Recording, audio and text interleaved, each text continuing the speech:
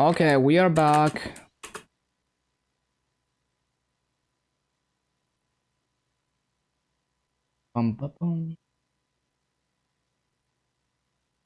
Okay, let's see.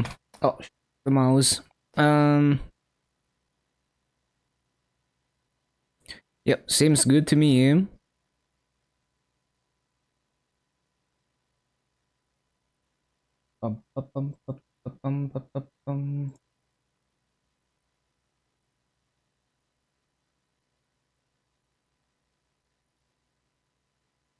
Okay, how are we doing? 3.572.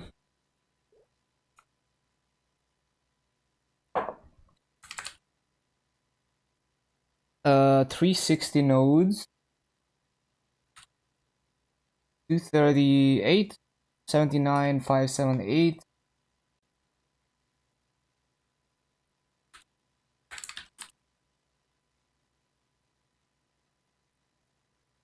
Uh, 360 nodes. Yeah, looks good. Day 6.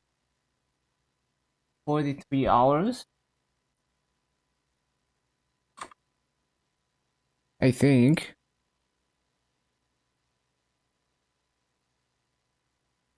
It is 43.26 hours.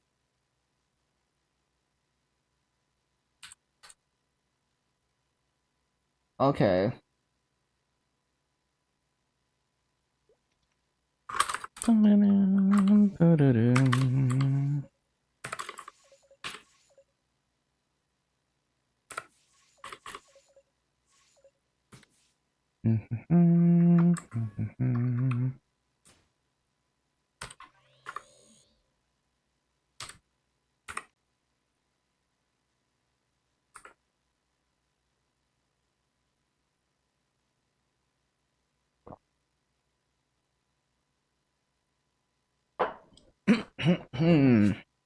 Yes.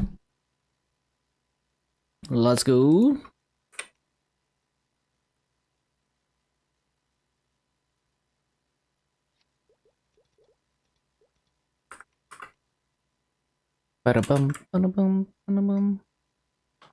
Oh yeah, wait. It's a new week. I have Legion coupons. I forgot.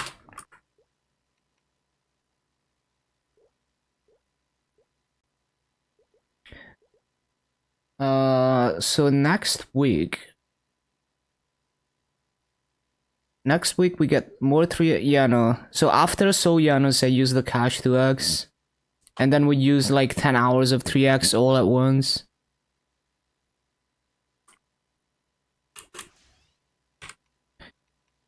Well, I guess the thing is, it takes 1 month to get another 10 hours of 3x. So it's like, yeah, like I can use one cash 2x with all these 3x's. But then the other one I need to use before the end of the month, and I'm not gonna get enough 3x.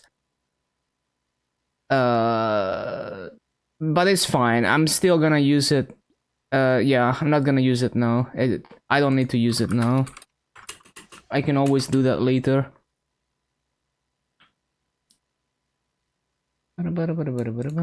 Okay, let's get started.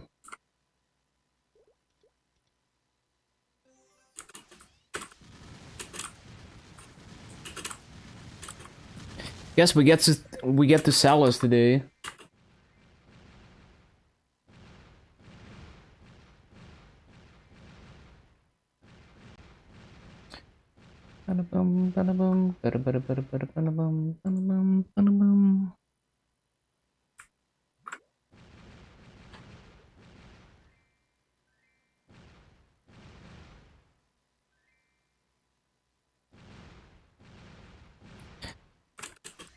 Okay.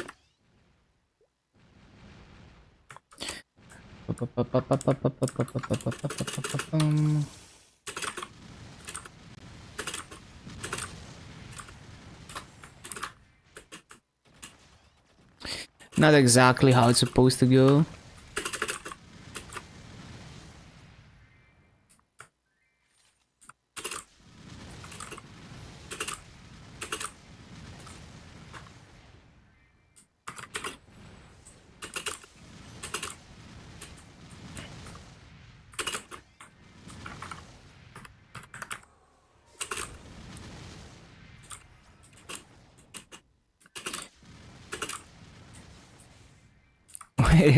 why why is Cadro streaming bouldering and why does it have 8.7k viewers?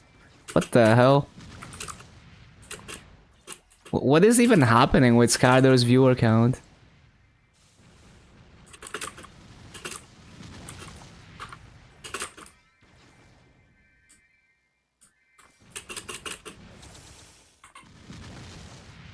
I don't understand.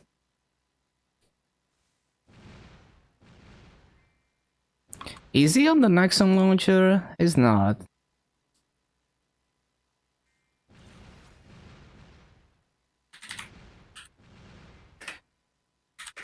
One sec.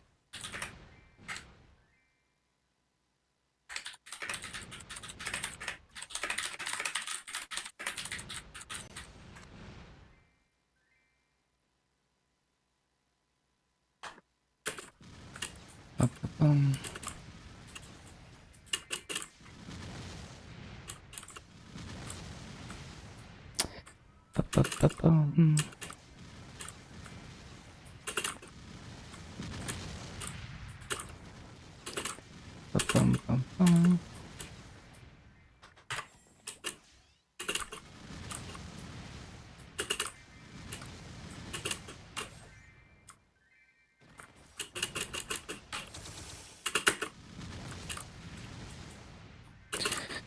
Oh, is it front page?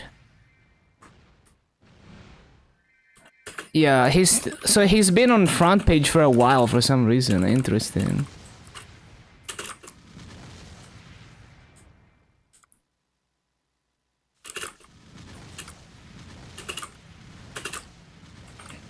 Ba-ba-da-bum-bum.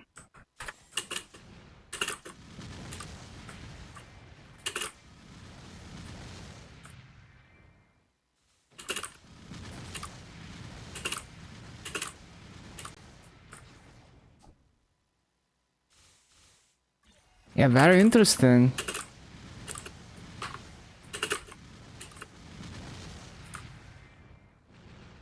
Yeah, Skyler is just there on the front page. But it's weird, like how long has he been on the front page? Because he was there yesterday as well, I think. That's crazy.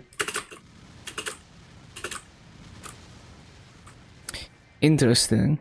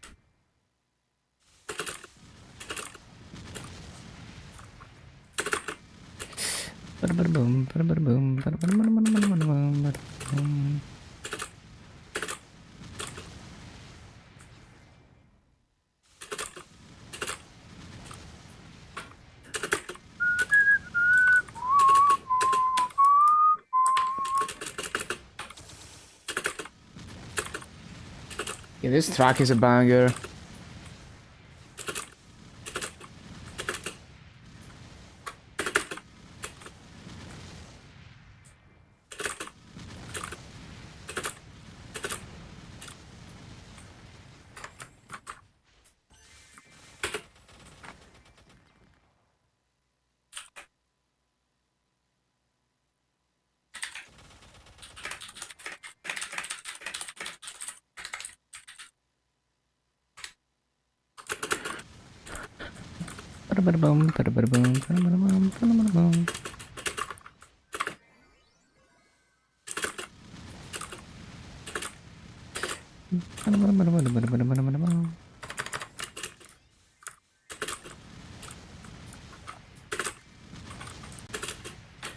Bum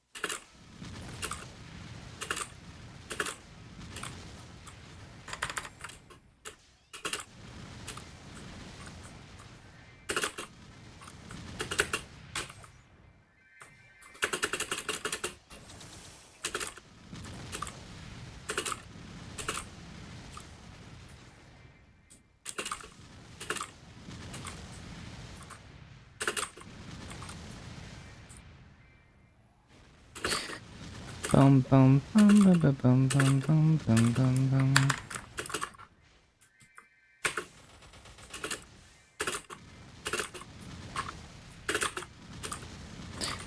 Miss.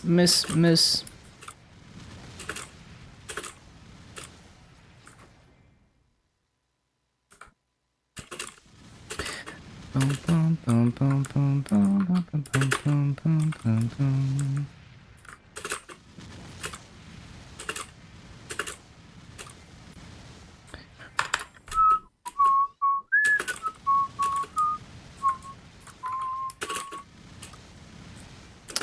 Forgot.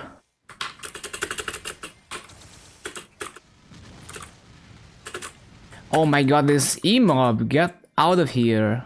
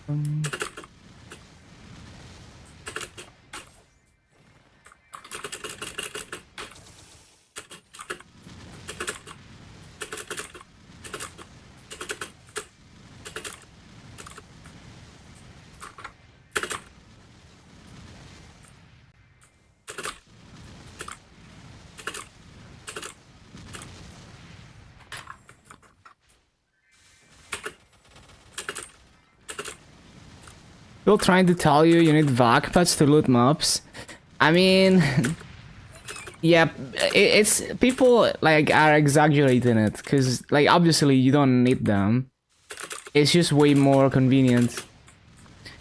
It's kind of like saying like you need auto buffs. Like you can I bossed without auto buffs before. It's just very annoying.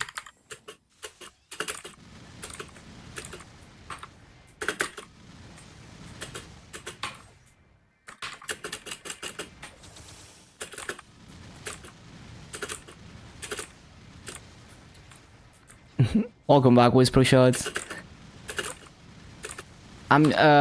So for some reason Skyder is on the front page of Twitch and he's doing the most random stream ever. He's just streaming bouldering. And there's like 9k viewers watching Skyder just like do random shit. I don't know how, like, I guess it's just RNG whether you get on the front page, but it's pretty funny. And I think he was on front page yesterday too, because he had like 2k, almost 3k viewers on the Maple stream.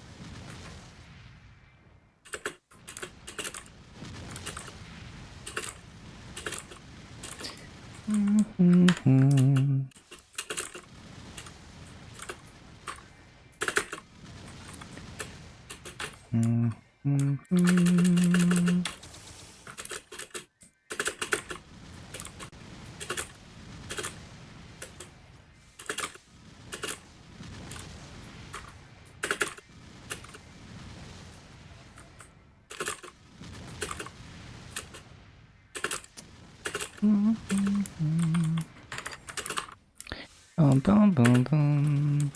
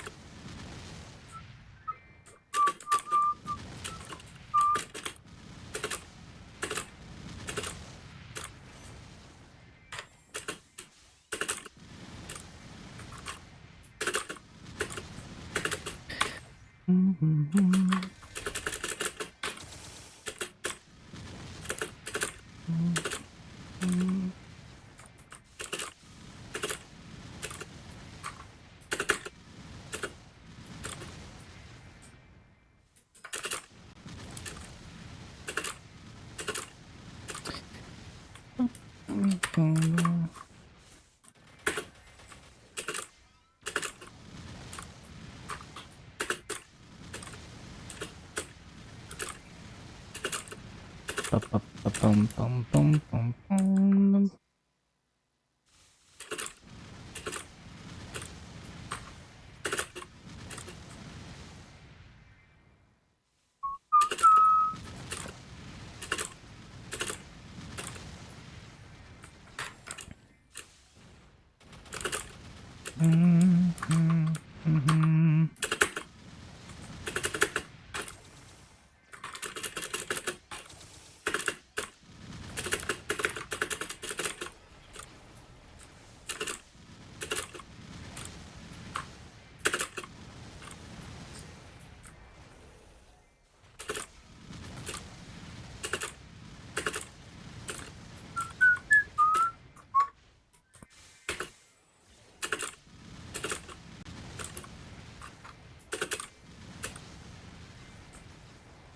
When say Scarder live on Twitter. Why Twitter? No. Did I say Twitter? I don't think I said Twitter. I mean on Twitch. He's on the front page of Twitch. I don't know. Maybe I said Twitter. You know, I say random shit all the time, and I don't realize it.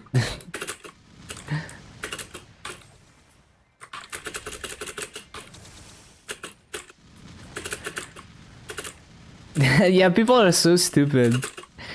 Cause you can I mean it's the same thing as the Nexon launcher, right? On the Nexon launcher, everyone who is playing MapleStory is watching whoever is on the Nexon launcher. Well, is not actually watching, but they count as a viewer.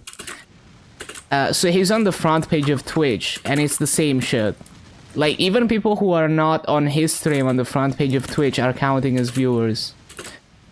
So if you go to your homepage on Twitch, and you scroll through the streams, like the top section, like those top streams that are on the front page, Scatter is there. So that's how 9k people are watching. You know, because there's a ton of people on the homepage of Twitch, even if they're not watching Scatter specifically.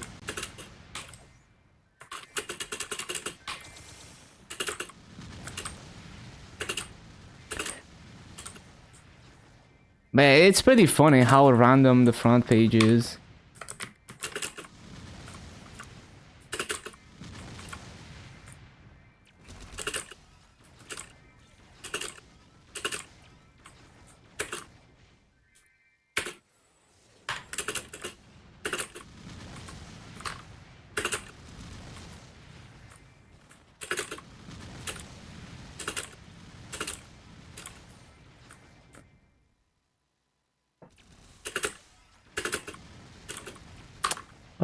Bum, ba, ba, ba, bum. Mm.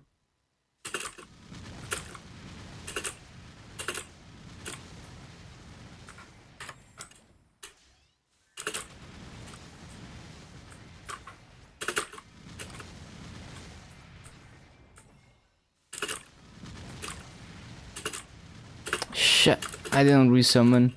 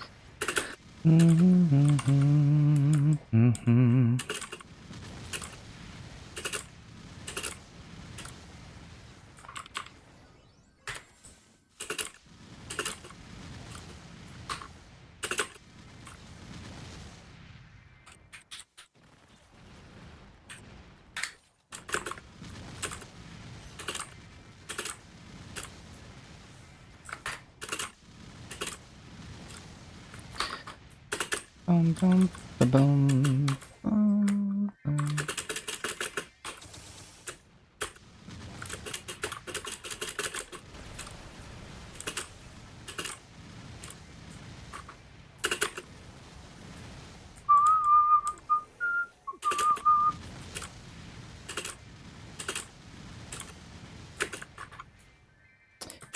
What up, Dan? Oh, hello.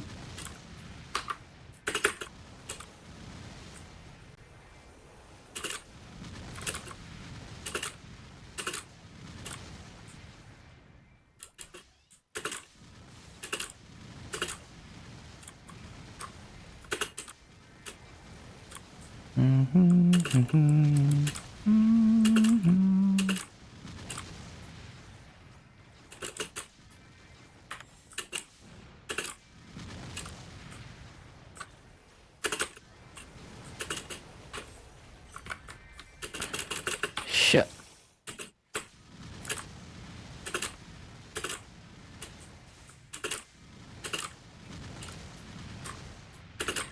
Excited for tomorrow? Finally, some new animation of your skills. Is Maple Sea getting second mastery tomorrow? Yeah, that's nice. Thank you for always streaming, always here when you need me. Well, I appreciate it. Glad to, you know, glad that people like appreciate my streams. Bum, bum, bum, bum.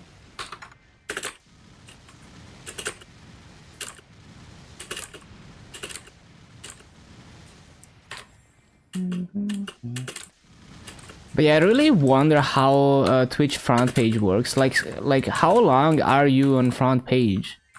Is it like 24 hours?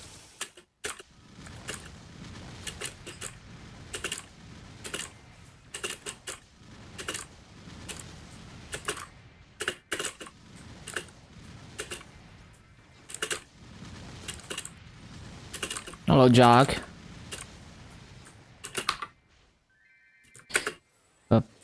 Bum, bum, bum.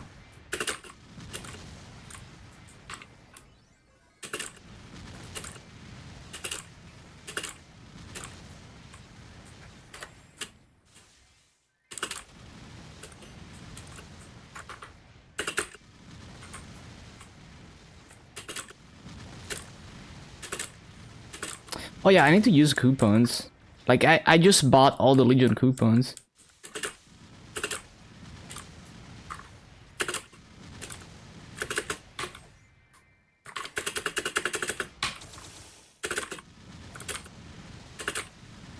All the coupons. It is not time to use that.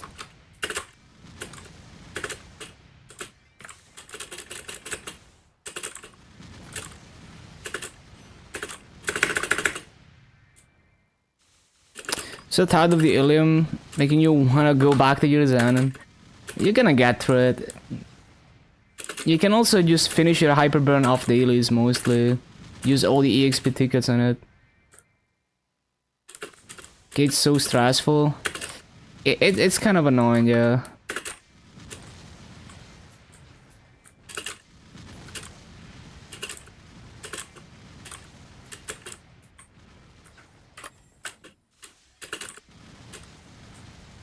This hit wave, yeah, it's 33C right now here.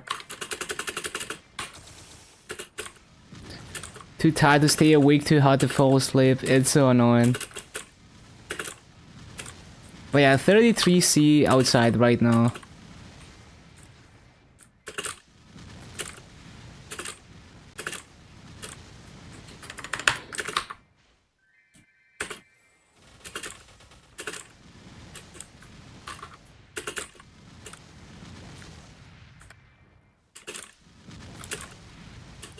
Hope they change some heavy AFK.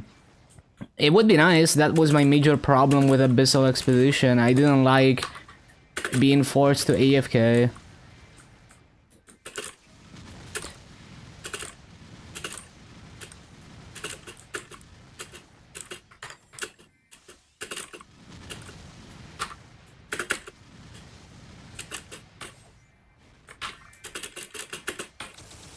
Like, you can miss a lot of hours of AFK, but it's still annoying.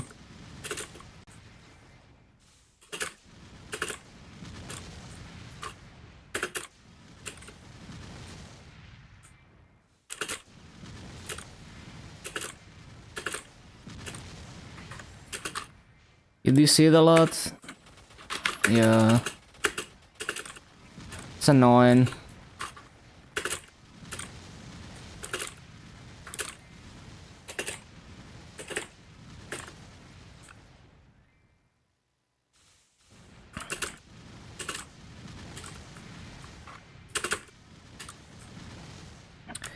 Yeah, humidity is high here as well. It's pretty bad.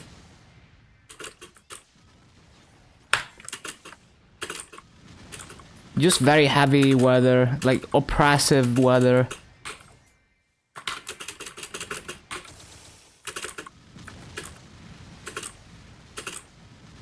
Brilliant scroll with Dark Boss AT shot, bro. That's so funny, man.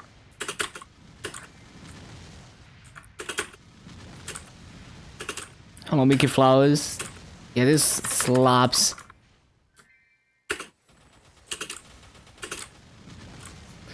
Yeah, why does Maple Sea always have the dumbest monetization ideas?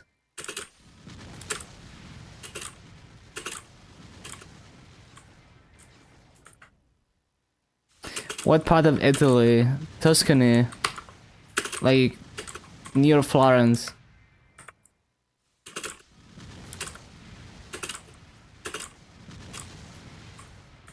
Latest idea, they added like pitched boss items into gacha. Like,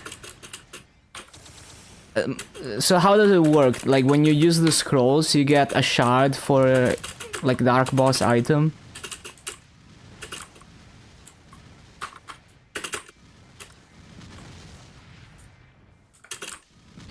Somewhat close to Sienna, yeah.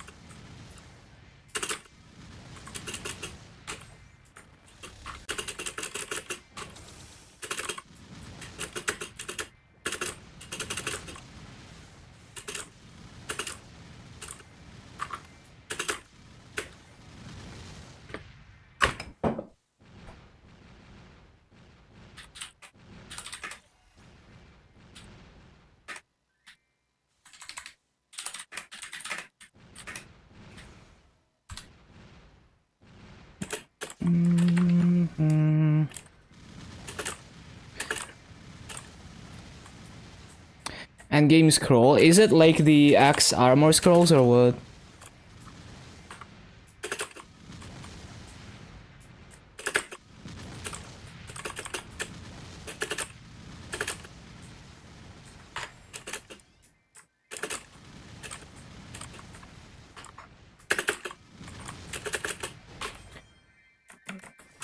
Yeah, what's the stats? I imagine it's kind of like the X scrolls. Maybe it's the equivalent of those. Hello, Pid.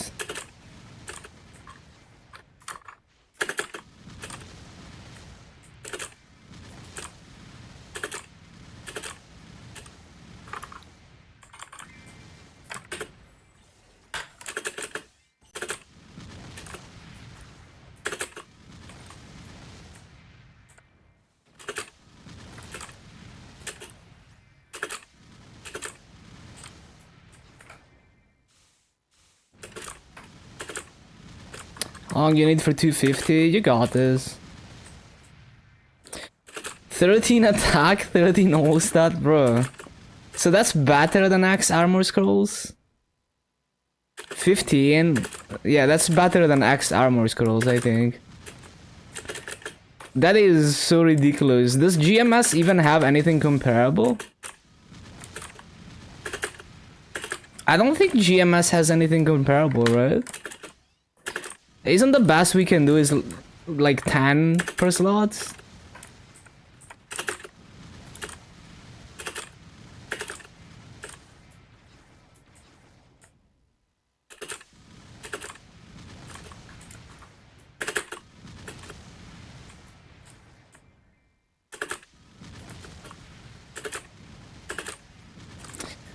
Yeah, Maple Sim monetization is crazy.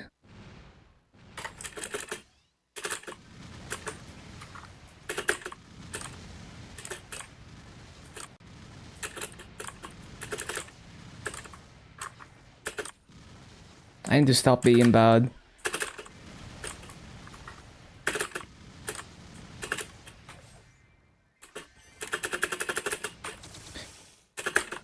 Armor attack scroll, 10 attack.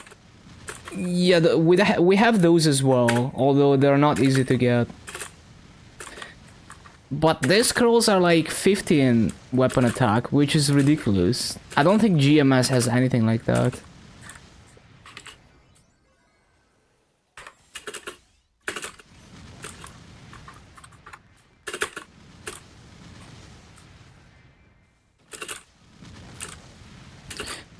Farming with 2x, when I remember to use it, I usually don't have 2x because I use all of it very quickly. But I also forget to use it a lot, so it's like, it might take me 15 hours to use 10 hours of 2x because I forget.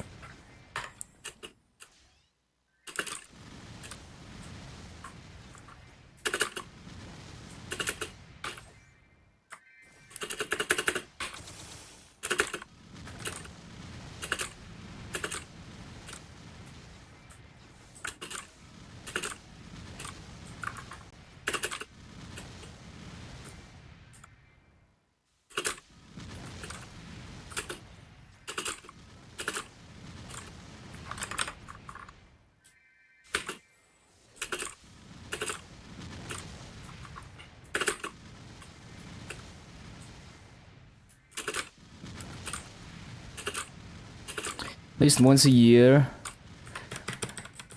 Yeah, we will see how like how easy they are to get.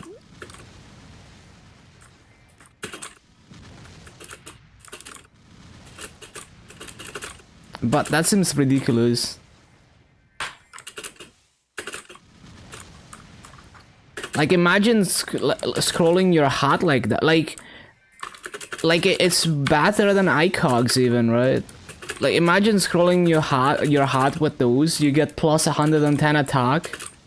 No, 130 attack.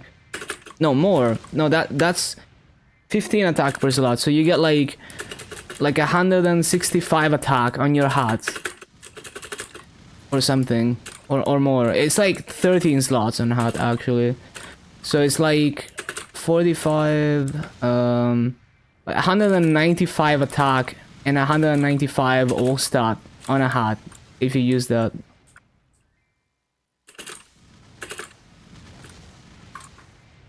TMS and JMS got the reboot nerfs. Damn.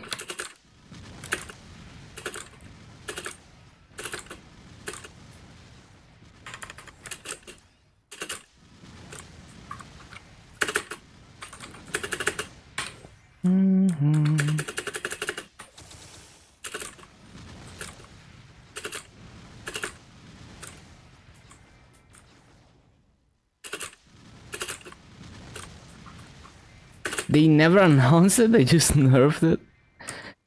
Yo, imagine you log in after a patch notes say nothing, you start farming and you realize you're getting 1/6 of the master raids. They don't know their master cap? Wait, what? Oh, because the server is not out. Can you get those scrolls from event? Just gambling? It seems to be just gambling, yeah.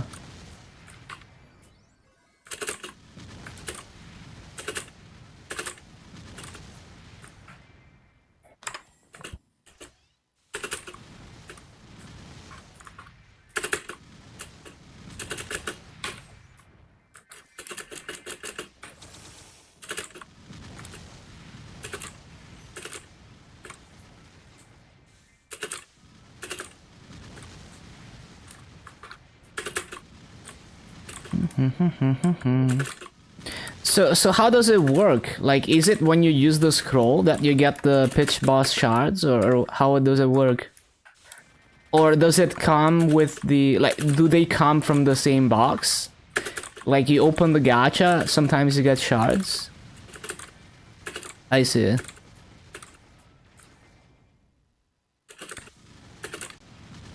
Hoping community doesn't riot.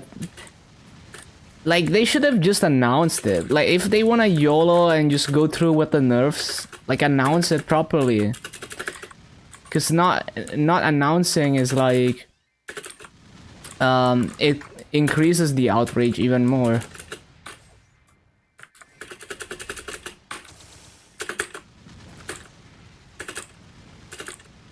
Well, actually, well, if you think about it, maybe their thinking is like, well, people who play Giga casually or don't play on Reboot are just not gonna notice if we don't put out news. You know, people who are not in the community. I guess that's their thinking. Which is still like slimy, scummy thinking, but yeah.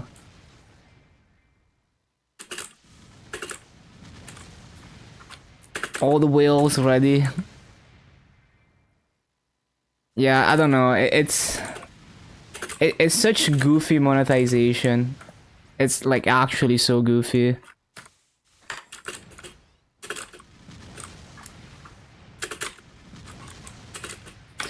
Oh yeah, we actually have one of my viewers is a JMS Reboot player. I wonder what they think about it. Yeah, we will see what Mitsuha has to say. Might also provide more insight.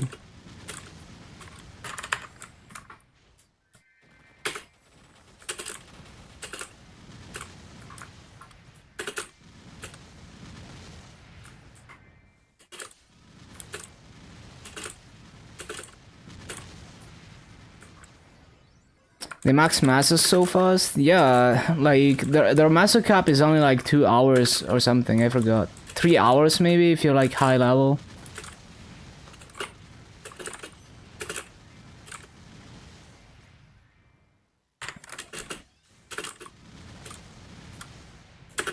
Well, they have a higher master cap than KMS. But yeah, I mean, it still takes like 2.5 hours to 3 hours, I think, to max it.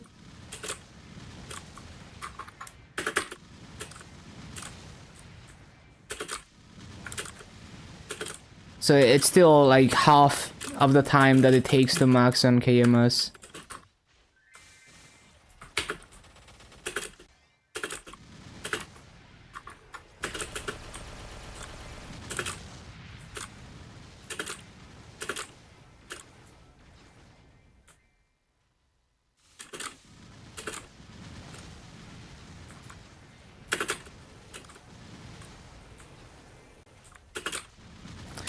Yeah, I think GMS will be the only region with, you know, the OG reboot experience.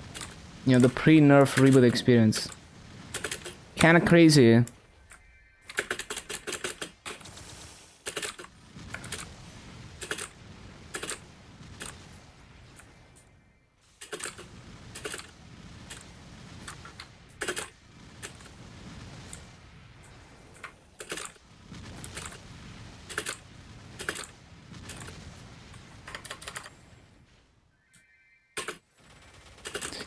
Yeah, imagine like you have holiday, you're on vacation, you're like on vacation from school or something. You wanna grind hard and you can't.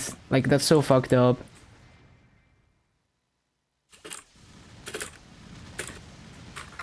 I mean, you can get around it by funding multiple characters to farm on, but it's not ideal, right? Especially when it's such a small cap. Like in KMS, it's more reasonable because it's like it takes you like 4.5 hours to cap your masses, and also the masso is highly valuable in KMS. But in TMS, you would have to fund like so many characters.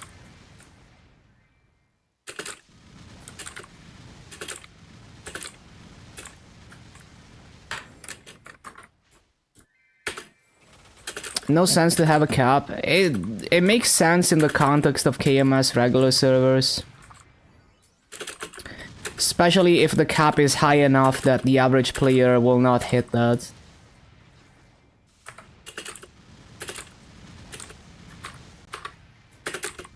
Just like it makes sense to have a cap on boss crystals. You wanna limit it's an effort to balance and create like a maximum ceiling for masso generation. So it's like balancing masso sinks and masso sources to keep the economy going at a certain level of inflation. And at the same time, it's a way to have a more deterministic approach to how much masso each person can generate if you have an upper limit. Starforce does that job. You still need to, like, it still makes sense to limit the amount of masso generation in one way or the other. Like, it's a constant effort to balance that. So they added more masso sinks and they lowered the supply of masso because they want masso to be more scarce and more valuable.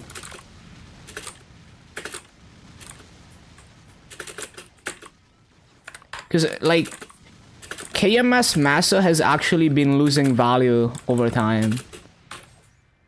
Like, they've been having problems with inflation in the KMS economy for years now. Like, when I played KMS with the neighbor account, like, during, like, Rise, around that period, and Hotel Maple, masso was, like, 1 bill, like, 50k Maple points or something in KMS Luna. But now the highest we can go is, like, 1 bill, 30k Maple points. So, it's clearly become too easy to get masso. There's, like, or there's not enough masso sinks, I guess. So, I think it makes sense, you know, if you want masso to be worth more, to both limit the sources of masso and increase the masso sinks, which is what they've been doing. But the thing is, it makes sense in the specific context of the KMS economy. You can't just apply it to, like, if you want to apply that to a different economy, you have to specifically tweak everything to that economy. And it also has to be a very careful and gradual transition, like they did on KMS, where it's not like they just change everything overnight. They introduce one thing at a time.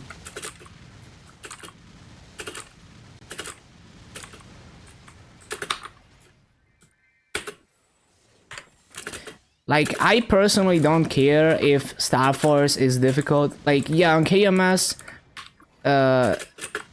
like 10 bill in KMS to 22 star an item or whatever is a lot more masso than it is on GMS because the value of that mass is much higher.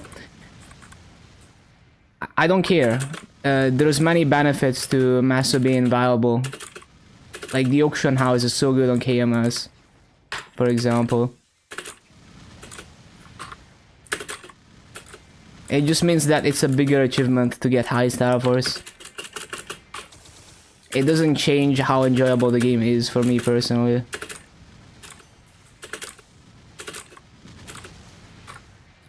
But, you know, I want to make it clear that I'm not advocating to, like, blindly port the Maso caps to other regions. Like, if you're gonna implement something like that, you need to look at the economy of that region and see if it makes sense and if it would actually improve the game or not. Because KMS economy is on another level. It's like, you know, like every regular server outside of KMS is a shadow of KMS regular server. It will never be as good as KMS regular. Because you will never have as many people playing as on KMS.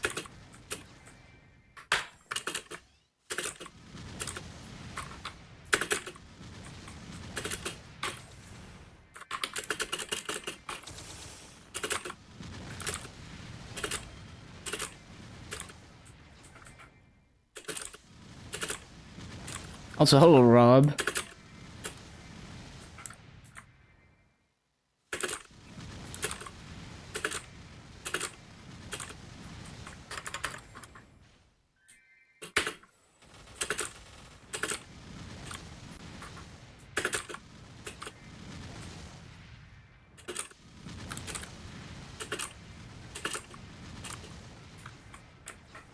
If Maple was one game across the globe, yeah, it would likely be a much higher quality service. But, you know, everything is profit driven. They would probably make less money. Or they think they would make less money if, you know, the Korean division were to manage everything. Because you would have a lot of legal headaches. All kinds of stuff, you know, like managing support and all of that. So it's easier for them to offload it to another company. Or to another subdivision of the company. And focus on providing the highest possible quality service only within Korea. It limit complexity so you can, you know, go harder on quality of the service. But also to cut costs and maximize profit as well.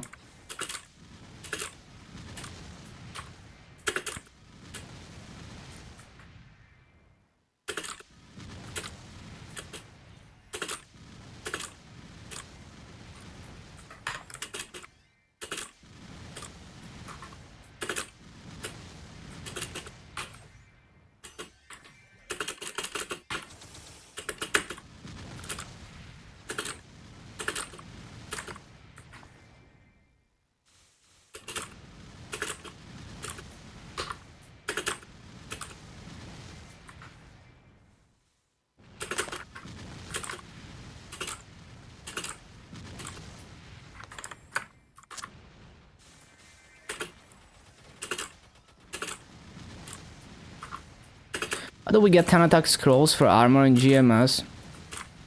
I think there's just like very difficult to obtain, as in like they come from gacha stuff like philosopher books or something. I don't know exactly where the X scrolls come from and how frequently they're available. All I know is that they're basically non-existent on Luna. Like I've never ever seen one on the auction house.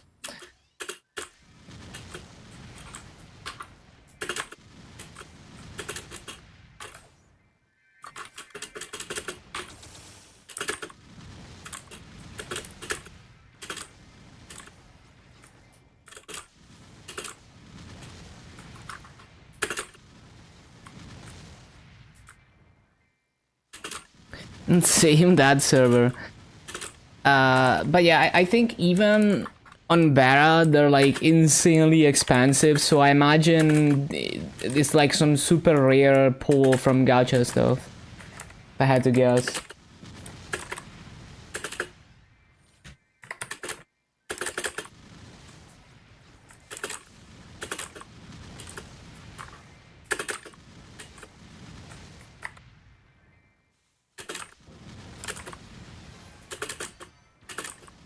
239.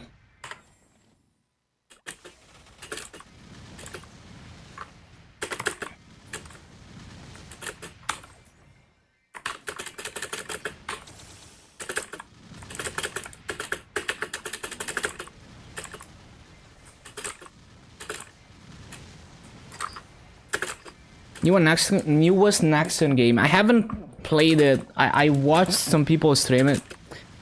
I mean the graphics look very generic. Like in terms of like tech, yeah, like techno, like the graphics tech is good. Obviously, it's cutting edge graphics.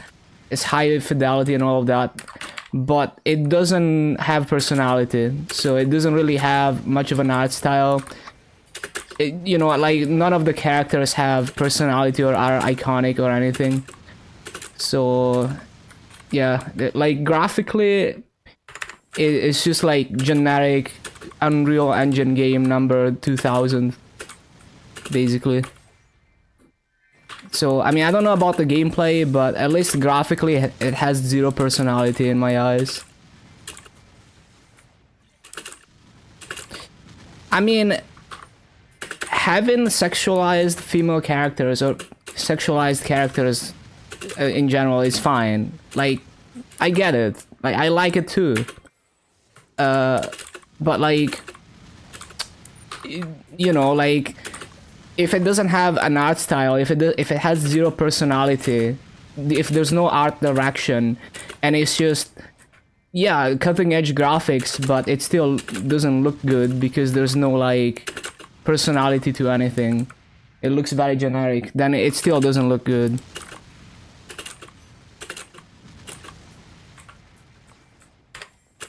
So like, I mean, if you look at something like Bayonetta, which is a pretty old game, right, and it has way less cutting edge graphics than First Descendant, you know, Bayonetta is way more attractive to me than any character in First Descendant. Because she has an art style, she has more personality. You know, just looking at Bayonetta, there's so much personality in her character compared to any character in a generic Unreal Engine game, right? Like, it's immediately obvious. I don't even know how to describe it.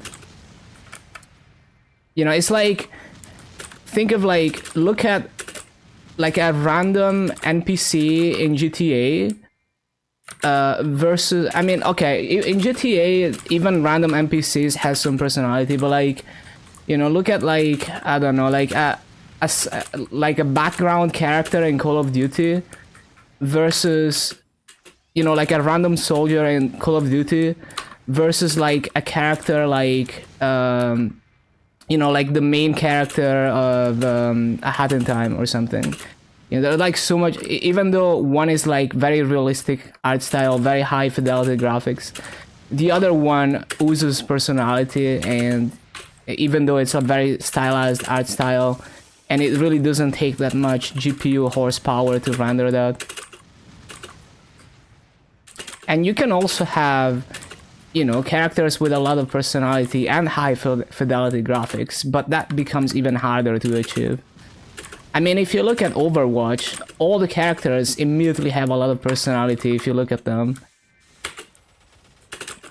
So, yeah, it's kind of hard to describe, but basically, most games, like most new games that I look at, they lack that.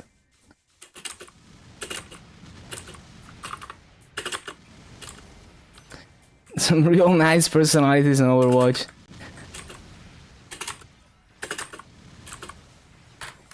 So yeah, that's how I feel about it, and how I feel. It's not specifically First Descendant. It's like many games.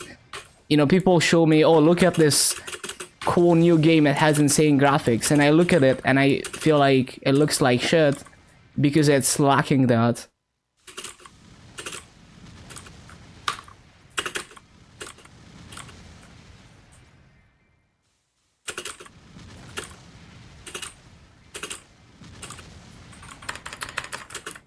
And it hurts because, you know, they spent so much money making those graphics, but then they just lack the art direction to actually make it have some personality.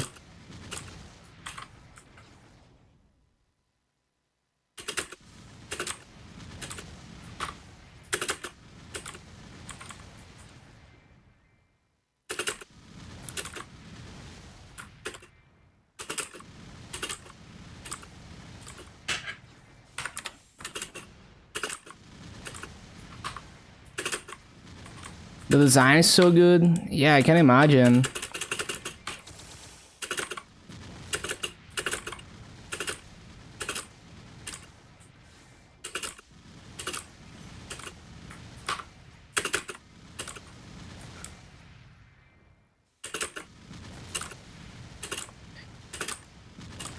But yeah, like look at any, like look at if you look at a random image of any character in any Nintendo game, it will, or any like Platinum game as well, it will immediately have a lot of personality just as first sight. It's like, oh, this character looks fun, I want to learn, learn about it and all of that.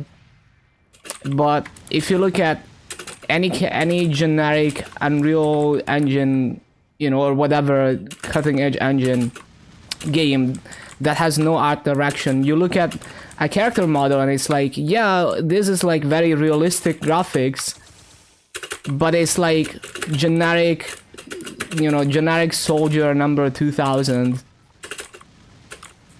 It's like, oh, this is just an NPC.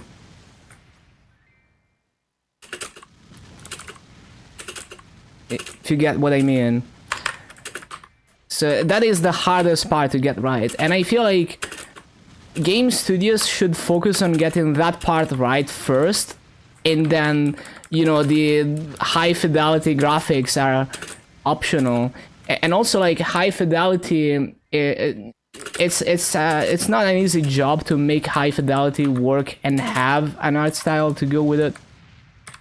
It's easier to have a stylized art style and make it look good and make it, look not generic, basically. Don't have AC. Yep, no AC. 33C outside.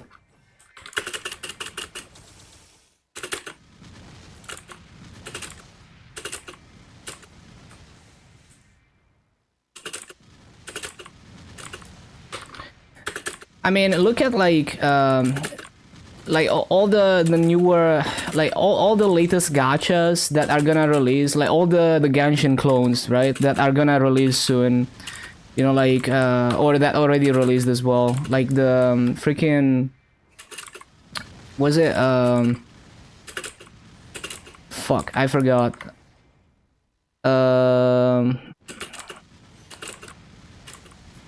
No, it wasn't Arknights, but there was like the sequel of one gacha game that was like incorporating elements of like Power Word and shit.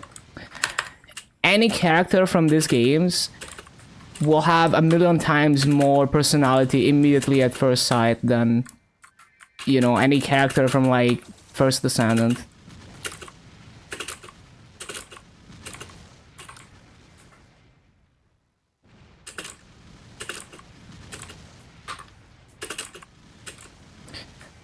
$36C on Friday, yeah. Gonna learn levitating so you can go to Antarctica. Nice.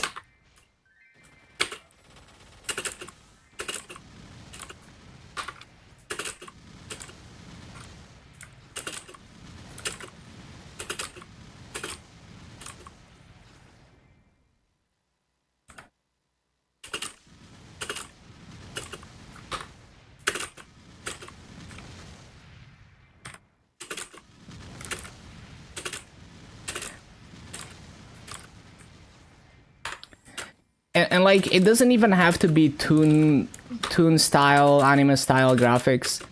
Like, look at Nier Automata. Nier Automata has, I mean, it's not like photorealistic art style, but it has an art style that is not like, like 2D. And it has way more personality, even though the graphics engine sucks on Nier Automata. It's like actually so shit. and it uses outdated tech, and it uses it poorly, and it's poorly optimized. Because there's a general art style and there's a general art direction that puts like that makes everything work in harmony. It looks way better and way less generic than something like First Descendant. Hello, Miko.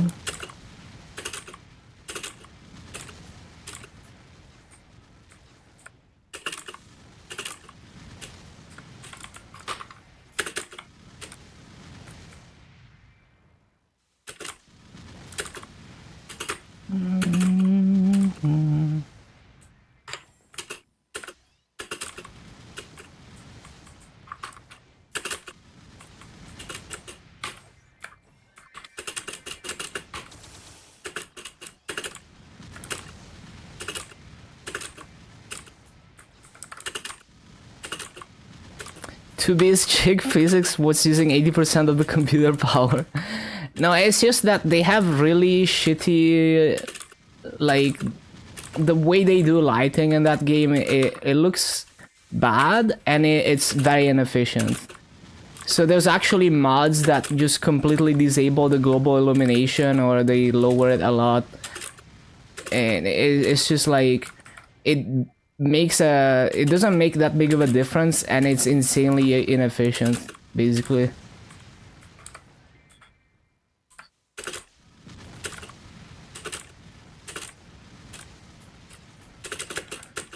But it still looks better, like, because it has way more personality. Looks better than a lot of modern games.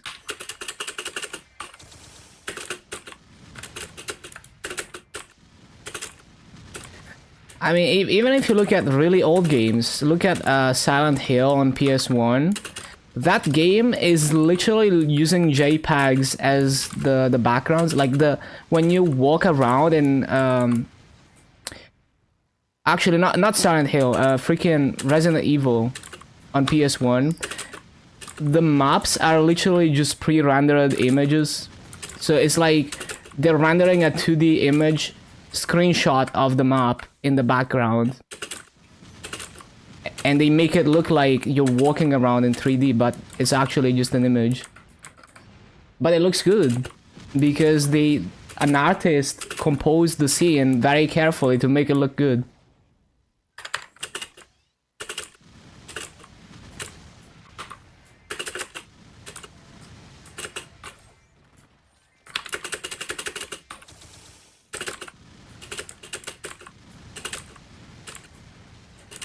And also another thing that so that allowed them to have higher detail on the character models, because they didn't have to render the background.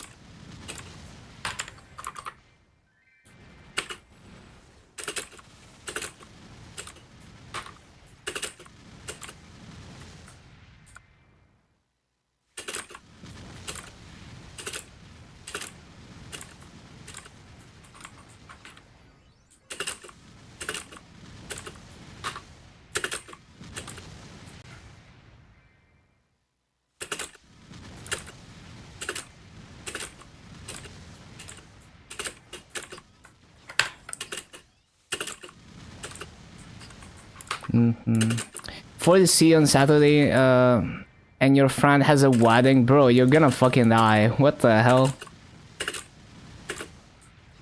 Shit, I need to resummon.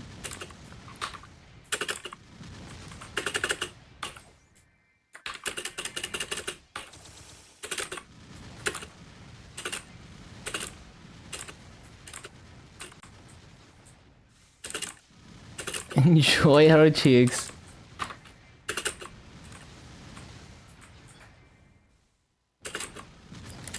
I mean, I'm not even talking about 2B exclusively. Like, if you look at, you know, like 9S, you know, the small boy,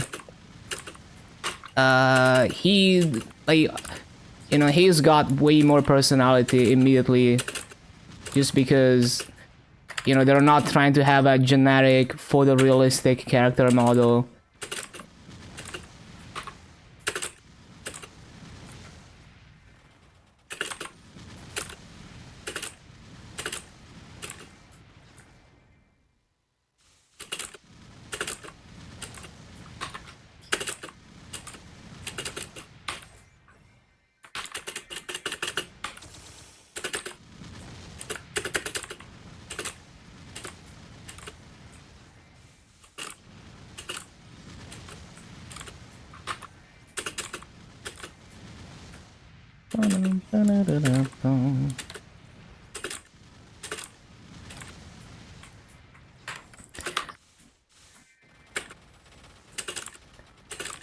If you look at like GTA San Andreas too, you know, it's a very old game. It has very low fidelity graphics, and it was also somewhat trying to be like a more realistic art style, but it did that way better than a lot of these generic games because the characters don't look generic. Each character is immediately iconic and recognizable in GTA San Andreas.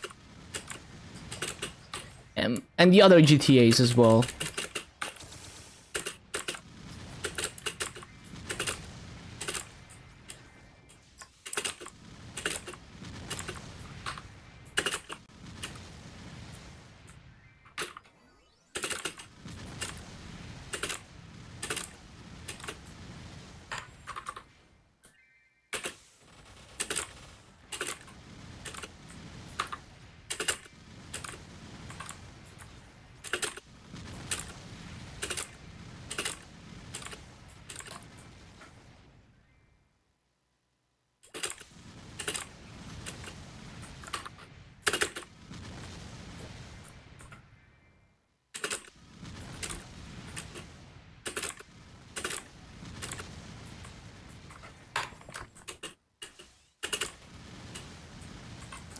Bum bum bum bum bum bum bum bum bum bum bum.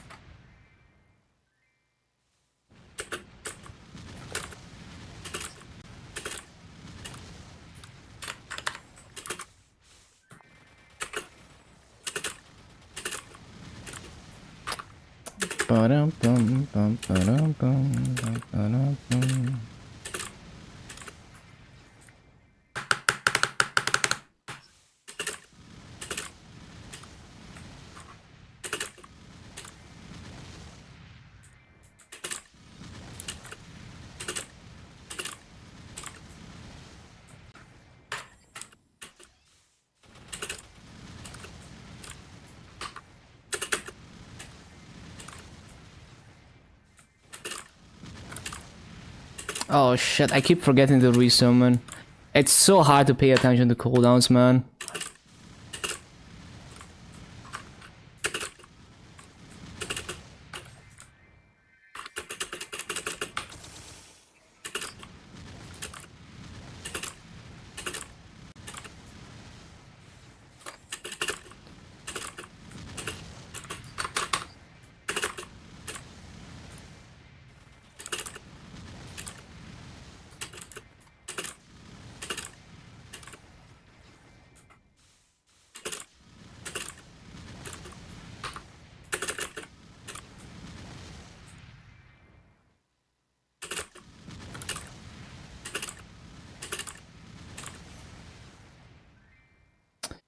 Forgot to resummon the other thing.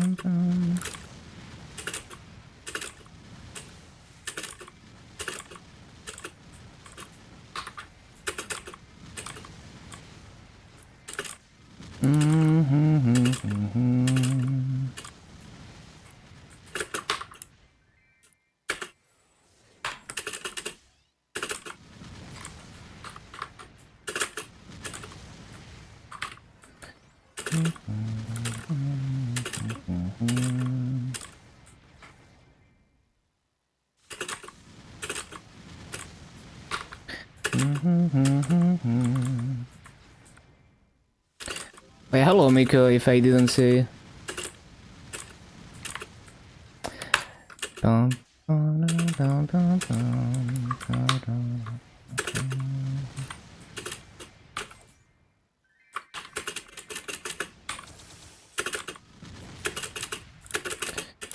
Bro. Hate down jumping.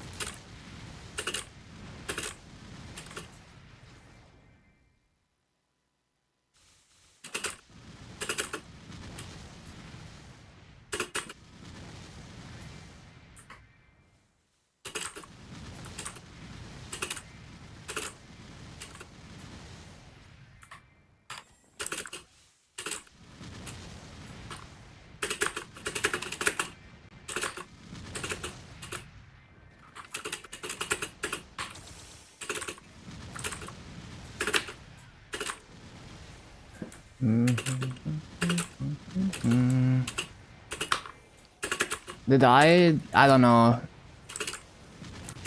I don't remember.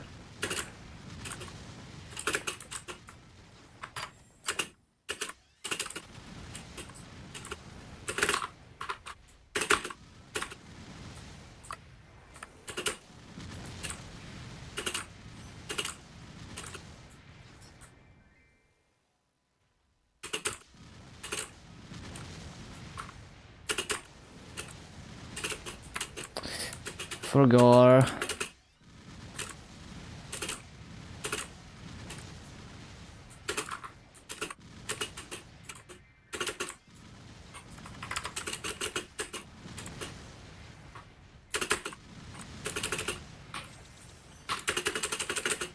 Well, that is dog shit.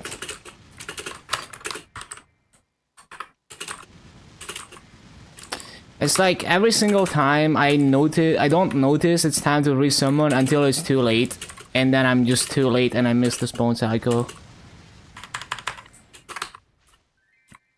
It's my biggest difficulty when grinding.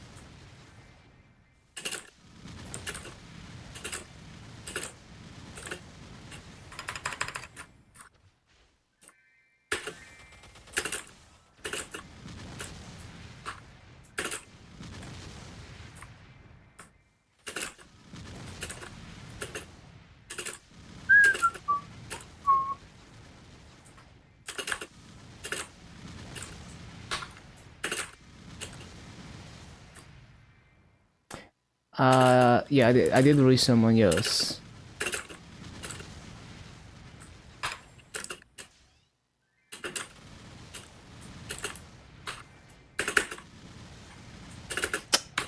The mist mobs.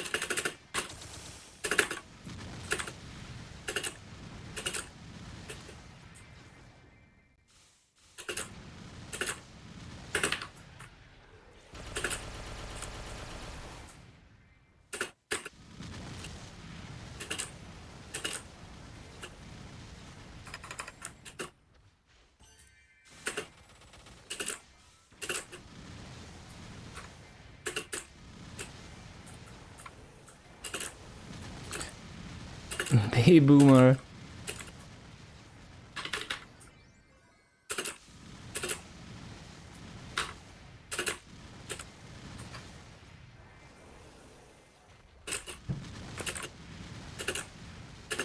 The mansion, I have no idea. It's the liquidity mix. It's one of the mixes made by Method.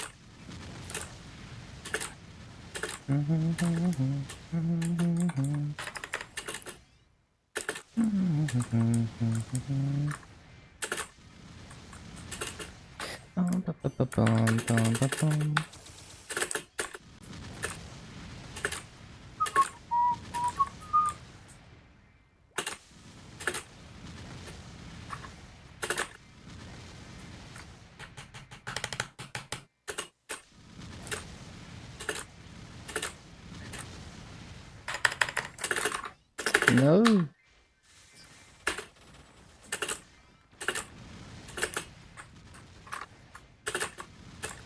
No.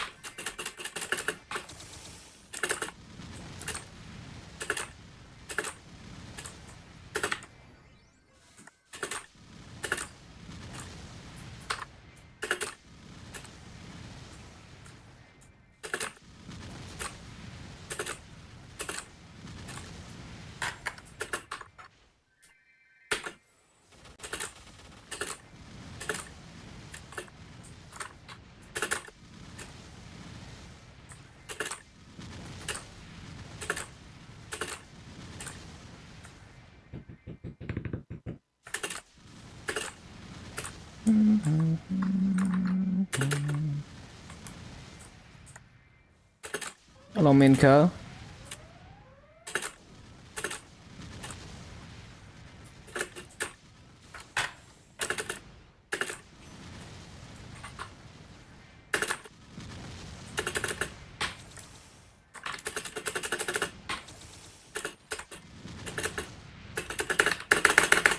Bro, fucking flash jump.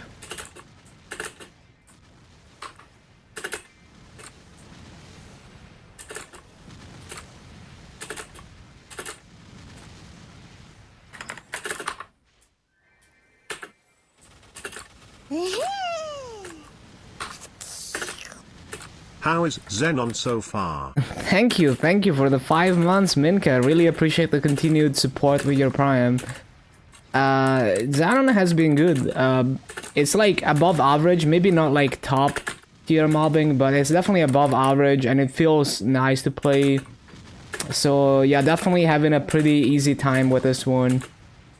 Very straightforward.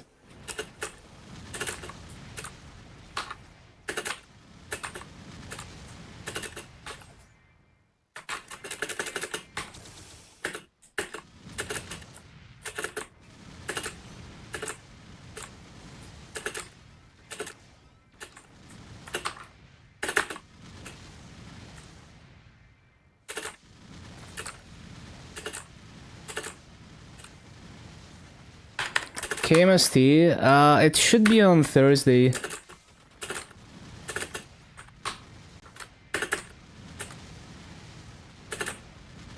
So we're gonna get to see the Limbo boss fight. That's gonna be interesting.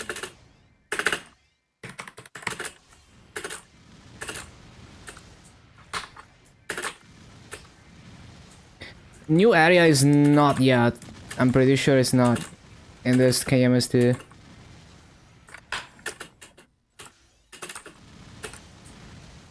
Tara Heart is one of the last things that are gonna be released, and it's gonna be a while.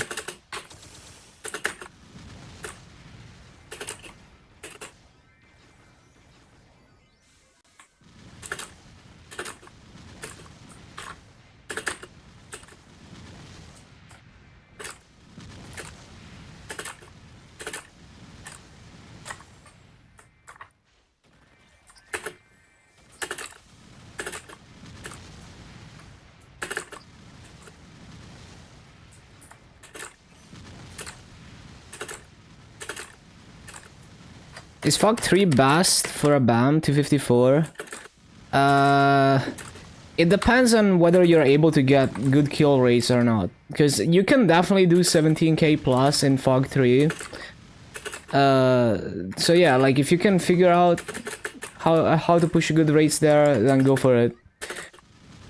It should be in level range at 254, right? Within one level. So yeah. In theory, it should be best EXP. Can one shot with Dark Shock? Oh, it should be easy then, right? You just go in a circle. Yeah, as long as you can do 17k plus, it should be easily best EXP. I don't remember exactly the mob level, but I'm pretty sure they're gonna be within one level. Yo, thank you for the follow, Nivea. Okay. Welcome, welcome.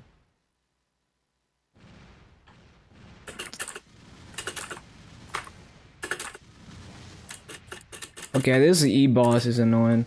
There we go. I need space.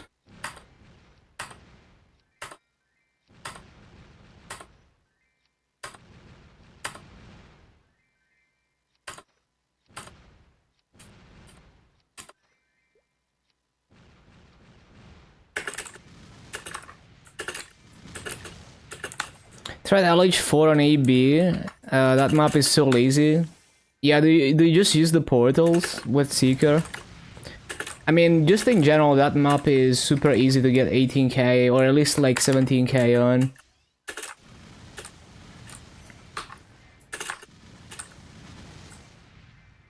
Yeah, even if you just go like C-shaped rotation with fountain in the top left, it's super easy to get 18k.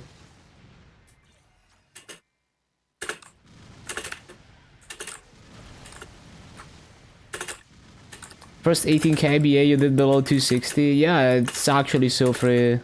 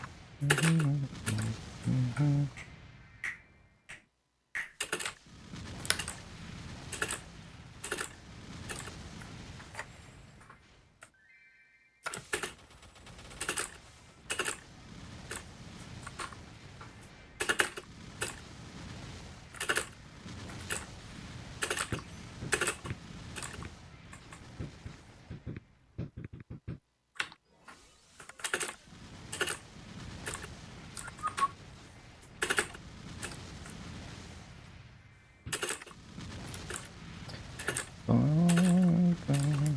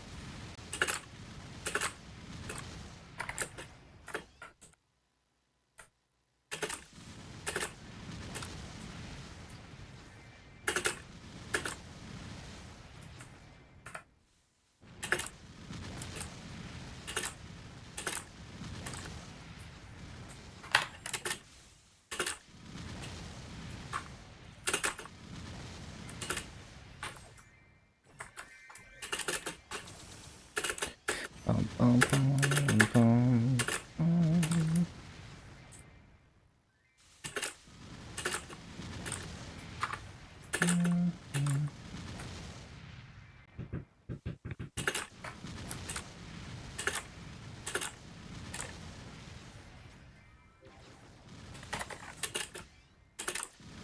I didn't resummon.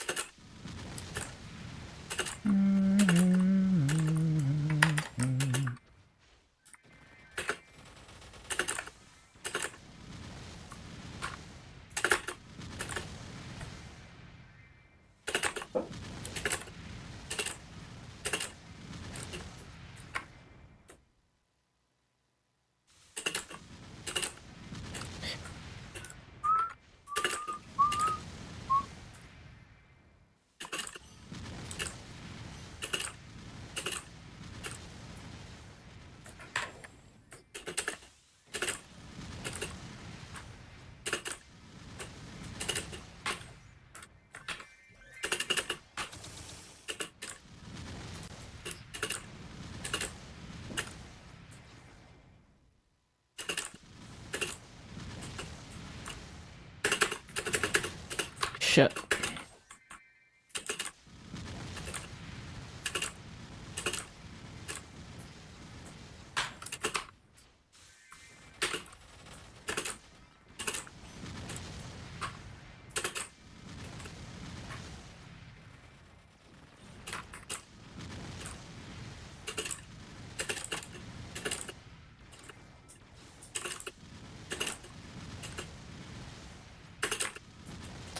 Bum, bum, bum, bum.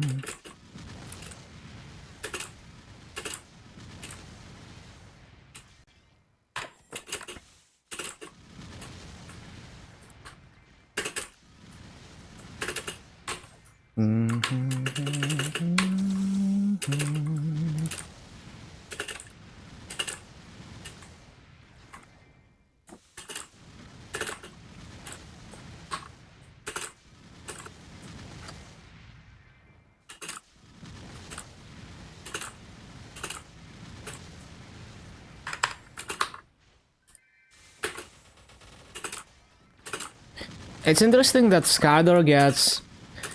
So he's on front page. When he streams Maple on front page, he gets 3k viewers. When he streams sports, so he was streaming bouldering, he gets 9k, almost 10k.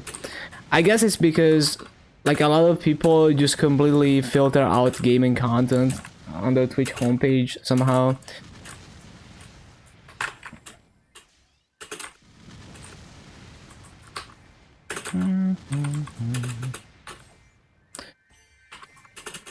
Or it's like some people don't straight up don't watch gaming content and they don't get that on the homepage.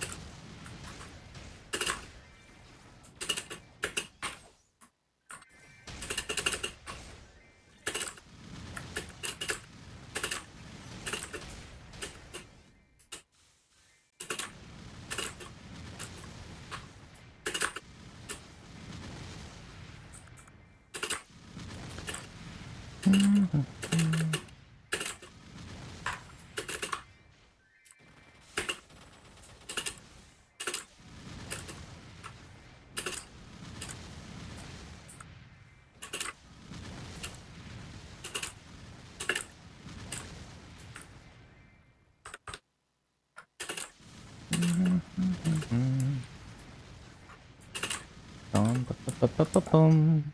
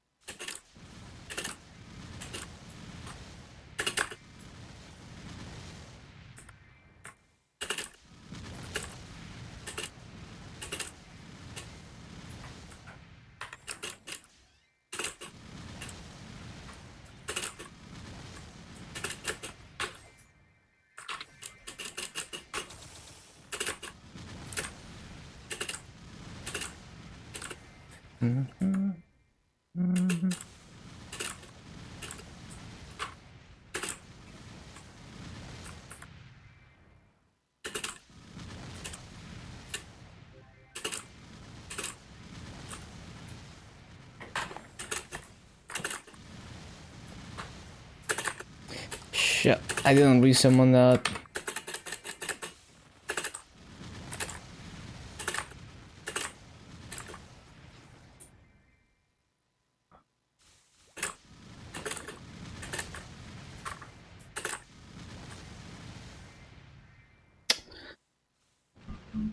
Just fucking spilled water.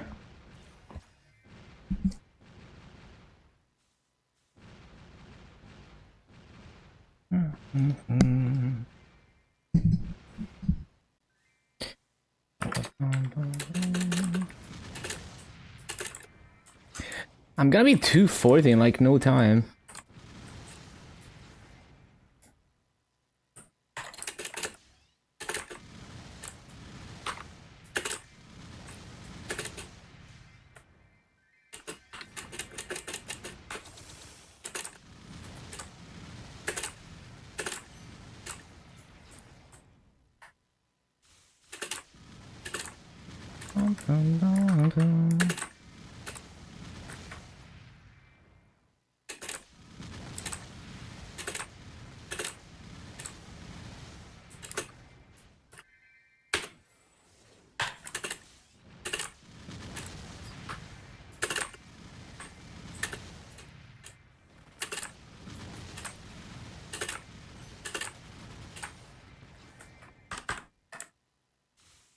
Just go one shot an MP. What the?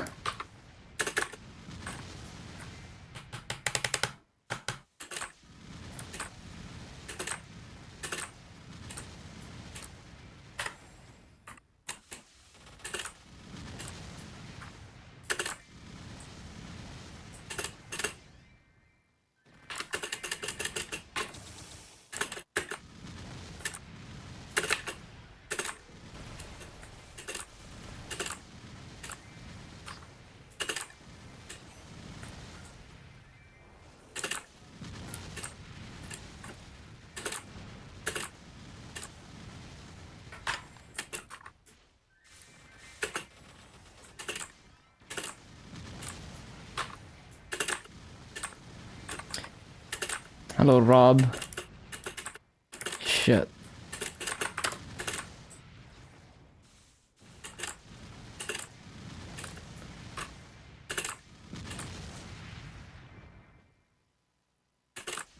Yeah, probably last resort, for sure.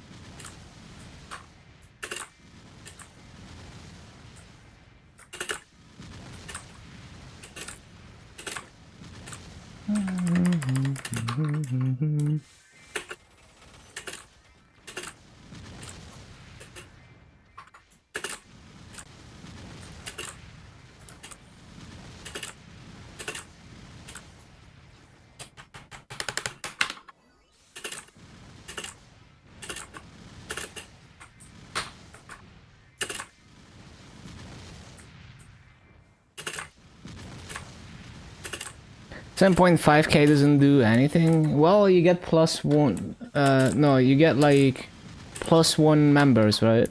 So it's still useful.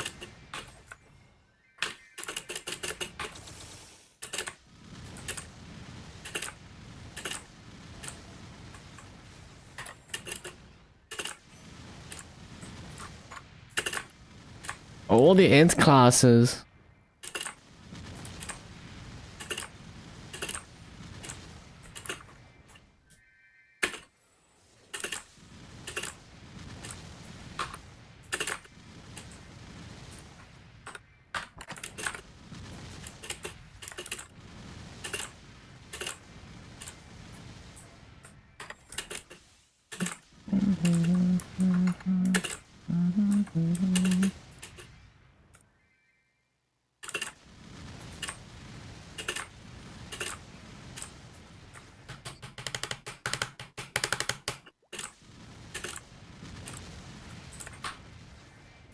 Thinking of going for more commitment, less hyperburn, depending on how far your networker will be.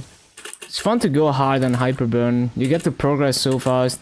And also next hyperburn will have item burning, which it's pretty insane. It gives you like a crazy ass set effect. 18 star gear with like 145 attack set effect and like boss damage and AD.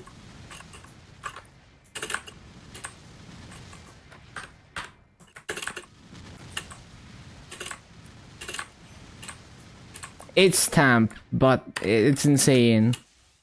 So you get to hard Lumion really easily.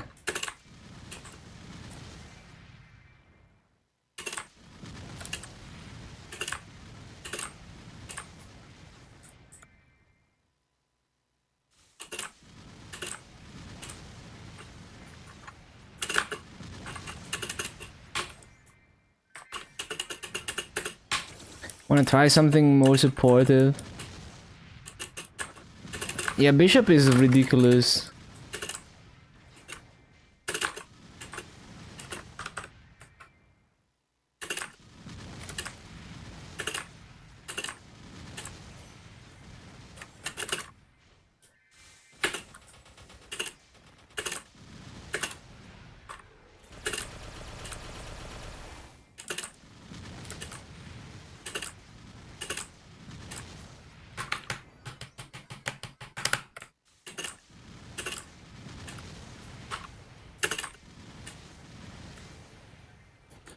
Don't know if your mind could handle not playing Bishop.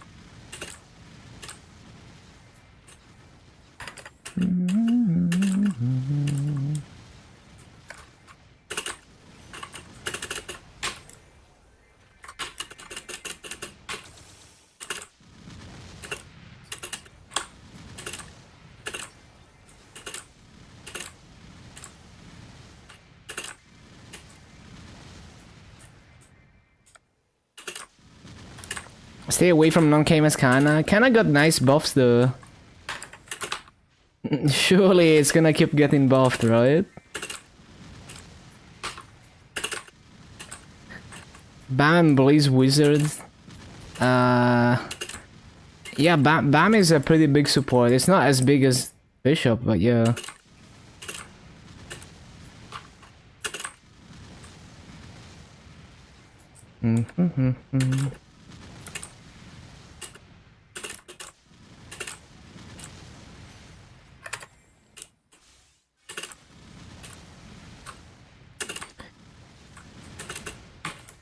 Yeah, it's kind of ridiculous how OP Bishop support is.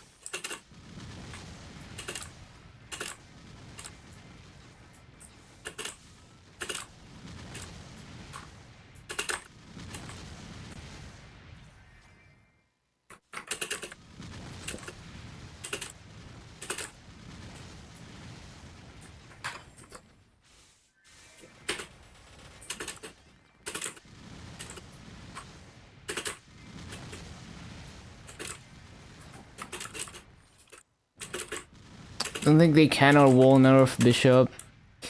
Yeah, I mean, supports are in a weird spot in Meeple. Cause, I mean, some people, like, the game is, it can be a very solo game, so it's like solo bossing performance is somewhat important too.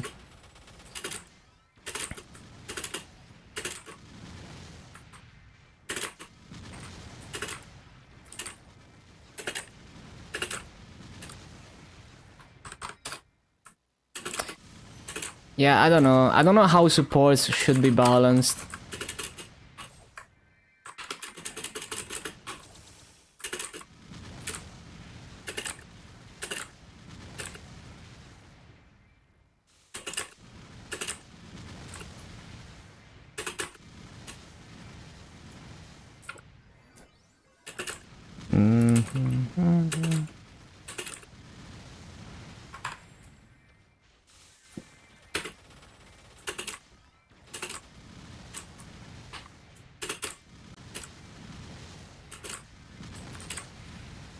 How much FD?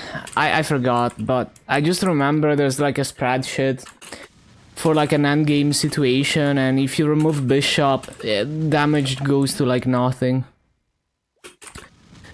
But it also depends, because you know, if you're not, if it's not like an endgame party type scenario, maybe it's different.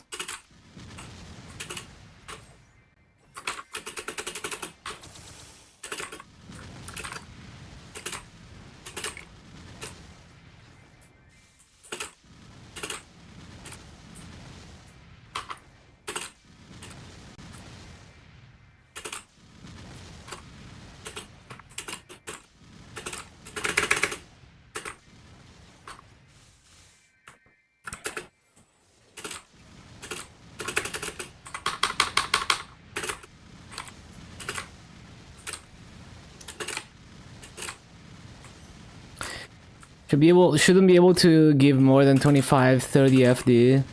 Yeah, I don't know. The whole way that supports work in Maple is weird.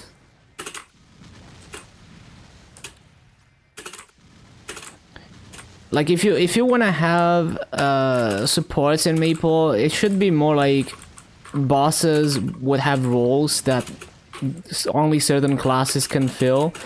But then you end up with, well, it's also a problem to have that, because then it's like, well, the boss is not designed for solo anymore, and the people who want to solo are not gonna be happy with that. And also it becomes more tedious to find a proper party composition for it. So there's downsides to that.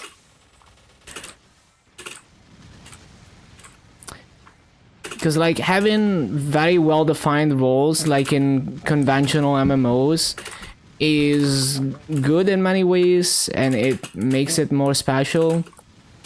But it's also like, if you're, it's like if you're not one of those people that already has a group of people around them that have the mindset of like doing stuff together and learning the bosses together, it will be very annoying to put together a party to do the content.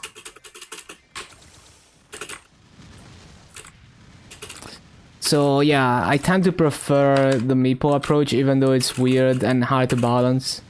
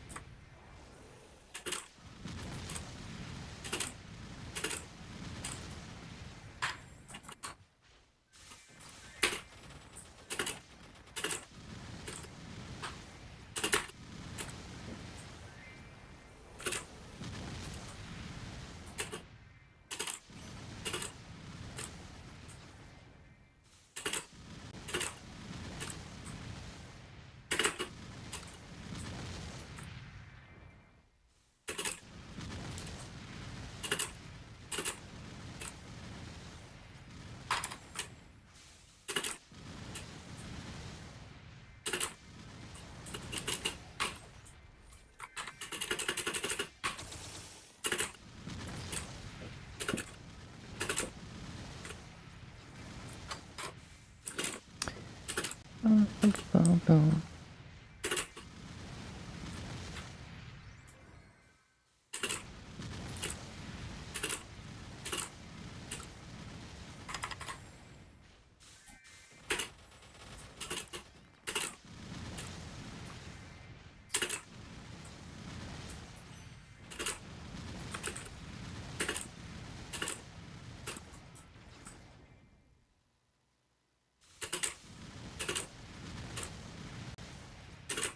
Shit.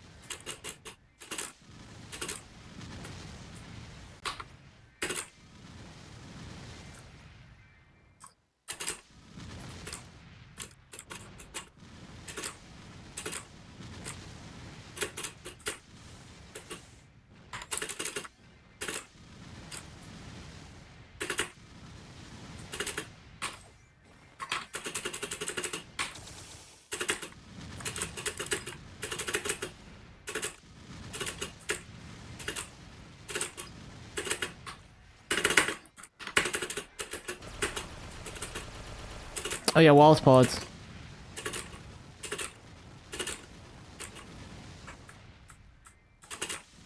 Oh shit, I didn't replace the summon.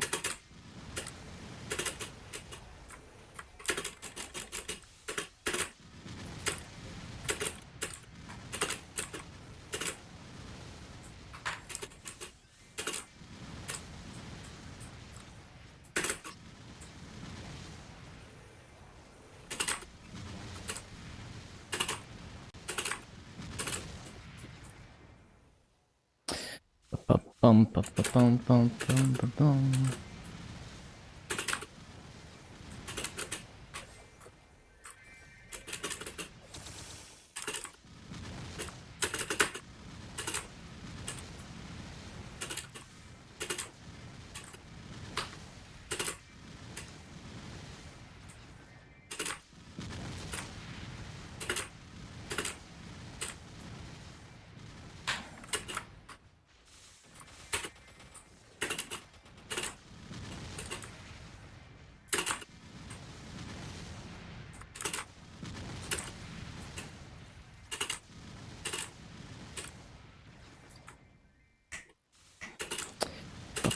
Bum, ba, bum, bum, ba, bum, ba, bum, bum, ba, bum.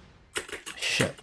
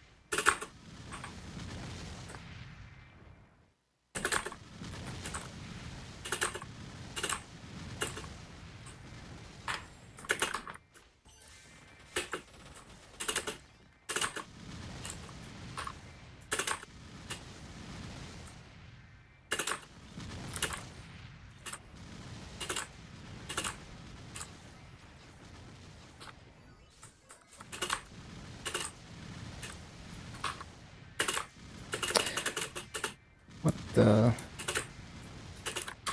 Stupid.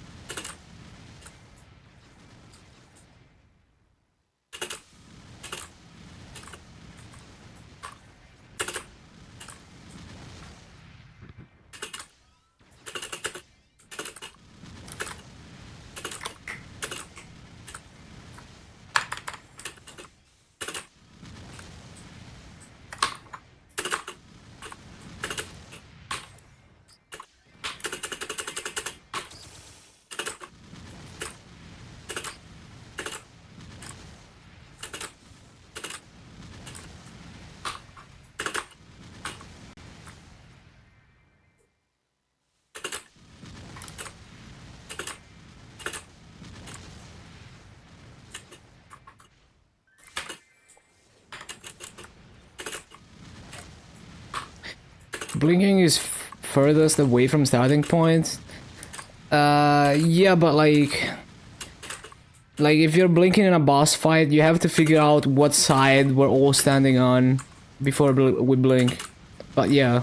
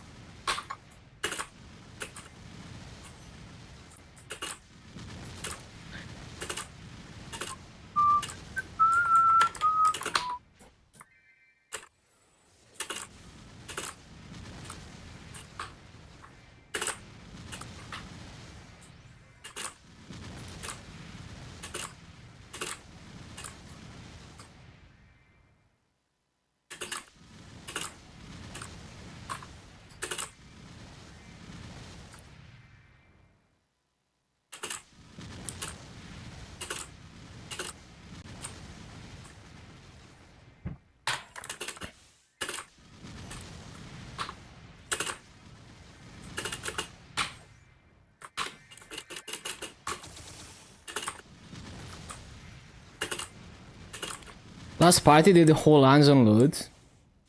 So whole land's closer to loot? Interesting.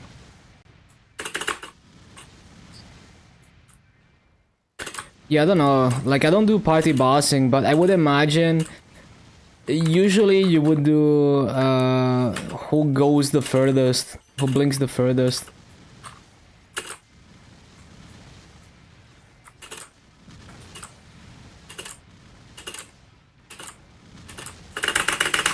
I mean, effectively it's the same, so you know, you just have to be on the same page. The RNG is effectively the same.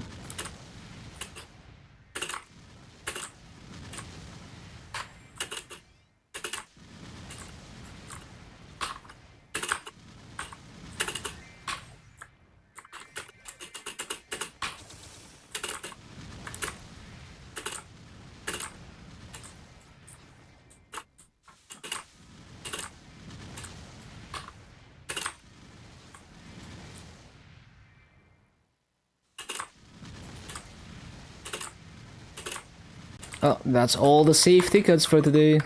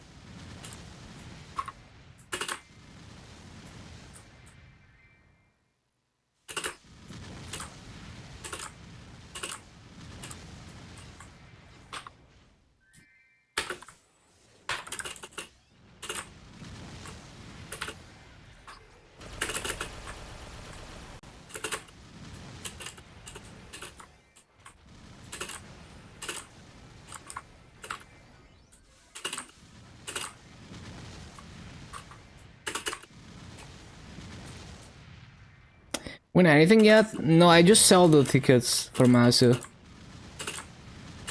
They like the highest they were was like for the first 3 or 4 days, they were like 20 mil each. It's like 17 to 20 mil each. I was making like 1 bill a day from tickets. Even now they're still like really good Masu.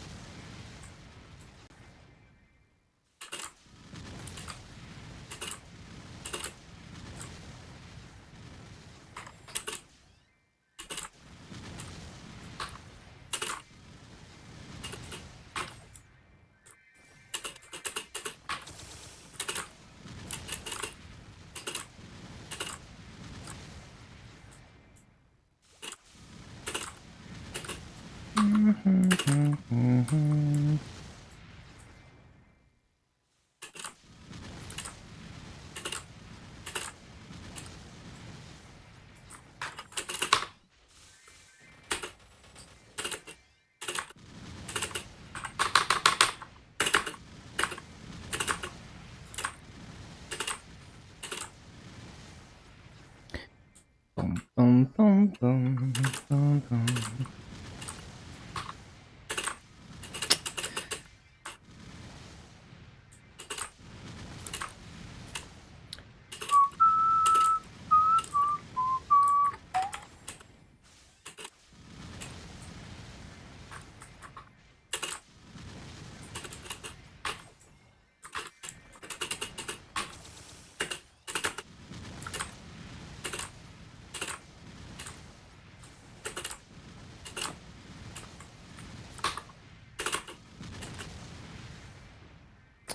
Boom, boom, boom, boom, boom, boom,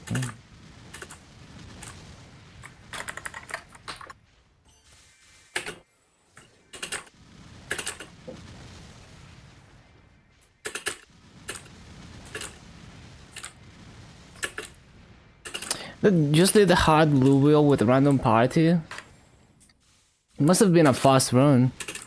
15 minutes easy.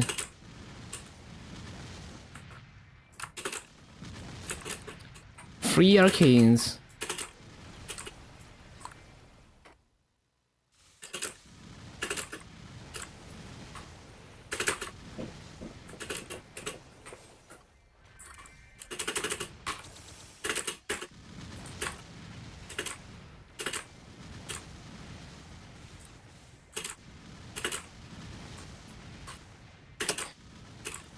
Wow, this is a pretty shit BA.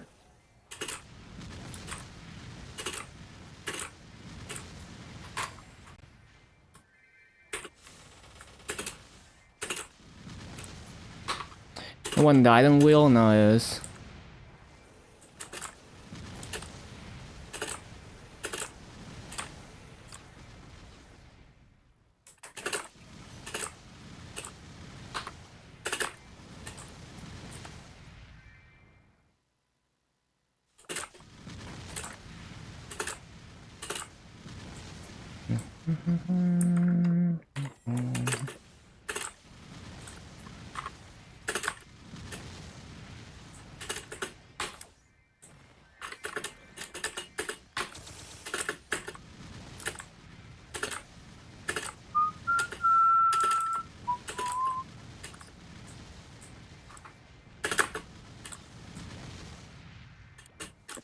Third week of doing bosses, still no arcane drops, trolling molding.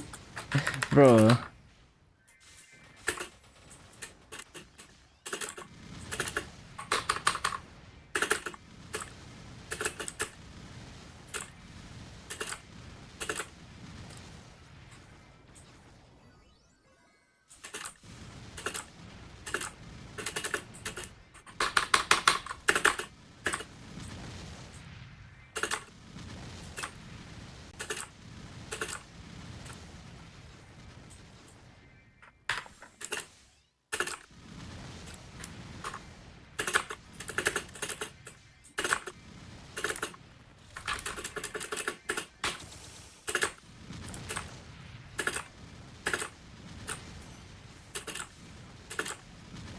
Punch King? Oh yeah, I forgot to do mine.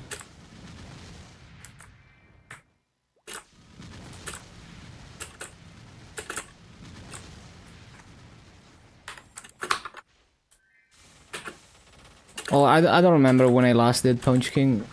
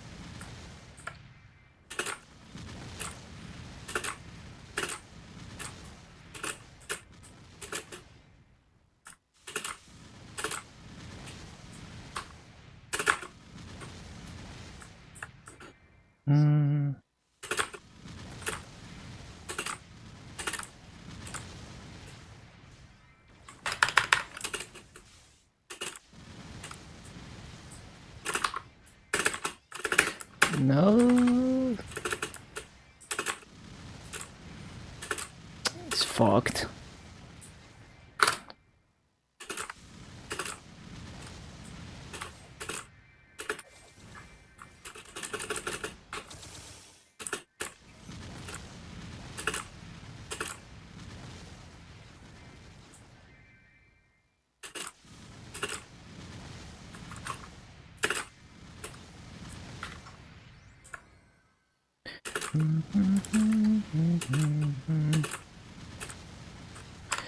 Boom, boom, boom.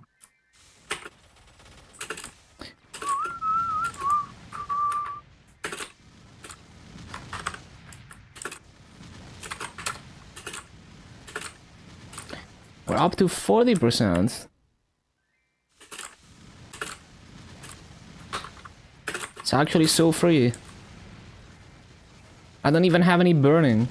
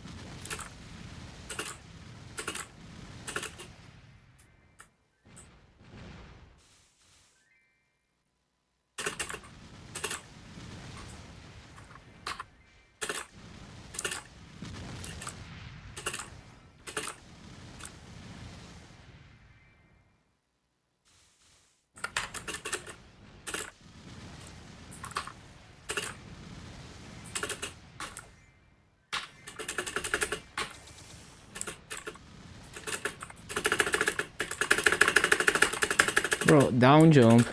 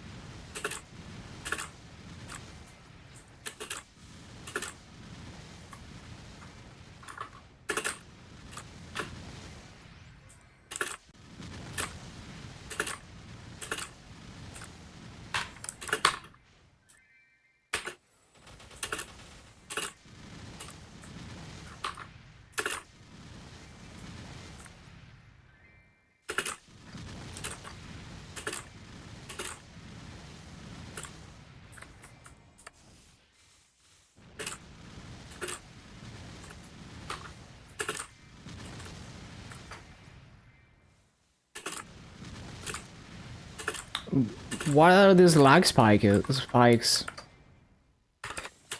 Yeah, what the hell is this? Are you seeing this shit? Like, I'm just getting a ton of lag spikes. What the hell? What? I'm so confused. What is causing this? What the hell was that? So weird. Like, the game was micro-freezing and it's still micro-freezing. What is this? Why did it start doing this? What the fuck?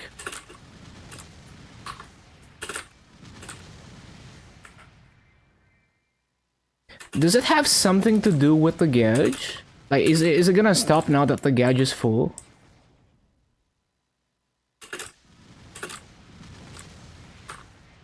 Yeah, it's the gauge. Why is it? That's so weird. So like, there's some major performance issues with charging the xenon gauge. Like if your gauge is not full, it's just gonna micro freeze every few seconds. What the hell?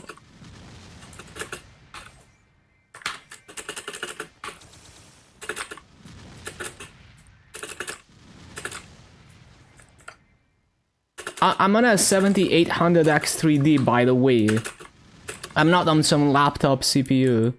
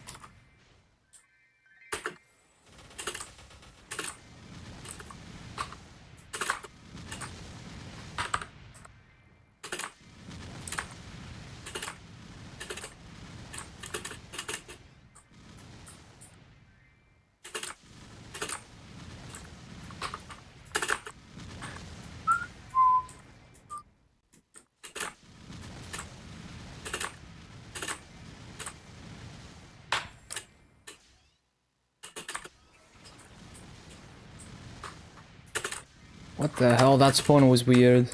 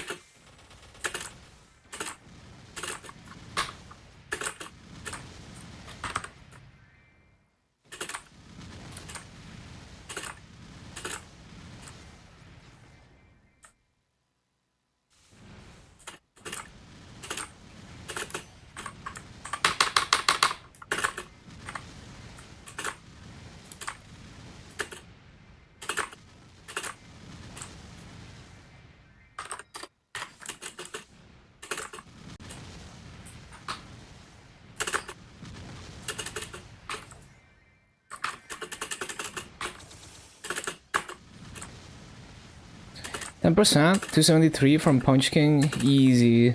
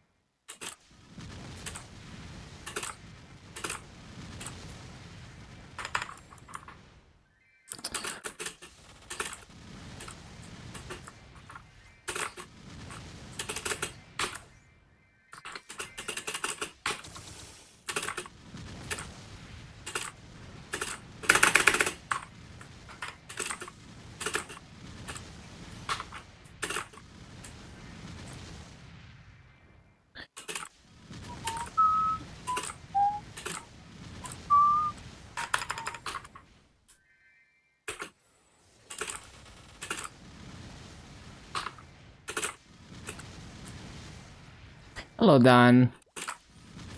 Hello, hello. What time maintenance? There is a maintenance tomorrow? Why do you think there's a maintenance tomorrow? Is it true that you need to be training at +1 level difference? Well, it's like within 1 level, so it's like if you're 250, if the mob is anywhere between, like, it's 249, 250, or 251, then the base EXP gets multiplied by 1.2. But it's not always the best EXP. It often is, but not always. GMS doesn't have weekly maintenance. It's not every week. So like in some cases, going like if I let's say I get to 240 and I go to Salas and I go to level 251, 250 mobs, I will easily get way better EXP than staying here, even though I'm within one level of the mobs here. So it depends. If you can brute force enough, going to higher level mobs is better EXP. But yeah, especially once you get to Grandis, you're basically always gonna want to be within one level of the mobs for optimal EXP. In Arcane Reaver it depends.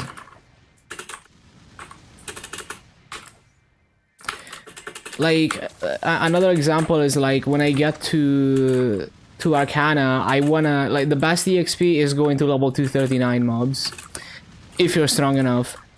And also like, there's an EXP bonus for different level ranges. So within one level is like 1.2x. Within 4 levels is 1.1x. Within 9 levels is 1.05x.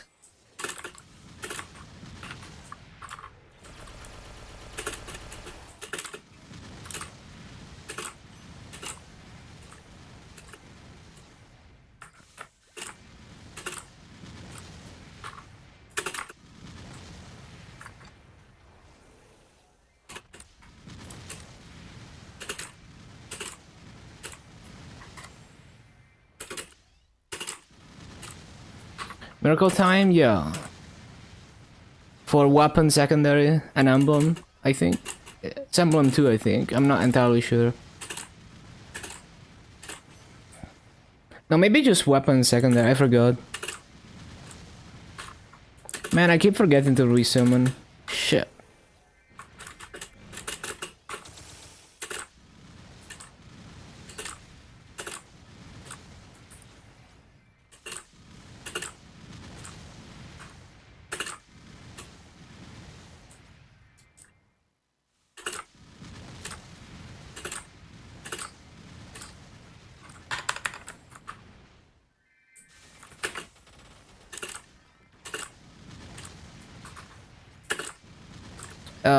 Level 230 Night Lord Solo CRE. Nice, nice, good progress.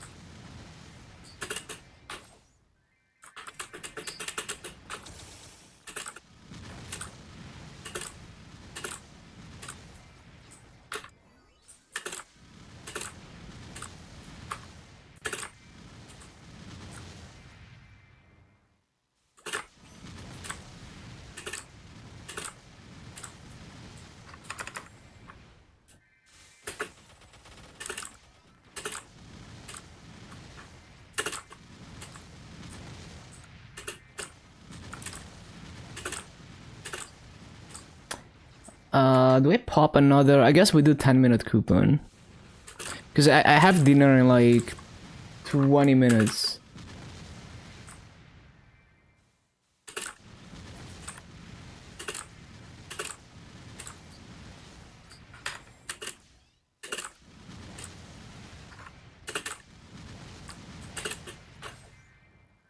I need to do the weekly Damien Lotus. Yeah.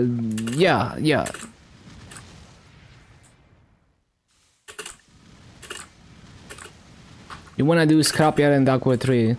And the bosses. What if you train 1+ minus your level, then go to highest level region to pop event EXP? You can do that, like if you can do it quick enough, but like if you can one-shot the higher level stuff, then it's gonna be better EXP, right? To just grind there. But if you can't one-shot, and you do that, and you know, as long as the base EXP is higher, it should be slightly better, but you're also wasting time, so it needs to be like way higher. I think it's only worth if you're like, let's say you can't grind efficiently in Cernium, so like you grind in Limina and then you switch to Cernium for the activations. I think it's only worth in a situation like that. You should just go where you can act like you can grind the best EXP rates.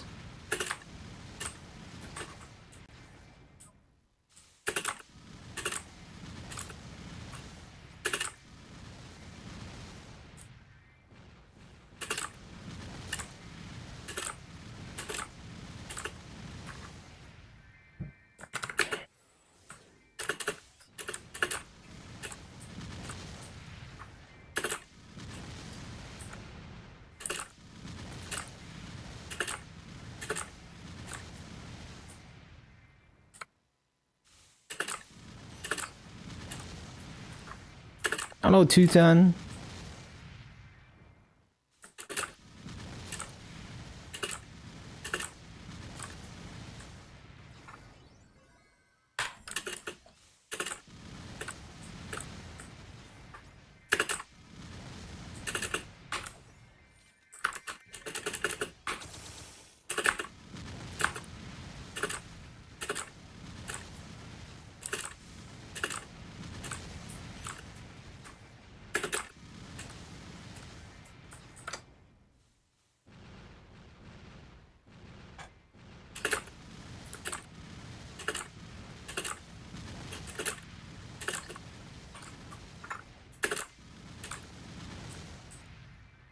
Shit.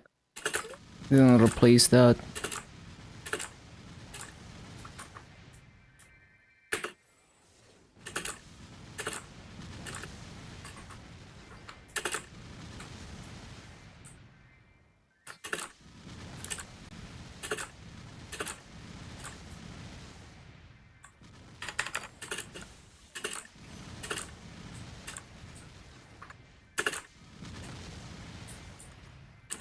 Shit. So I need to make sure I don't pop a 20 minutes coupon because I have dinner soon.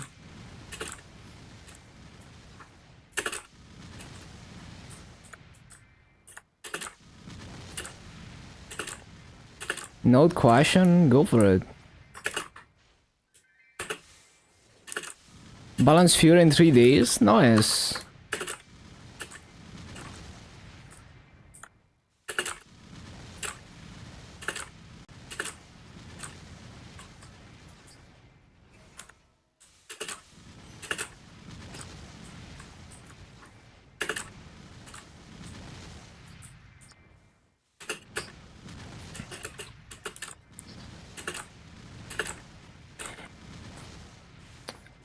Uh, 210 ping, Zekam hand kills you.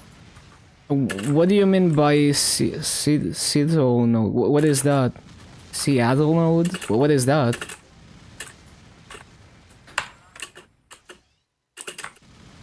Oh, you mean like mudfish? I see, I see.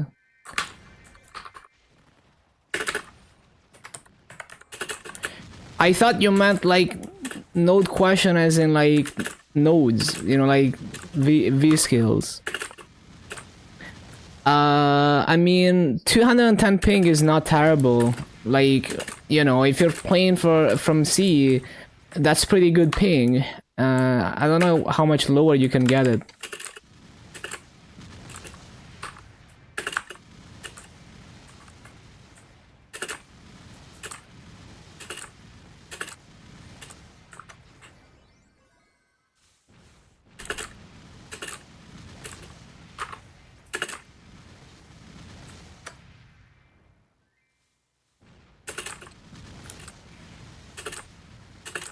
Only CTLE node gives you 200. Other give 300. Yeah, that's what I thought. I mean, when I play KMS and Mudfish, I get 200 ping, so you know, it really doesn't get much better than that.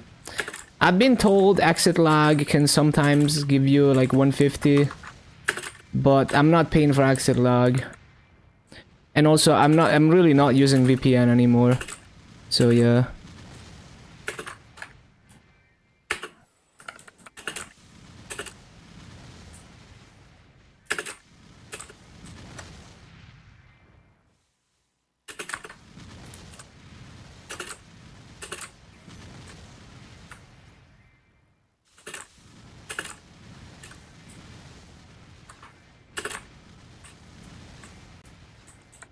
The owner? Yeah, the owner is just not responding, so...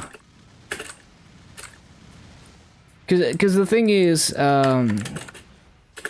the account owner is, basically the person who unlocks this account is clearly someone in, like, the Maso RMT business. Clearly. So maybe they just quit the business after the recent crackdown. You know, maybe they don't even use that cacao anymore. Who knows?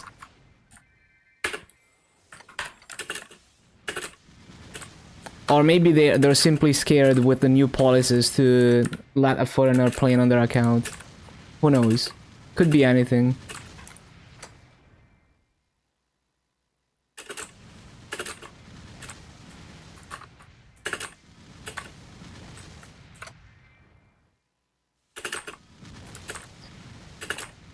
Isekai and First Descendant possible.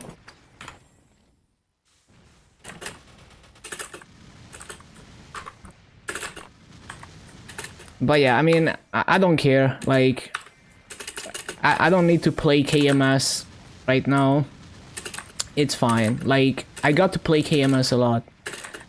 If I get another chance, that's great. If not, that's okay. I never expected anything more than that. Are bounty portals worth? If you only care about EXP, yeah, it's basically always better EXP to take the portals.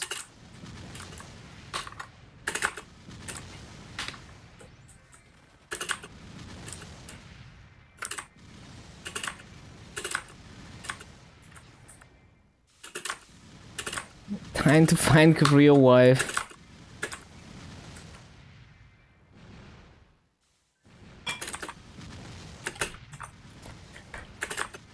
Just get Korean citizenship and then set up, like, rent an apartment that you set up like a server. So you set up like a server in an apartment in Korea that has like remote access to the computer, right? And it's connected to a phone with a Korean phone number that you can control remotely from the computer. And then you move back, like you leave Korea and you just access your server in that apartment to unlock your account. Big brain setup.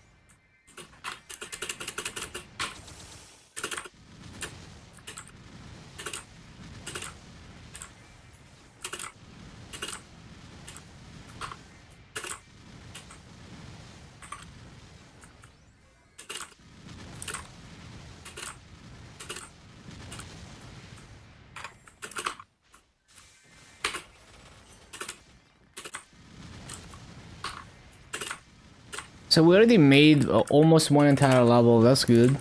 Super fast.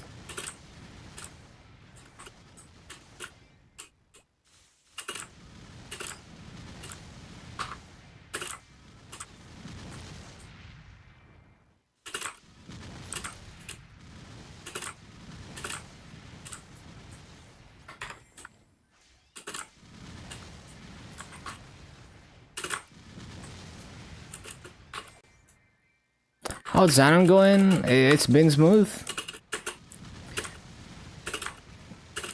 It's pretty good and it feels nice to play. Hello, this.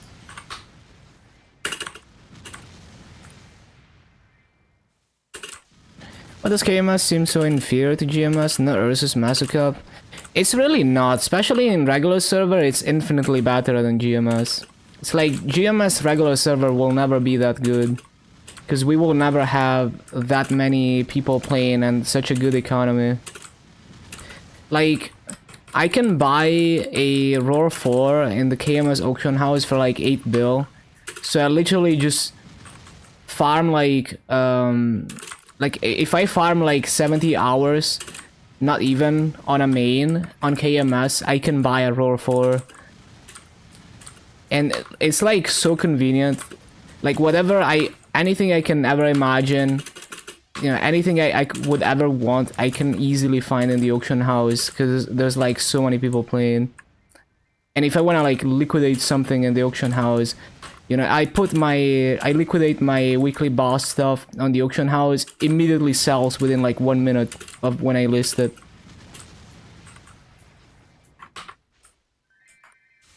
The economy is just like infinitely healthier than any other region. There are definitely some problems with the transition to Masocubes. Mainly rare and epic potentials not making much sense at the moment. At least, okay, right now they make sense because you can easily find occult cubes in the auction house still, even though occult cubes are unobtainable now. Like for example, the main pot occult cubes, like mystical cubes, they've been unobtainable for months and months, and there's still like probably millions of them on the auction house that are very cheap to buy because there's just so many people playing the game that there's almost an infinite supply of them. So at the moment, cubing rare to epic is really not a problem. But B-pot is gonna be pretty much the same.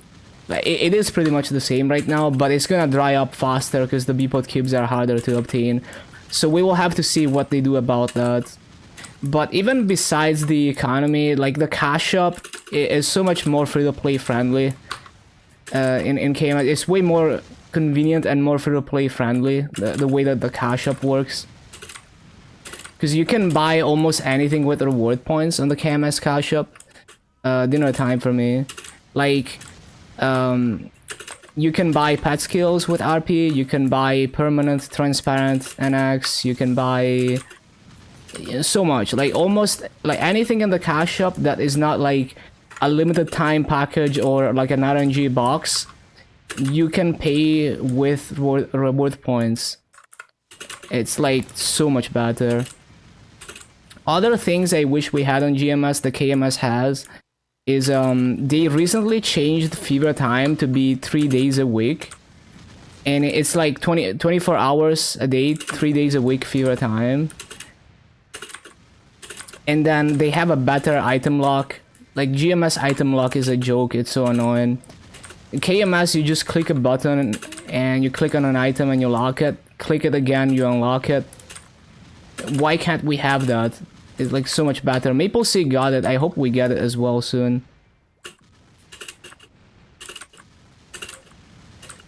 So it's really not about how easy progression is. It's more about whether playing the game feels like shit or not.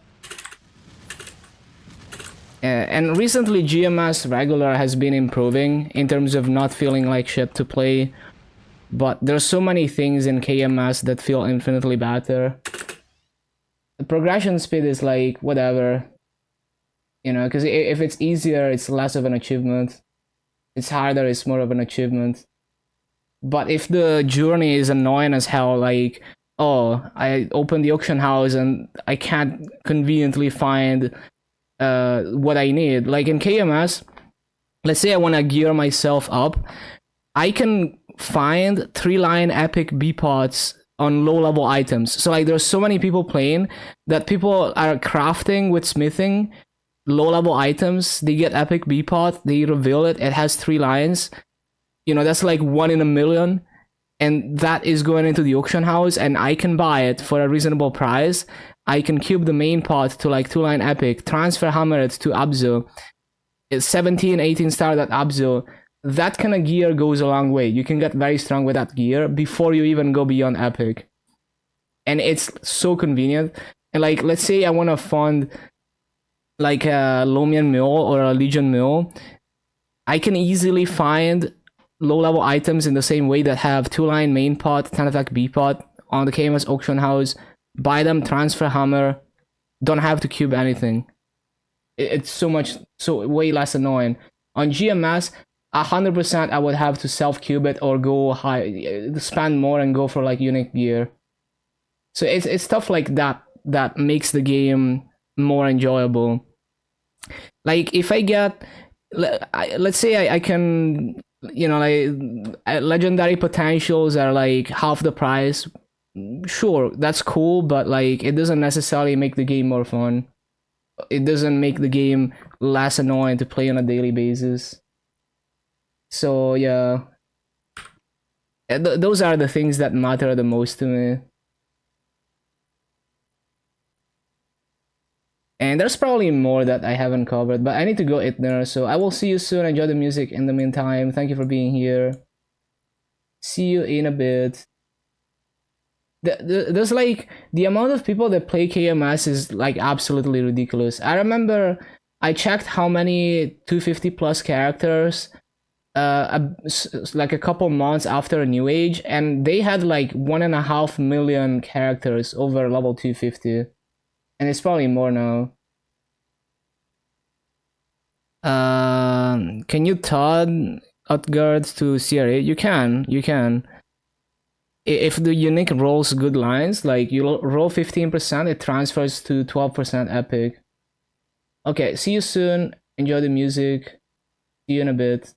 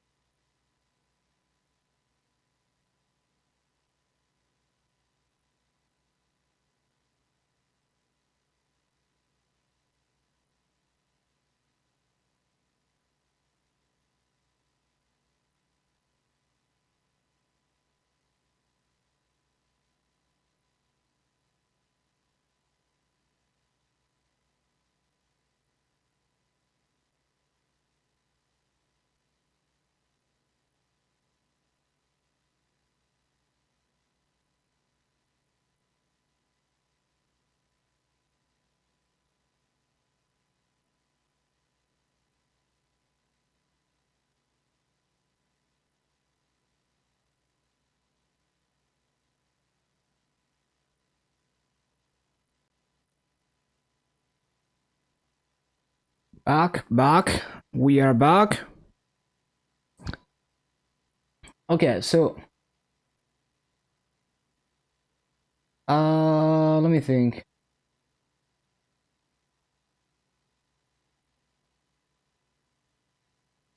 Right, so I need to set a timer for, well, just do like half an hour coupon and then go to Burning Woods.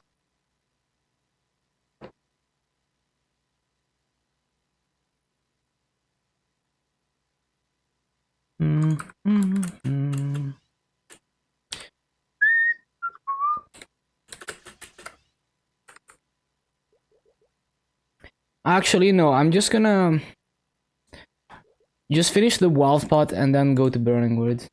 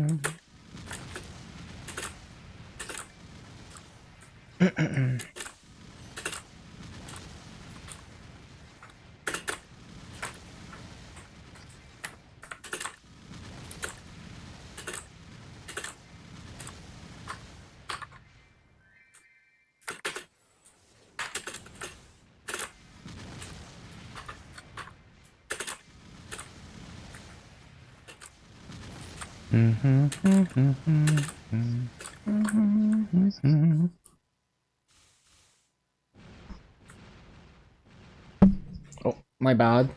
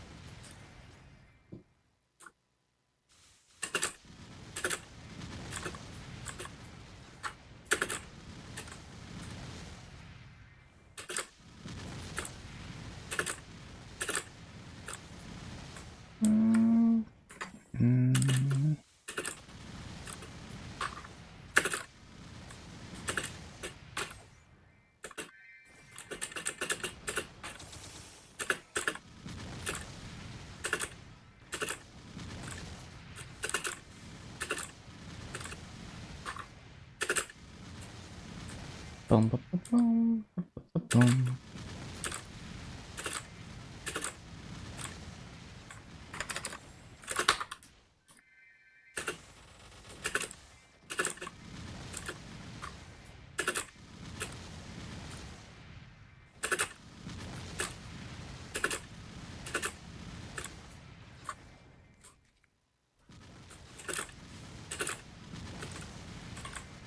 Okay, we got another 30 seconds on this WAP, and then I do burning word stuff. Then we grind 7 more hours. That is the plan.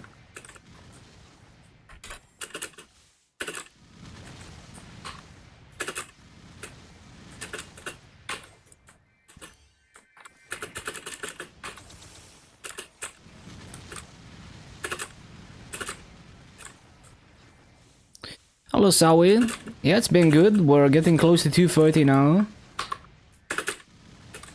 Okay. Burning word. Burning word.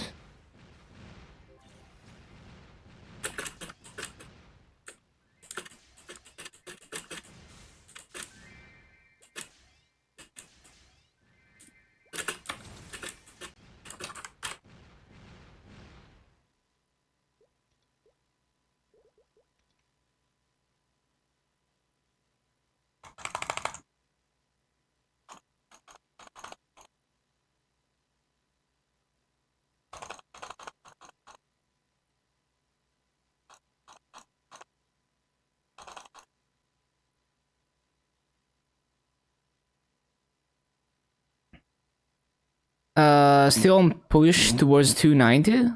Okay, yeah, good idea. Yeah, keep it up.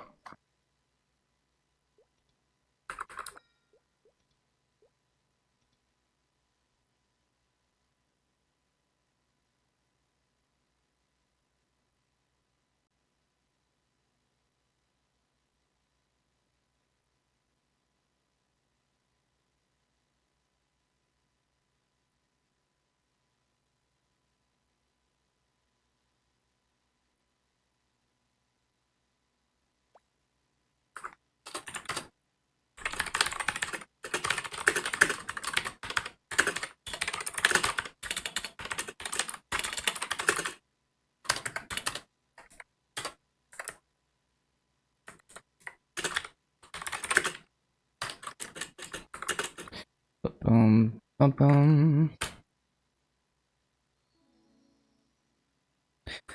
I don't do Dark World 3.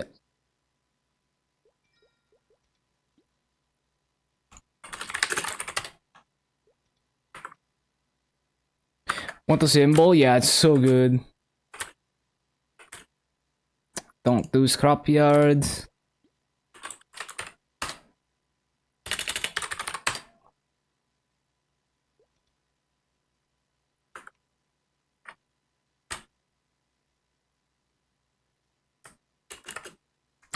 Okay.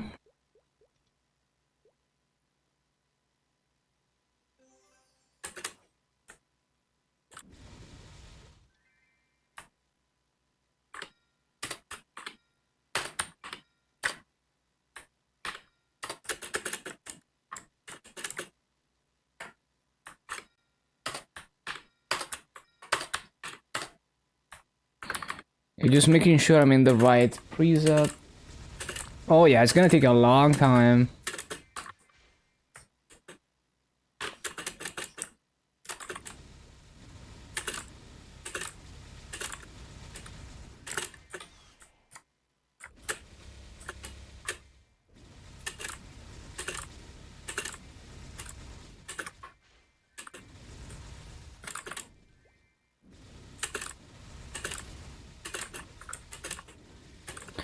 %4 into 286. Yeah.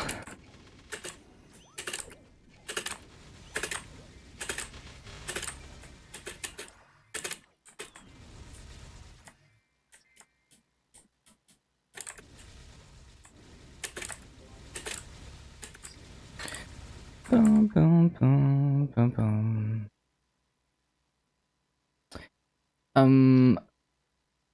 Yeah, let's just do the arcane dailies.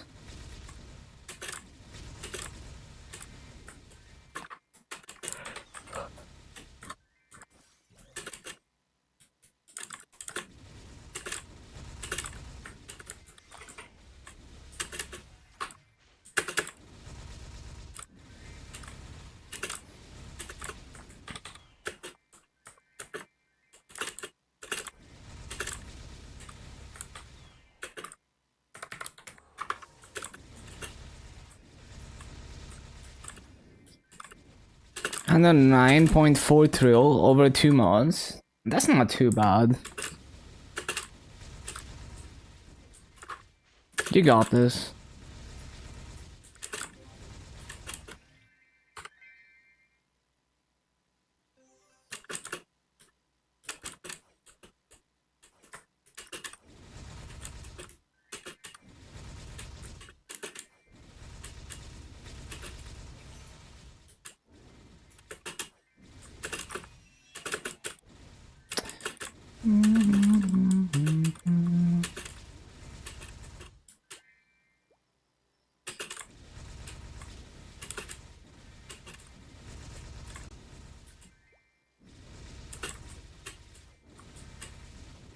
Small WAP, also a 24-hour recipe. I'm pretty sure it's the same recipe. Like when you use the WAP recipe, you get both. EAP, no idea. Probably. 2 months per level, yeah. Sounds. I mean, it's slow, but like it's doable. It's doable.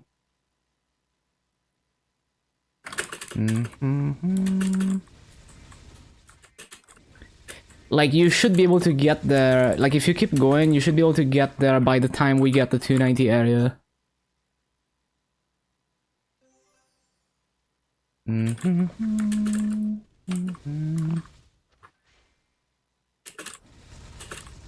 Maybe. Or like shortly after, maybe.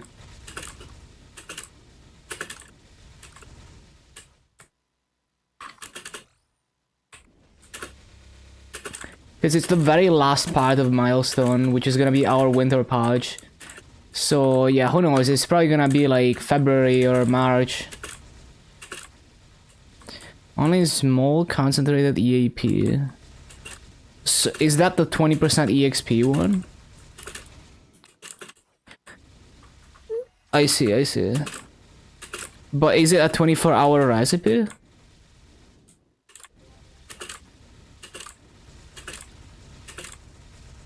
Wonder how much they are on the auction house. Bum, bum, bum, bum, bum.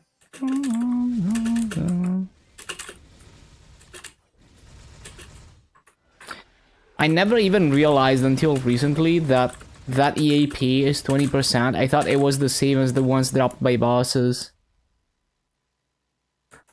Oh, you need regular EAP. Oh, wait. I don't know that. Okay.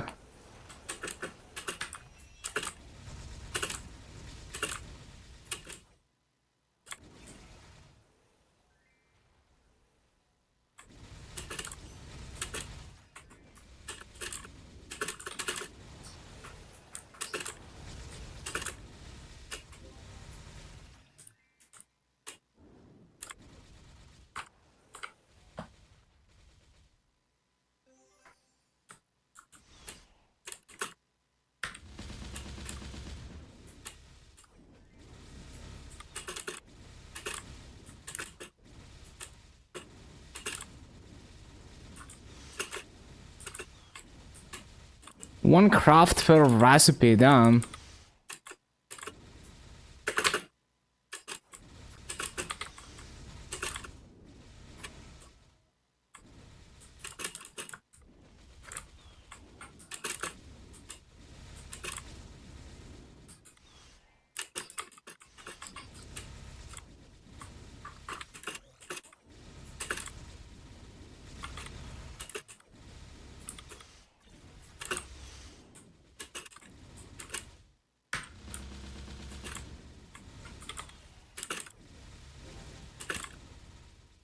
Okay.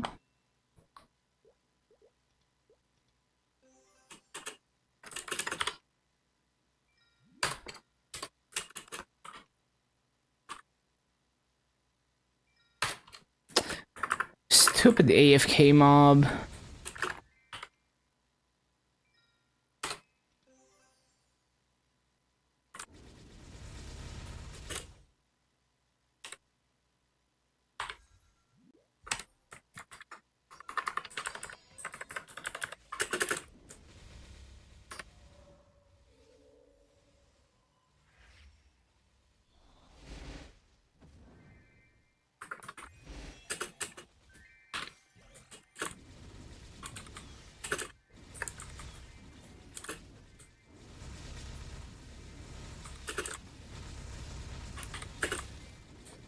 Mm-hmm.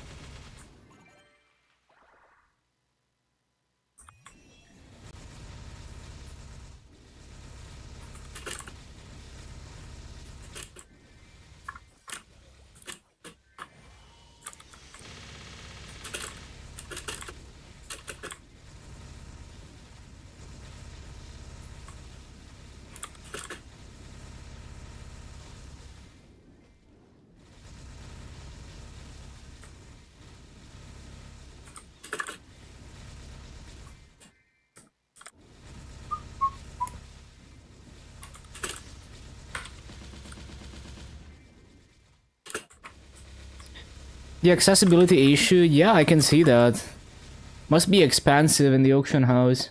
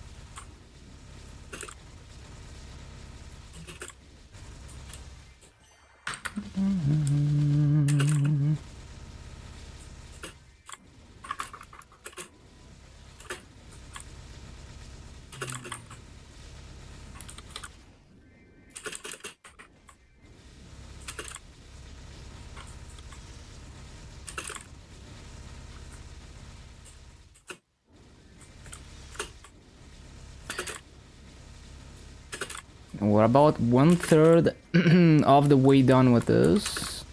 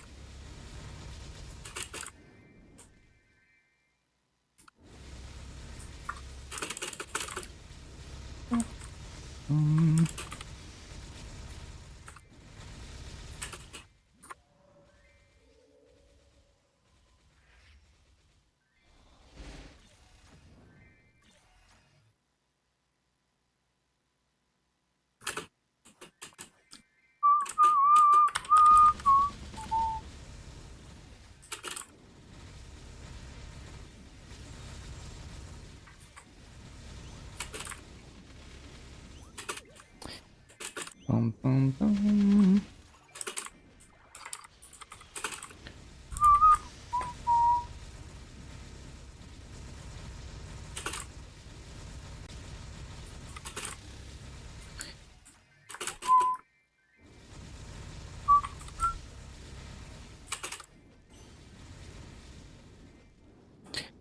Bum, bum, bum, bum, bum, bum.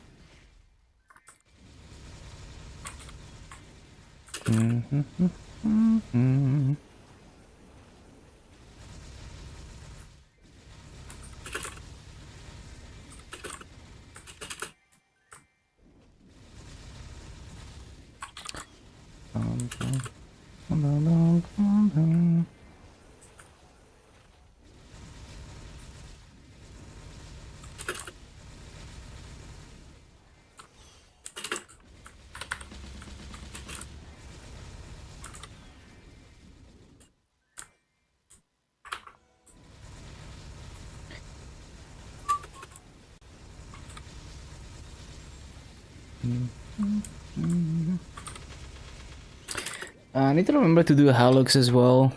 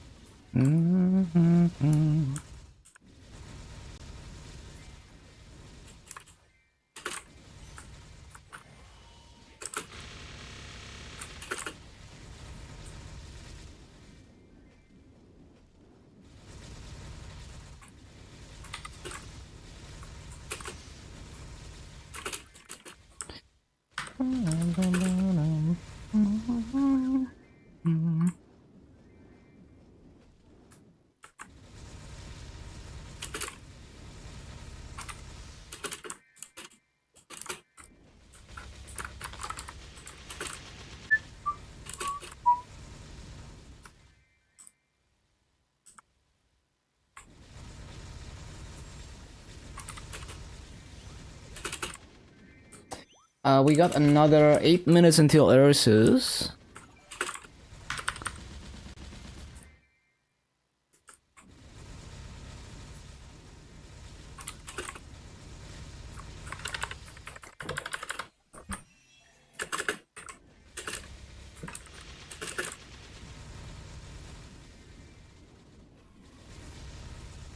Wait, I don't have my fucking toggles on, Lamau. I just noticed.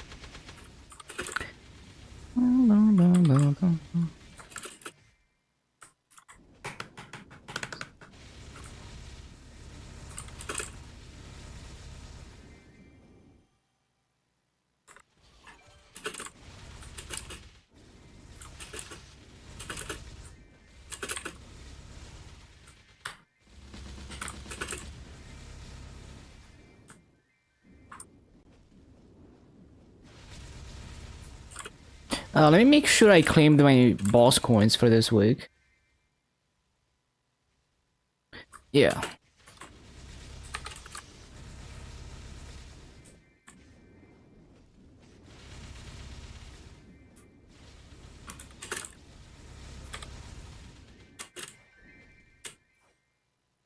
Okay.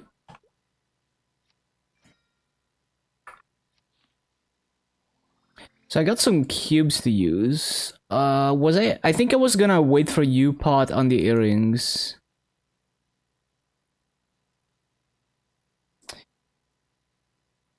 When's the U-Pot? Nah, it's gonna take a while.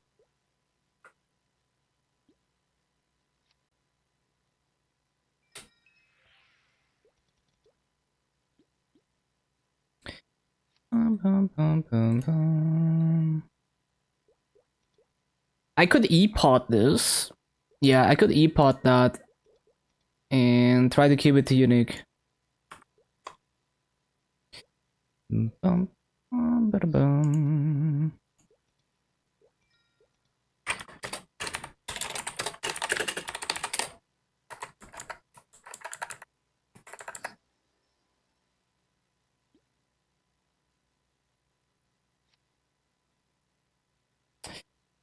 Um, yeah, we're E-Pot. It fucking failed.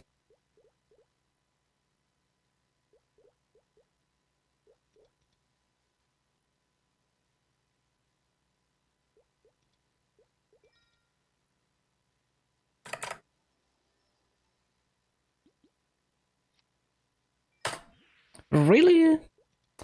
Bro, 50%?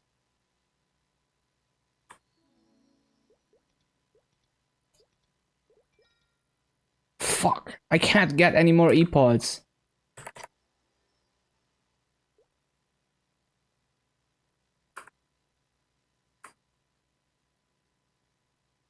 Well, that's all the E-Pods, unfortunately.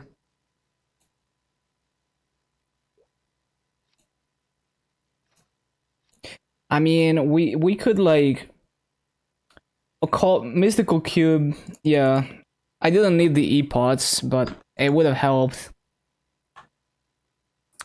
So we can take like this to Epic and then transfer hammer it.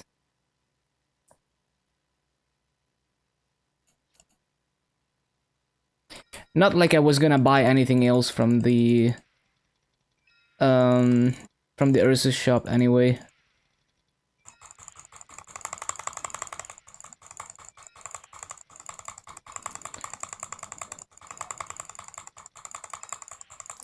Although I guess it would have been a better idea to use the e-pods on a pendant, because transferring to superior pendant, you need a lot of in-betweens.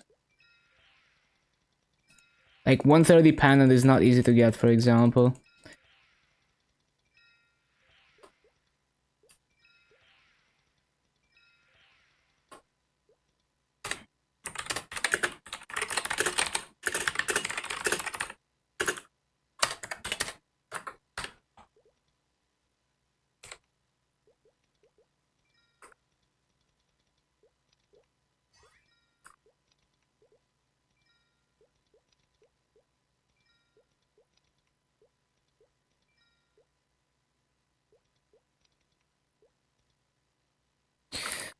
Bum bum bum bum bum bum.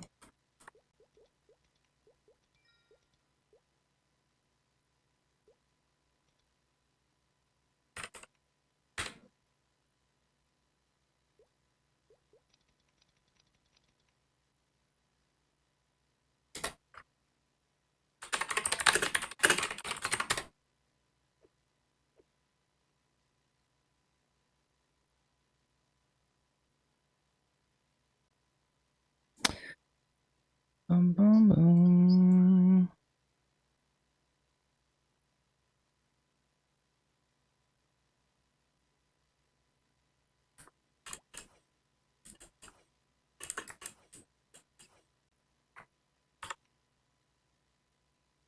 Mm-hmm.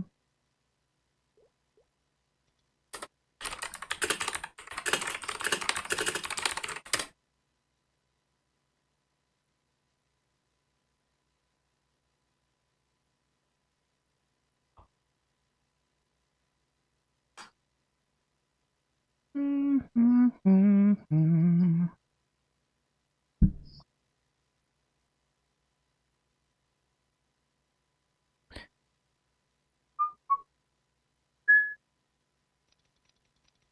Bum bum bum bum bum bum.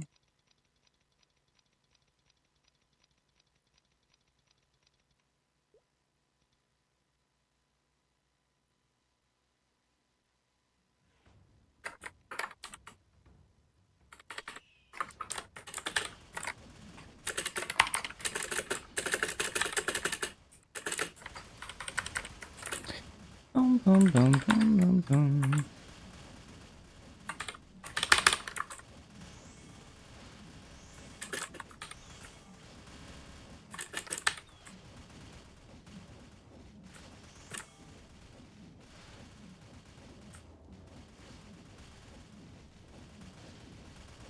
Mm-hmm.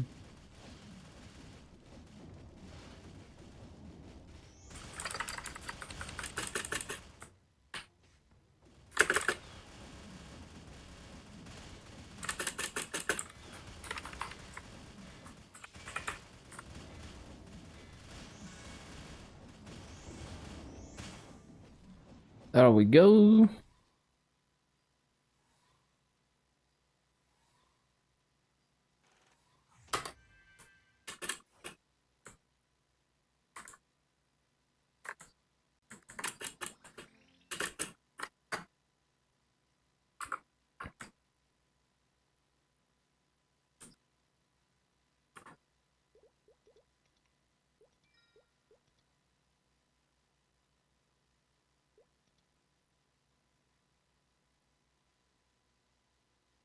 Mm-hmm.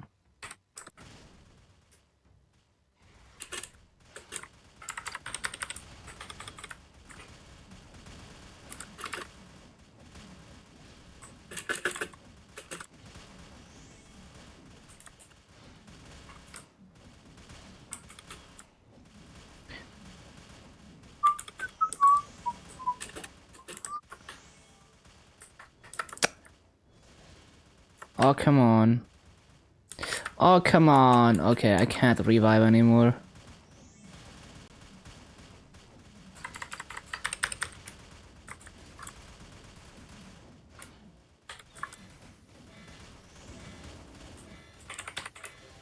Well, we're fucked.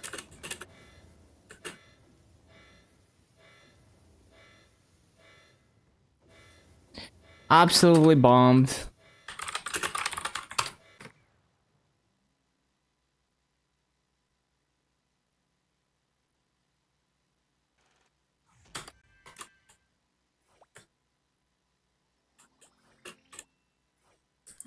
Looks crazy. Nah, it's just Ursus.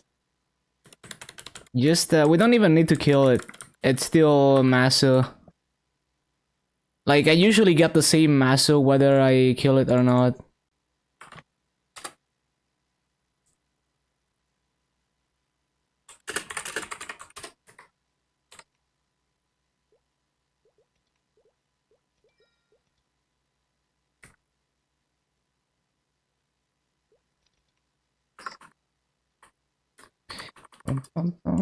Basically, we just need to do enough damage, and then it doesn't matter whether we kill it or whether we die. And it doesn't take that long to do enough damage. It's just for Masa. Also, welcome back, Aoi.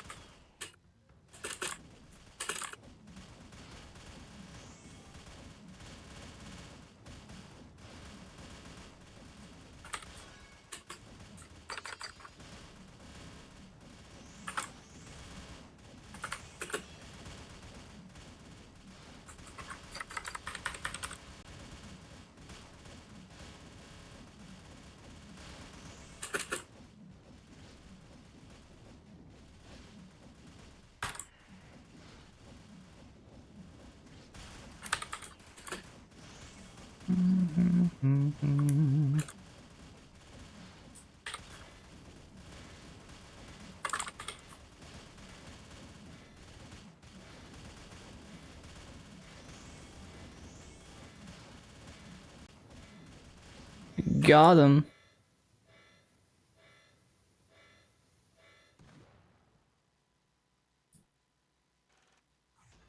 Double ass, nice. Thought you missed the fight. Nah, it's nothing special. It's just you just need to do enough damage to get Maso. Don't even need to kill it. Just a daily we do for Maso. Like when you're weak, you simply just do your like you do some damage and then you just die on purpose and get the Maso. Like if you solo, if you do 105 bill damage, that's enough. Okay, okay.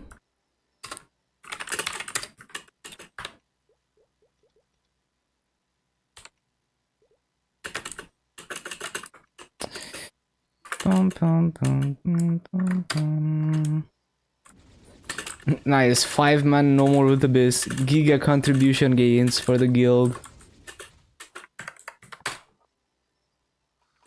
100 bill, 105 bill is really easy to deal once you're level 200.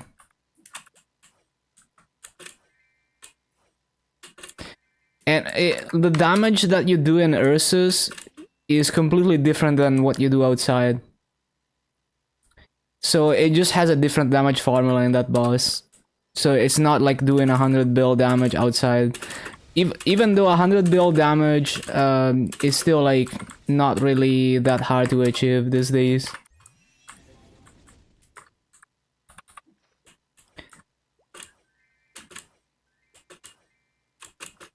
Like there's people that do like multiple orders of magnitude more damage than that.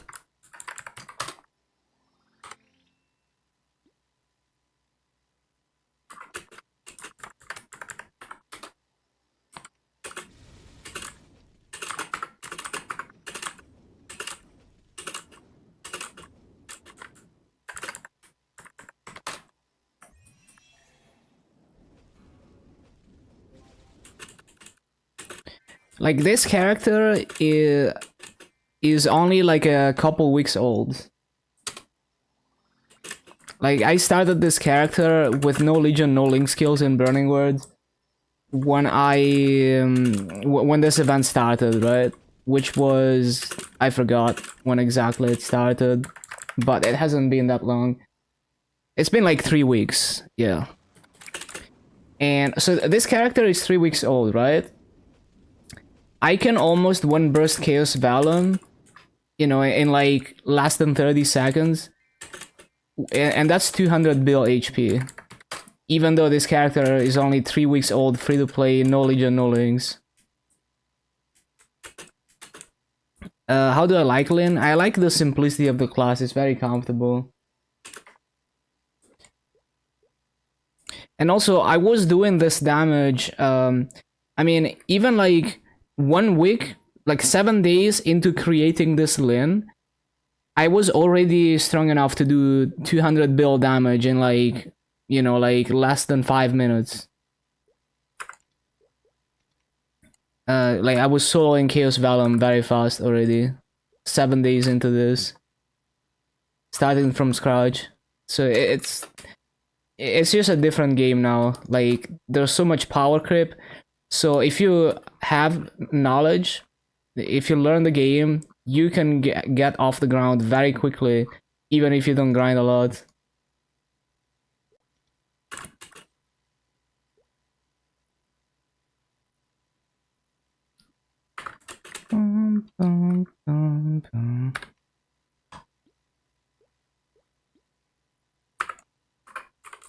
So I did all the dailies, right?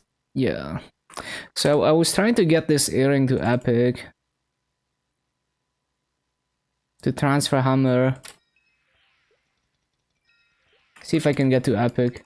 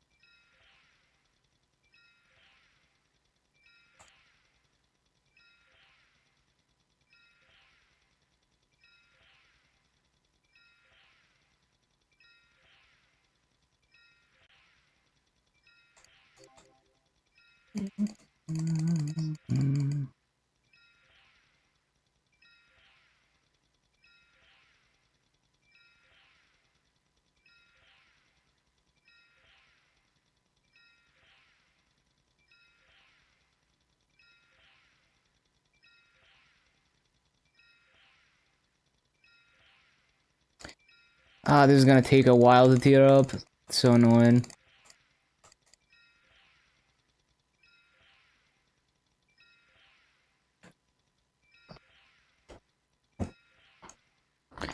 Bum, bum, bum, bum, bum.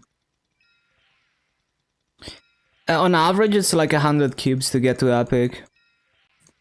It just takes so long to roll 100 cubes.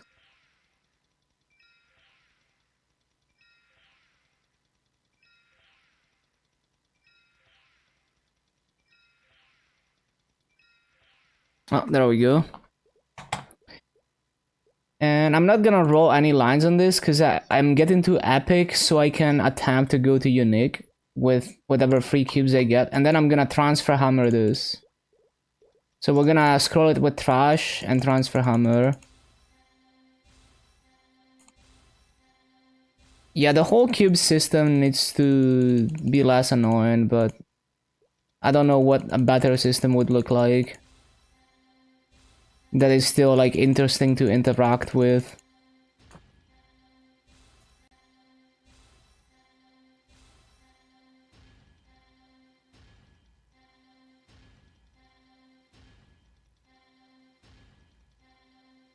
60% by the way. Okay.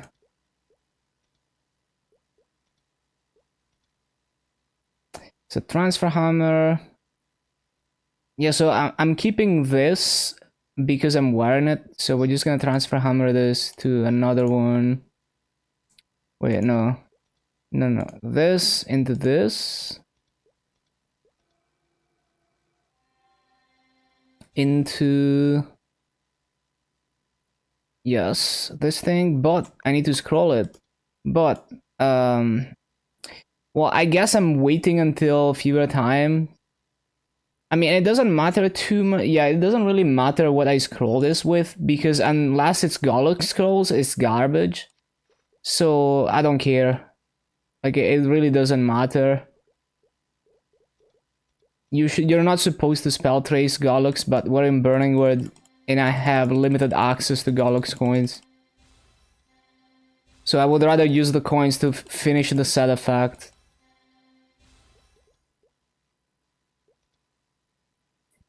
I even passed all of them, so didn't even matter.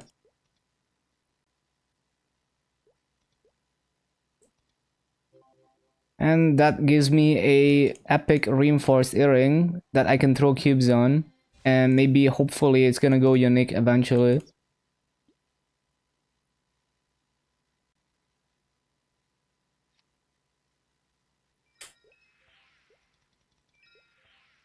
Oh, okay, 9%. That's cool, but I'm probably gonna reroll that.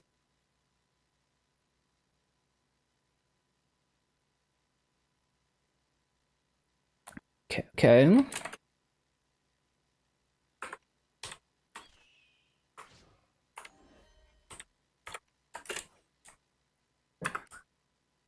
And that's all the dailies. When do we get more symbol levels? Let's see.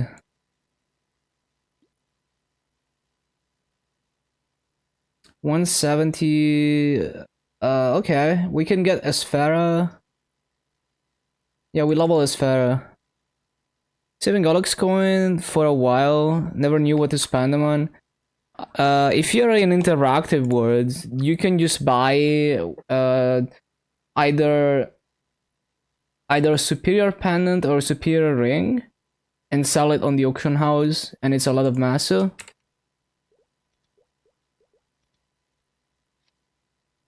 If you're in heroic, I mean, same thing. Like, eventually you want all the superior Golux gear, so those two items, they don't drop, so you need to get them with coins. Another option is if you have superior Golux gear that is not scrolled with the Golux scrolls, you can buy the Golux scrolls and scroll it. And that gives you a lot of damage because it gives you attack, like 4 attack per slot.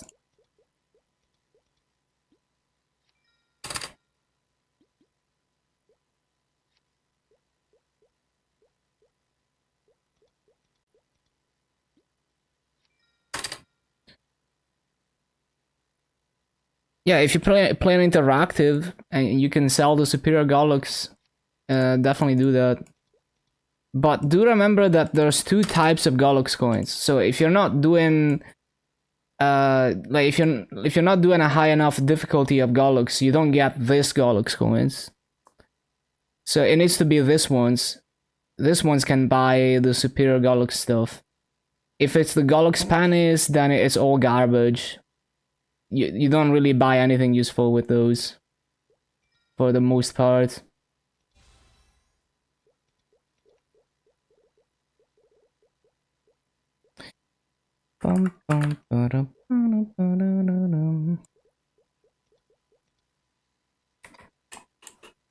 Convert the penny to the coin? Nah, you can't. You can use the old coins, which were also only from the high. Well, the high, like the higher difficulty gave way more, and now I think if you do lower than normal mode, it doesn't even give you the Golux coins. But yeah, you can't, as you can see. Like, the Golux pennies are only gonna buy you mostly trash. Like, even the basic Golux scroll is trash. breaking one body part. I don't know if normal gives coins though. I know for a fact that hard mode does and hell mode does. I'm not 100% sure about normal because I never tried. So you're gonna have to test it and see. Bum, bum, bum, bum. Oh yeah, I need my familiar.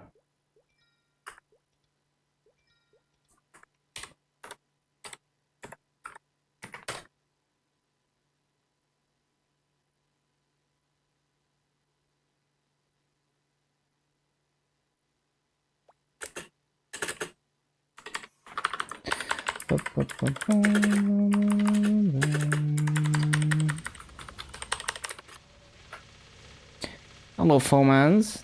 Just finishing up the Burning Word dailies, and then we're gonna be grinding for 7 more hours. That's the plan.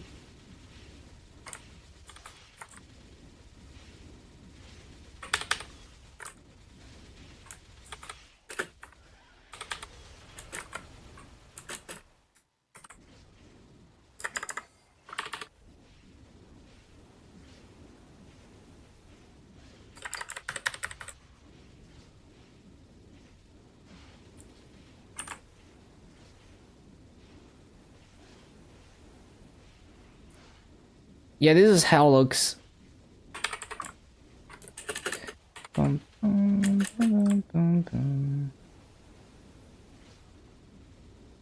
Like Lynn Batter, I think they were both unique in their own way. I wish they could have kept the like. I think the old Beast Tamer playstyle was perfectly valid. They just needed to rework it, like quality of life and stuff. I forgot my shield went away. I thought I could tank it. This is such a garbage boss design. Like, actually so bad.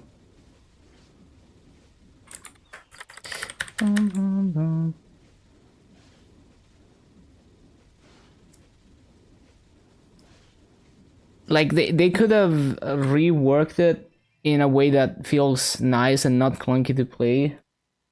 But, I mean, I enjoy Lyn a lot. It's definitely one of my favorite classes.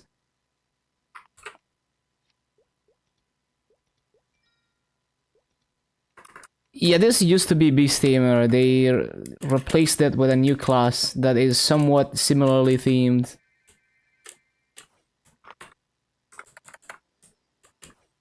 It's not really a remaster, it's more like a completely new class. With a somewhat similar theme, but yeah. It's called Lyn. Okay, cool. So in a few more days, I can buy my 3rd piece of reinforced gear, and then it's gonna be a while. I don't even know how many coins I get per day from Halux. And sometimes I skip dailies, so I don't even do that every single day.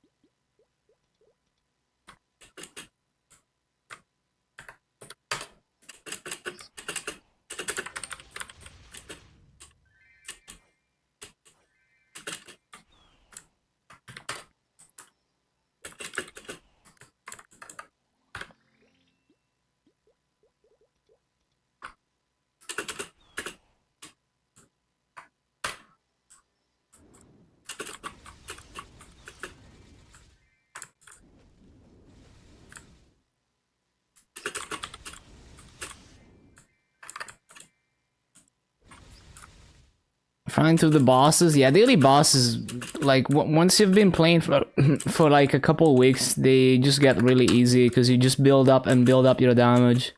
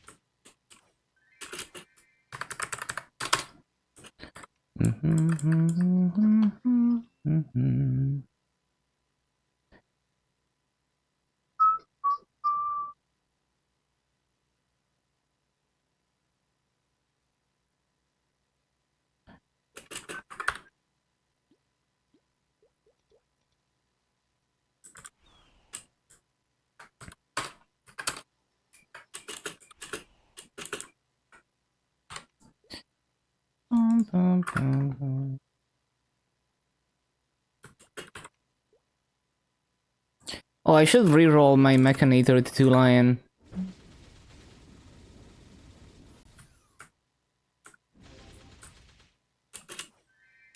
Or actually, maybe not, because I can't transfer him. I don't have a 130 pendant. Well, actually, I could get a 130 pen. Could I? Nah, I wouldn't want to spend coins for it. So, like, transfer hammering from that to reinforced Galax pendant would not be a thing.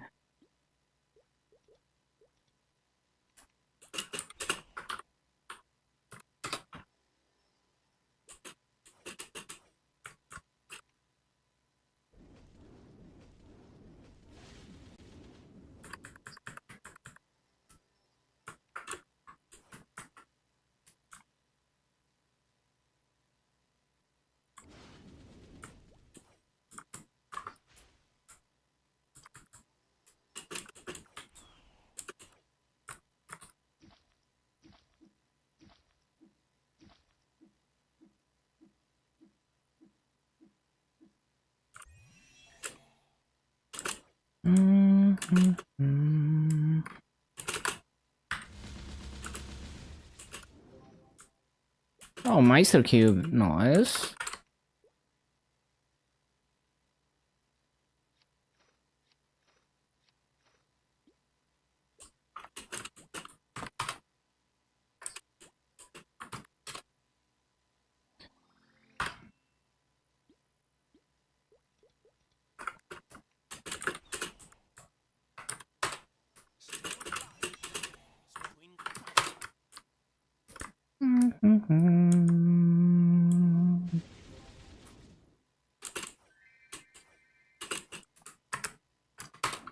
Good luck on the grind. Thank you. Have a good day away.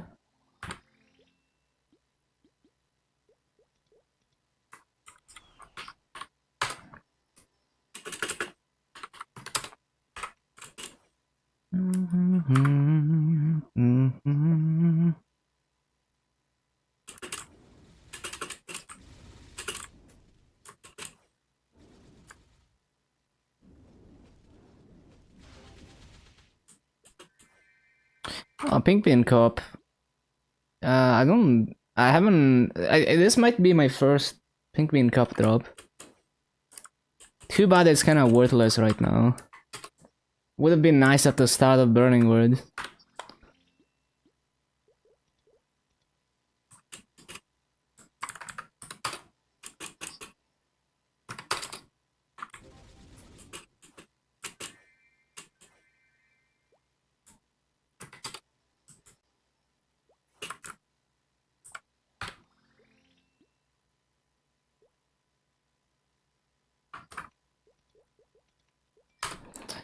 Okay, that's a massa. No.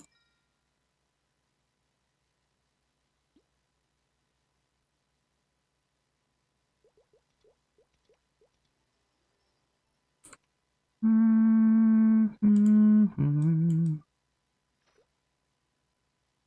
5 and 21. That's not bad. I could sell that.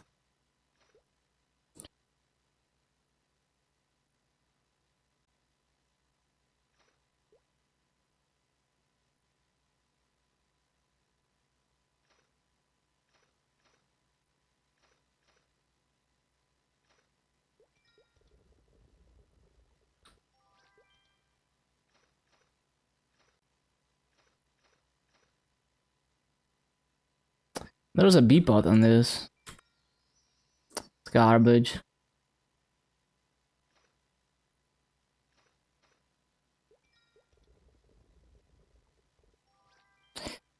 Uh-huh.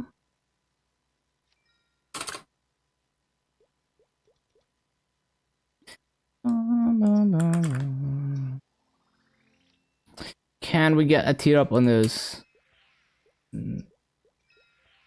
Nope, nothing for now. What about this? Nope, 15 HP on Megalo.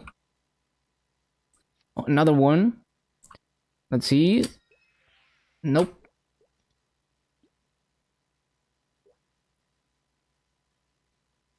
There's also bright cubes here, right?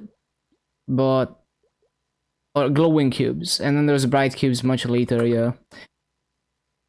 Oh yeah. Also, there's gonna be miracle time for emblem. Maybe you should try to tier my emblem, or do the B pot. Yeah, try to tier the B pot maybe. What about emblem? Primary and secondary slots. Why does it not say emblem though?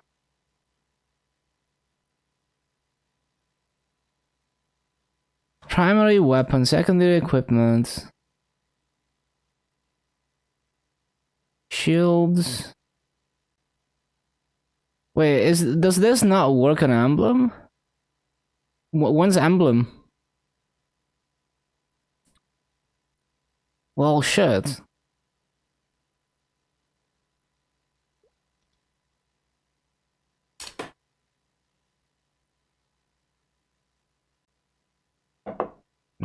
I mean, I could throw the event Bebot cubes on the shields.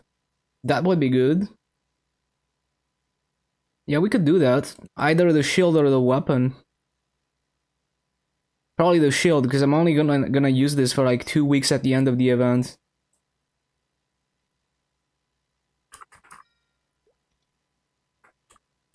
Okay. So, Magpot to my Bowman. Slots to my Nightwalker. I should be done with the dailies and Burning Word. Let me see.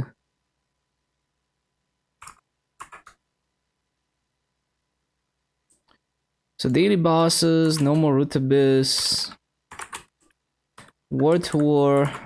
I forgot to do this.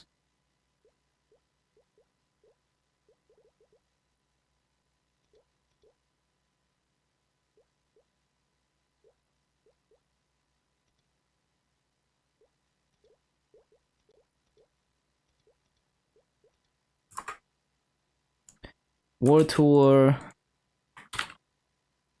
Check in, weekly check in. Symbol dailies, Grandis dailies, Ursus. Haven't done Dojo or Flag or Colbert or. Well, bosses are done until Thursday, but yeah. Yes.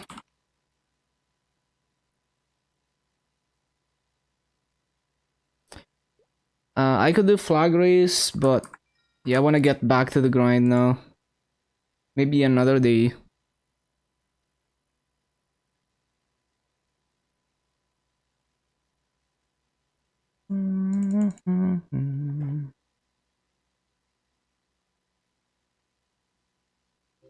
Oh wait, I forgot to claim RP.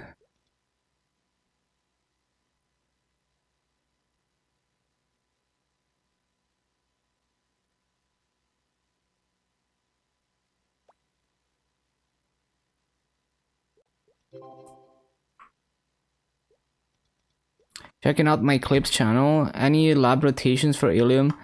I don't really I don't really do lab until I'm gonna go to 260, so I haven't tested anything.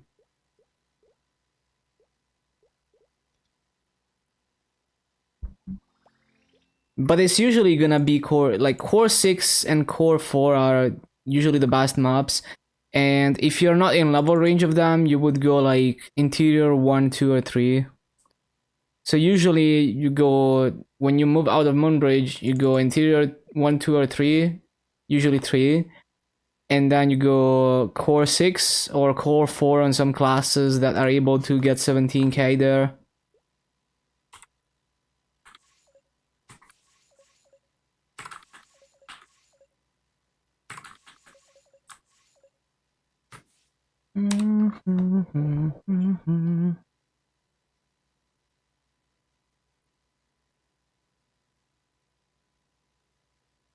Okay, we got another 7 hours of farming left. Let's get going.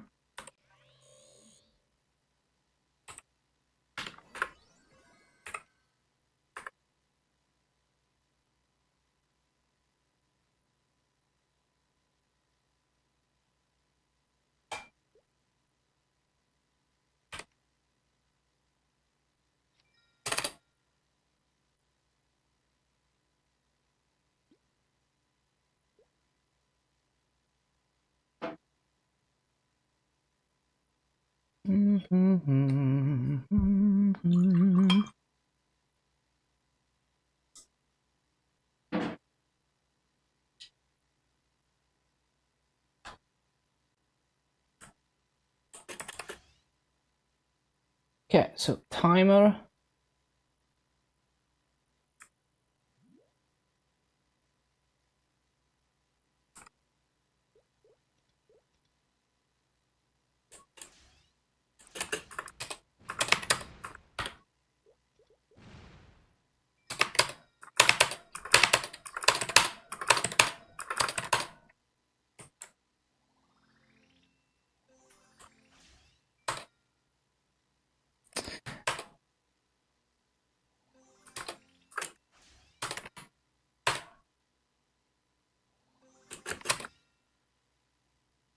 Okay, there's no burning. I'm not gonna surf for burning. We're gonna grind at 0 burning as always.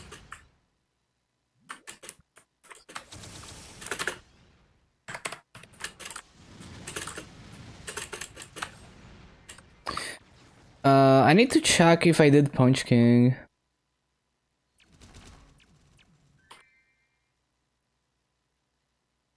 Whatever. Don't care. I don't know if I did Punch King this week. It's whatever.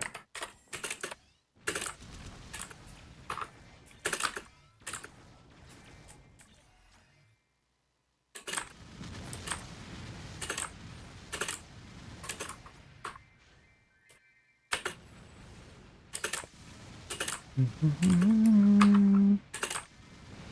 20%. Yeah, Punch King is, well, depends on what level you are, but it's really good EXP, yeah. It's like 2.5 to 3 hours of grinding worth of EXP. Hard to start a pub? What do you mean by pub? Like a real life pub?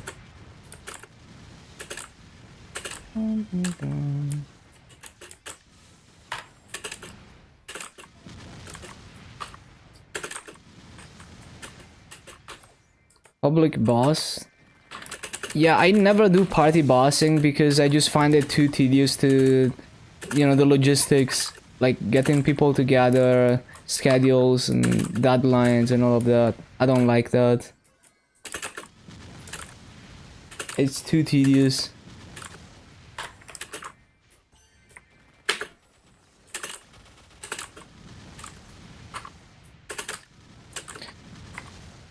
Yeah, even public is like, I don't want to sit there and wait for people. Like when I do Ursus in Burning World, I don't want to sit there 10 minutes waiting for people who last minute are like, oh, I need to kill 300 mobs, and then they take 5 minutes even though it should take 1 minute. So it's like, I'm like, you have, you know, 3 minutes to show up and then we go in. That's the most I'm willing to wait. And it would be the same for, you know, like party bossing. I just can't handle because I'm just it's just annoying, right? It's not even fun. It's only fun if you have a group of people you know and, you know, you're trying to do something special there.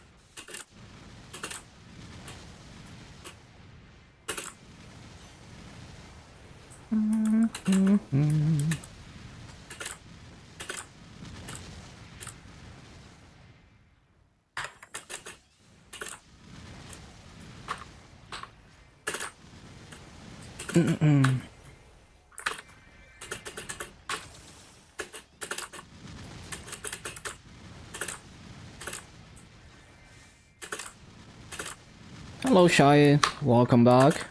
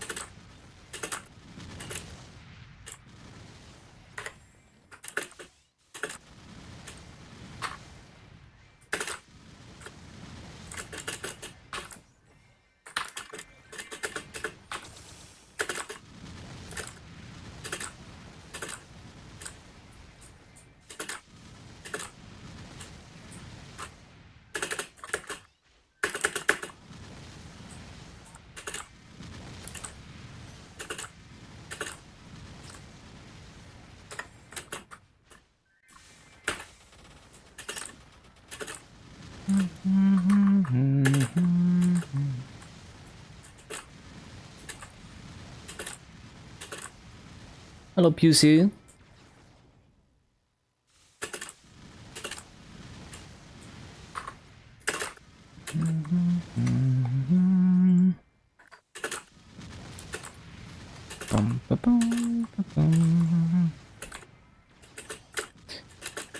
Oh, mountain.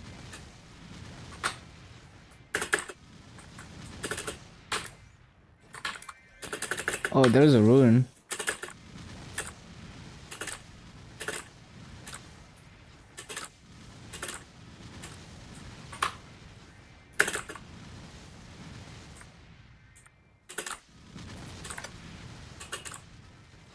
Shit.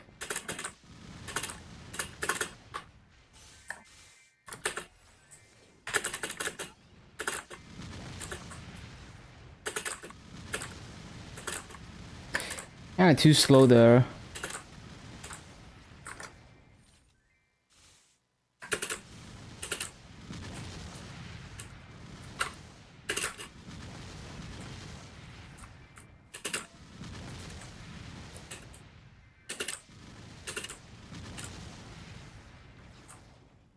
Another gig? Oh, that's cool. Well, it's more like I've always been a hobbyist when it comes to that stuff.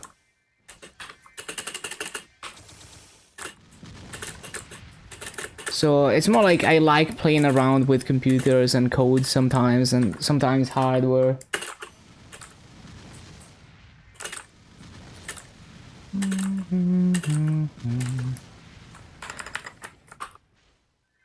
Like especially like retro computing and retro consoles. Very interesting to me. And like game dev.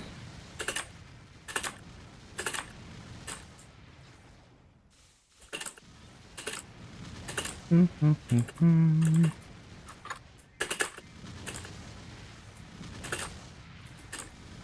bum, bum, bum, bum, bum, bum.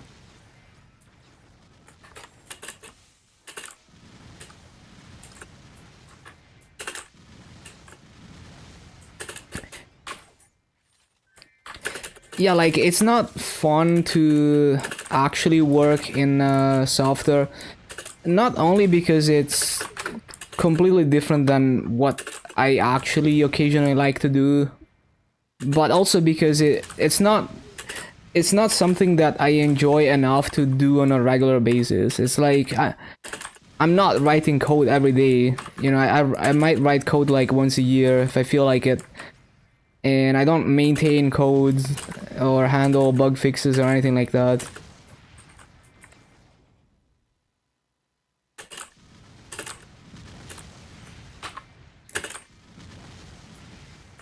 So I might write a cool demo or a cool proof of concept, you know, put it on GitHub, probably never touch it again, or, you know, touch it again like 2 years later or something.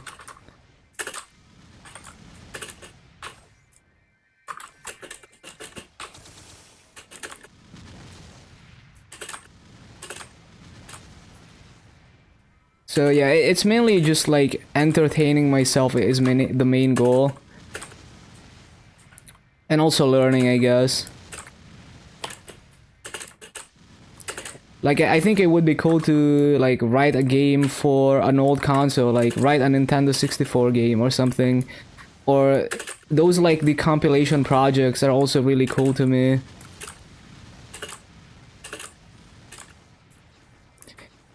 spend most time talking about and designing, yeah, it's like, you know, I'm not, that's not what I want to do. So over time I realized that, like, I like playing with computers and code, but I don't actually like doing what you would actually do on the job.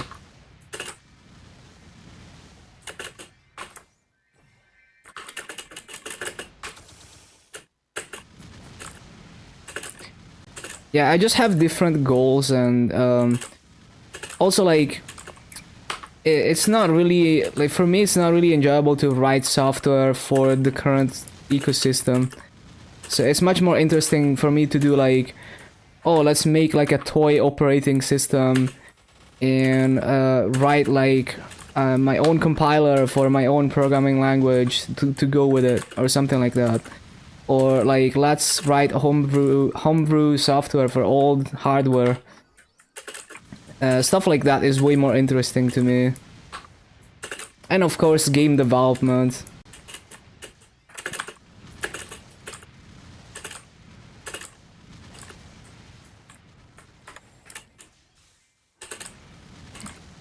I jump with space. I used to be an old jumper, but like at some point I wanted to use sticky keys for Pathfinder, for not Pathfinder, for an Nightwalker.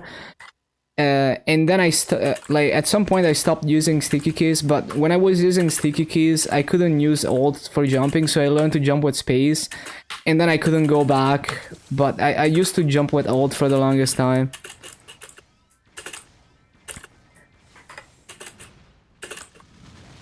But yeah, even when it comes to topics I enjoy in programming, I don't want to write code on a daily basis. I don't want to deal with software on a daily basis. It's just something that I do in small bites. I also like reading about, like I've been reading the Game Engine Black Book for Doom and Wolfenstein 3D, which explains not only how like all the rendering tricks that they used to make the original Doom and Wolfenstein run at decent frame rate on the hardware of the time, but it also explains like the context in which it was developed, like the development machines that they had, the tools that they had, explains the limitations of the hardware and how they overcame them.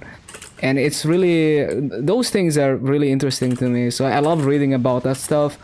I love reading about all the crazy rendering tricks that people come up with to fake effects, you know, and not sacrifice performance too much.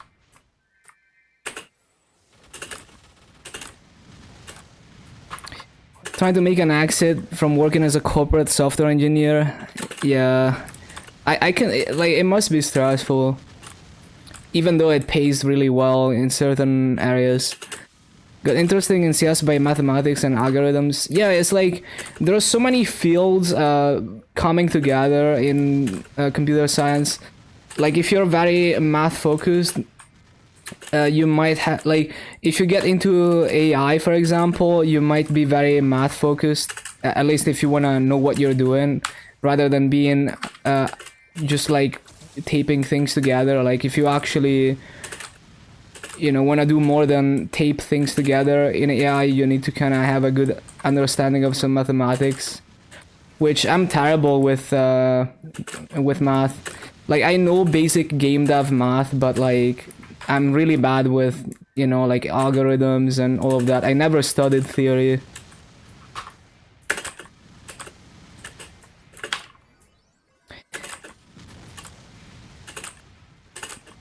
So like mathematicians might be able to come up with like a really theoretically efficient algorithm for something, but then when you actually implement it, depending on the hardware it's gonna run on, it could be that the optimal way to do it will be completely different than the theoretically mathematically optimal way to do it, because of hardware limitations or hardware strengths. You know, maybe certain things are so fast on the hardware that it overcomes, like even if you're doing more operations, those operations are really fast, so it's actually faster. So there's like so many trade-offs like that. bum, bum, bum. So yeah, it's like many fields coming together.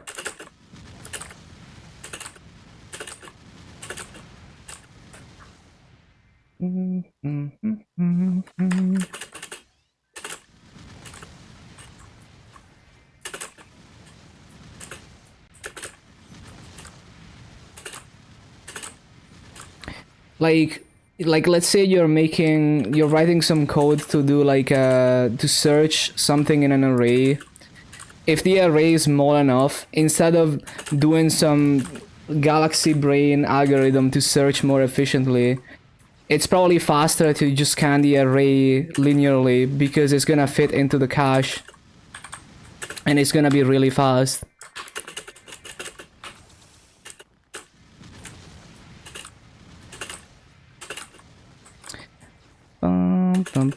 So there's all kinds of quirks like that when you actually run on real hardware and not just writing the math down. Yeah, exactly. And then there's there's a bunch of assumptions you can make about the hardware to simplify things as well.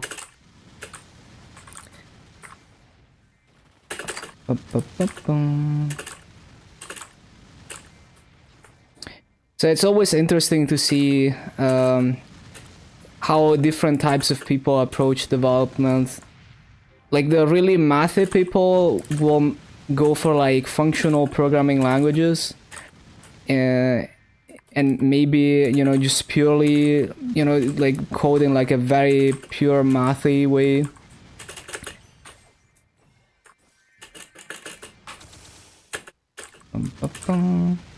Versus someone like me, I like to understand the hardware and try to like take advantage of it. AI or crypto, yeah, exactly.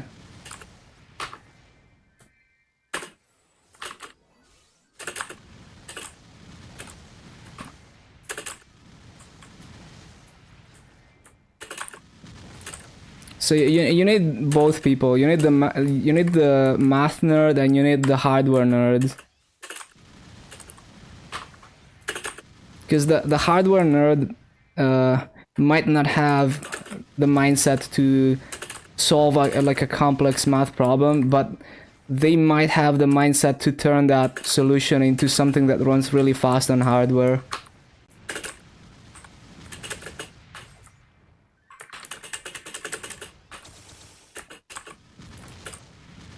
Number theory, the parts that are the basis of cryptography. Yeah, I think all that stuff is really cool. I'm just like really dumb when it comes to absorbing math.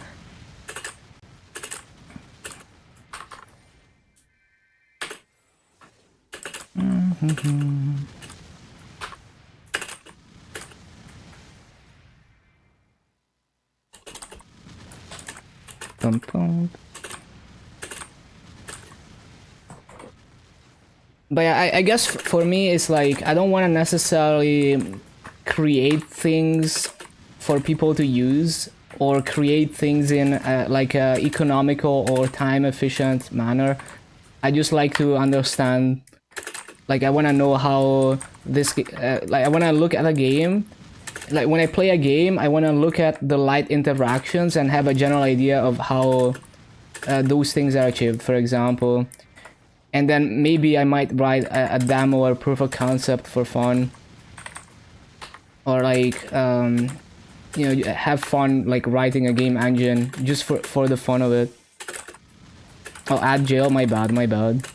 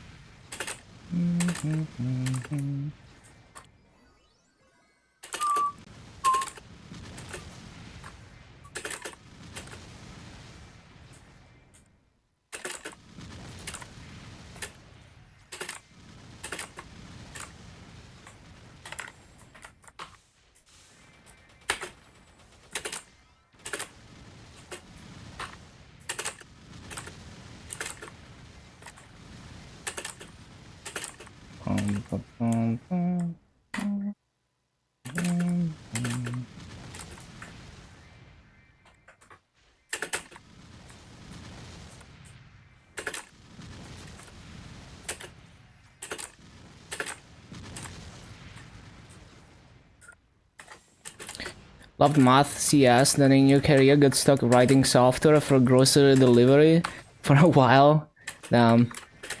Switched into something a bit more interesting last week. Has some AI. I see, I see. Yeah, I think if you actually understand the math behind it, AI can be definitely fun to play with when you actually understand what you're doing instead of just taping models and prompts together. It can definitely be interesting to actually develop your own model or tweak a model for your own needs. You know, if you look past all the dumb hype and just like useless shit that people are doing with AI, the technology is actually really cool.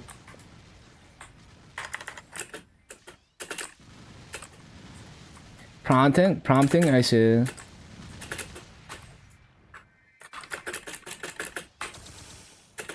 Oh yeah. Like for me, like basically like my mindset about software stuff is like I don't wanna, like my goal is not to like create products or like things that people will use necessarily. It's more like I like to understand how things work. Like, if I play a video game, I wanna be able to, at glance, be able to guess how certain effects are achieved and stuff like that.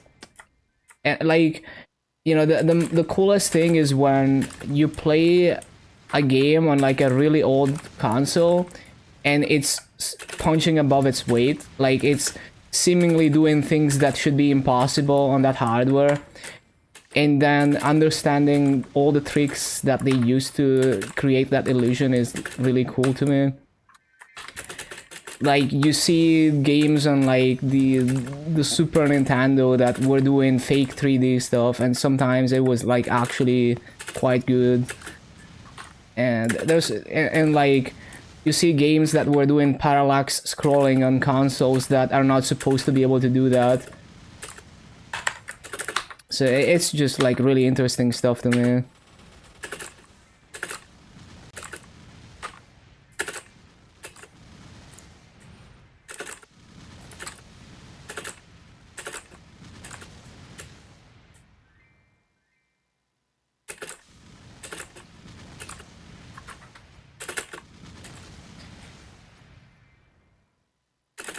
And like the freaking there is a Super NES port of Doom, which is like absolutely ridiculous. Like, Doom should not be able to run on the Super NES, and somehow they did it, and it actually runs decently.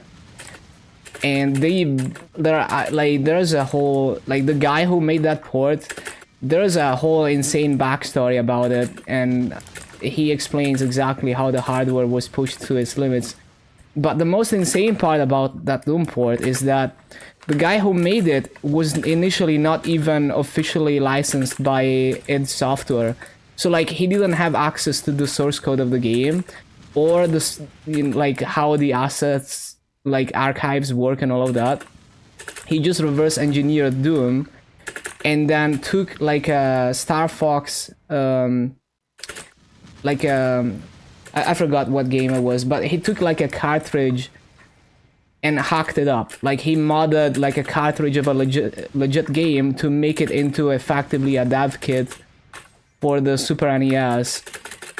and basically rigged it up so that through the controller ports, it would upload code to the console to execute, to just run unsigned code on the fly for testing through like a modified cartridge. And that was way, you know, like way before flash cards and mod chips and all of that. And from that, he managed to reverse engineer and port Doom, and then it became like an actual official port of Doom. And so many insane optimizations to make it run on that hardware.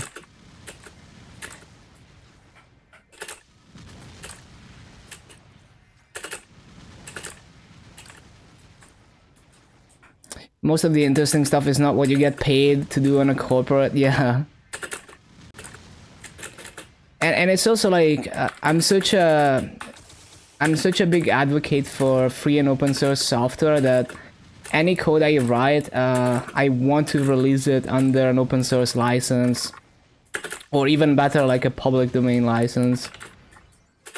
So even let's say I develop, like I somehow, through messing around with, you know, my proof of concepts and stuff like that, I eventually wrote a decent game. I would not. I would want to release that game under a public domain license and make sure, you know, it's like fully open. Anyone could compile it on their own. So it would also be, you know, like I wouldn't necessarily want to like monetize that as hard as possible, basically. Yo, thank you for the follow, Ocean Hat. Welcome, welcome. Like basically the monetization model for something like that would be donations. You know, I would want to have a model where it's like, oh, if you want, you can pay for the game, but you can also just clone the source code and build it yourself, or package it in your favorite Linux distro. You get in Maple M? Oh, I see. Maple M is a different game than the desktop version that I'm playing right now. Like, actually, like a completely different game. I've never played Maple M seriously, so I have no idea, but I do know for a fact that it's very, very different. Like, the gear progression and the leveling and all of that is very different.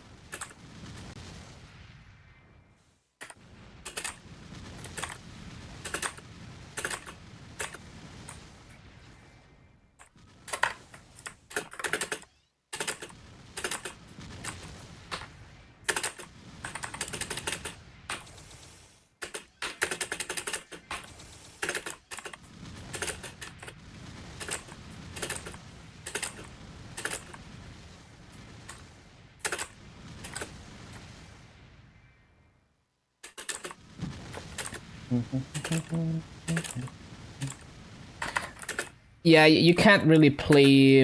I mean, the only way I can think of is if GeForce Now is supported on phone. I think it's supported on Android.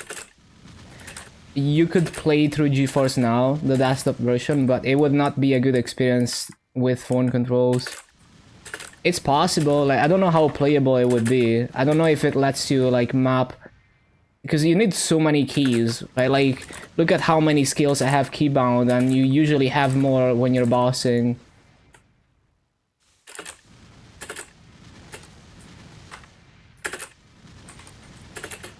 I mean, as long as you got Windows running, you can run Maple.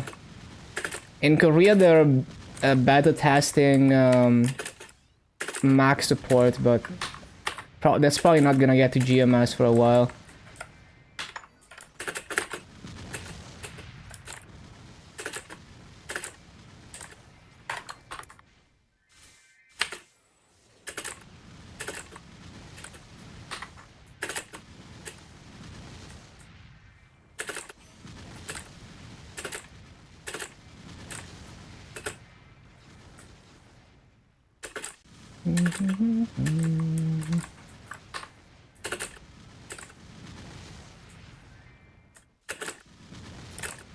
Mac support would be cool for playing on laptop at work. Nice.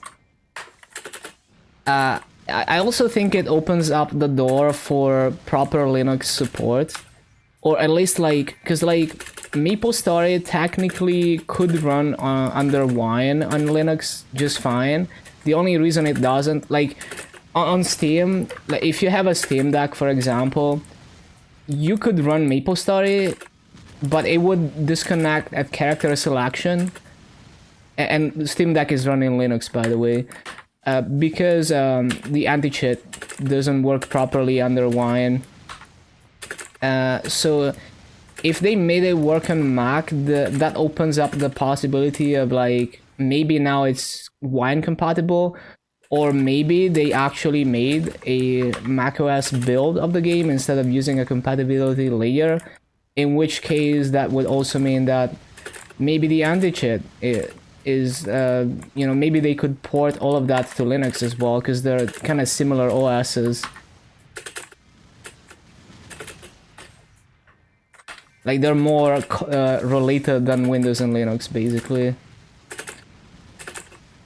So they would probably already have the foundation for a Linux port.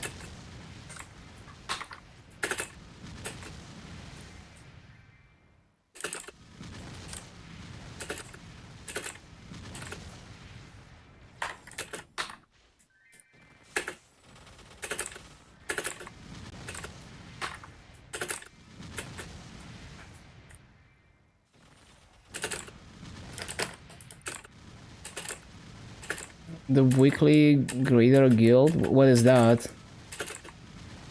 Is it guild castle stuff? I don't do guild castle, so I don't know.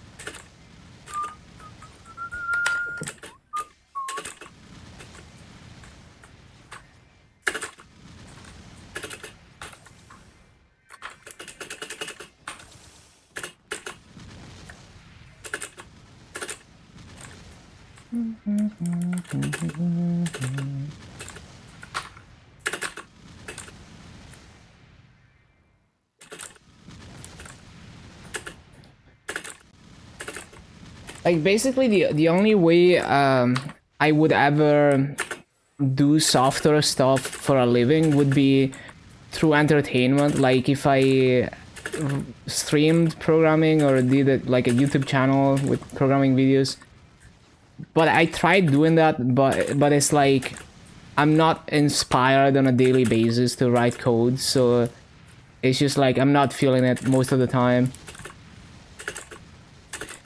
So like I actually made a few programming videos, but I realized that it's like I can't do that on a weekly basis even. I can't force it.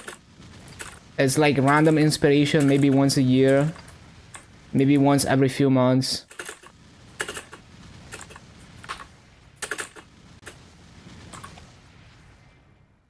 So I mean, if you're interested, the videos are still out there, but I'm probably never gonna post that channel again. Let me see if I can find it.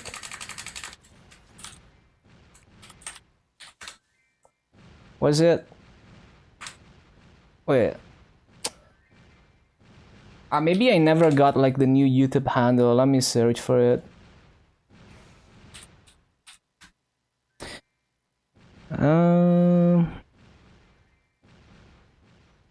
Oh, there it is. Yeah, I never got a proper handle for that channel. But yeah, those are a few coding videos that I made a long time ago.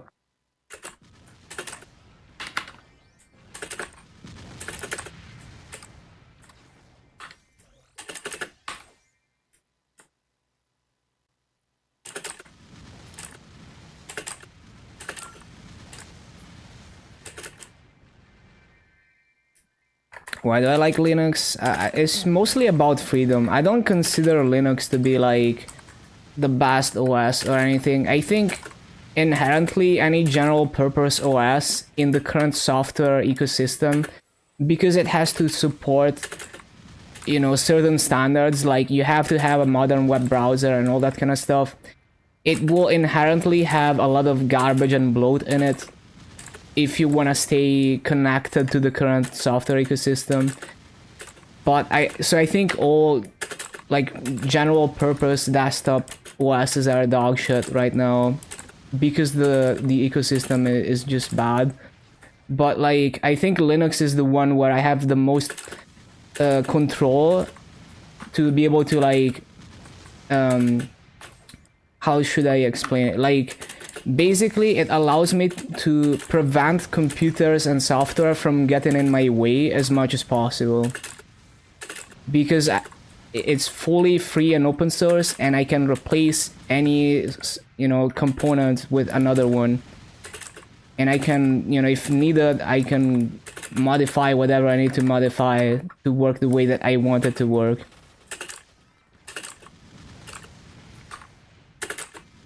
So that's why.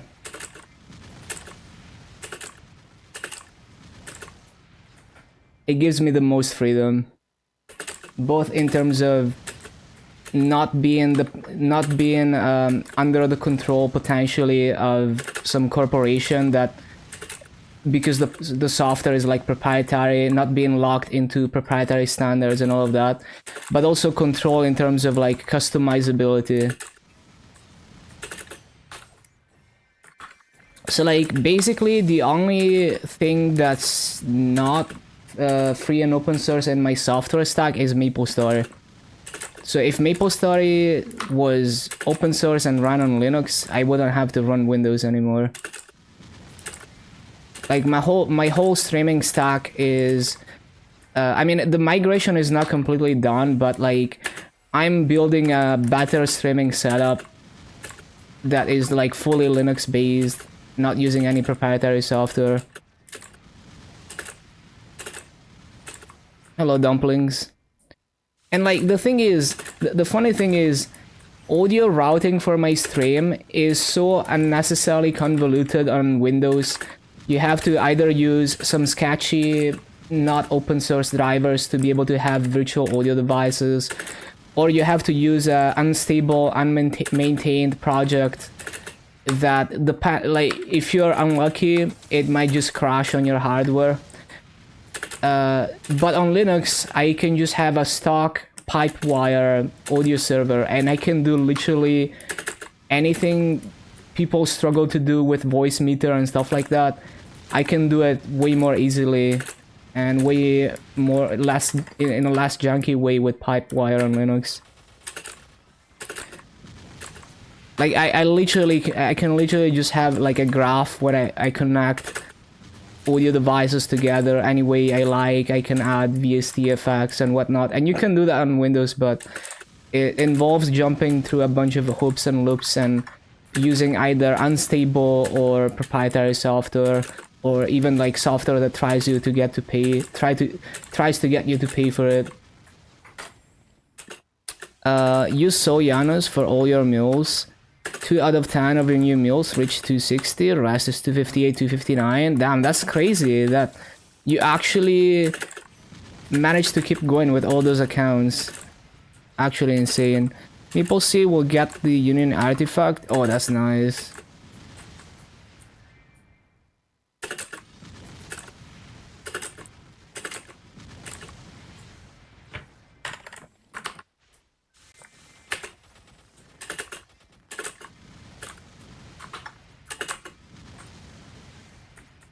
But yeah, basically TLDR, Linux is just the least shitty way to interact with the current software ecosystem without basically just isolating yourself from everything that's out there. Because if you want like a 100% idealistic computing, you want like the perfect OS, you would either write your own toy operating system that does exactly what you want it to do. Doesn't connect to the current internet, you make your own internet that doesn't have the bad things and all of that. But then it's only you, and you don't get to utilize all the information and tools that are out there. So to some extent, you want to have some OS to be able to leverage the current ecosystem, and then you can do the hermit stuff on the side.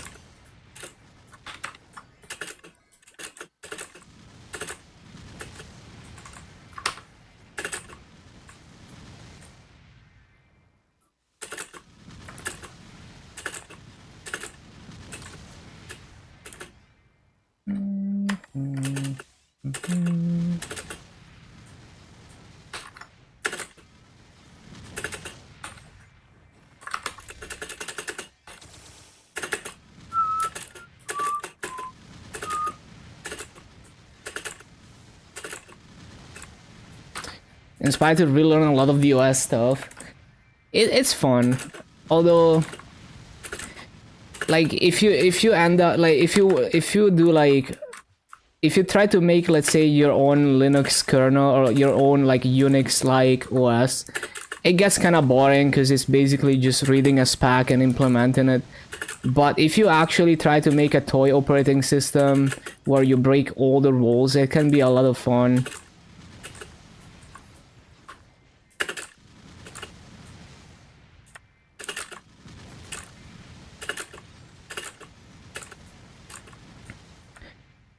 Like I was very impressed by Temple OS because that toy operating system is basically just a compiler flex. Like the guy made a really fast compiler with like a really interesting dialect of C++.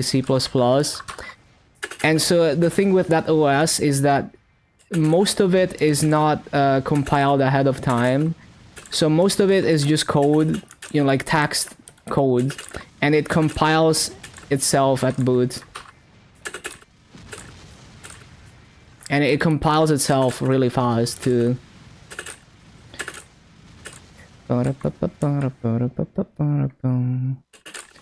So that's basically breaking all the rules of like how OSs work conventionally.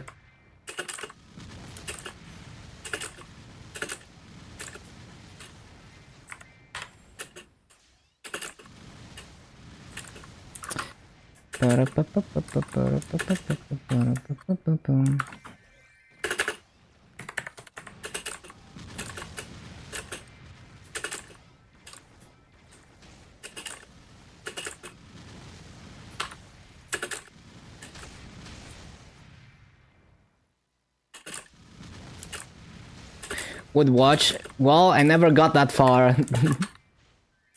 Because I'm not often inspired to actually work on that stuff, so... my bare metal programming thing, I got to a stage where I was... working with, like, I was setting up the memory pages correctly and using, you know, arbitrarily big amounts of memory and all of that. And I had, like, SSC instructions working, and I had... like a ray traced demo, but that's about it. Like I haven't even started making like a compiler or assembler.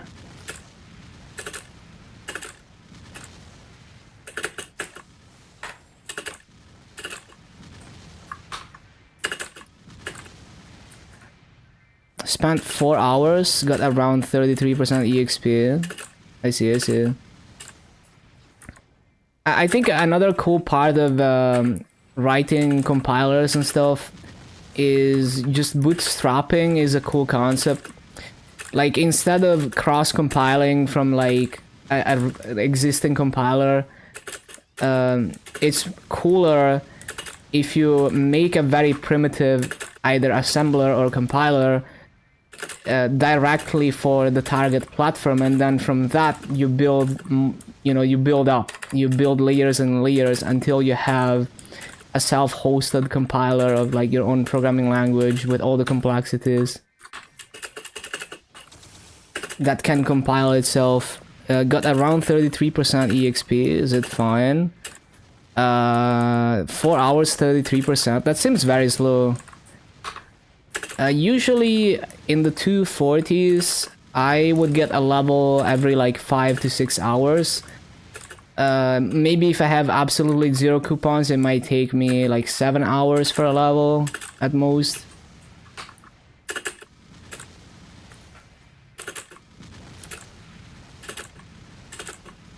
So yeah, you want to look at your kills per hour. I usually, in Salas, I'm usually pushing at the minimum 17k kills an hour. And yeah.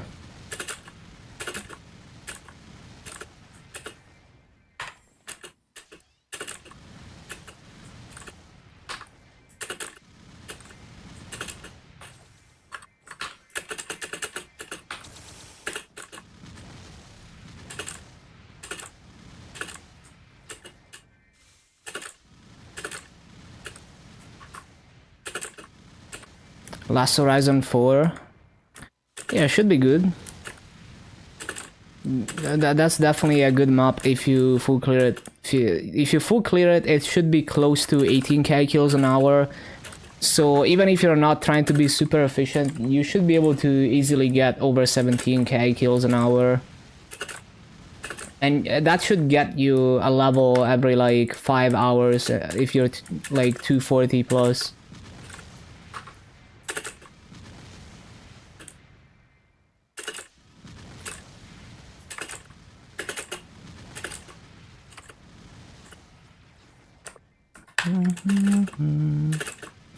Yeah, just do a battle analysis for like 15 minutes.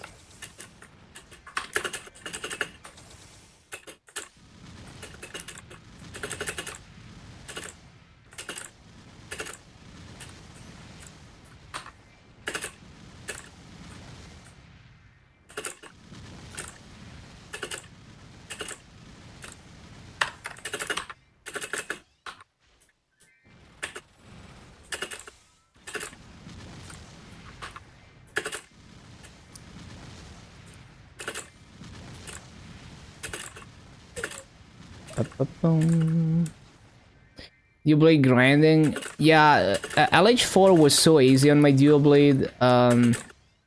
It was very consistent. Like you can see my video about that mod.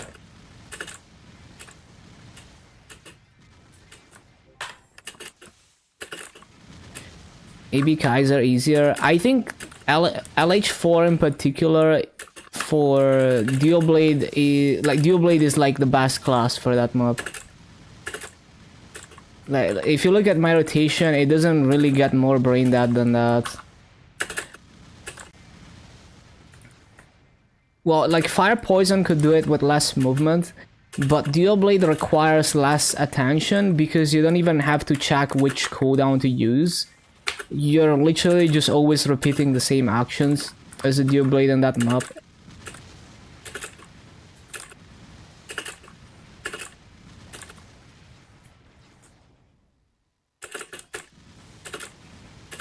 But yeah, I would say you don't know you're full clearing until you do a battle analysis and you see the kill count for at least like 6 minutes. Because it at first glance, it's easy to think you're full clearing if you're going, especially if you're going in a circle and not really catching the spawn cycles perfectly. You might feel like you're full clearing, but maybe you're missing a spawn wave here and there, which can make a huge difference in raids.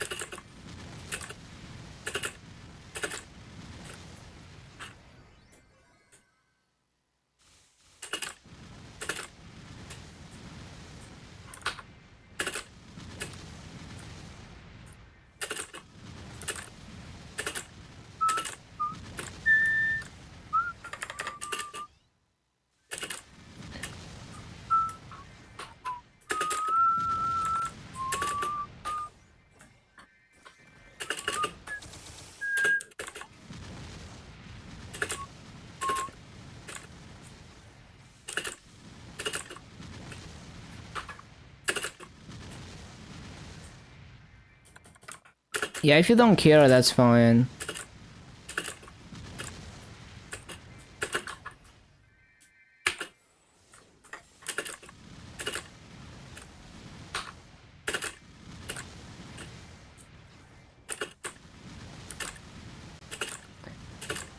But yeah, I think if you're lower than 250, 33% in 4 hours is slow. Dum, dum, dum, dum, dum, dum.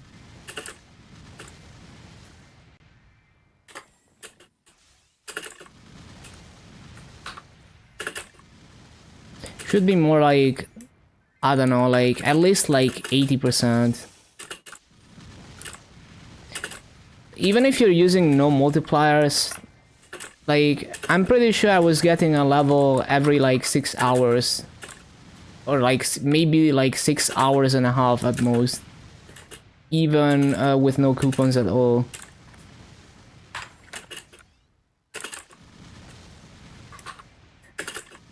Because like basically 33% in 4 hours is more like 250 plus rates. So if you're already level 250 plus, then it makes sense.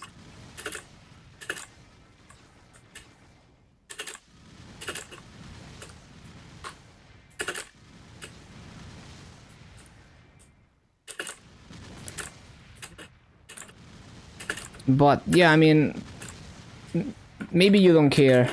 You don't have to care. A lot of people don't care about the rates. I remember in the Totem era, the vast majority of Maple players were grinding horribly inefficiently, and like some people were not even getting better rates than I get off Totem, honestly, on Totem.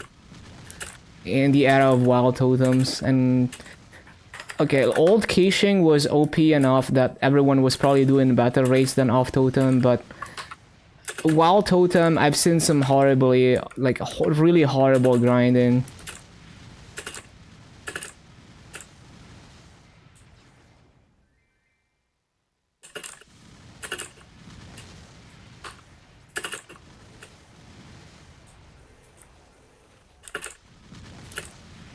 Big patch tomorrow, unless Arc. I see, I see.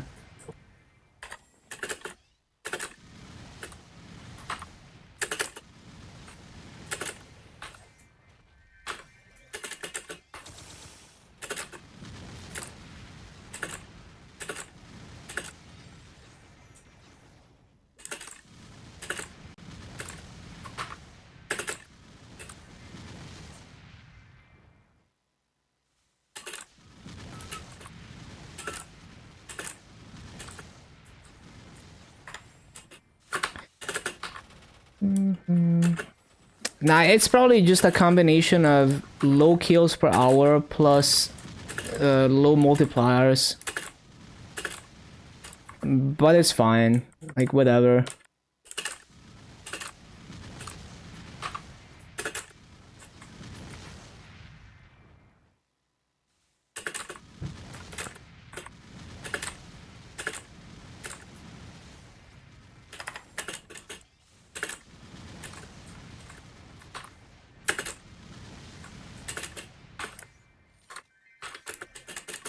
Hello, Beepuff.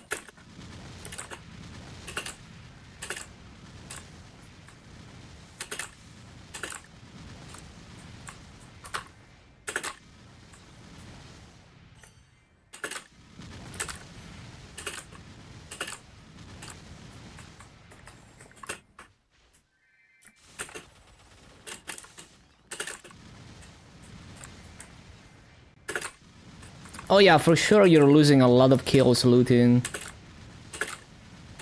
Like, if you're not trying super hard to loot without missing spawn cycles, you're probably dropping from like 18k kills an hour to like 15k kills an hour.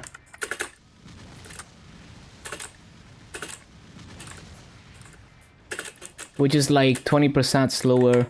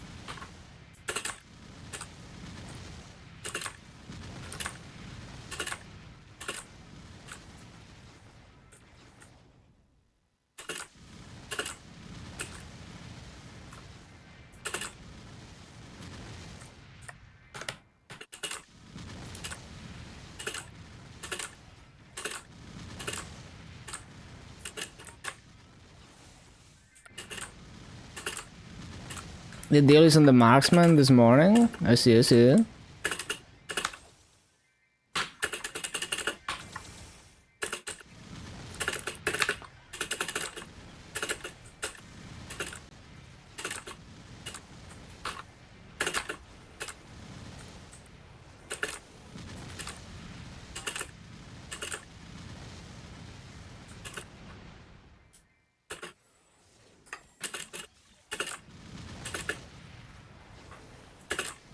Oh yeah, I keep forgetting to use coupons.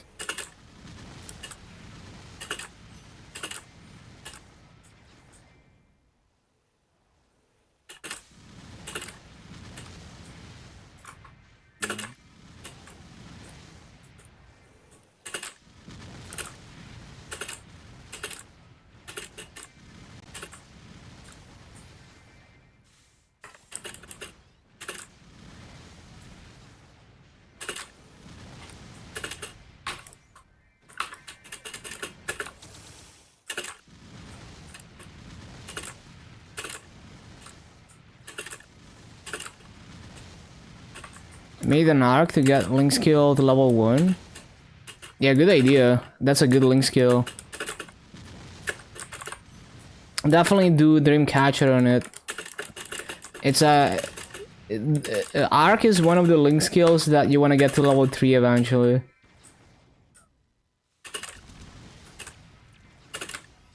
So slowly with a bounce.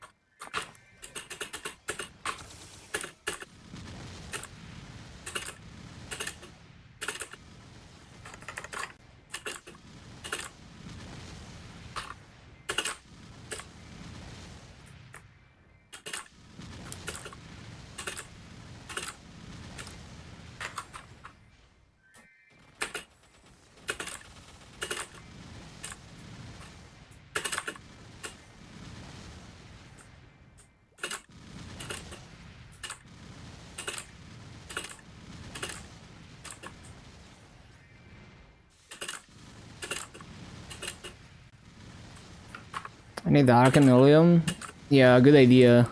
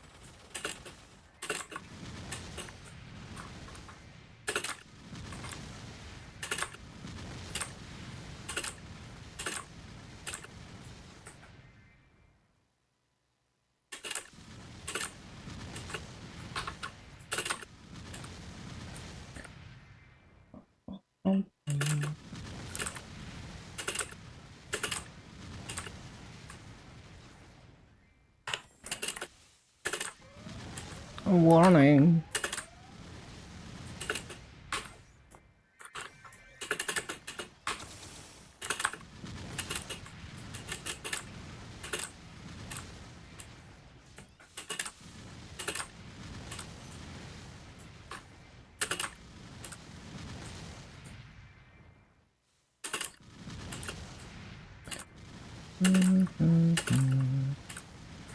Does enhancing Hexa just choose a random one of the three?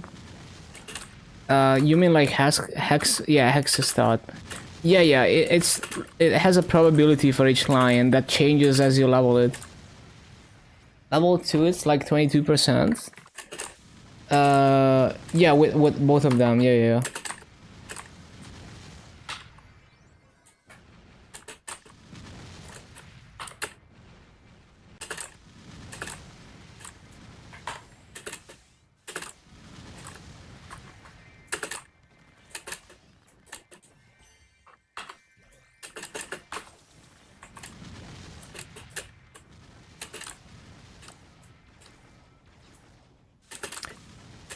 Yeah, I would not reset your hex stat. Just take whatever you get when it hits level 20.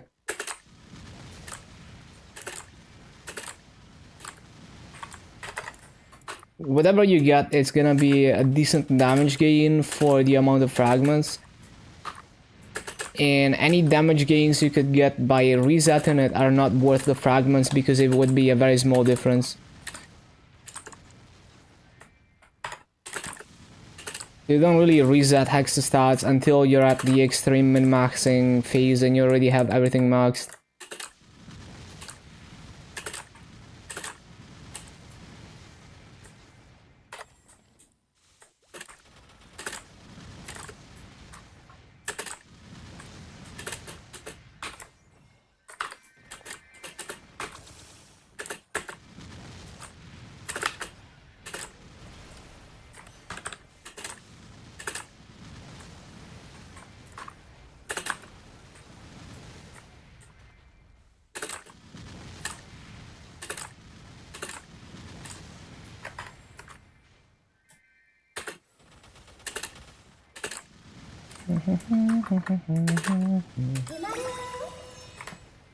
Yo, thank you for the follow, Pewsy.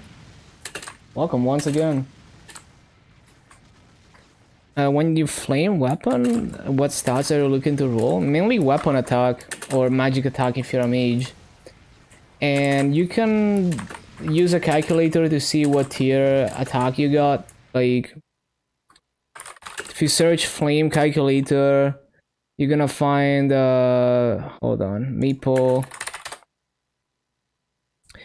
Yeah, Wacky Bins, flame calculator.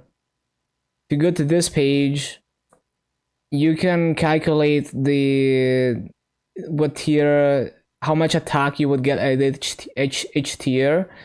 And you wanna aim for ideally like tier 6 or better. Obviously, it depends how much you have to work with. Because if you don't have many flames to work with, then, you know, if you get tier 5, then you stop. And if you get any boss damage or all stats to go with it, that's also nice.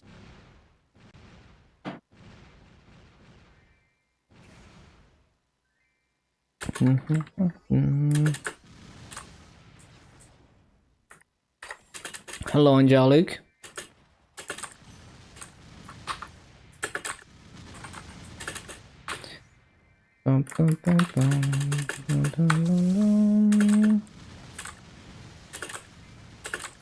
And the amount of attack depends on the base attack and the level of the item. So you need to use that calculator if you want to know exactly.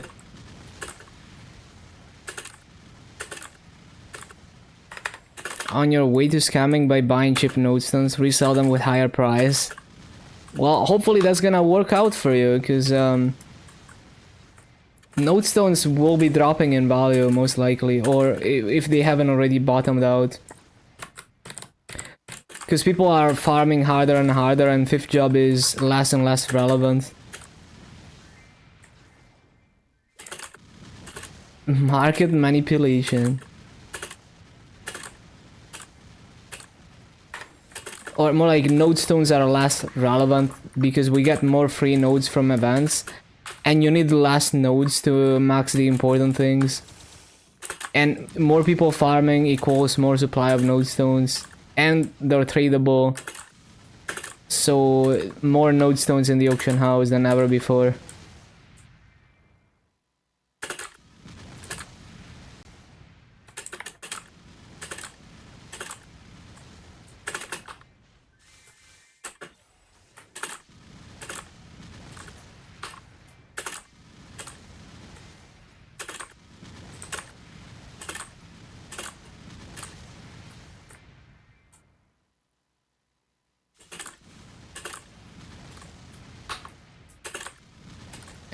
Okay, we will see. Short nodestones? You could.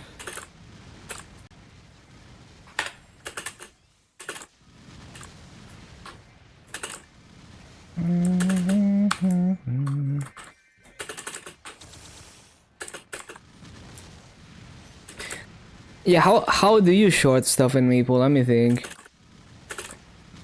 Well, you just sell when you sell now, um, and you hope that it drops, right?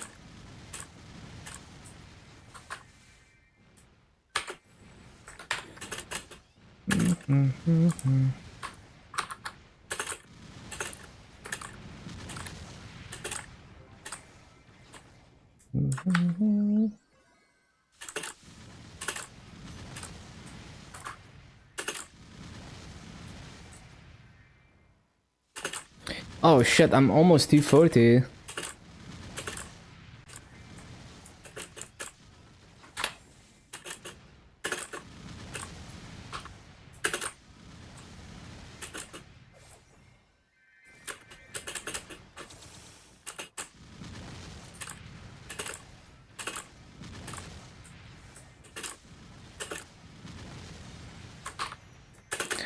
Borrow nodes from other people, sell them now.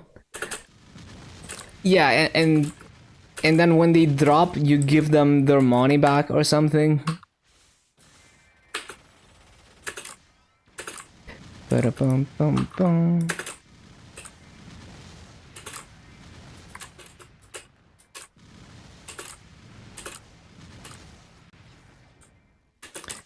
No, yeah, give them node stones back. Yeah, my bad.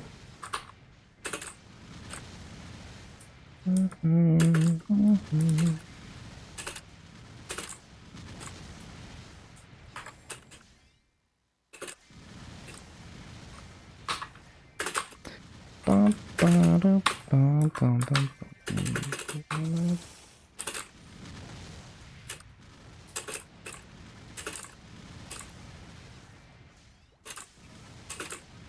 Not financial advice.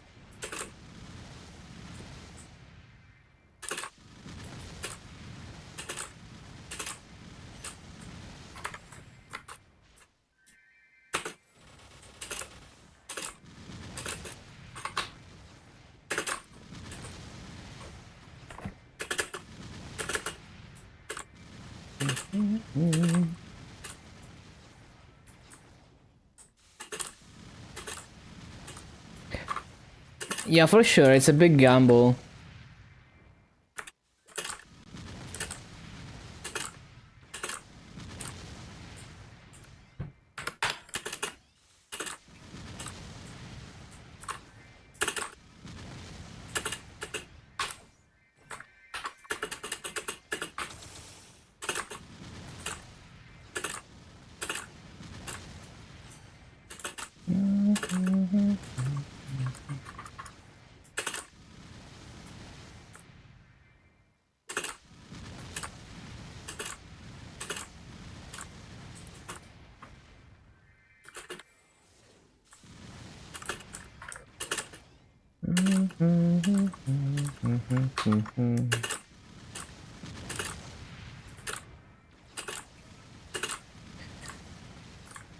No, yeah, I'm somewhat familiar with the concept of shorting because of that whole hedge fund situation that happened like a couple years ago. I forgot the freaking what was it called? Um, yeah, the GameStop thing exactly. I just found it really amusing, so it also made me understand the concept of shorting a stock somewhat.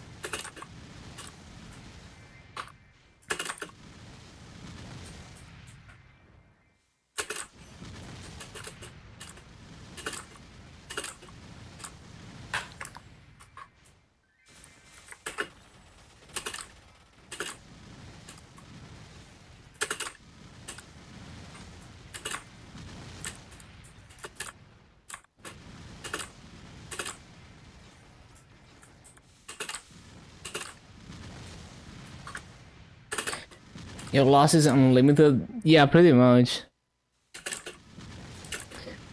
Bum, bum, bum.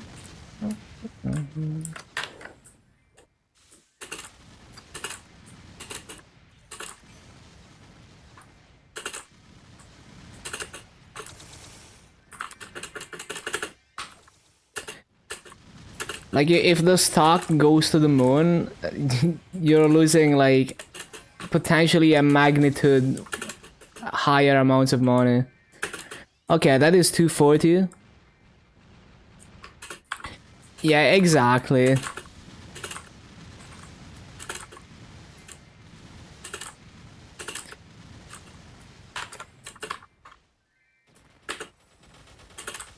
Yeah, 240. So after this coupon, we go to sellers.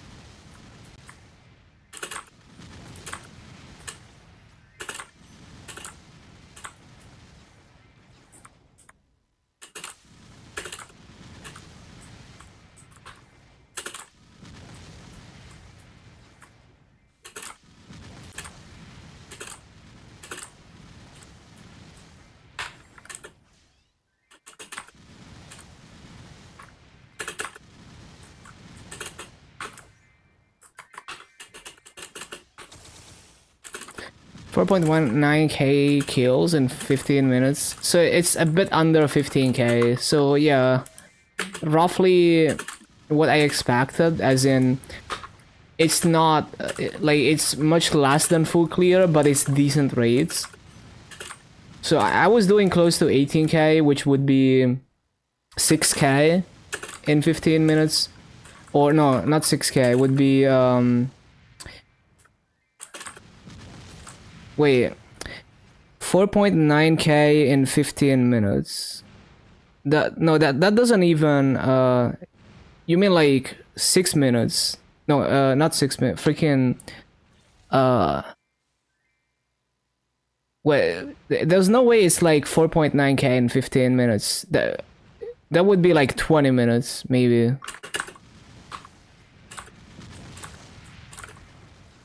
Cuz at 15 minutes 18k would be like 4.5k. I thought you meant like 20 minutes. Congrats on 240. Thank you, thank you. You sure it's a 15 minutes test? Because that doesn't add up.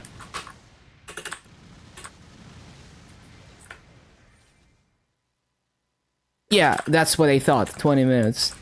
Yeah, so my rates were closer to like 6k in 20 minutes.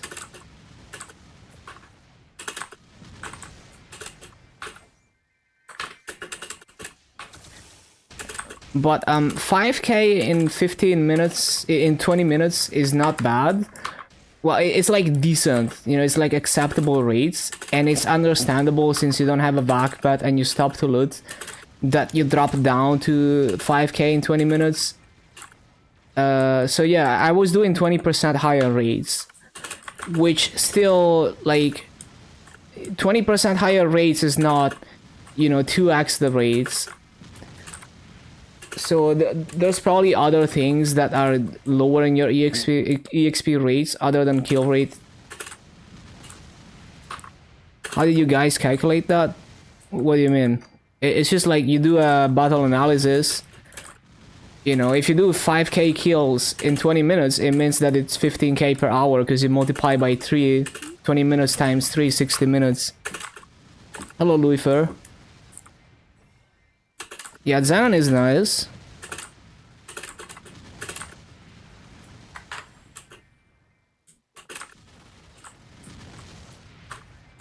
Modern security exchange, there's stop loss order. Learn that. Studying mathematics, what the?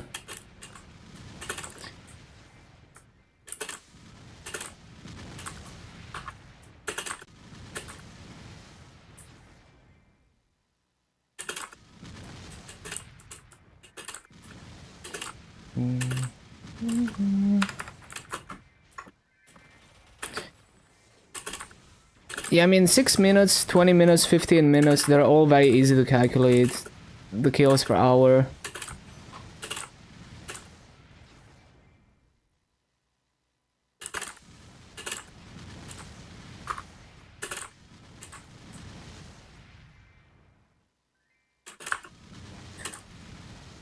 Bum, bum, bum.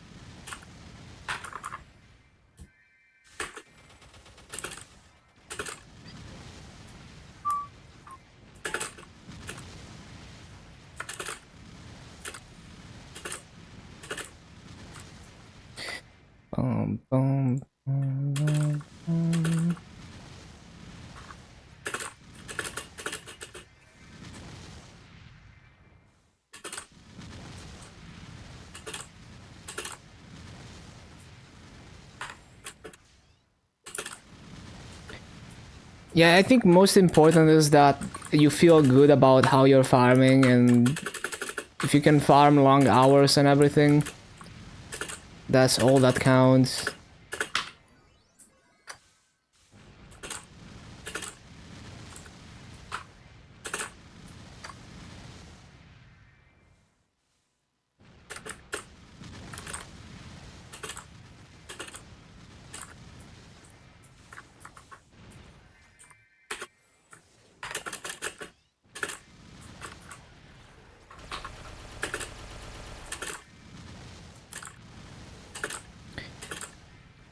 Wish you could push Win Archer to 260.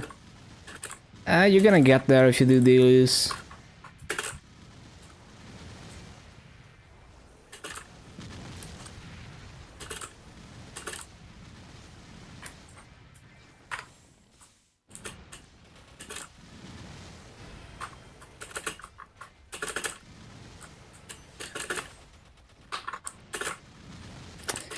Forgot to resummon.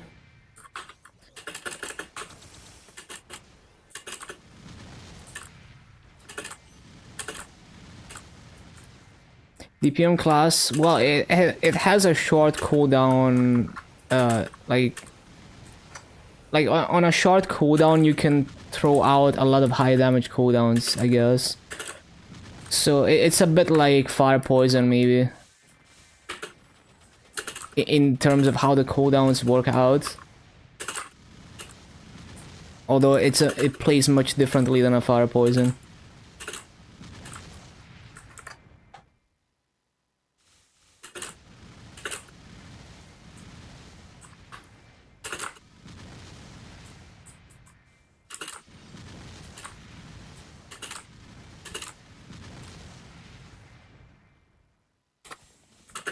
The dash is also fun.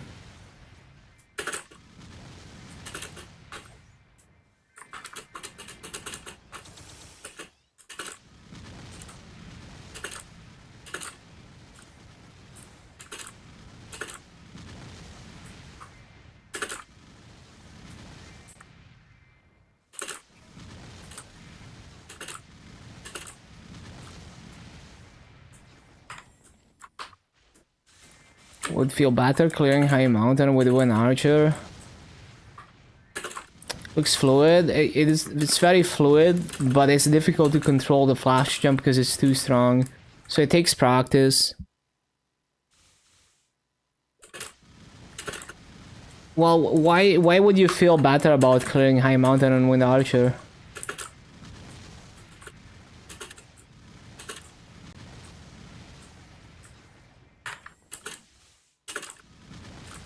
Tornado.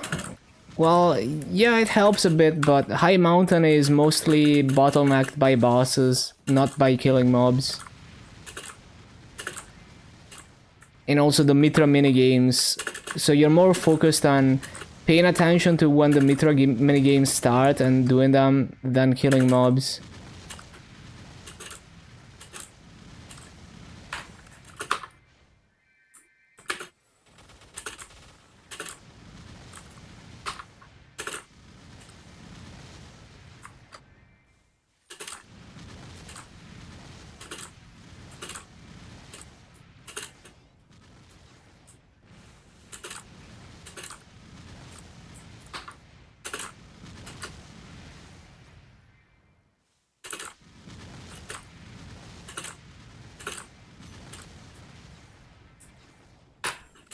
But yeah, it's fun. It's definitely fun.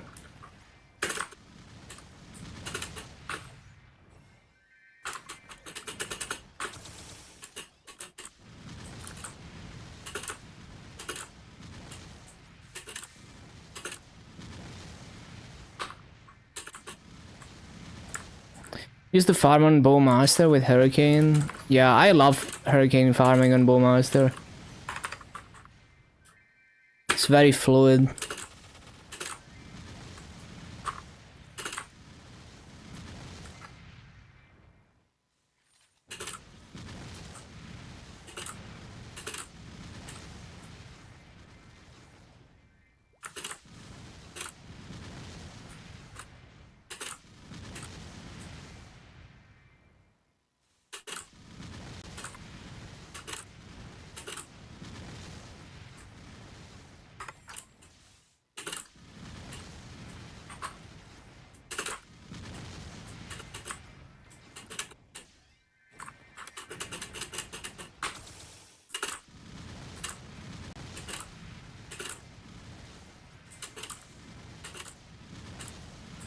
Just waiting for the coupon to expire.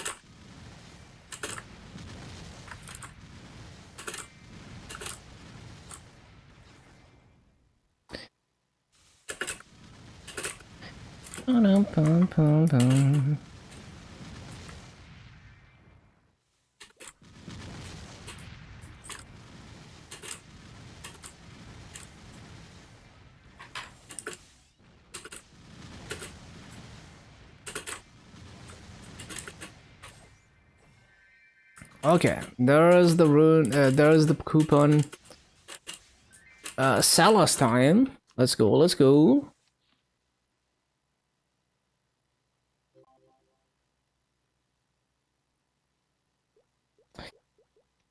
Bum, bum, bum.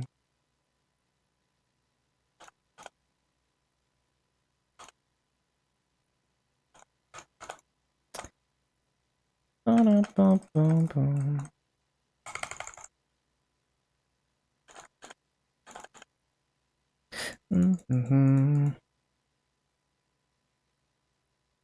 Your farming styles won't see too much. I don't think it's even a popular mob, but it's good EXP.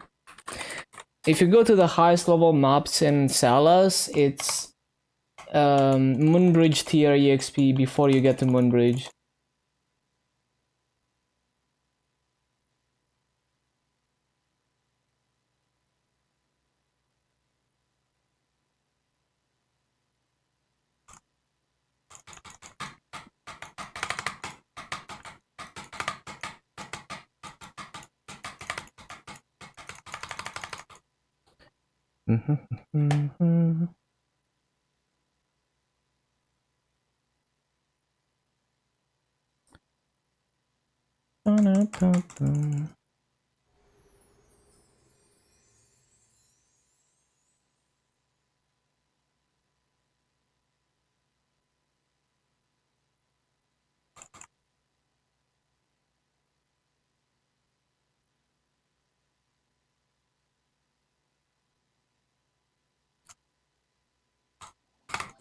Fixes Farah, the whole summary.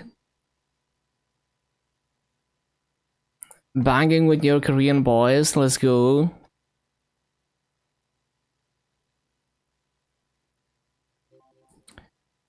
One sec.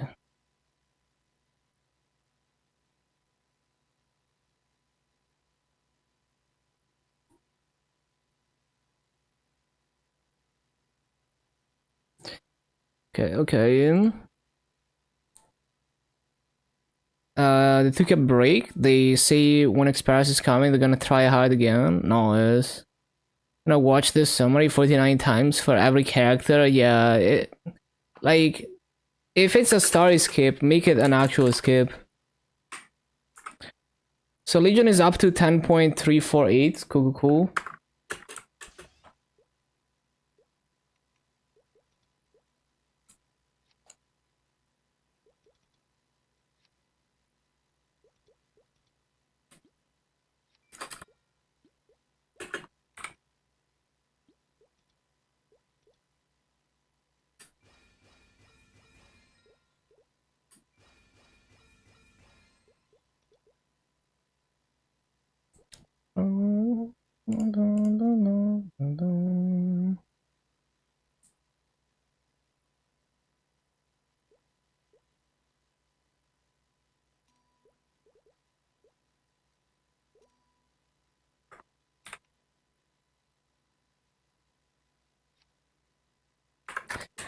Okay.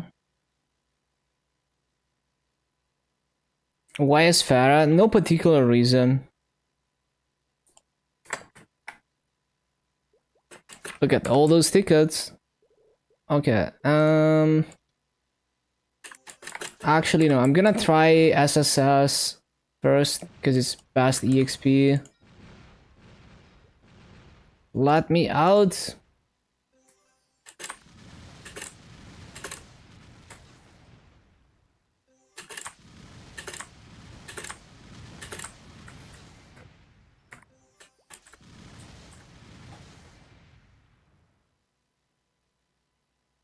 Yeah, 3 and 6 are good, but they don't always work.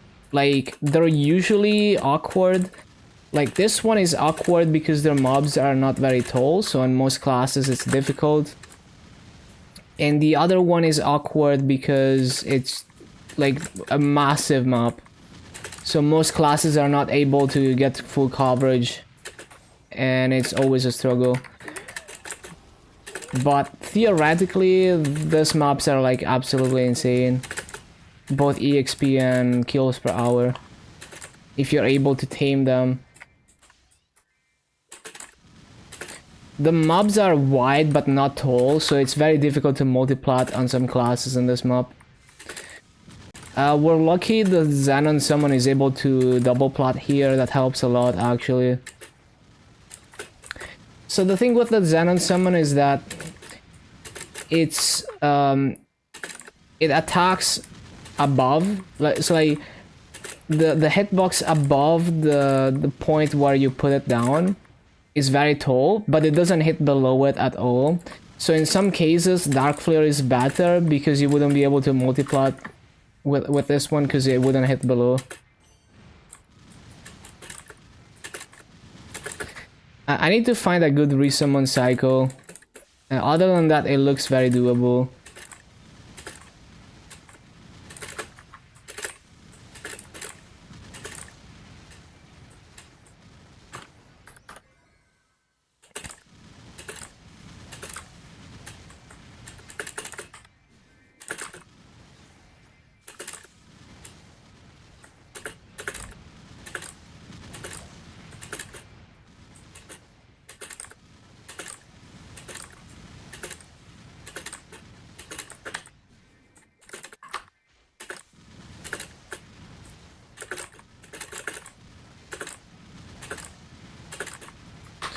Resummoning is gonna be a giga struggle.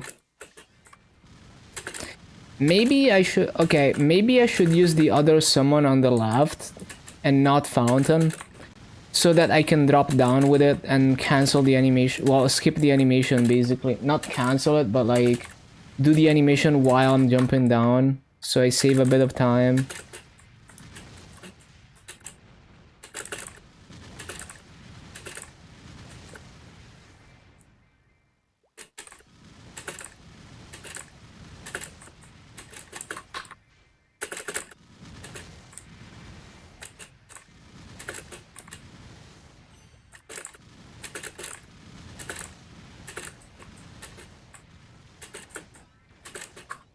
Another option could potentially be to take the entire top.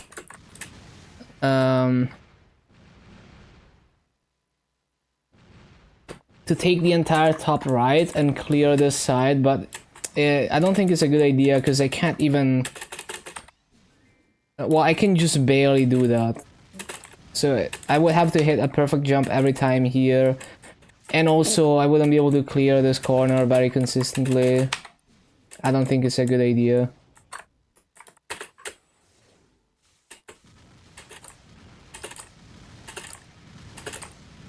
But yeah, give it a few hours of practice and it's gonna get better.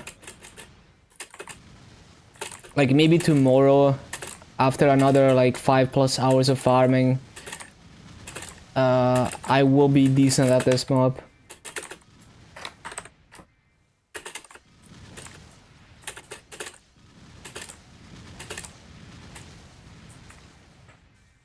I think it's very likely that we're gonna be here though.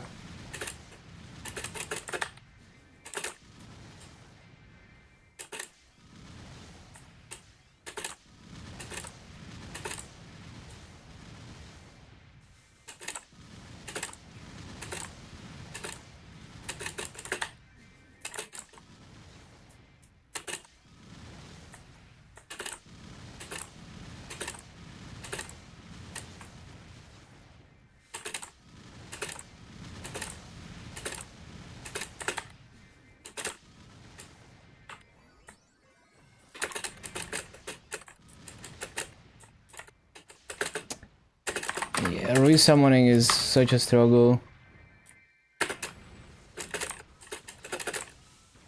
That's not perfectly lined up. And I'm not fast enough.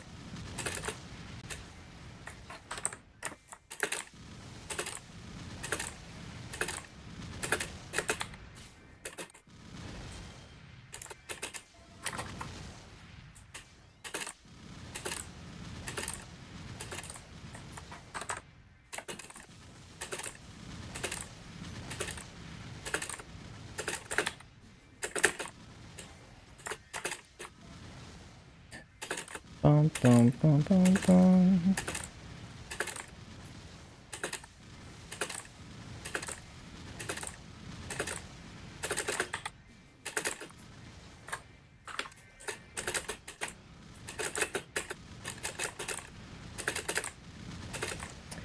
Ba-ba-dum-ba-dum.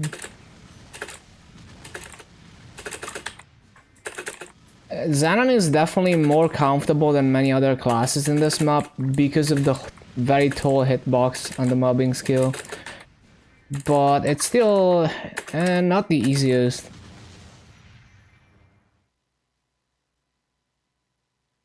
Like, this map is definitely still a little bit awkward, even for Xenon.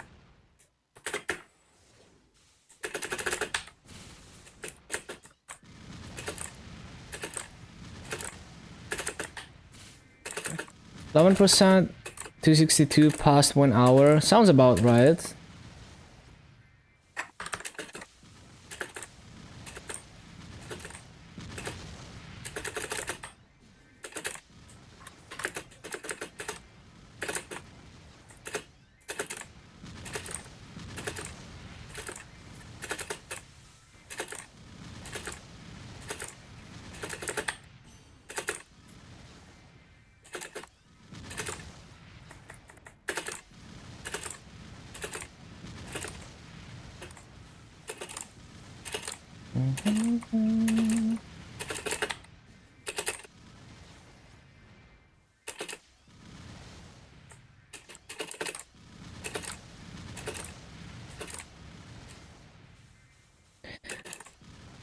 Hear your ancestors crying when you play Lost Ark 24/7.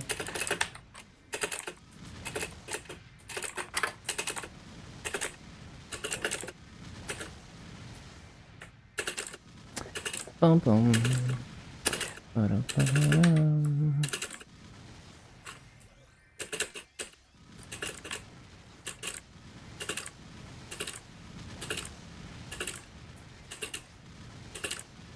Your wife is waiting.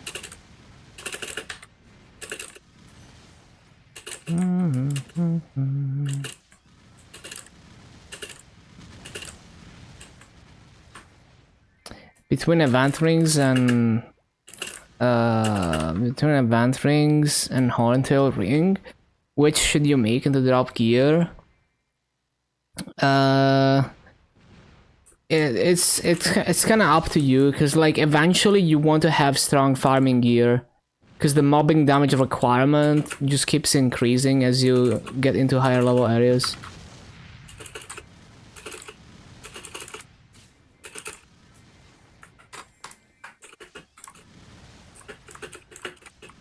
So obviously the event rings would be much stronger, but at the same time, one day you will want to have like a 21-star reinforced or something as your farming gear, for example.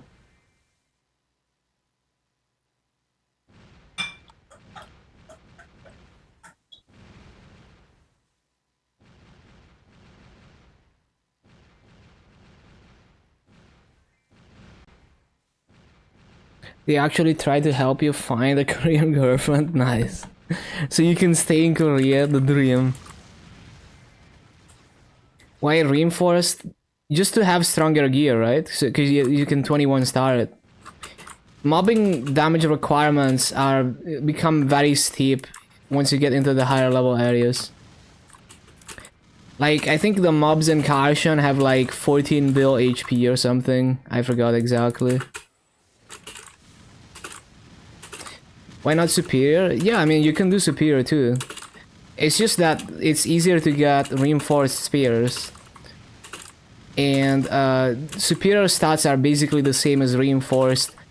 And the superior set effect doesn't really do anything for your farming. I mean, it's almost the same. It's only ever so slightly better. So it's like a reasonable option if you don't want to wait for another full set of superior and then try to top it to 21.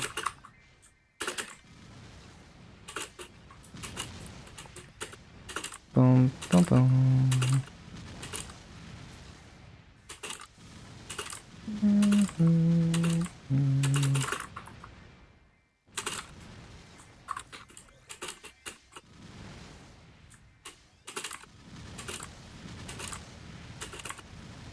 Yeah, you can transfer hammer, but so usually the strategy is like you transfer hammer at 20 star reinforced to superior, and then you attempt to get 21.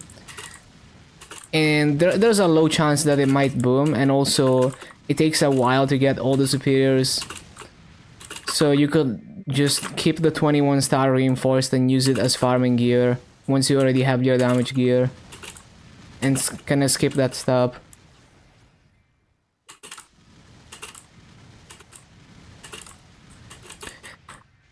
Yeah, it's more like you can't have like 21 star Zakum accessories, or like, you know, you can't have like 21 star like Deocidus, and a 20 star Deocidus is gonna have much lower stats than like a 21 reinforced earring, for example.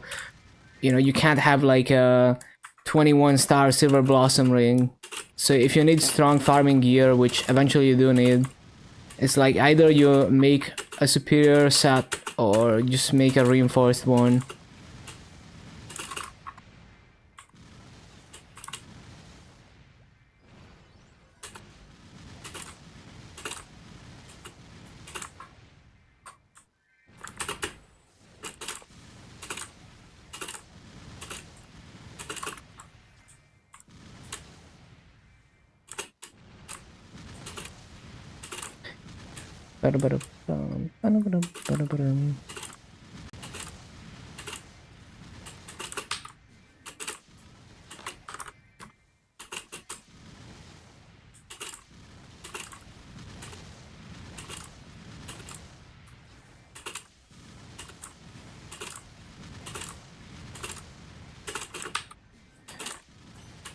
I'm also just very focused on farming, so I don't necessarily I don't necessarily try to play the game optimally. So maybe someone else might give different advice.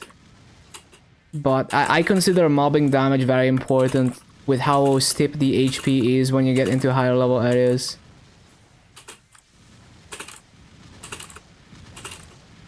I play the game very slow and very unoptimally.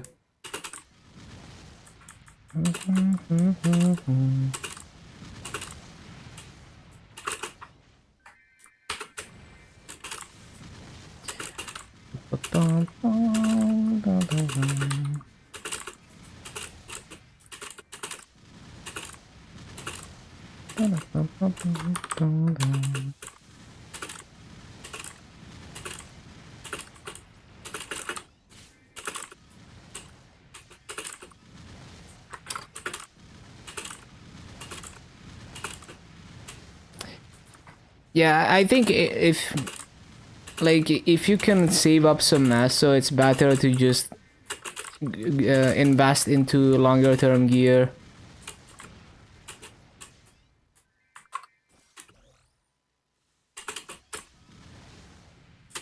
Turn anything into drop gear works early on, especially in Arcane River, but yeah, eventually it gets pretty steep.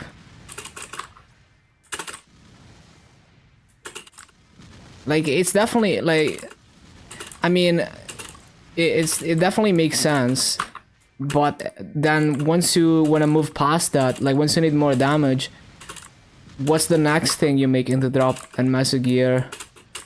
So that would be that. So it's not necessarily a waste to, like, the first 5 bill you have you spend to make meso gear with random accessories.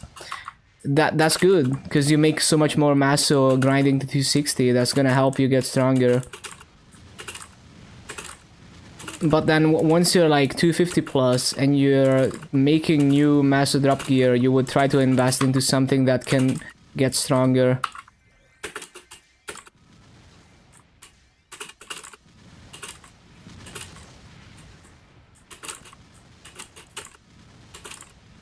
I keep forgetting to resummon. It's so hard to pay attention to cooldowns.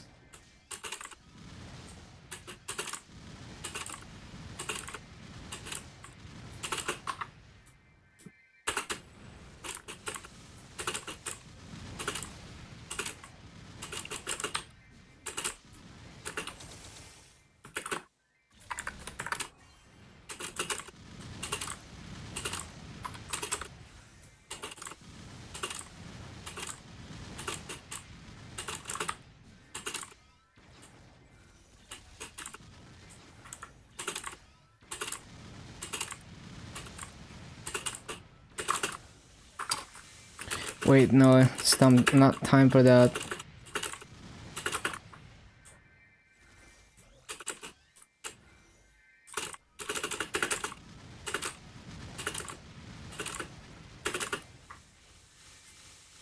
That's definitely too slow. Yeah, that's not it.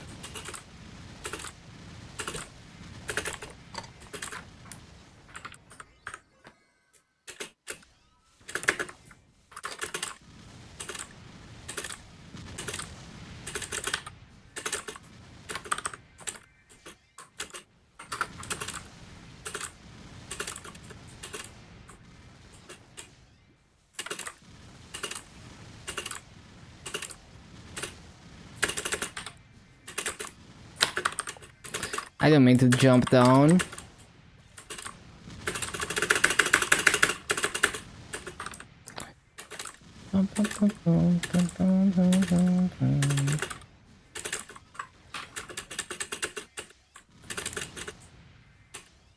Oh yeah, wealth pot. That's distracting. At least it's not gonna interrupt me for the next 2 hours. Okay, timer setup.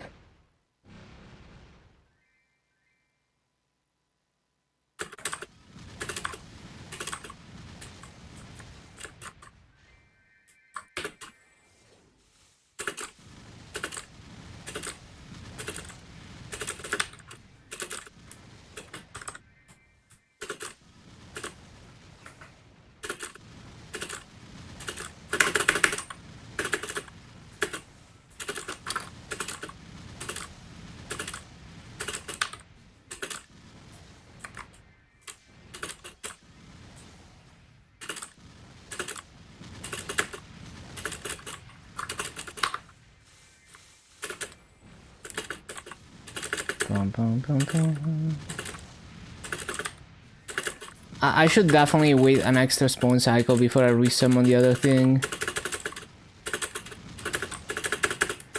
Why is it so hard to flash jump? Come on.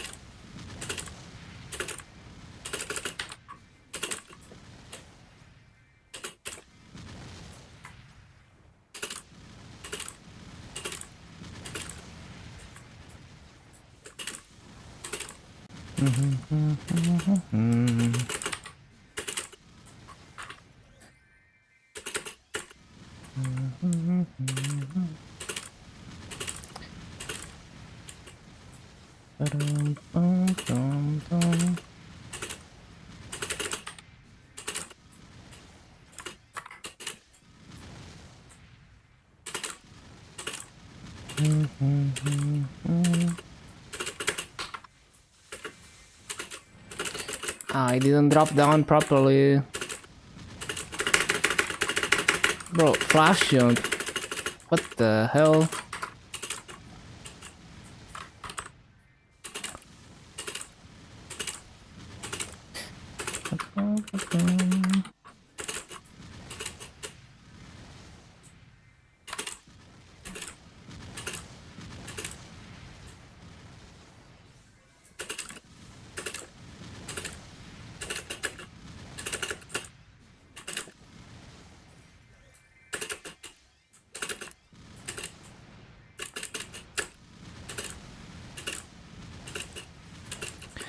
Terrible luck tiering gear to legendary? Damn.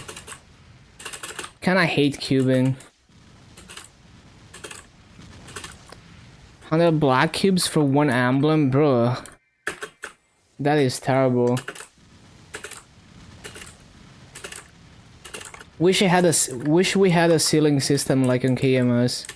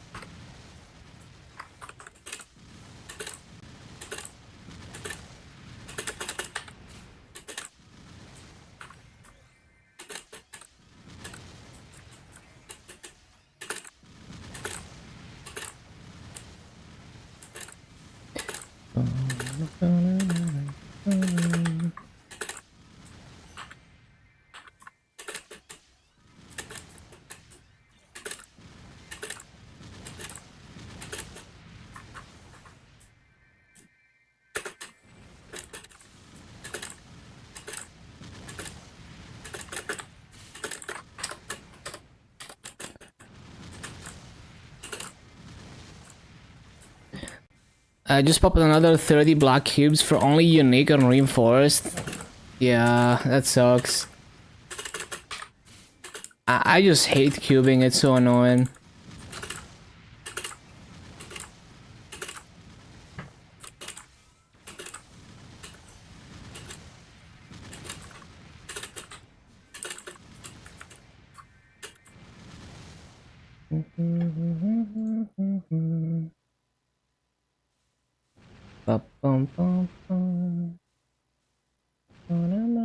One sec. Any Maple news today? Nope. Okay.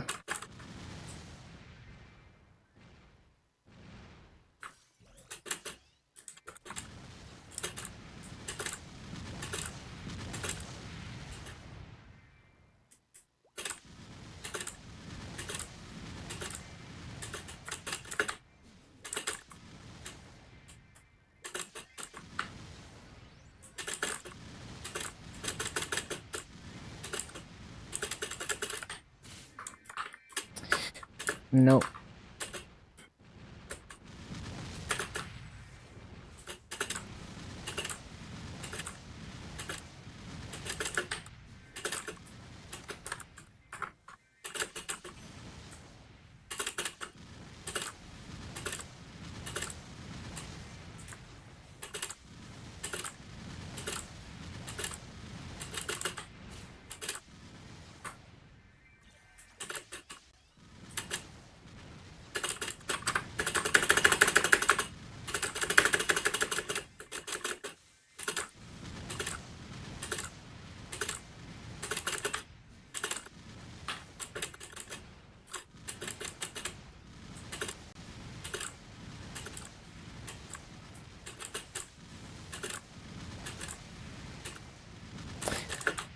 Using black cubes on average, it's just always better, like always cheaper to tier up on average in theory. So yeah, that's just the way it is. You're just being unlucky. Make more maso just by doing commercy with 7 characters. You can do that, but it's not very fun. That used to be a thing, even more so back when I started and now. And then farming Galax used to be a thing when you could do easy mode and still get coins, but yeah. It's not a very fun thing to do. So it's more like a chore you can do when you're poor. You're willing to do the dirty job, the dirty work, so that you can get out of that situation and start making Maso in a more comfortable way. So you can get strong enough to like farm, so you can get strong enough to do bosses, and then you don't do Mercy anymore. Yeah, I mean, it's really good Maso if you get a Katara, but it's also not very fun playing the game like that. So just because something is theoretically most Masos per hour doesn't mean that it's that you should always play like that. So I would consider it more like a short-term thing.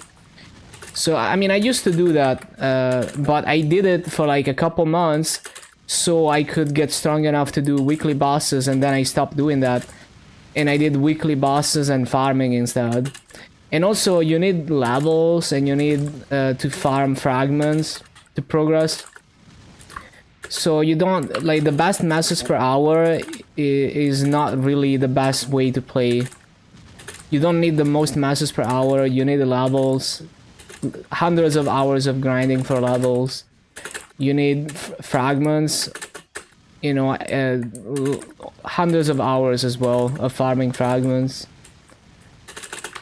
and you're still gonna make massa doing that, except you're also gaining other things that you wouldn't gain otherwise.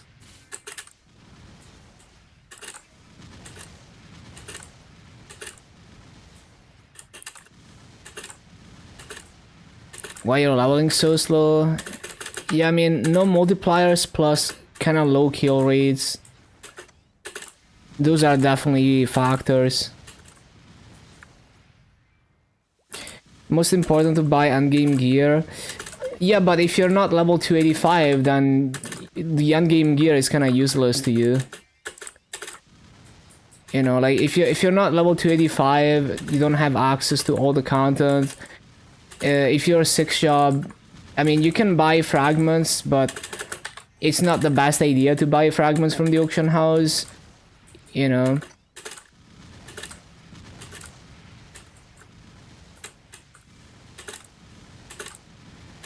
Well, it's more like now that fragments are tradable, you could make so much extra masso farming and selling the fragments also.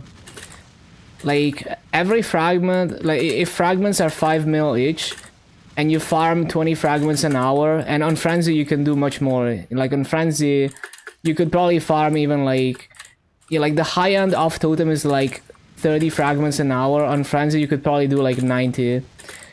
So like, it's also that you're making so much more masso per hour because of the tradable fragments.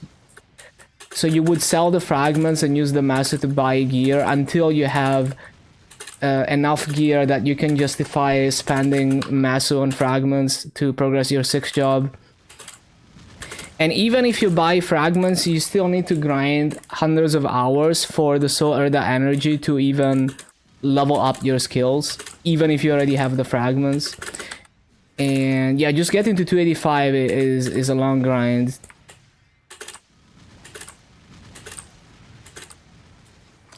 It's like months and months of grinding.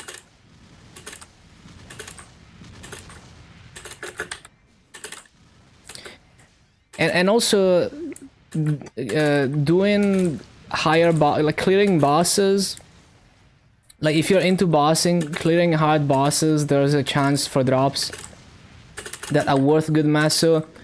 And the masso per hour you make from boss crystals is also very high the higher you go with bosses.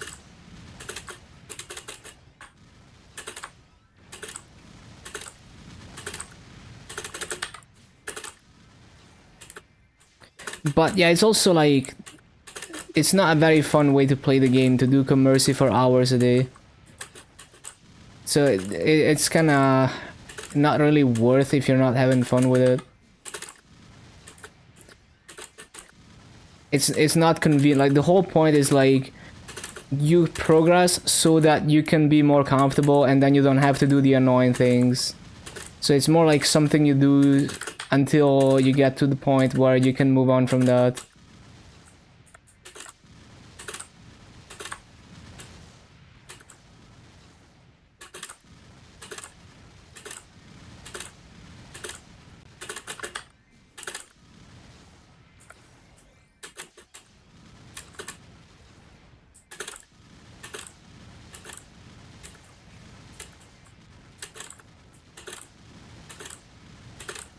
I mean, if you don't mind doing Commercy, go for it.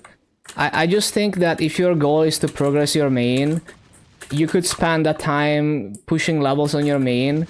Because there's many things in this game that are time gated. So it's like, if you're not high level and you are not in the highest level area, you're not doing those simple dailies that would make you stronger and that are time gated. It's like you need to do these dailies for a while, you know, like Arcane Reaver, 3 months and a half to max all the symbols from level 1.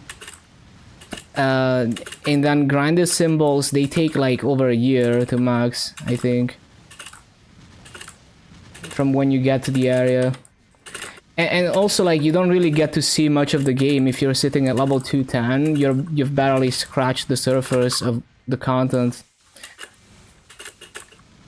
And you're not playing, like, if you're stuck at level 210, you're not really playing your main much, which is the class you want to play.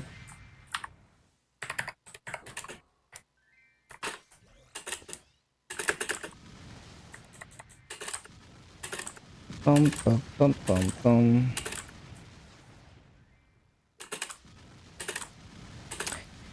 It also takes like hundreds of billions of maso to get to like end game gear, so you would be sitting at level 210 doing Commercy for a really long time without playing the game much. If you planning to just hard save until you can buy really strong gear, when you could already see a lot of the game with decent enough gear that you can farm to like level 260 plus.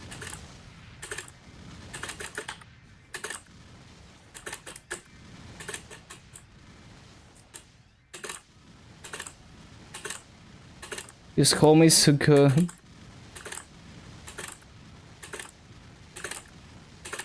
Man, it's so difficult for me to pay attention to my fountain. I always forget to replace it, and the other summon as well. It's always the hardest part.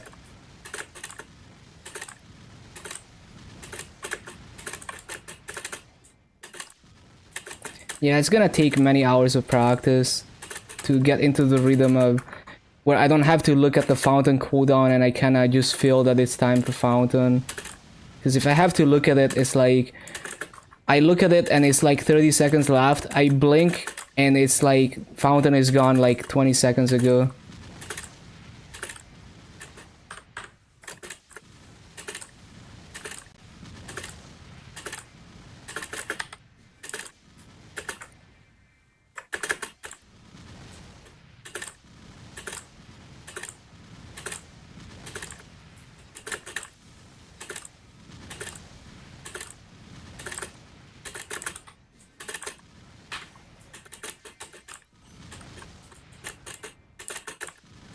Yeah, I'm just bad at paying attention to cooldowns.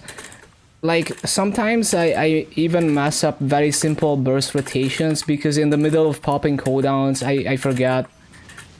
Like, I just completely forget some of them.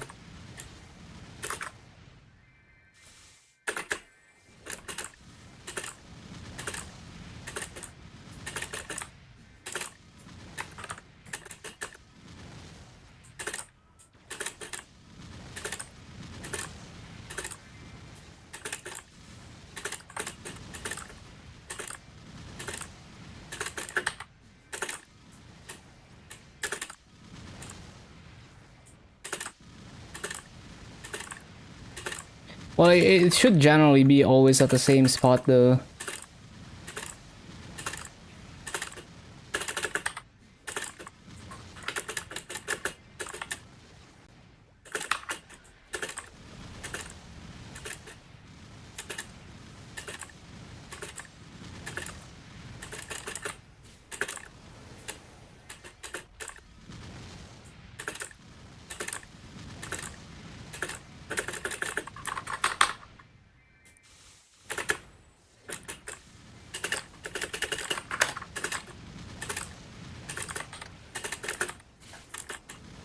Too slow.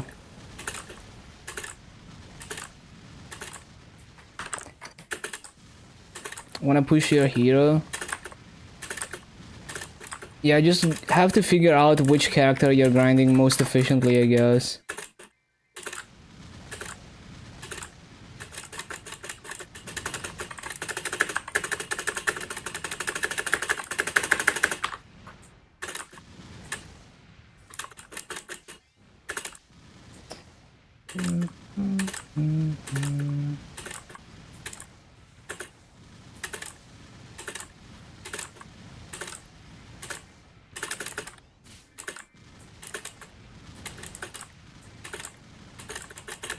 So hard to flash jump right now.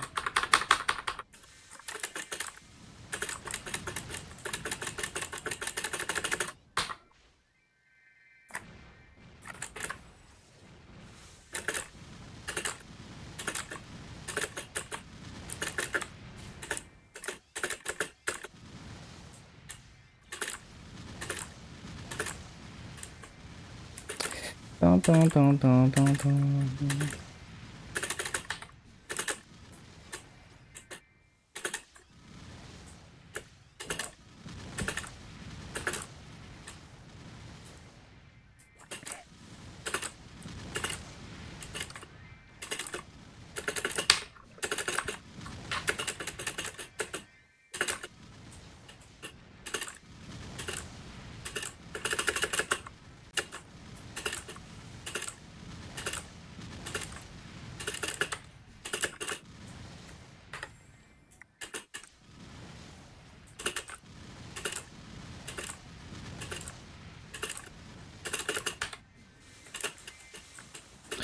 Nope.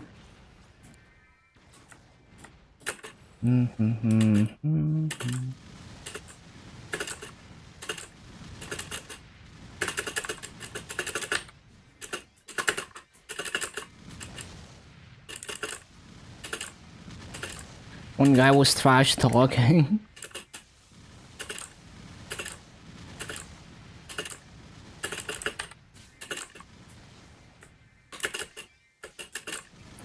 Just let people be casuals, what the hell? Oh shit, I'm bad.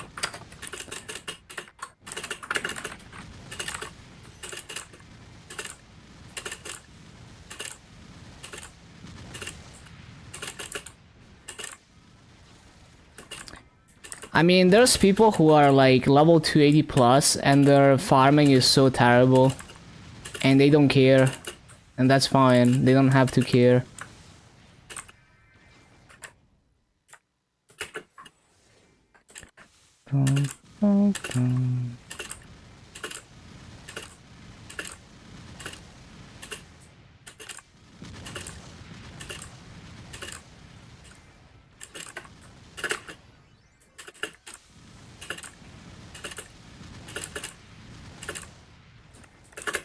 Like, I'm bad at bossing.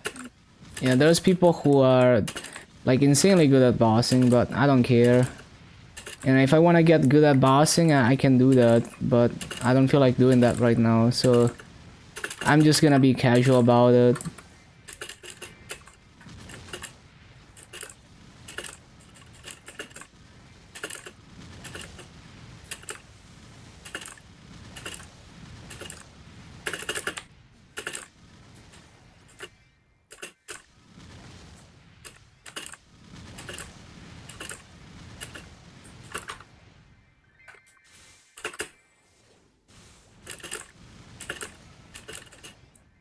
Where are the players? Servers merging. Well, hopefully that's gonna improve the population, right?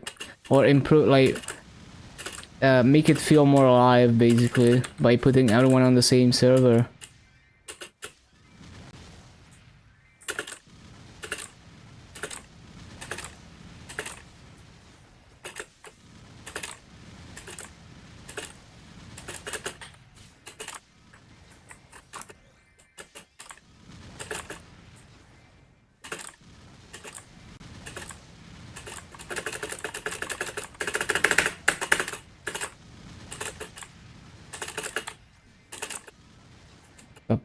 Does community change? Yeah, probably not.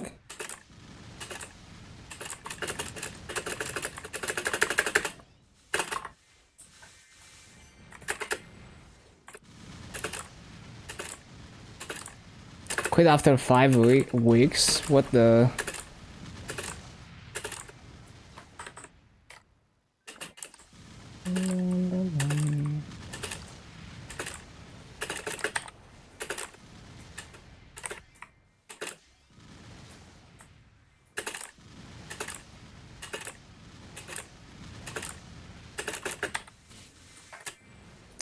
That's not how it's supposed to go.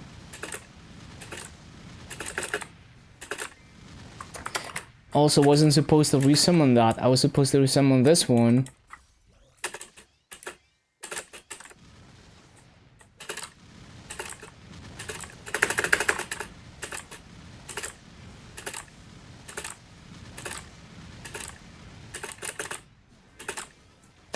Bum, bum, bum, bum, bum.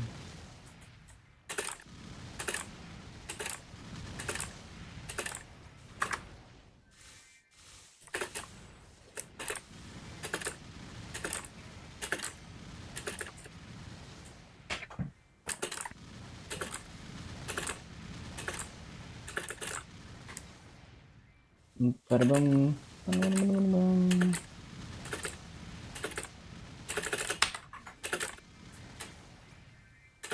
Instantly felt the difference when playing on Korea. Yeah, I mean, it's so nice when you play the most populated version of the game and, you know, there's people to do stuff with. And there's also way better content creators. Like way better resources basically for new players.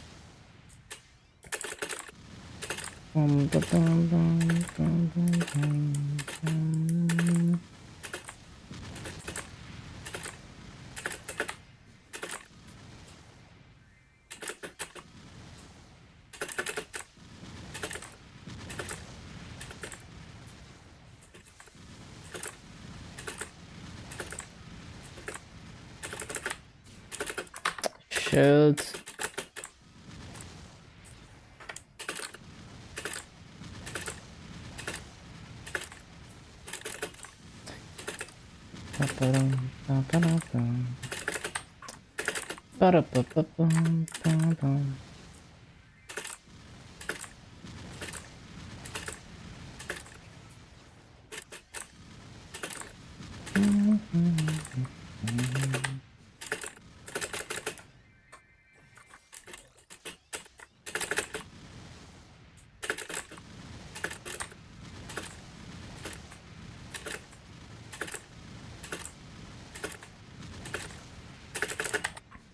Bum bum.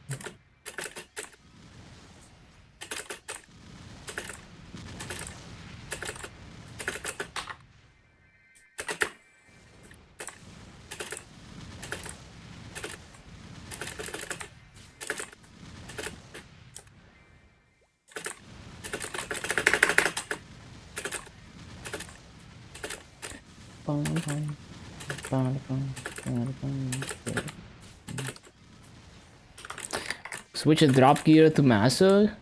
Seems good.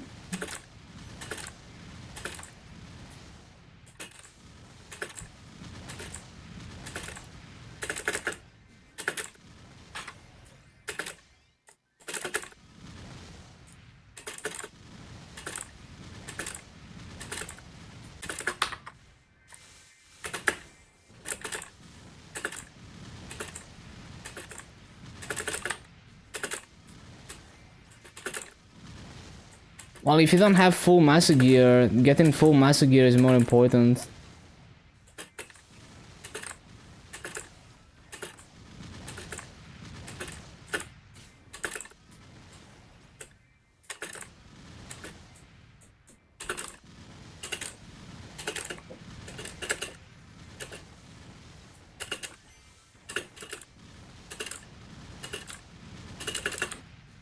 On Kana?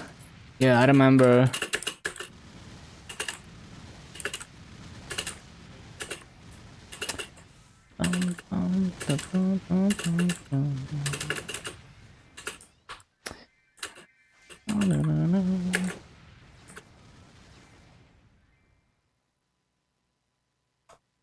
Yeah, getting a clean resummon cycle is gonna take so many hours of practice.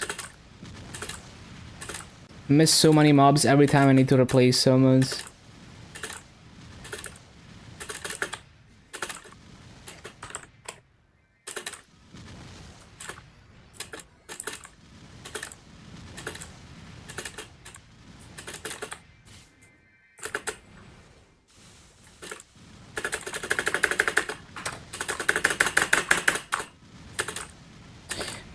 Bum, bum, bum, bum, bum, bum.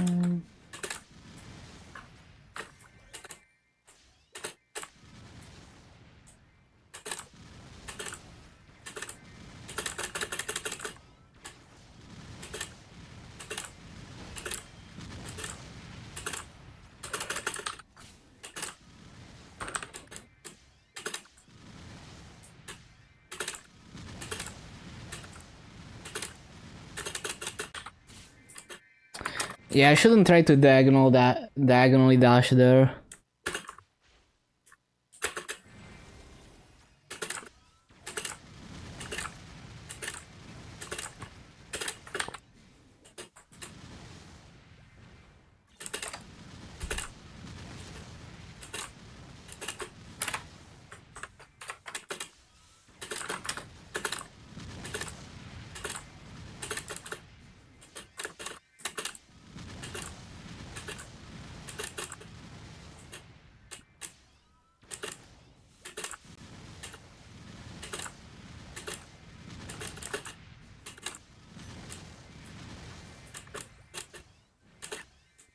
Nope.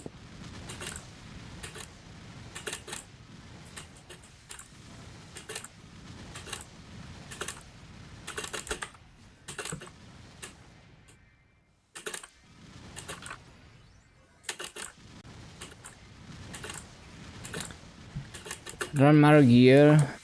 Yeah, I mean, it's not like it's meta gear or anything. It's mainly just transfer hammer fodder.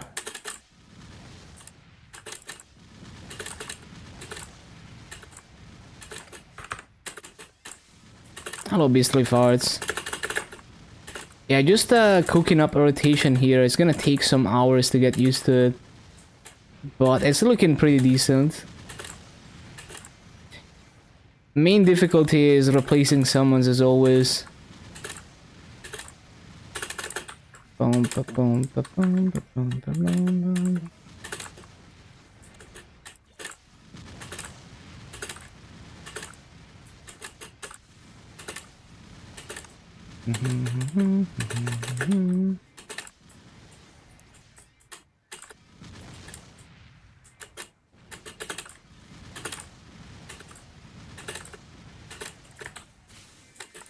Nope, not supposed to go diagonally there.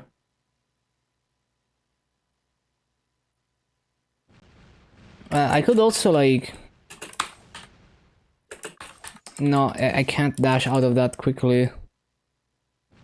Miss your summons? When you played while Hunter hated placing them? Yeah, it's just like... depending on the map... well, like, first of all, I have trouble paying attention to the summons coming off cooldown. But then depending on the map layout, it might be a struggle to replace them cleanly and not miss anything.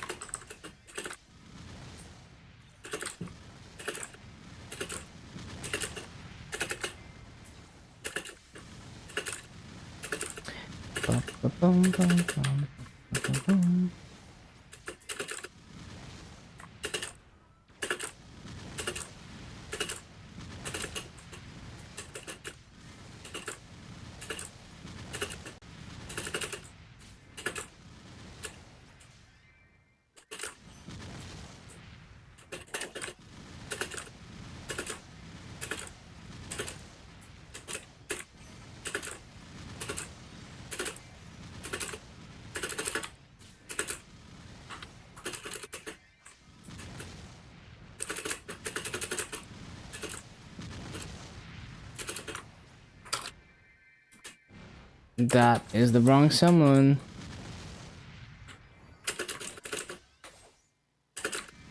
Bum bum bum.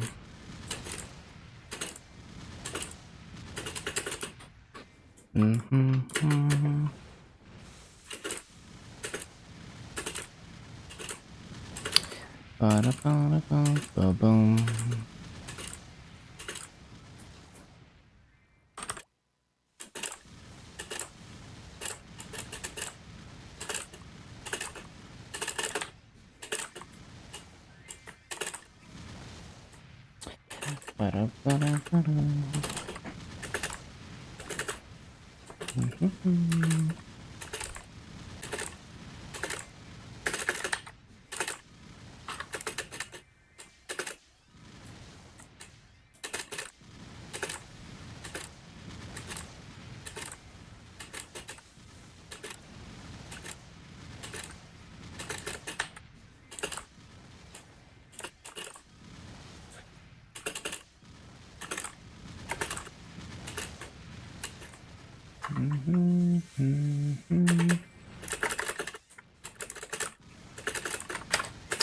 Not quiet.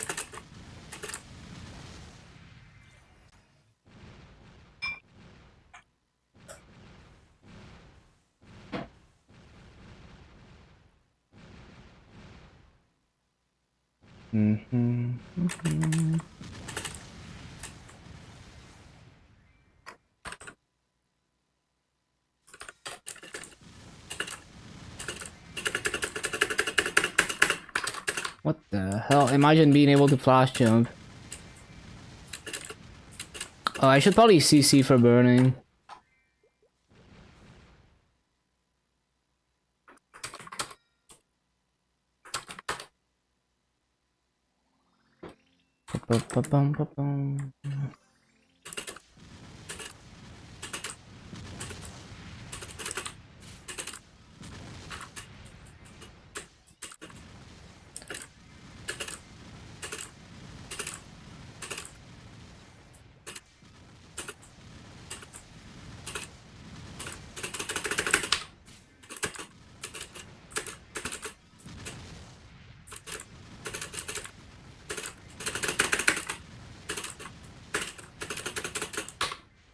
So hard to flash jump.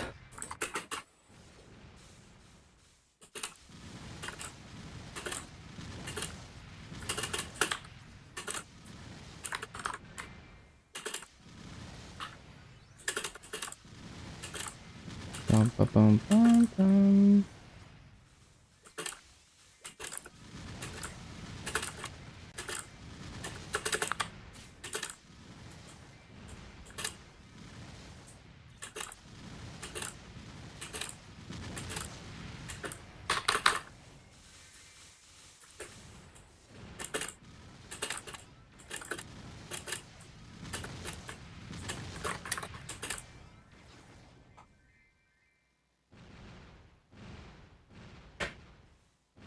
Bum,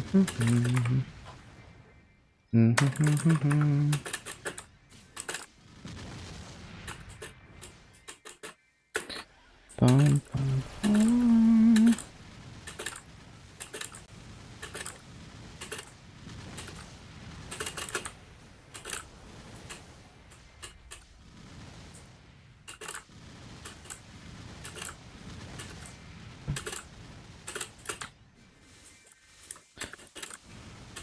Not quiet.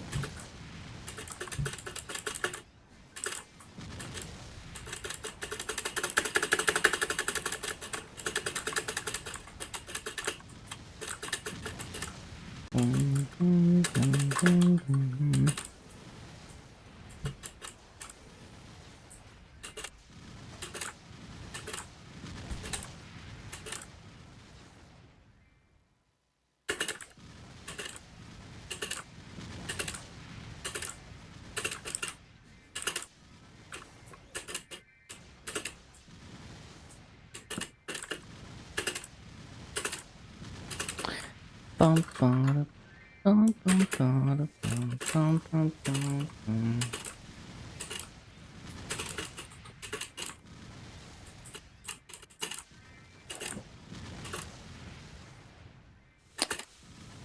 Bum, bum, bum, bum.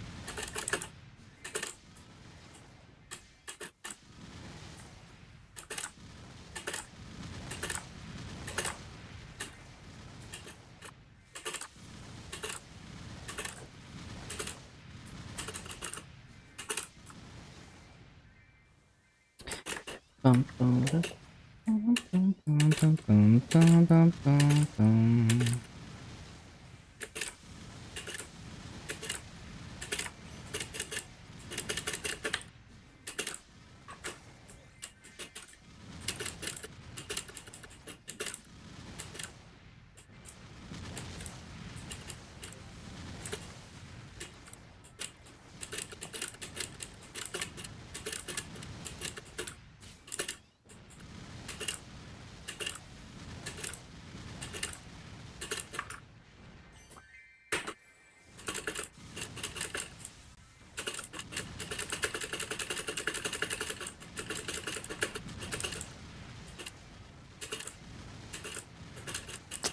Stupid ass laggy flash jumps.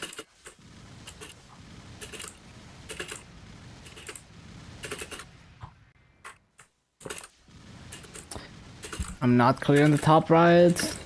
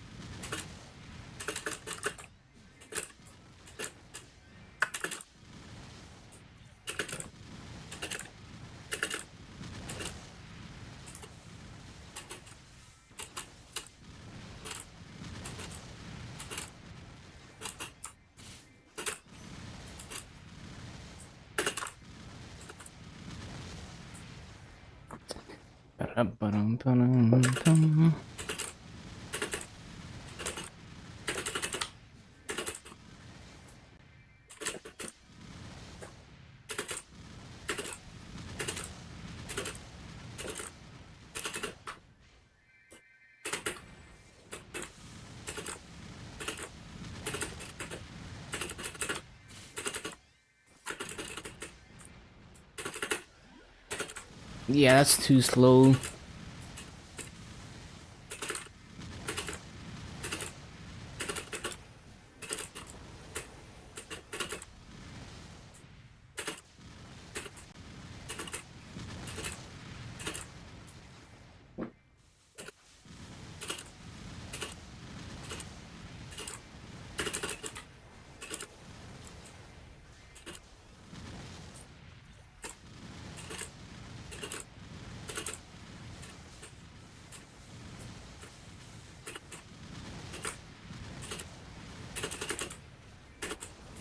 Ba-dum-ba-dum-ba-dum.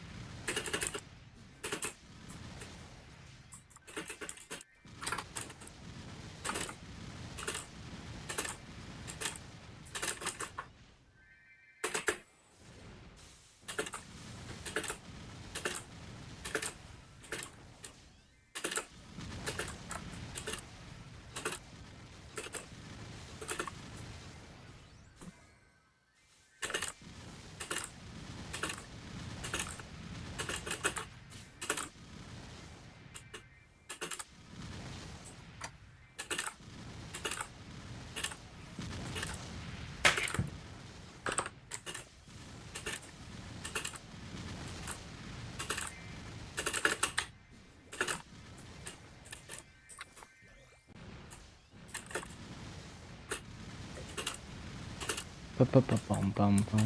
Bum-bum.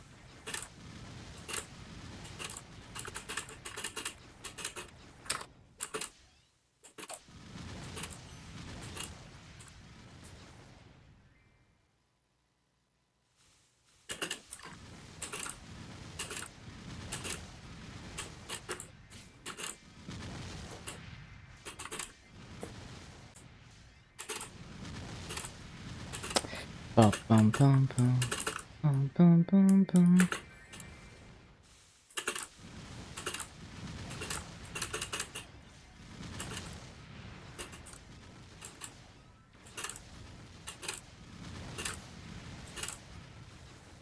Bum-bum-bum-bum-bum-bum-bum-bum.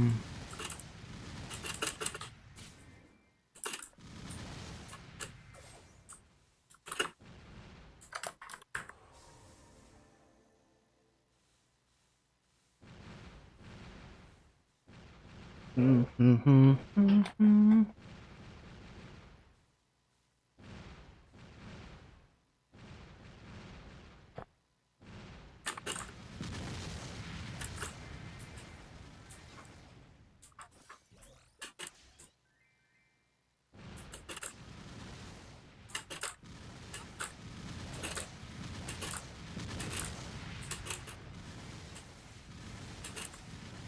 Not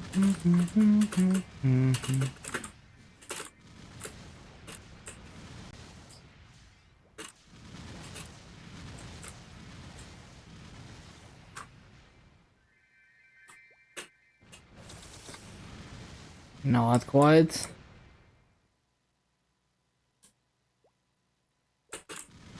I need to get more water. I'm gonna run, by the way, so we're gonna watch the rune expire.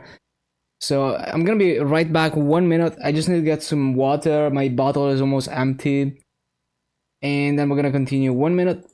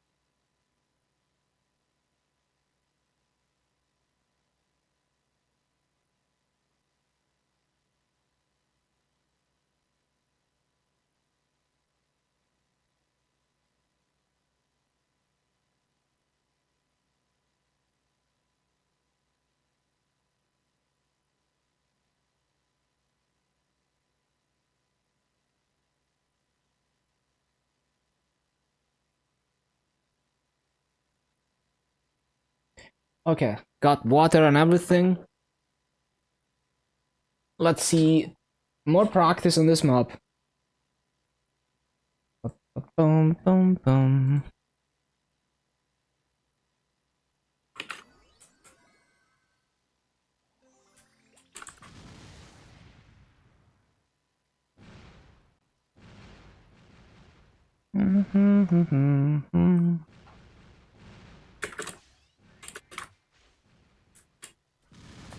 And the rune is gone. Oh my god. Bum, bum, bum, bum, bum, bum, bum, bum, bum.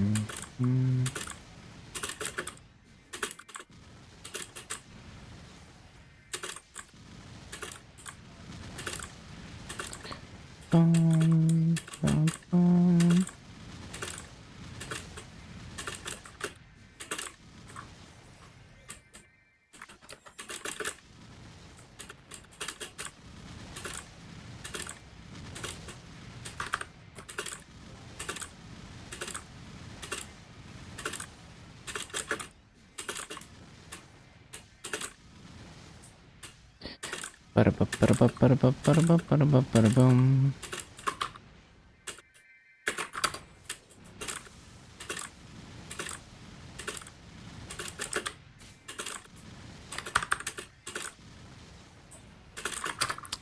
Ba-da-bum-bum-bum-bum-bum. Bum-bum-bum-bum-bum-bum-bum. Damn, I'm already 30%. What the?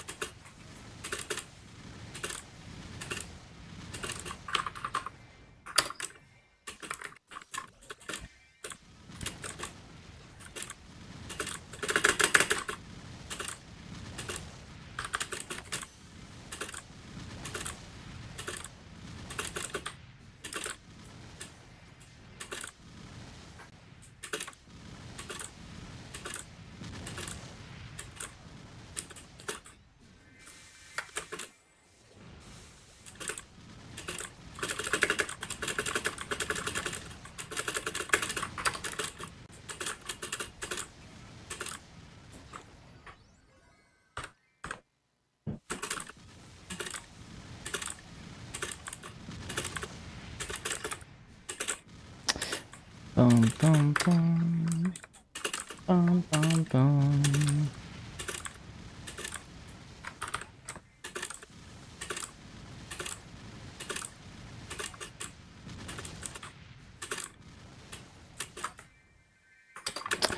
Too slow. Bum bum bum.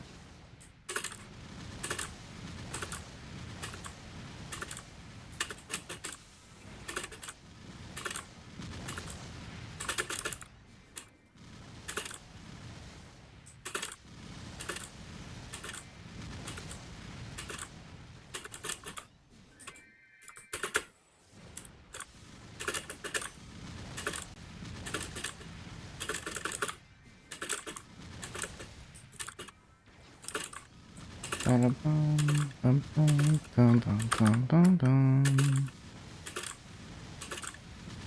Mm-hmm.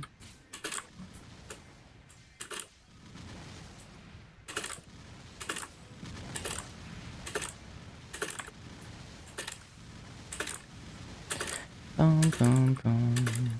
Bum bum bum bum. Bum bum bum.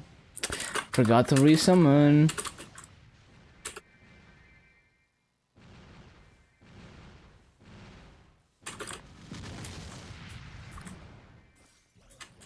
Bum bum bum. Mm-hmm.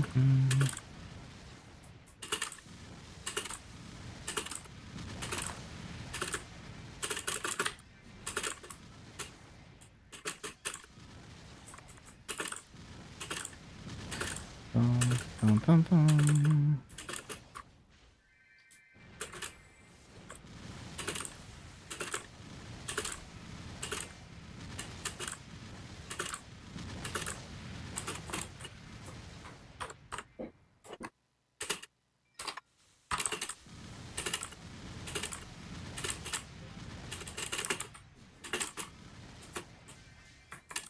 Nope.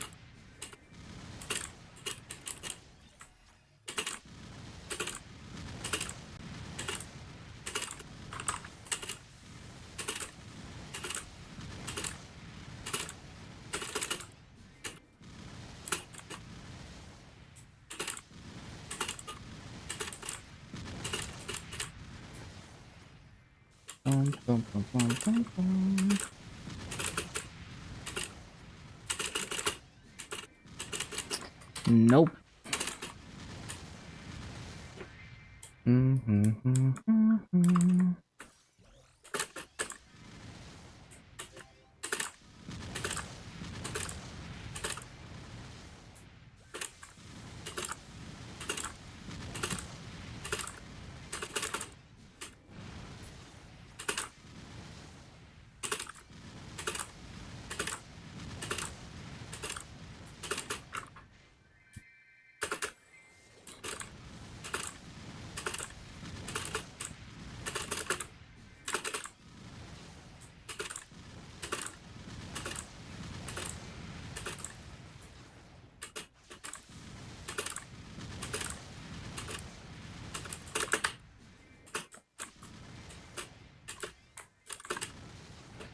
So if I just jump down, it doesn't hit the top. I see.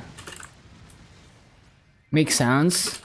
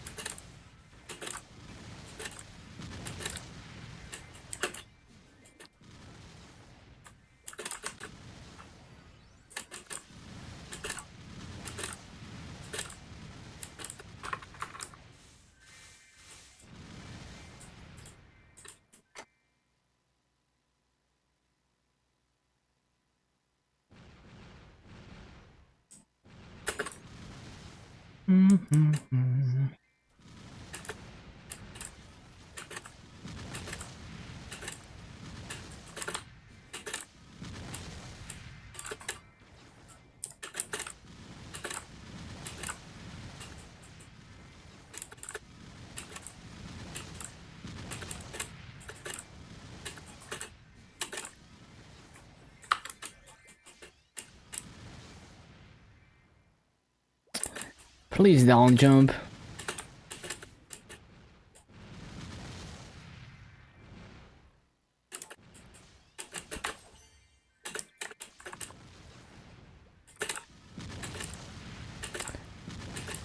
Bum.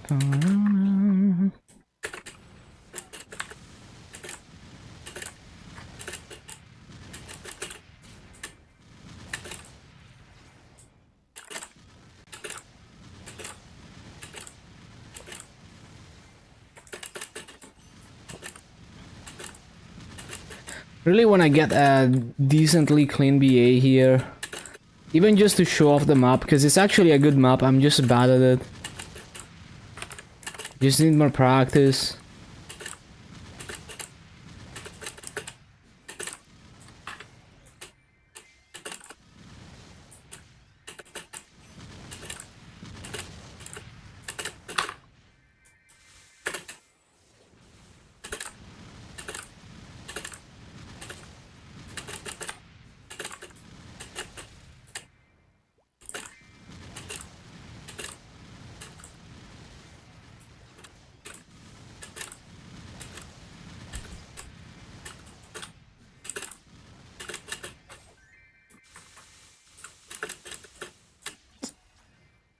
Oh, that's not off cooldown.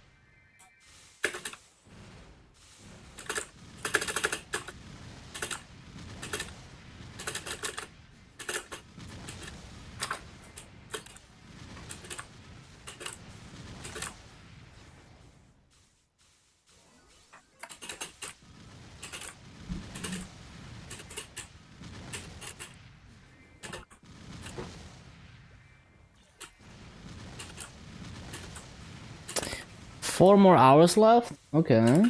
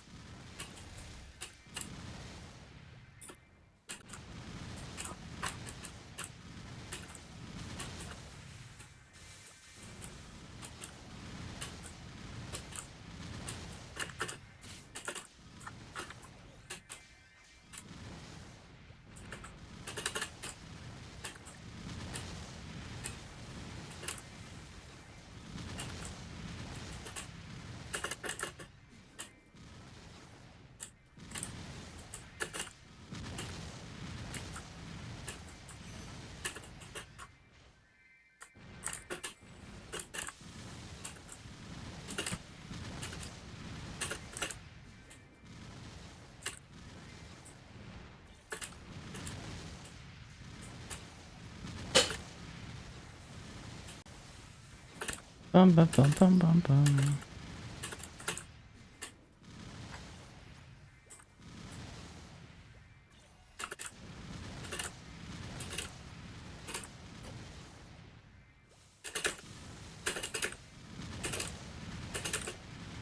Ba ba bum.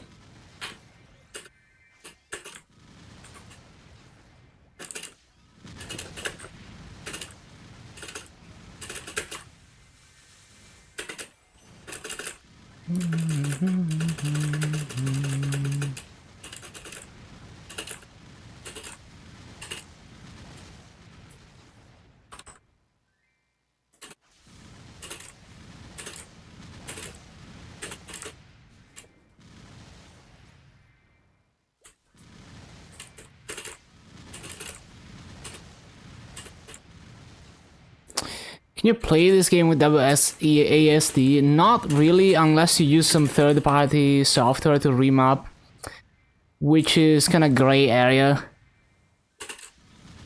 So yeah, no, and also like it doesn't make sense for a game like Maple.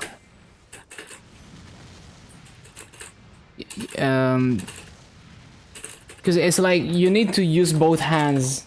Like, you want to have both hands on the keyboard either way. You're not gonna reach for your mouse.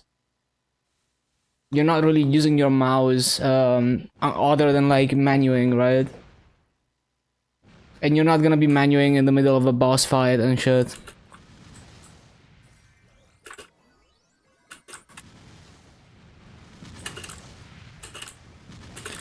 Bum bum bum bum.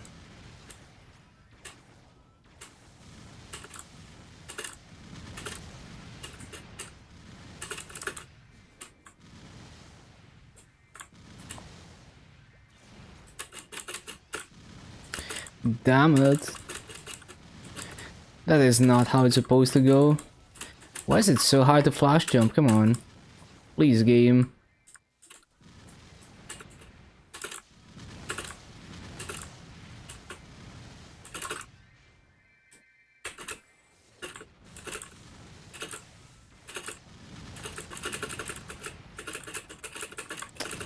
Hello, please flash jump.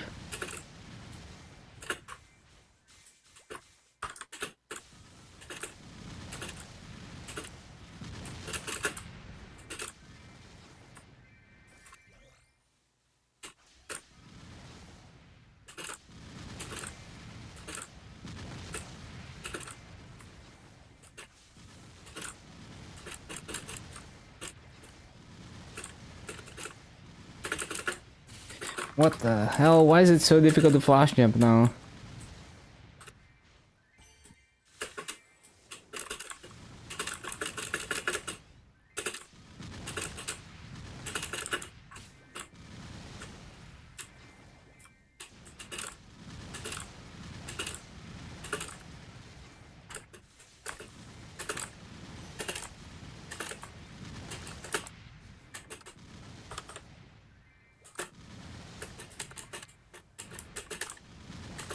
You could use the numpad, but yeah.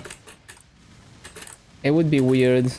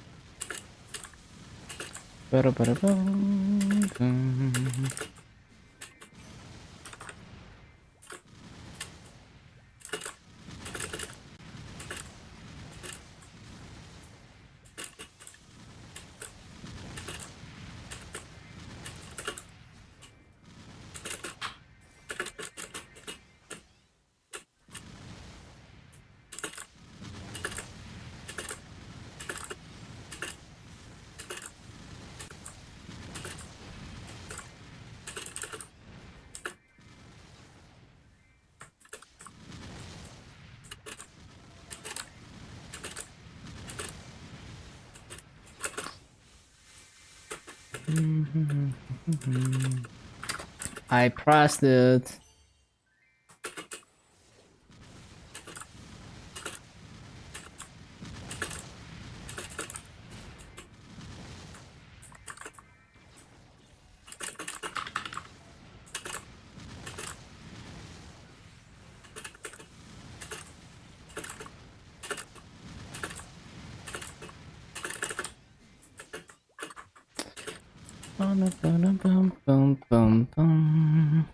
One sec.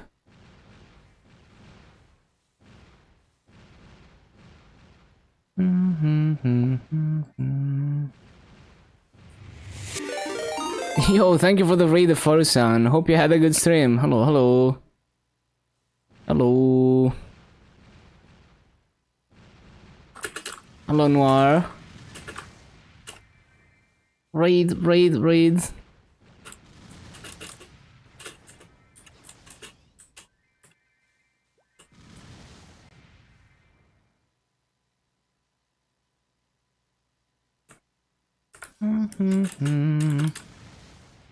Test stream turned into a longer stream. Classic.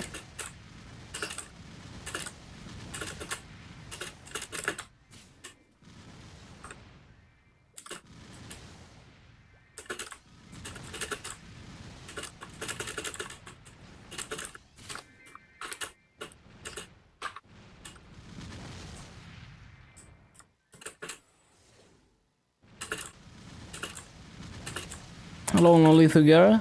Just cooking up a new rotation. Practicing. Mainly the resummon cycles.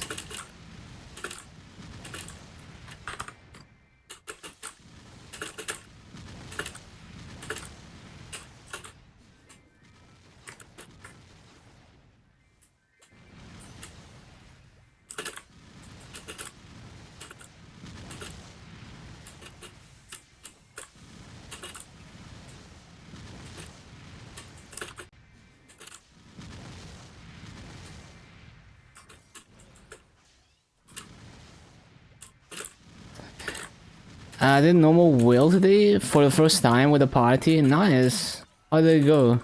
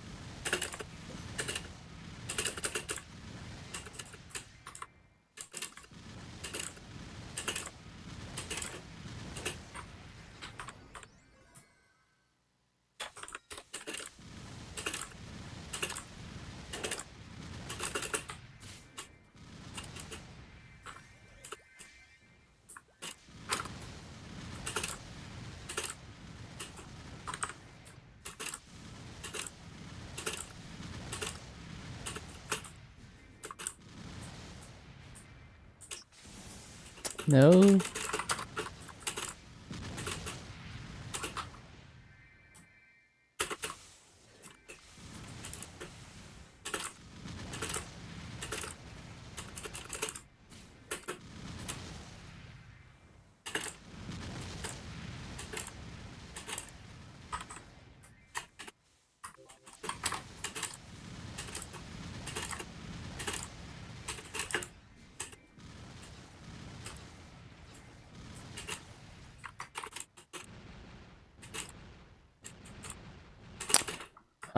I keep getting stuck, man.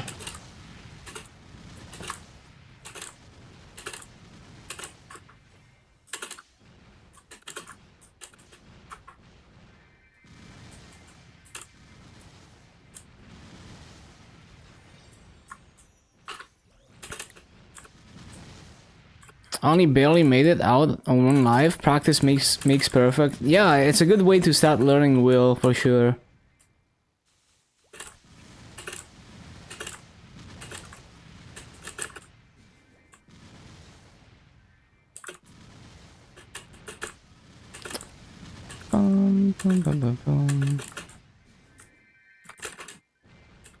Bro, I pressed it.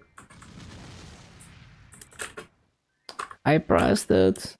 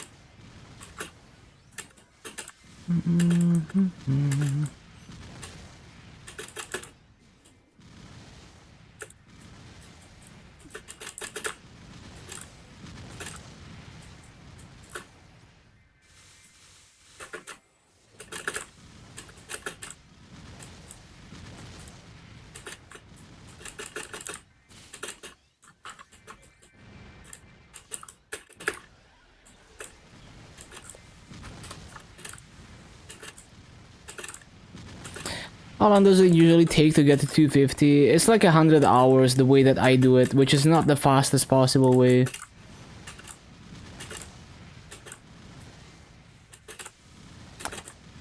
Ba-da-ba-da-bum-bum.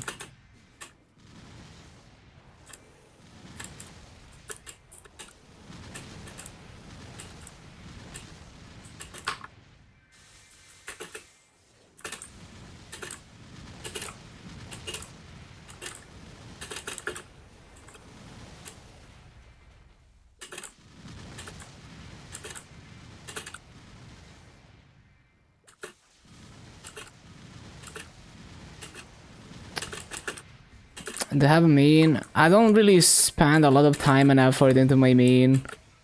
So, like, really, Legion is my main. I wanna level and progress all the classes. My Dark Knight is 285 though. That's my highest level. But eventually I'm just making multiple 285s.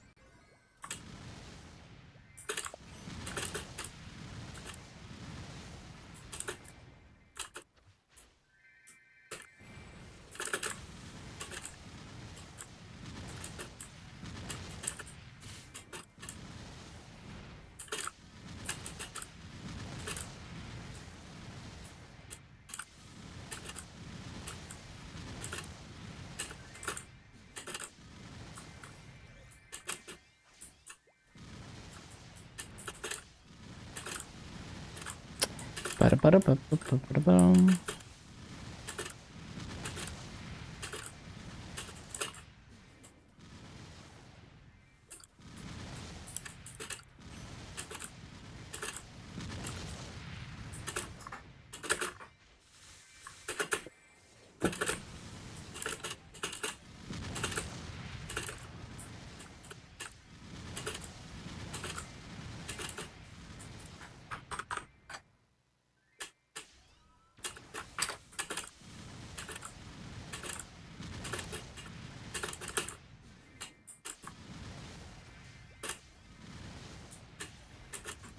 Ba-da-ba-da-ba-ba-ba-bum.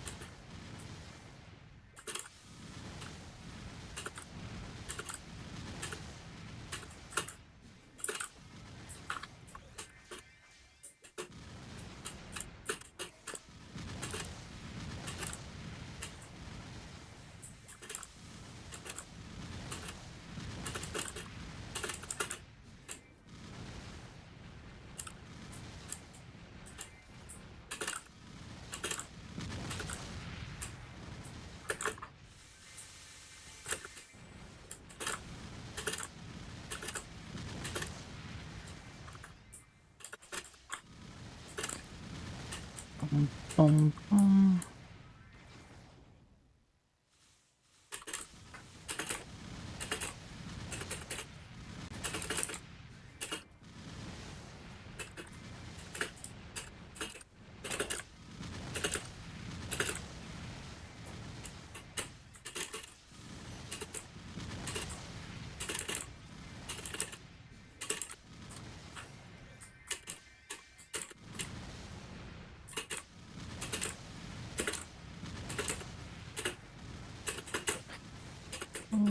Bum, bum.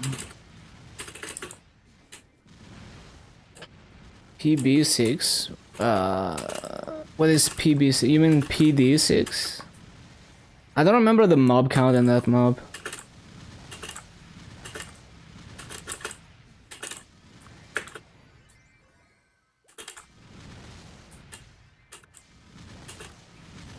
Yeah, I don't remember the mob count there, but you know, if it works for you, if you're comfortable grinding there, go for it. Just do a BA and see.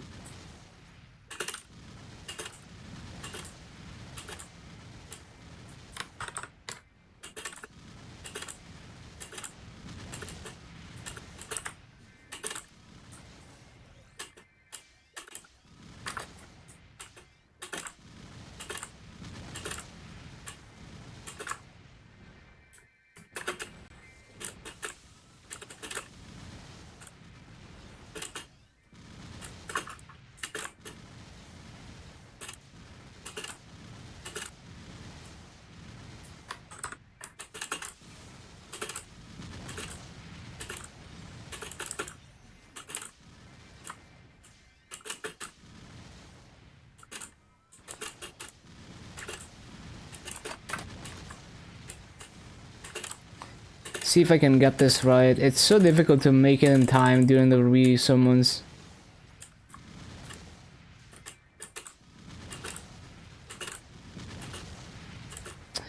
Oh, I forgot to resummon the other thing, I think. Oh no, it's there.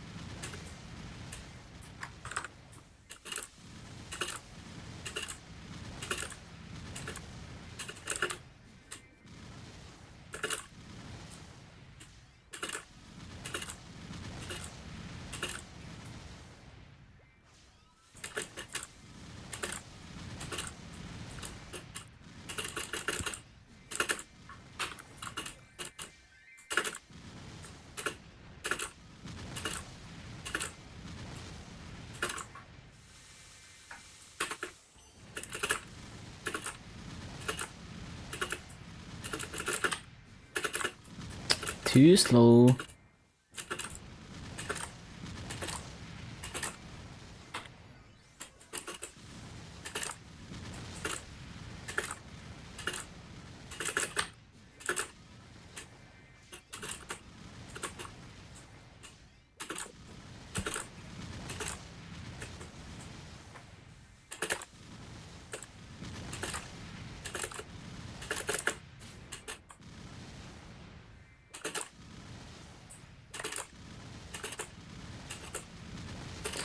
Ba-ba-ba-ba-ba-bum.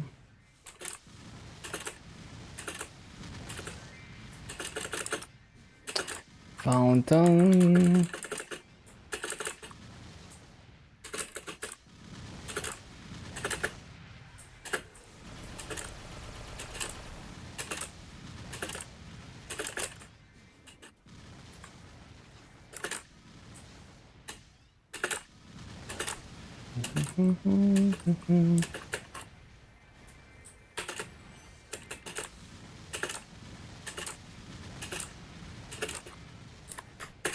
Why did I not go up?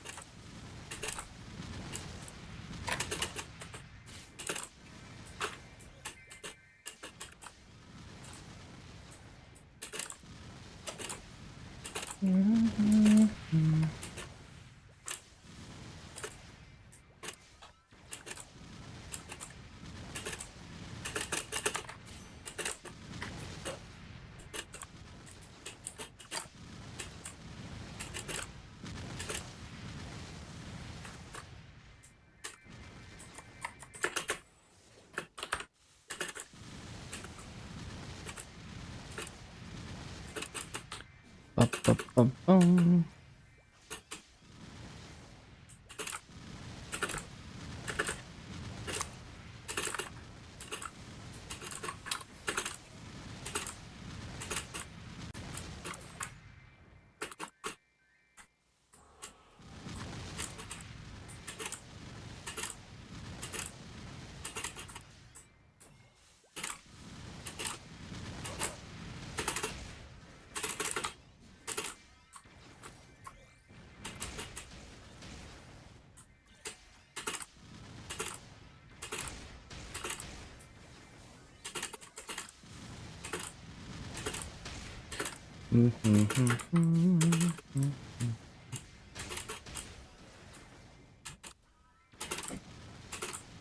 Less than 1 hour until reset. Get ready, everyone.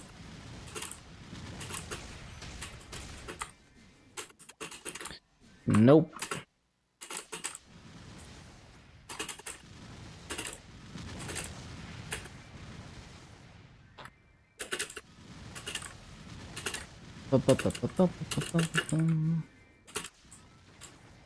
Oh yeah, I forgot the other summon.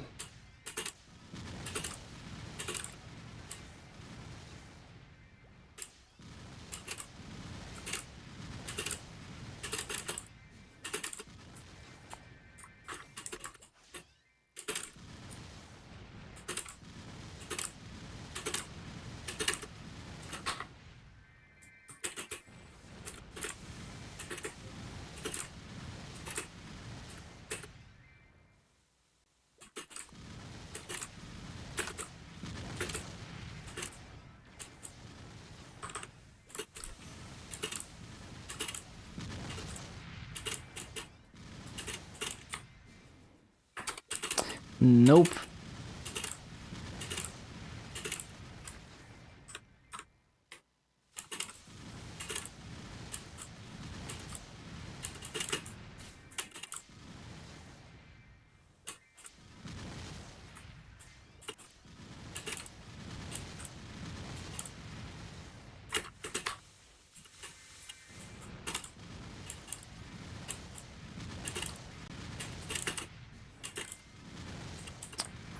Too slow.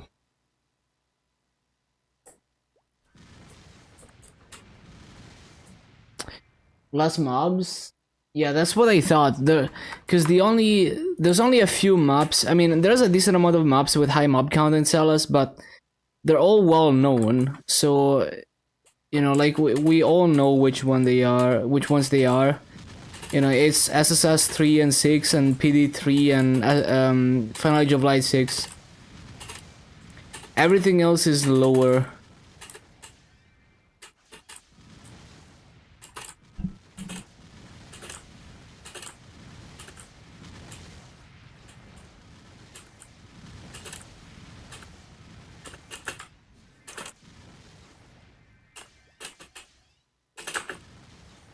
Hunter burning, yeah, that might make a difference if it's not too much lower mob count. 100% burning versus 0% burning is maybe like 20% more overall EXP depending on the multipliers. So let's say like 0% burning in a map where you do 18k kills an hour, probably similar EXP as a map with 15k kills an hour, so much lower kills per hour but 100% burning.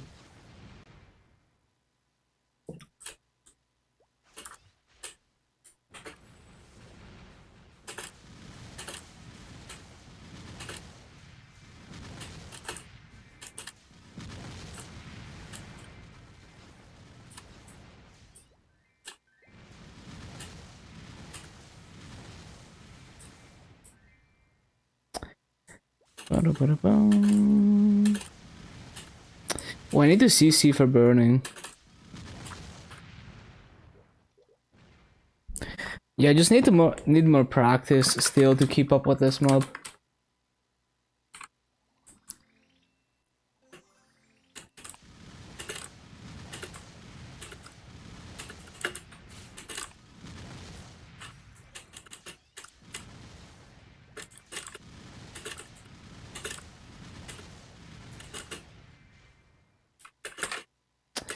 I pressed it.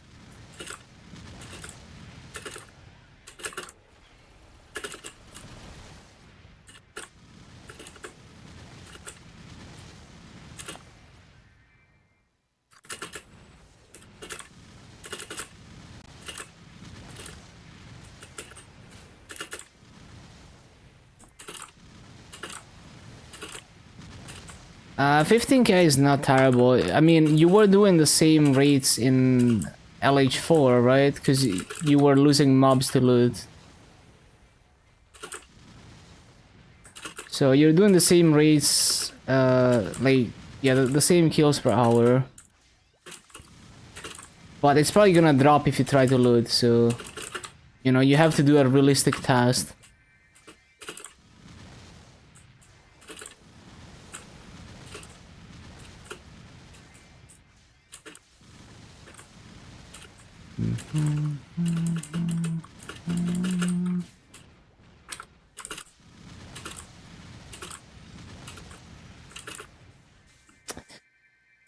Bum, bum, bum, bum, bum, bum.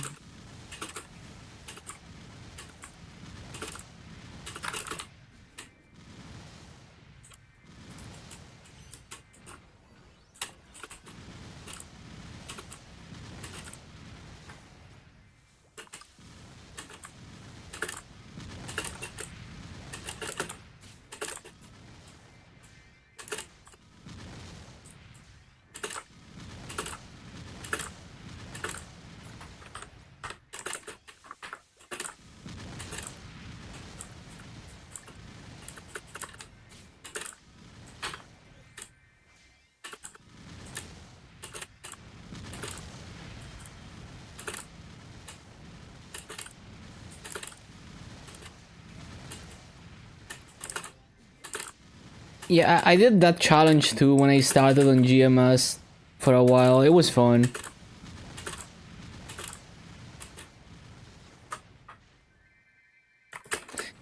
Take the free shit if you're playing on the private servers through.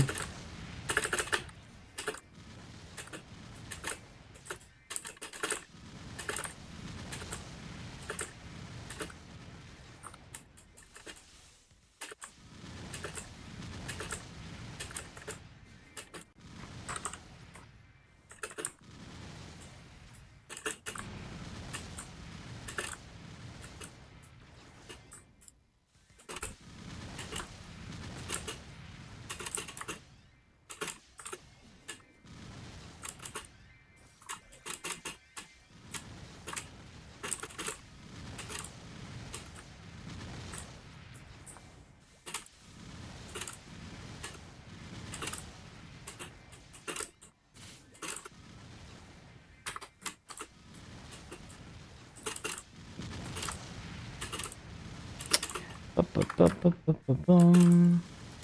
Yeah, with Origin, Helix is not too annoying.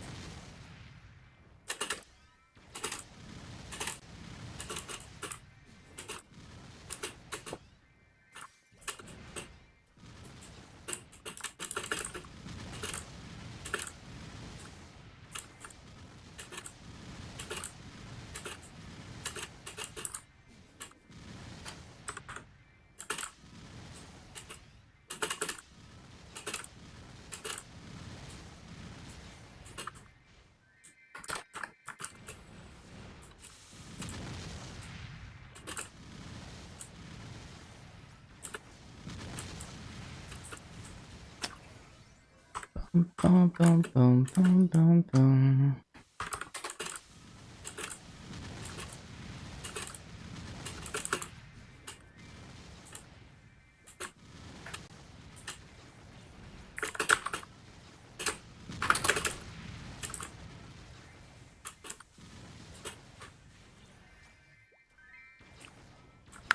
It's annoying that it's a daily boss, for sure. We hate Garlux.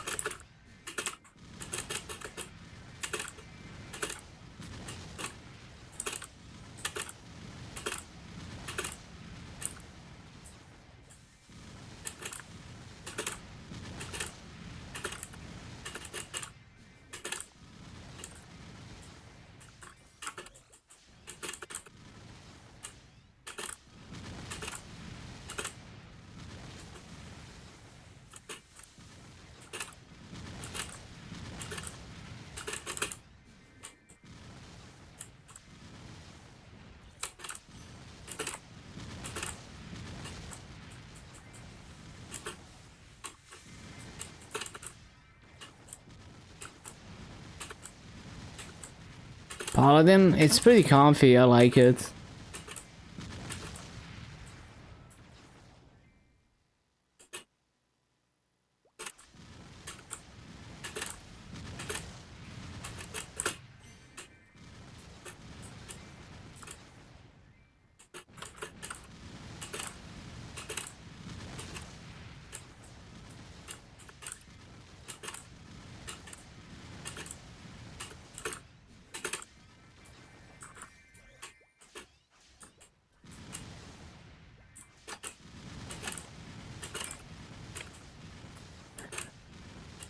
Daily story gamer soon? Yeah, that's fine. Like, who cares? Whatever you feel like doing. Play at your own pace.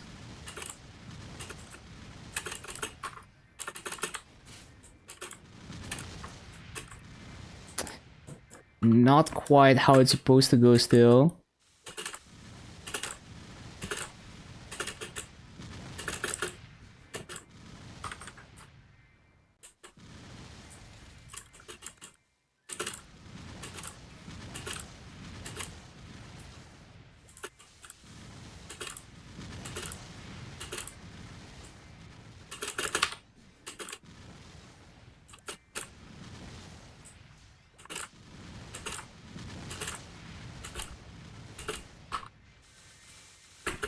I love the dual blade origin. It's like so satisfying.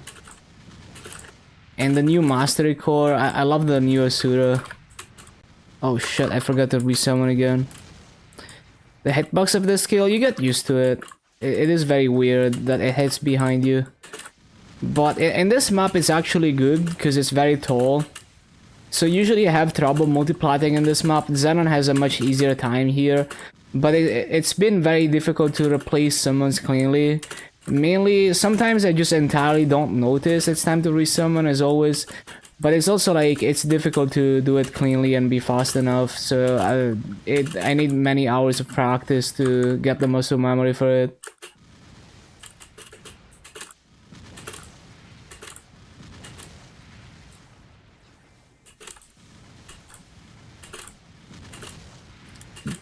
Worst what?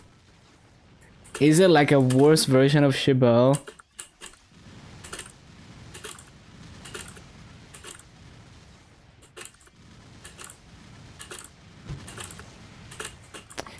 Ah, 260 is not too bad. They would have had to squish the levels, I guess. They made it 250.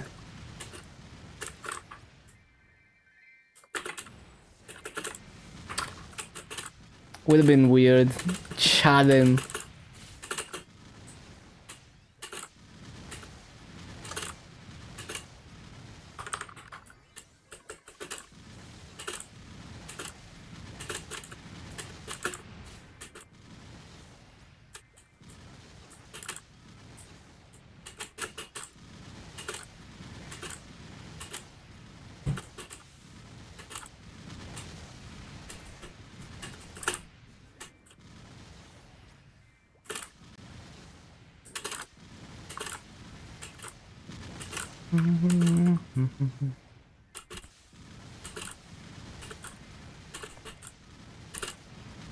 You start saying it and they're like, you said what?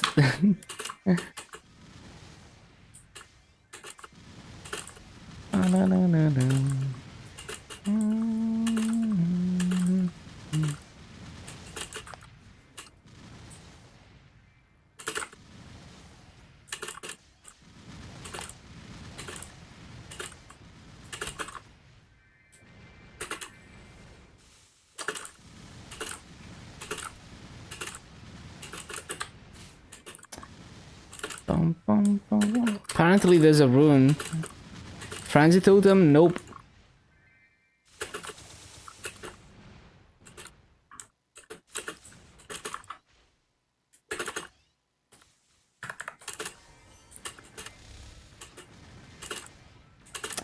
Bum, bum, bum, bum,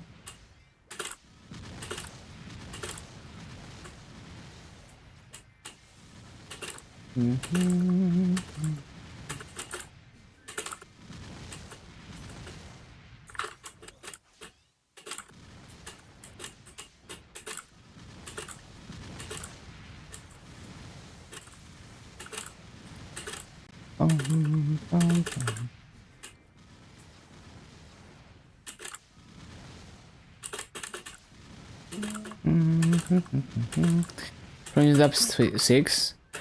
Yeah, I mean, if it's a 15k map, it's probably a small map that's easier to full clear.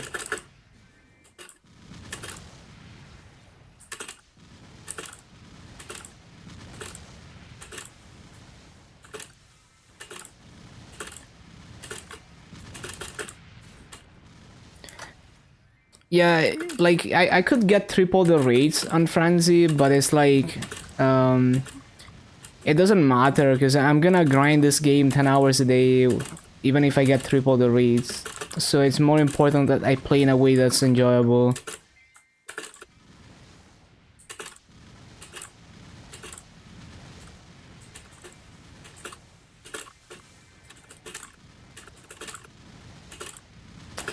But yeah, whatever works for you.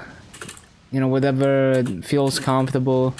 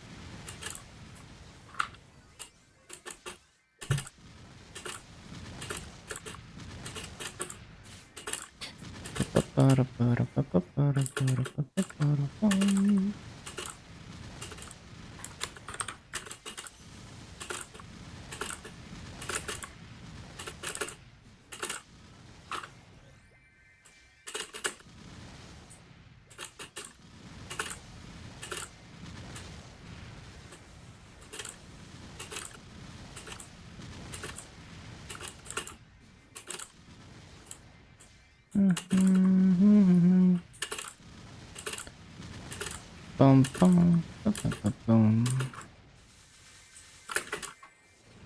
Hello, Stephen. Stand is shit?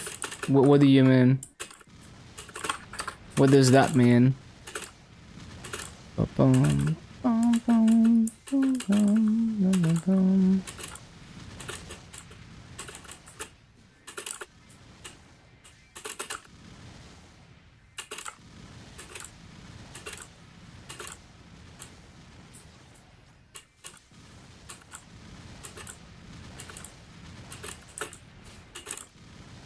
Streaming full-time job? Yeah.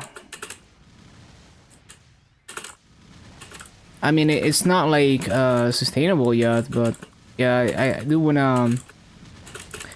Well, basically, the goal is to ideally continue dedicating every waking hour to this as much as possible.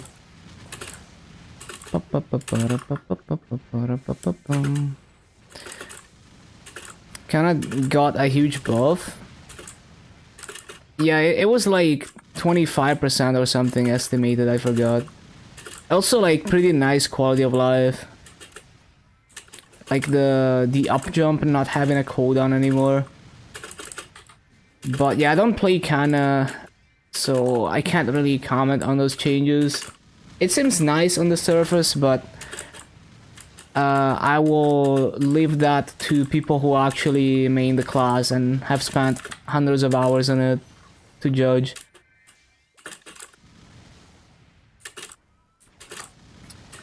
The pick is it only for Night Lord? You can choose the whether you get the one-handed or two-handed pose.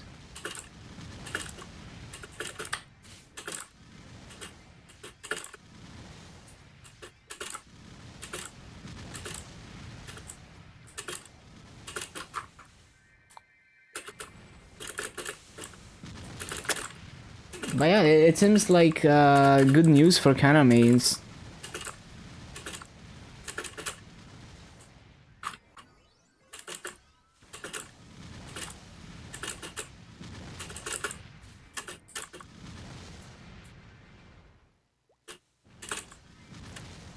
But yeah, I will leave it to the Kana mains to, you know, like task the changes and all of that. Because, you know, like if I don't play the class, I don't want to say something superficial that doesn't have any actual basis to it. But I've seen some Kana mains say that it's good.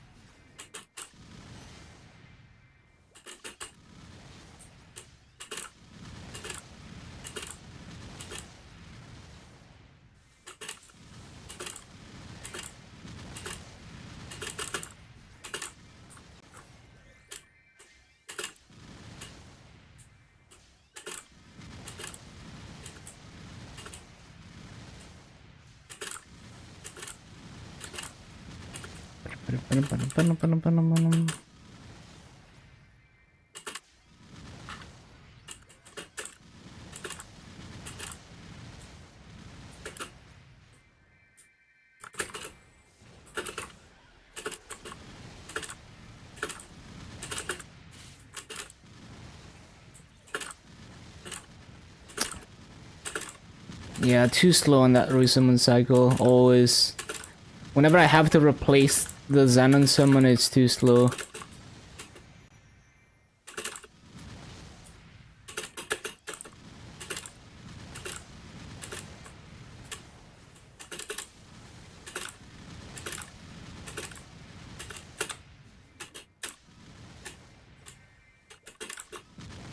No, I forgot. I didn't notice Fountain was off cooldown already.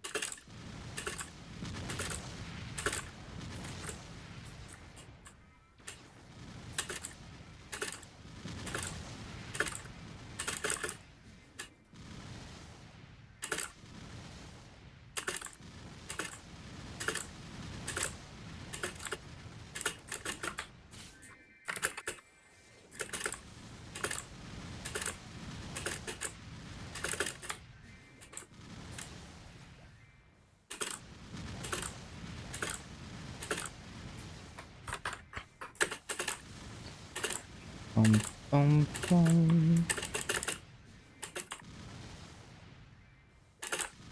Trying to think of some infantry shenanigans that I could do.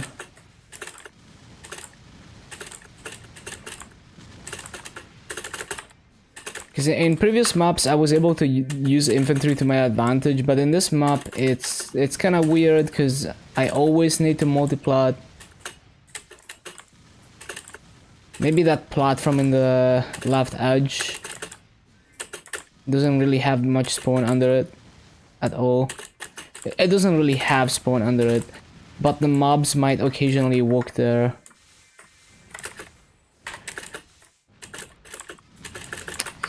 Yeah, but it's like I'm already struggling to be fast enough. If I stop even half a second to place down infantry, is too slow.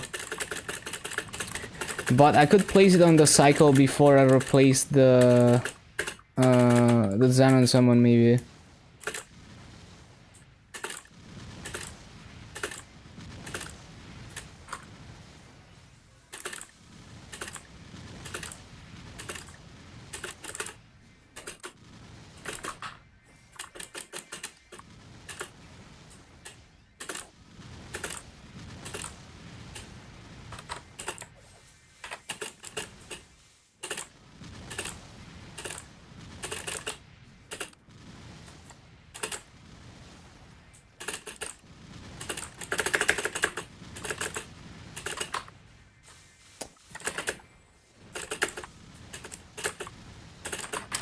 so hard to down jump.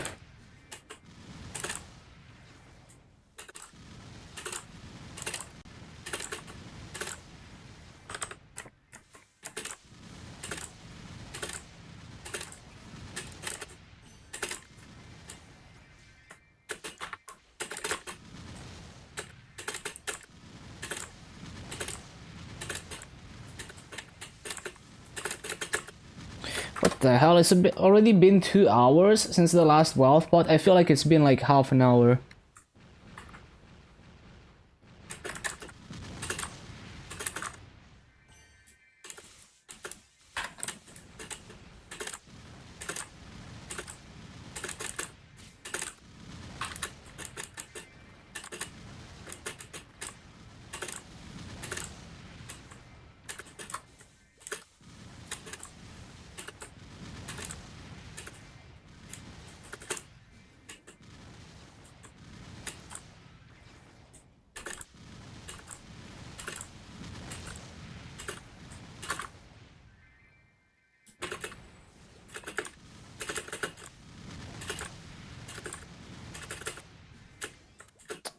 Too slow.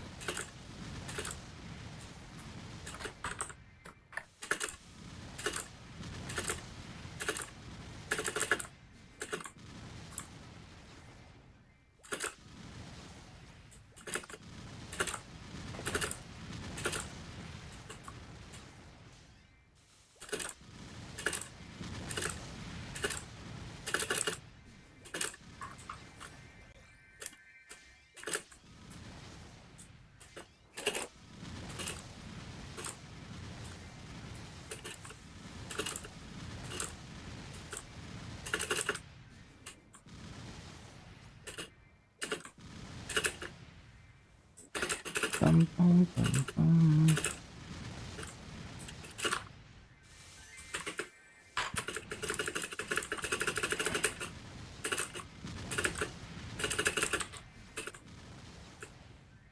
Still too slow.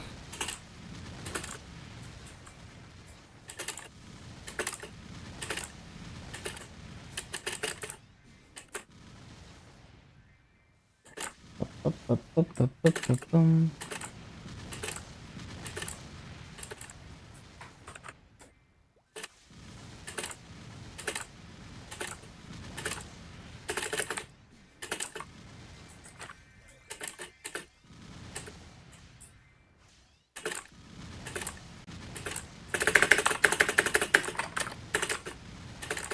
Guess I don't get to flash jump.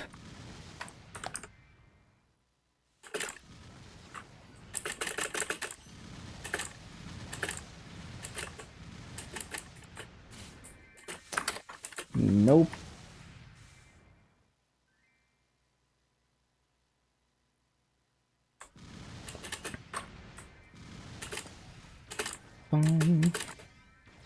I wonder how Stazol in C6 would work in this class. Probably worse.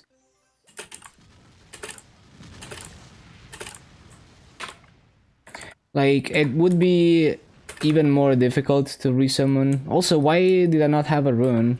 I didn't even see there was a rune on my map. Maybe it didn't spawn. Like, maybe it wasn't spawned yet.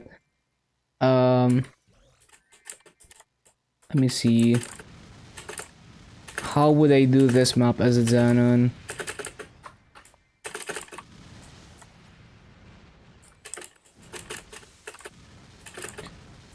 Yeah, it wouldn't be very good.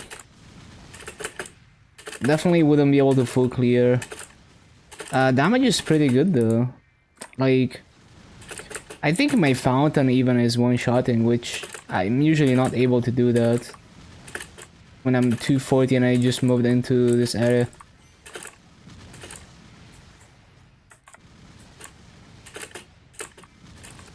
So despite having 10-star Abzos, I guess those all-stat potentials are doing a lot of work.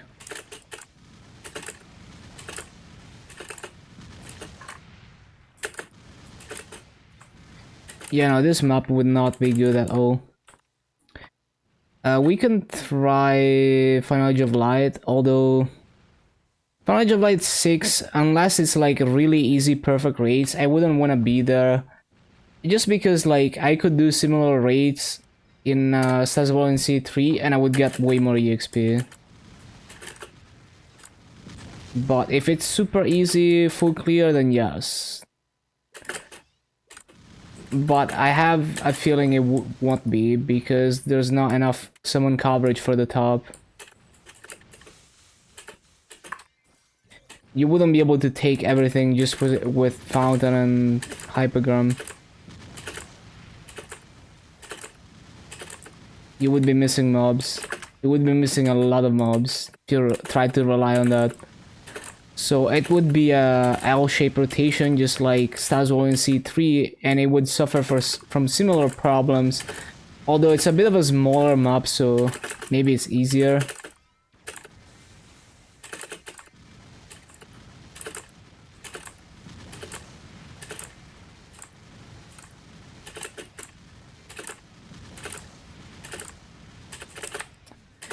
Yeah, you would basically end up with the same shit as SSS3. But we can try it for a bit and see like if it's easier or not. Stazwell in C3 is... Whenever I need to replace summons, it's an absolute disaster because I just need to be so fast and I'm never fast enough basically. So basically, how would I set this up?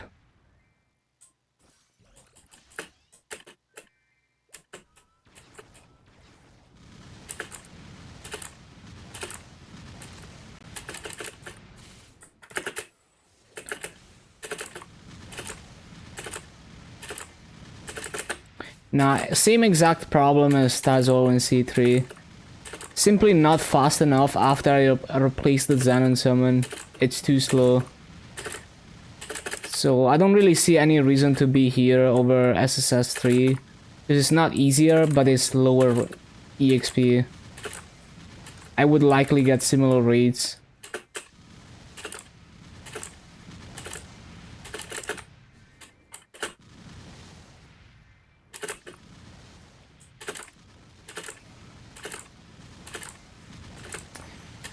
Yeah, same exact problem.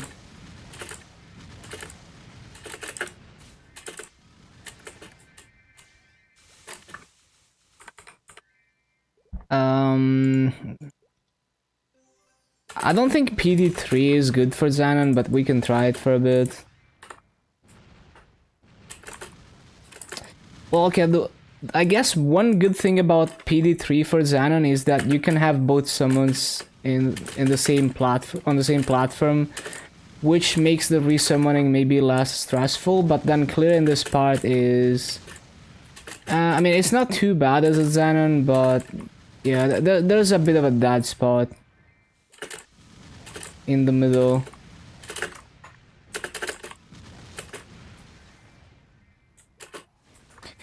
It's kind of an awkward mob. Maybe if I move the hypergram more to the right to... Can I hit that platform? Maybe. I don't know if it's gonna have enough coverage. We're gonna test it.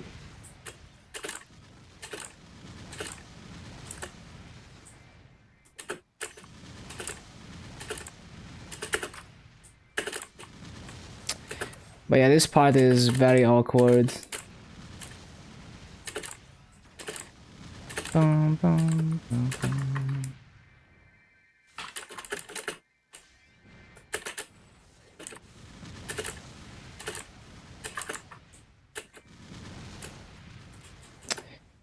It doesn't really have perfect coverage.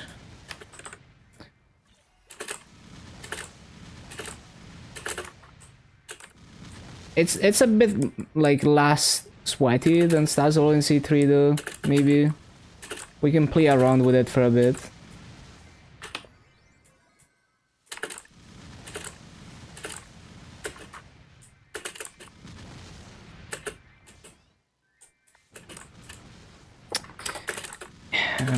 Multi-platting that part is annoying.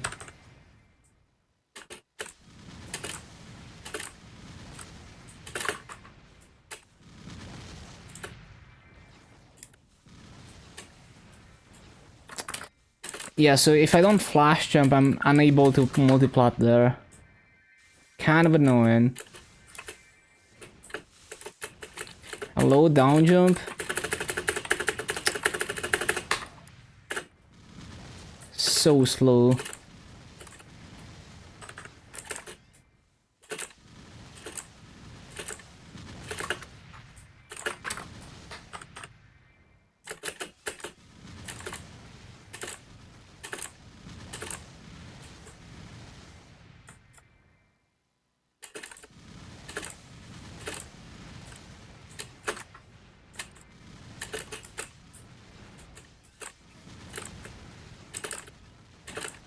Bum, bum, bum, bum, bum. Bum, bum, bum, bum. Bum, bum, bum, bum, bum, bum. Bum, bum, bum, bum, bum, bum.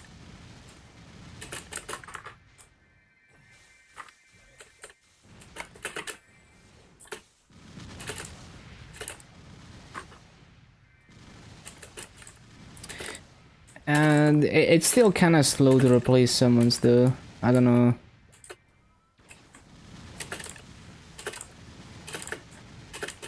Maybe if I do like 2 cycles to replace summons, it's probably gonna suffer from the same problem though.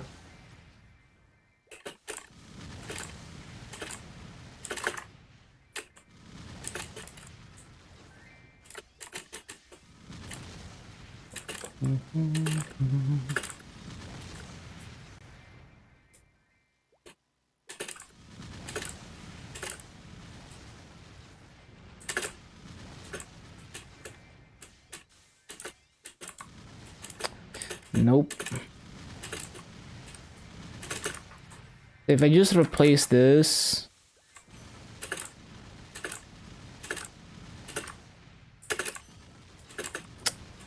it's still very scuffed. Yeah, that doesn't even put me in the right spot.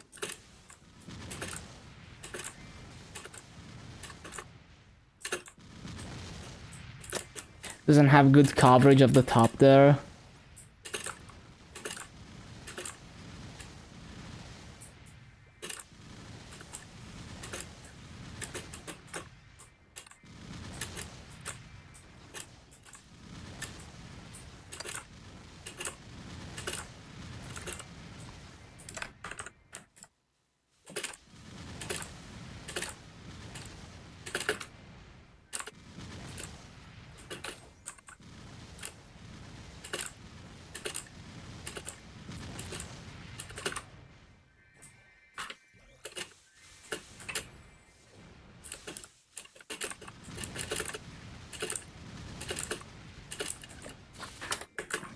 Yeah, it's not really more comfortable.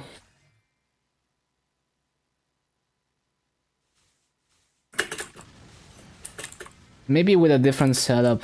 Let me think. What other setup would I do though?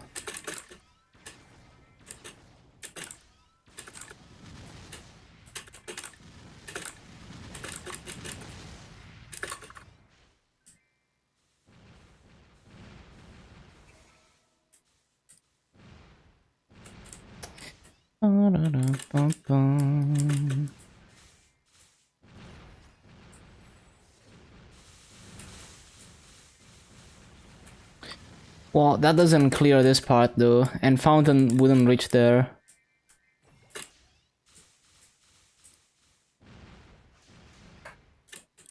Don't think that's a good idea. And manually clearing this part would be pretty awkward, I think.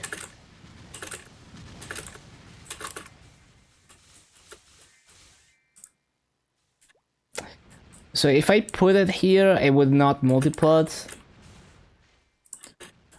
If I put one on the top and one on this lower platform, I would not clear this tiny platform.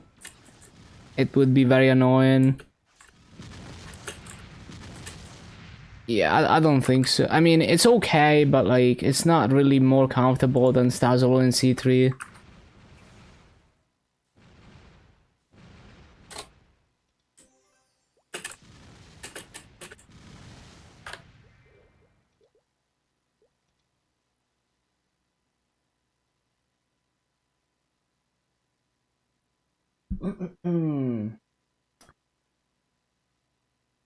Almost 30C in my room, by the way. Bum, bum, bum.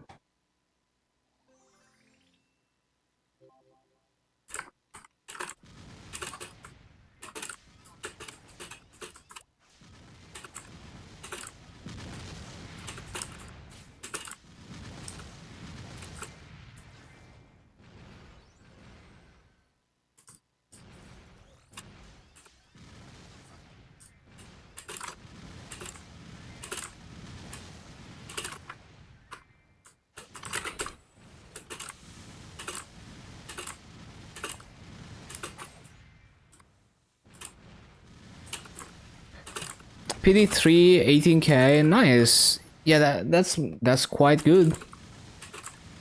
That's very good. That's basically full clear.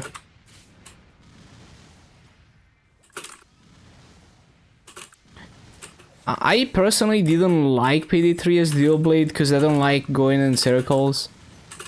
But it is definitely a very popular map. I've seen videos of it as dual blade.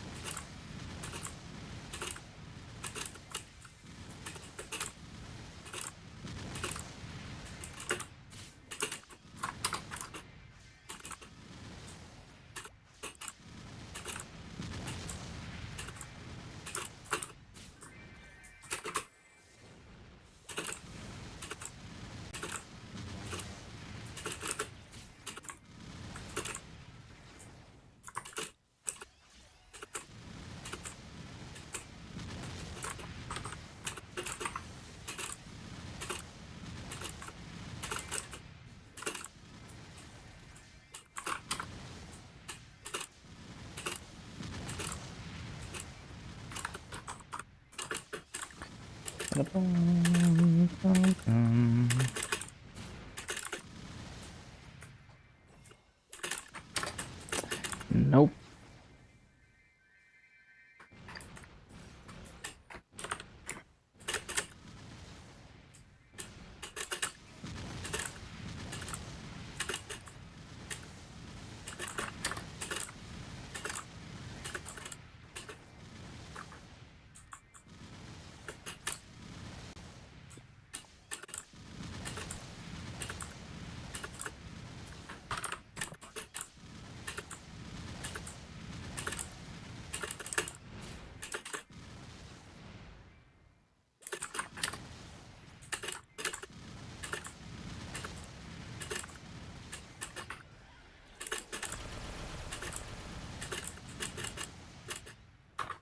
Why is this map so much laggier than the other ones? I don't get stuck flash jumping nearly as much in other maps. Oh, it's almost reset.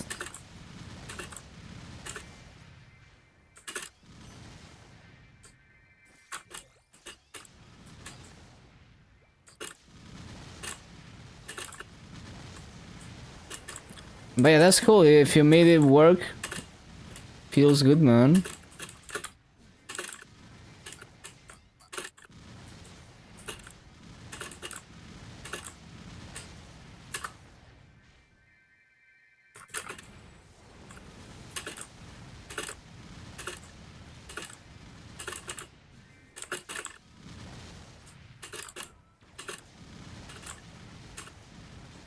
Eating gig patch. Oh no.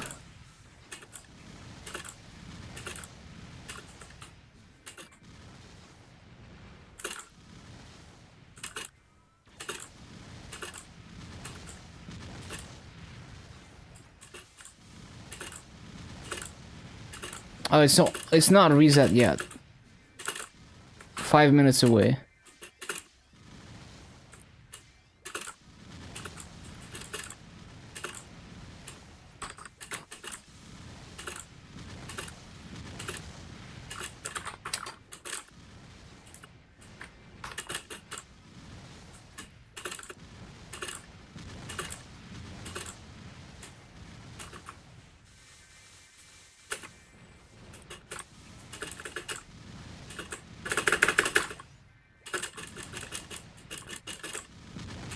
Imagine being able to flash jump.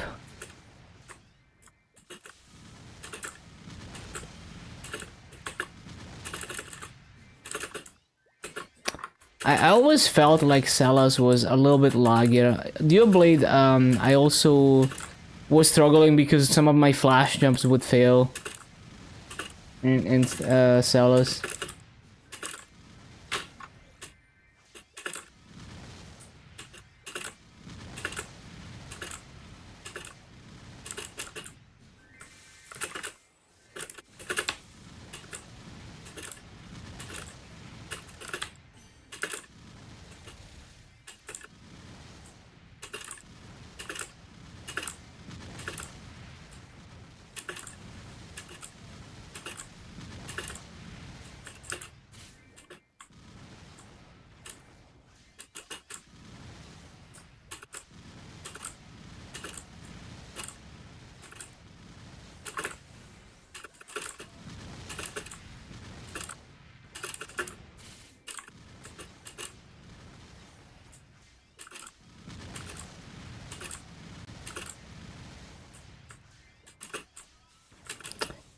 Minus 300 mobs because you didn't loot? Yeah, you're probably gonna actually average like 15k if you spend a lot of time looting. No Vakpa this pain.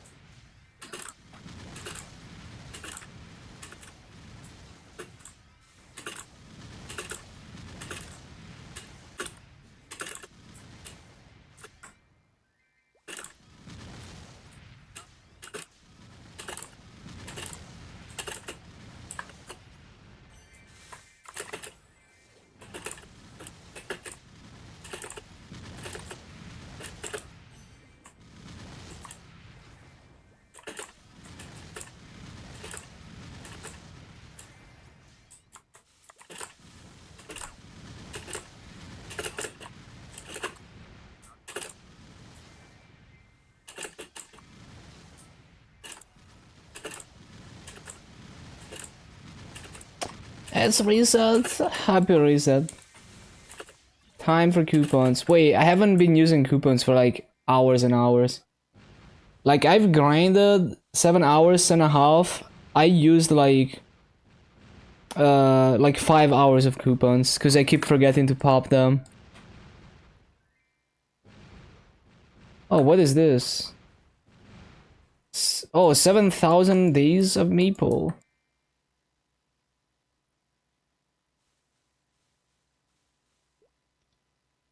Wants me to go to Tail. What is this?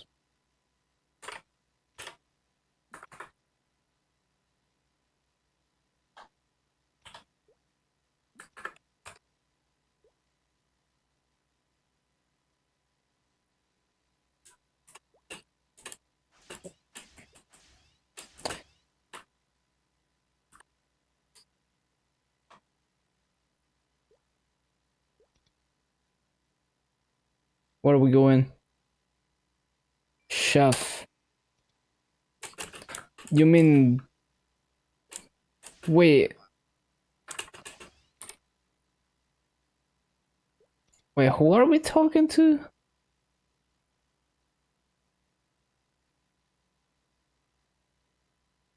It's not Shift 10. It says Chef. I should have read the dialogue. What the...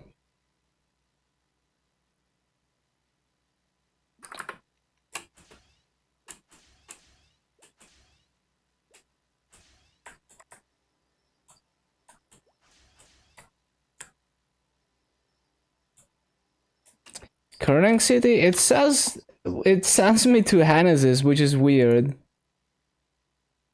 Are you sure it's Kerning? Who's named chef in Kerning?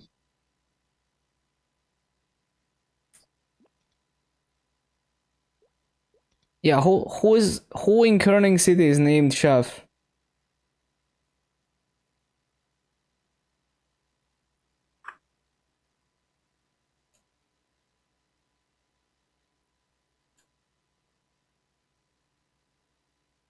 In Lyth Harbor? Really? Why did it send me to Hannes's then? Oh, there we go. Wait, no, that is not it. Oh, there we go. This guy.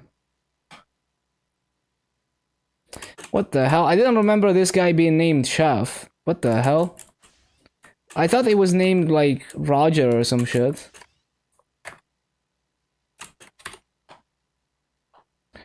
Okay, now we go to Hannes's, to Maya.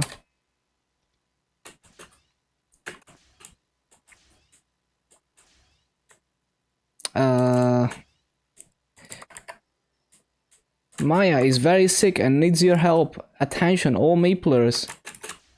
She's not even sick anymore.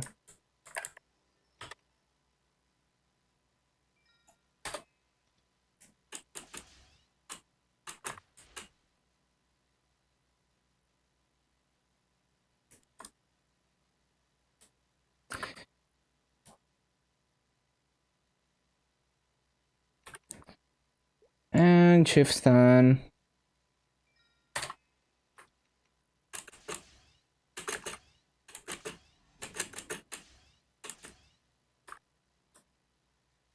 What do we get for all of this?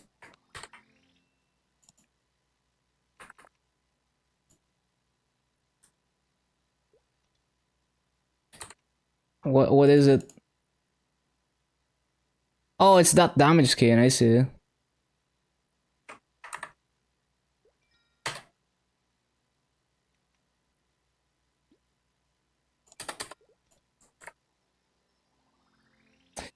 Ba-da-boom, boom, ba-da-ba-da-bum, bum.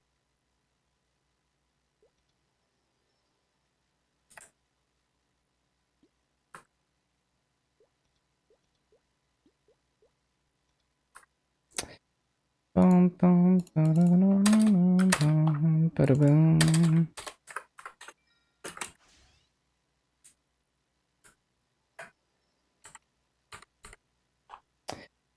Bum, ba-da-da, ba-da-da-da-da.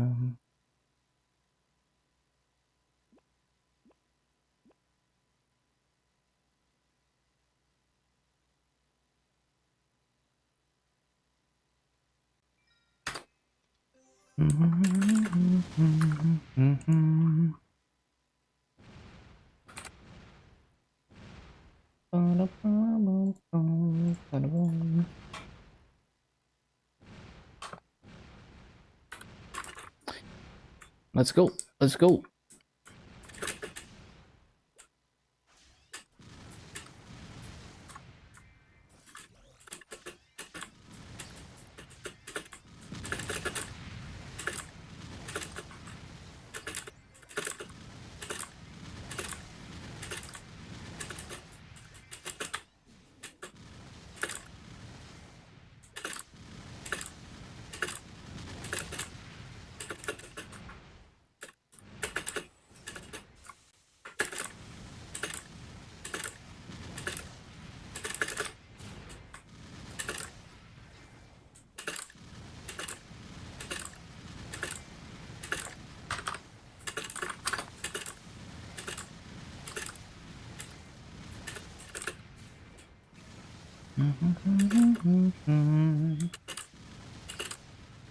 Bum, bum, ba-da-ba-da-bum.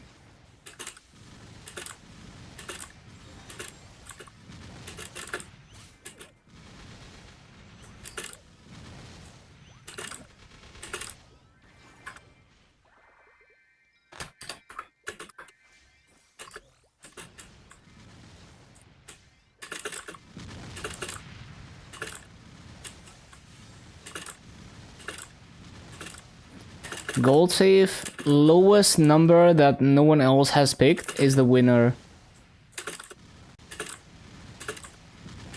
And you need 10 tickets to play a number. And the tickets are pretty rare. So some days I only get like 5 tickets an hour.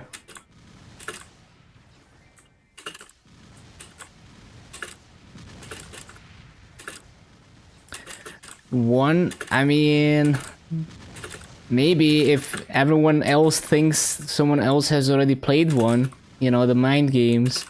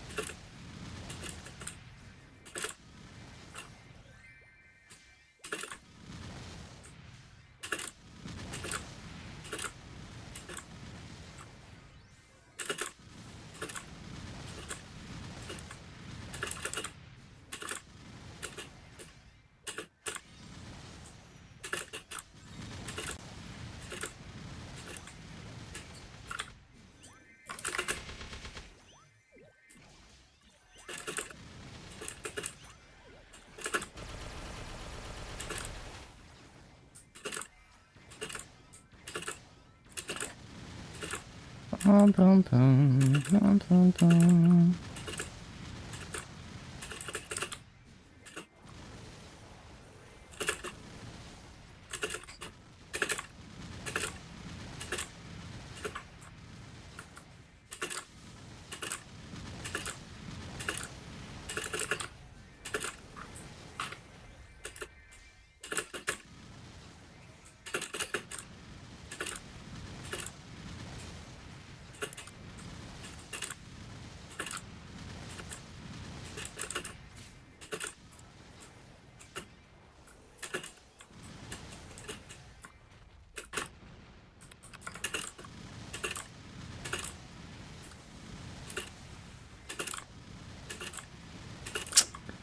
Forgot to resummon the other thing.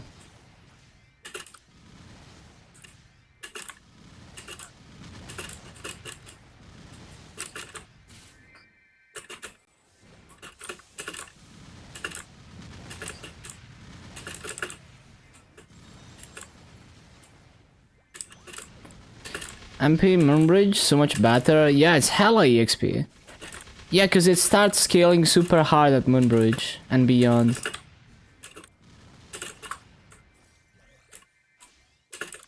How's Xenon going? Kinda struggling a bit with this map, but overall it's good. It's just like this map is always awkward, almost always awkward. So it's kinda hard to be fast enough on the resummon cycles, but I think Xenon does a better job at this map than many other classes. I can effortlessly multiplot, which is a problem in some classes with this very thin mobs. BAs, I could do 18k, but yeah, I haven't done a proper BA yet because it's so hard to not grift the resummons. So I'm always like too slow on the resummon cycles, or one flash jump doesn't work. So I still need more practice before I can do before I can finish a BA. Lotus guide. I'm sure you can find guides on YouTube. Also, like, you could simply look at other people clearing the boss with low damage and kind of see how they're playing it. But I'm sure there's guides out there for that boss. Like, I feel like if you search Lotus Pattern Guide, like Maple Story Lotus Pattern Guide on YouTube, you will probably find videos about it.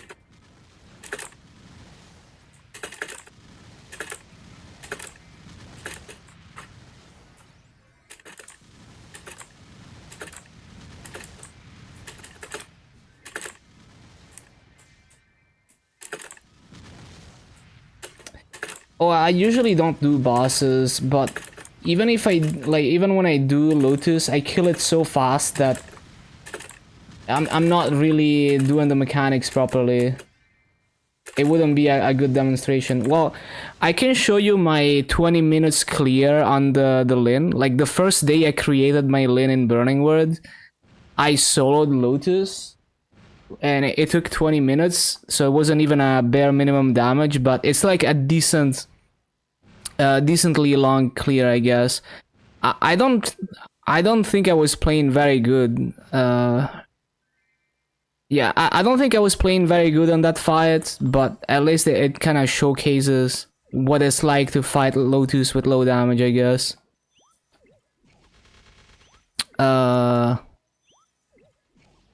Yeah, just look at this. But yeah, I don't think I did a good job. But yeah, that is my Lin clearing normal Lotus, and I show the gear at the end.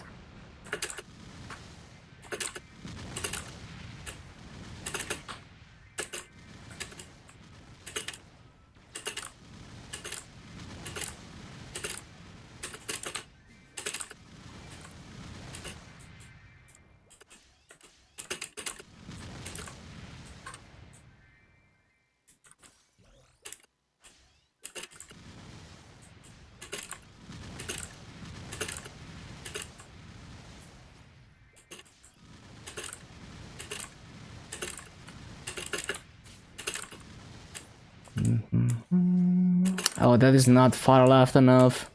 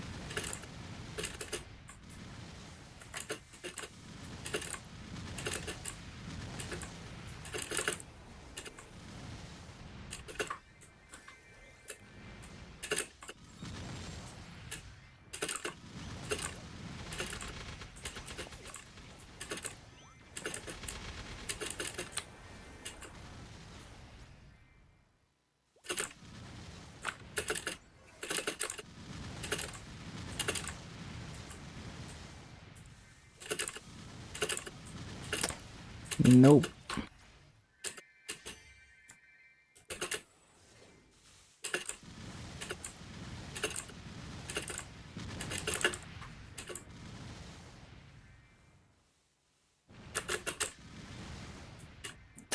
Bum, bum, bum, bum. Bum, bum, bum, bum, bum.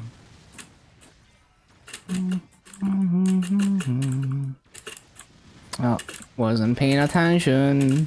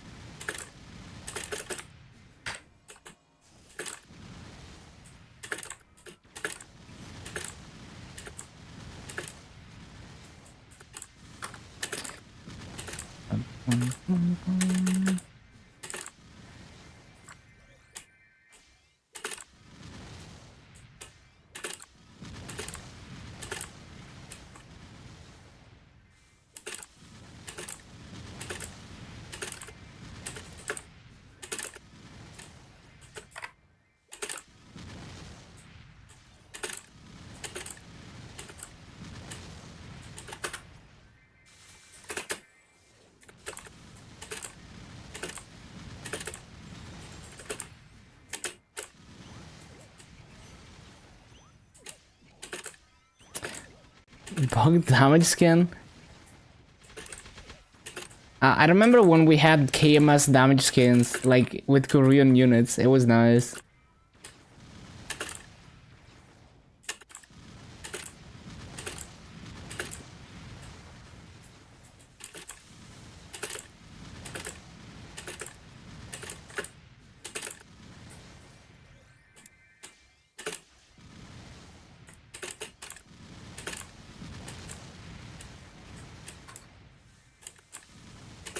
Remove the unit, damn. Unlucky.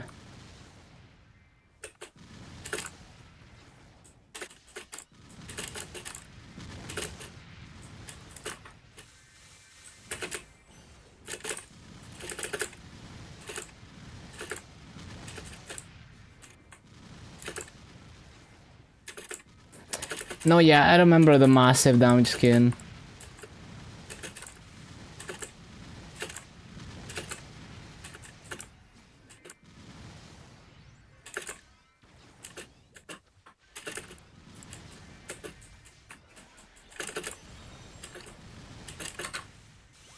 No, not time for that.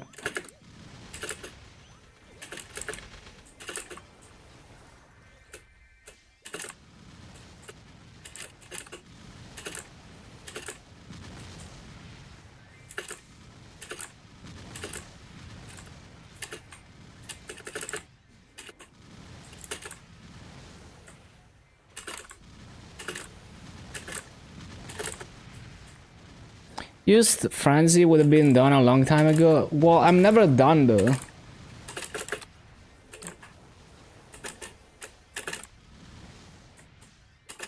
With Black Circulator, does it roll lock lines? You don't lock lines. Black Circulator gives you a before and after, and it changes the value of all your lines. And if you're lucky, it will change it for the better, and then you take the after. If it's not good, then you take before.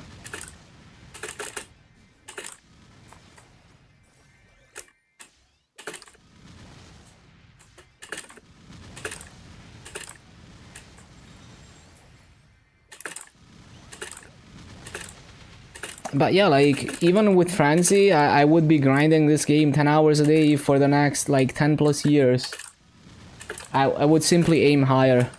So, like, if you're using Frenzy, then you're going for 11.5k Legion and beyond instead of 11k Legion and beyond.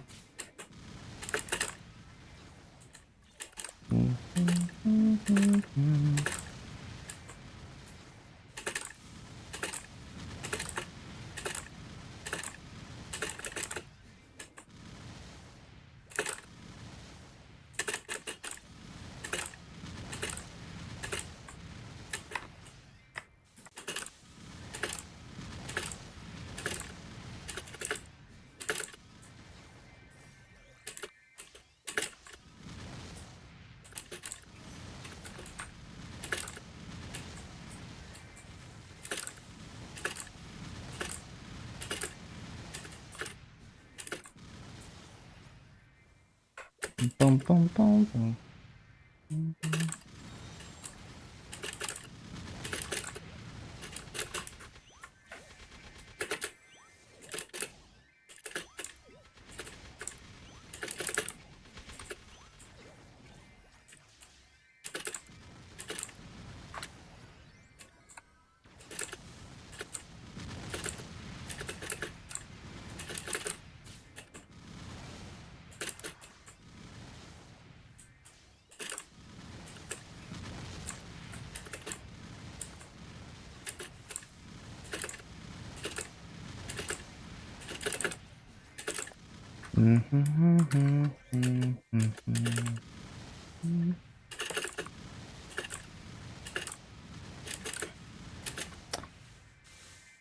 Moonbridge MP at 248. What's the problem with that?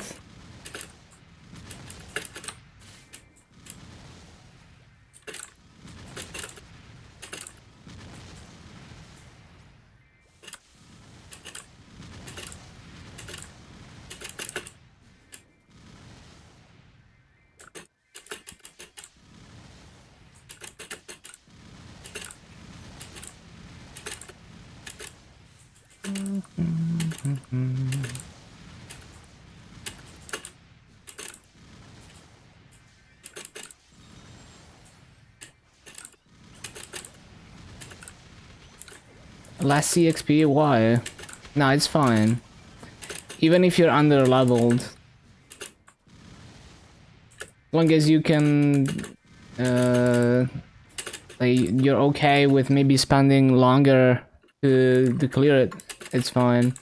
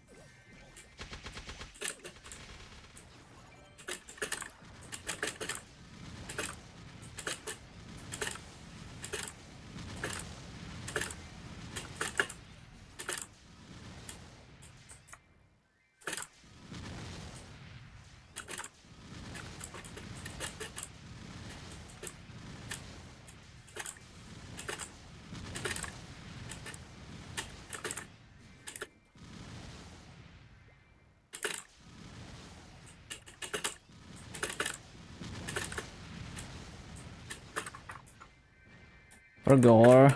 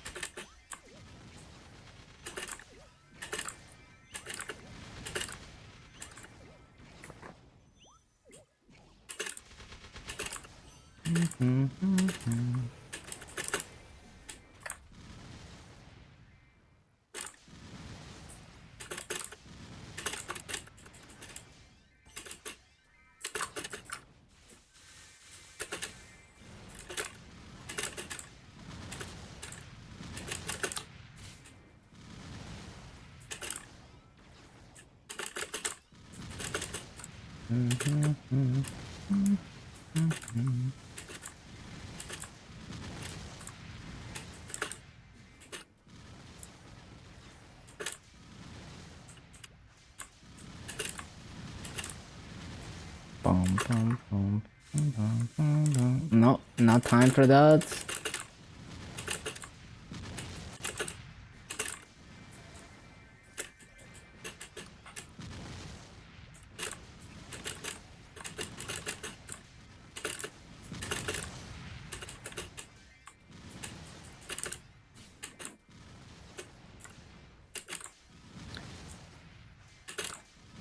And this music is like old Final Fantasy game type beat.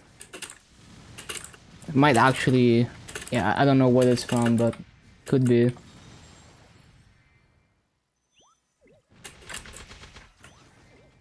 I don't remember what this playlist is.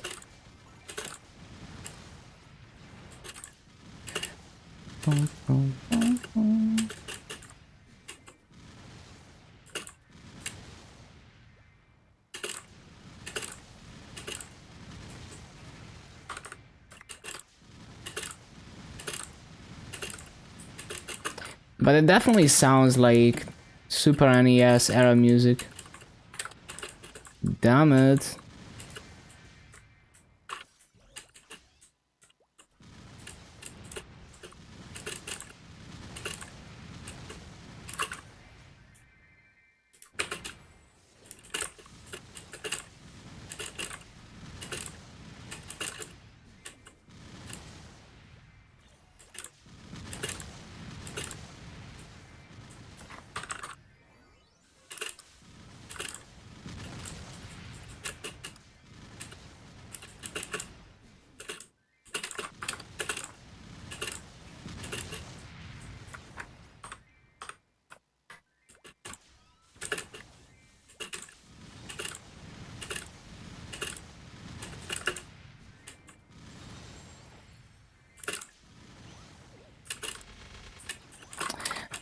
I don't need to be doing BAs during activations.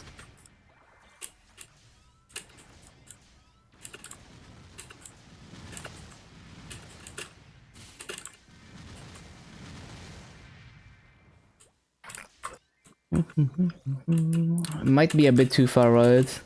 Yeah, it's not gonna hit the mob there.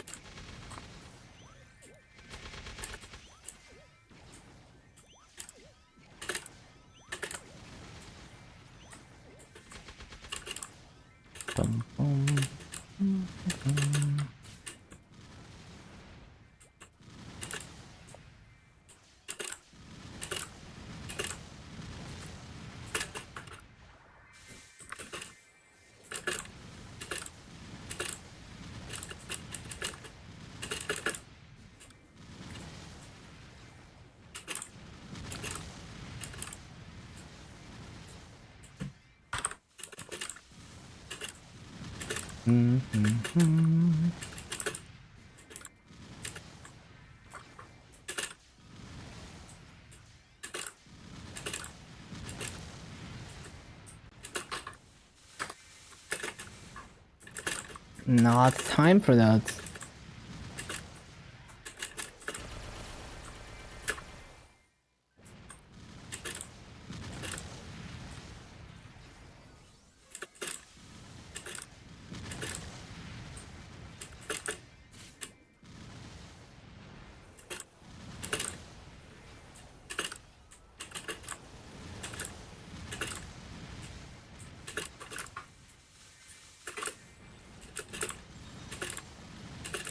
Just a bit over 2 more hours left. Temp for Erda style. Erda style.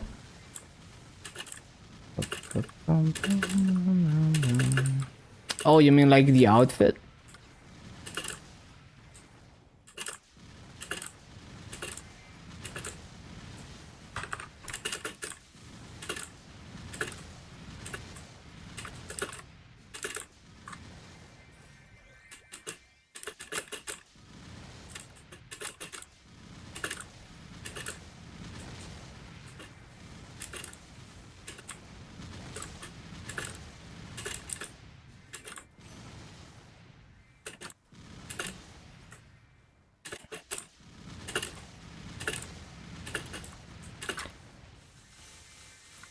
Growing damage skin with the Erda style. Maybe if it's like light green, it could work.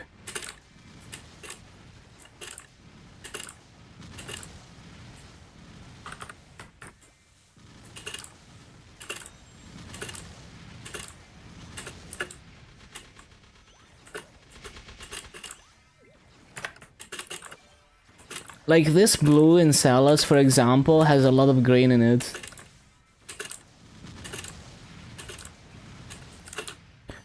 Boom, boom, boom, boom, boom, boom, boom. Yeah, I know the damage skin.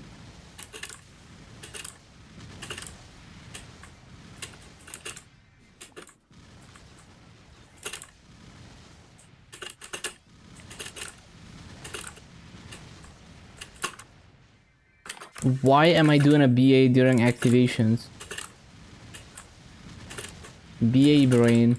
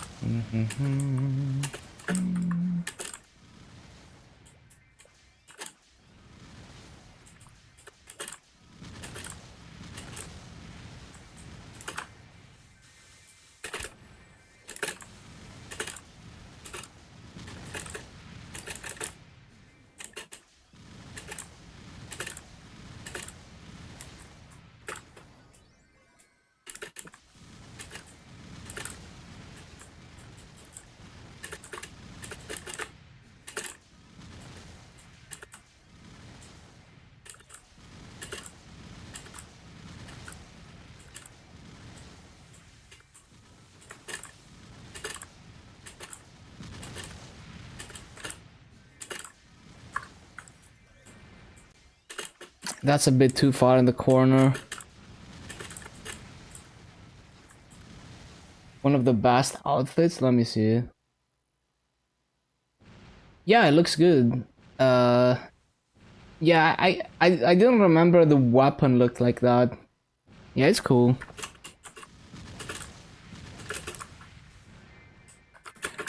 There's a new version of it that's like light blue that I also really like, the Master Label set.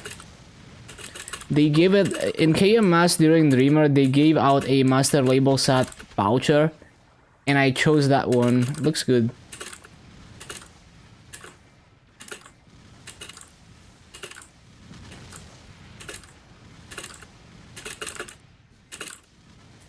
I actually think they gave out 2 Master Label set vouchers.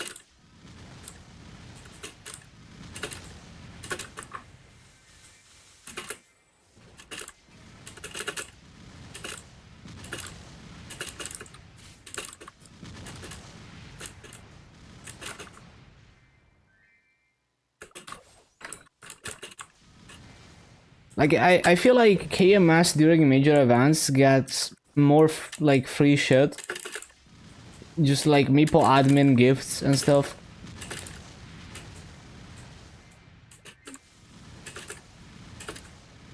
Like, we didn't... Like, do we even get the Master Label set from our Dreamer? I don't think we do. I mean, I didn't see it. I remember it was at the very beginning too. Like day 1 of Dreamer, you would be able to get the Master Label set. So I don't think that was a thing for us.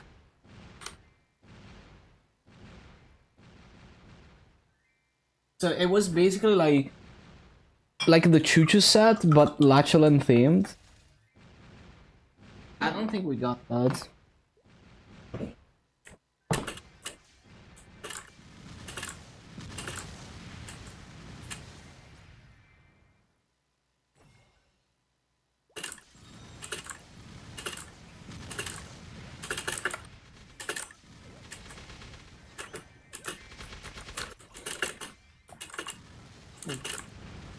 And then through Maple Ad, what the hell was that? Sorry. Through Maple Admin, they gave like another master label set.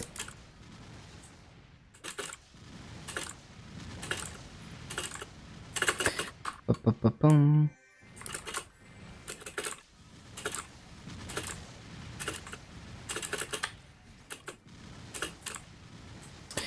Ba-ba-ba-ba-ba-ba-bum.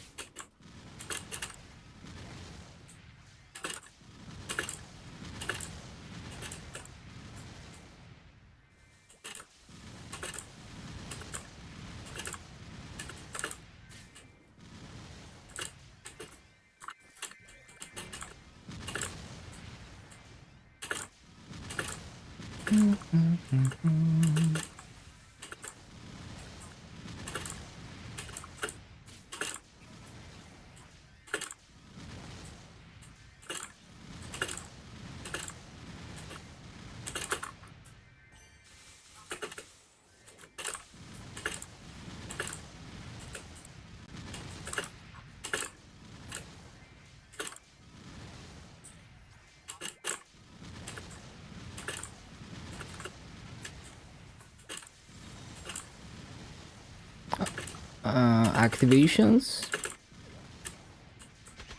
Wait, I'm not on coupon. RIP.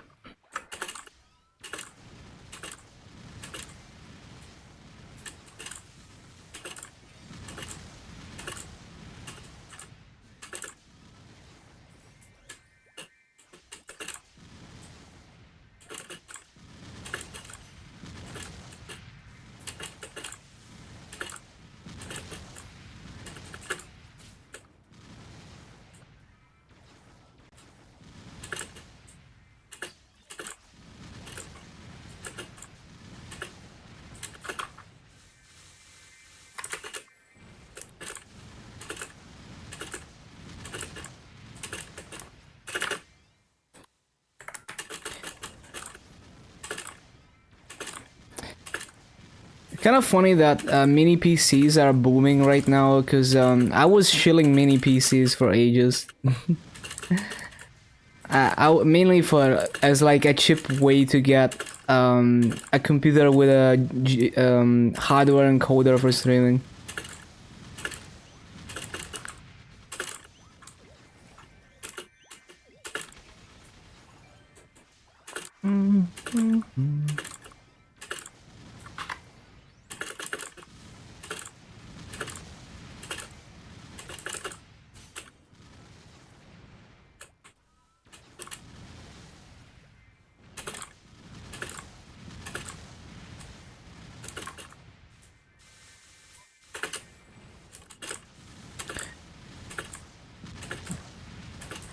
$250 levels left for 6K. Yo, you got this.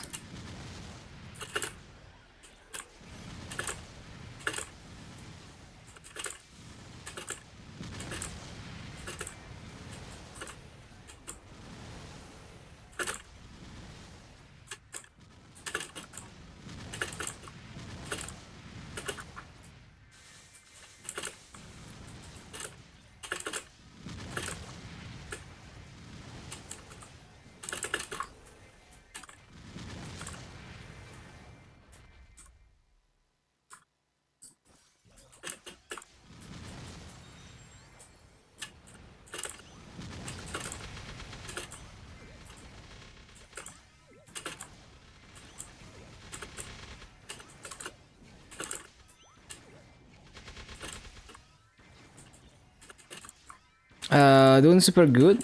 Even though you don't want to main Maple. Yeah, I think you are doing good.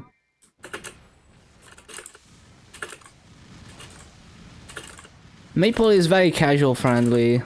You'd be surprised.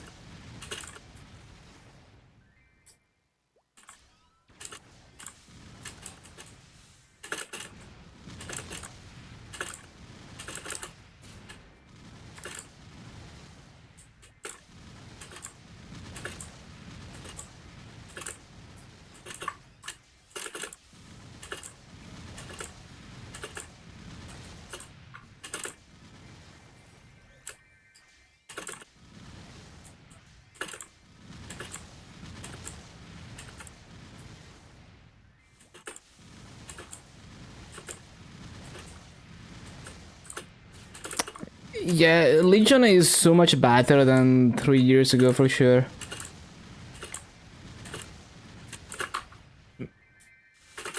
It just felt really bad grinding Legion back then, especially on reboots.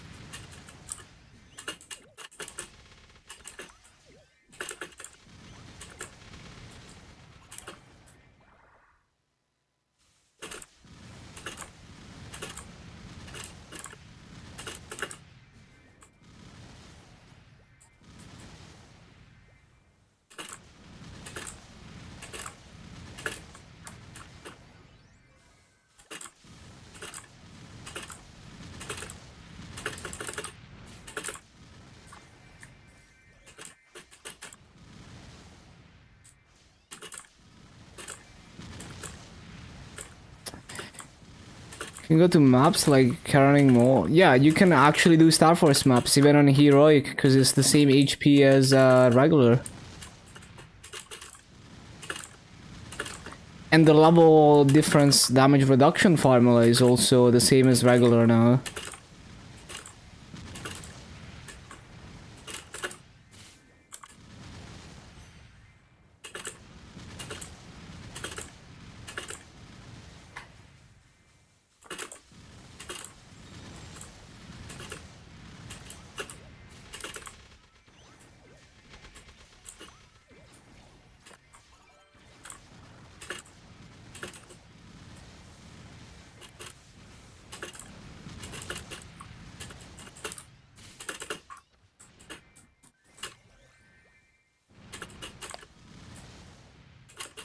No Zakum accessory. Heroic pains.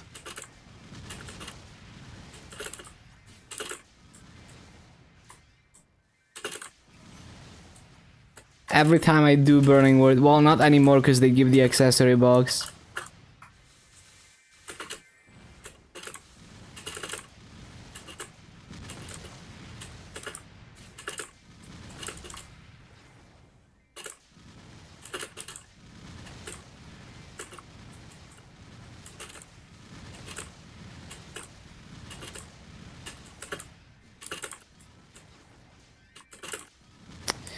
Bum bum bum bum bum.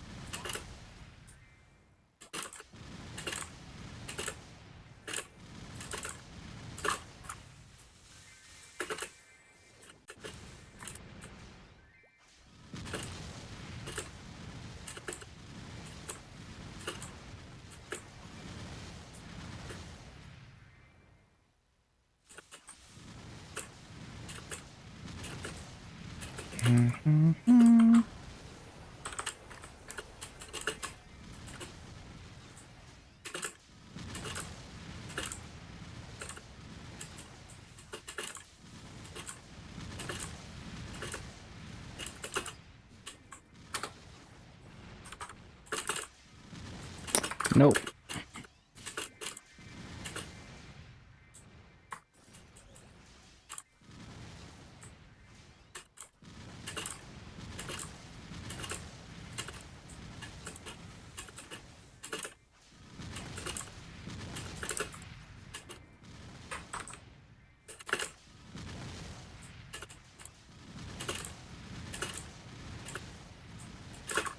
Bum, bum, bum.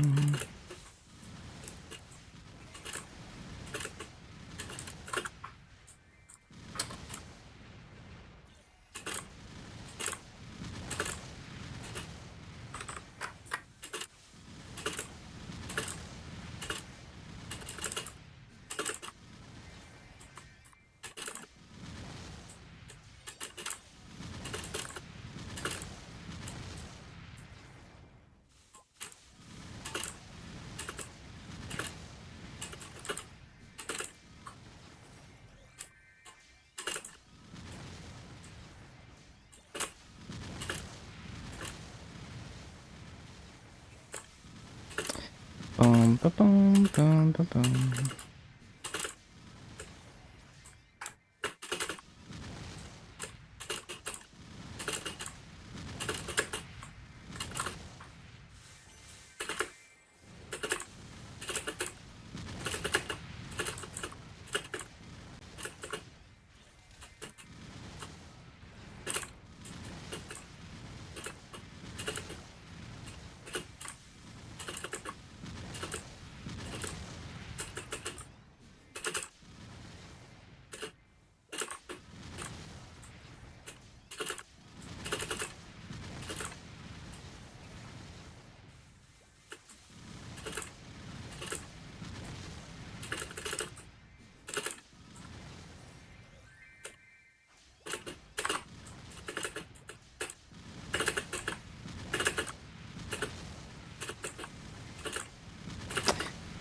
Let's see.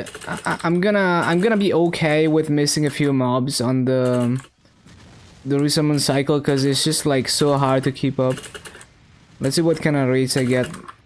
Because I remember on Corsair I was missing quite a few mobs here as well, but it was still well over 18k.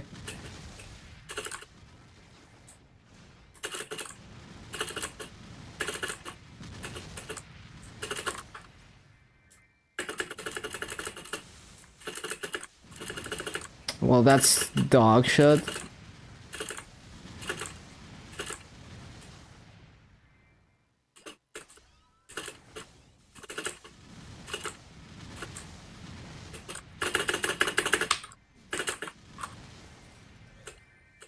No badge, no Zack McSasser is be like that. Average new character experience.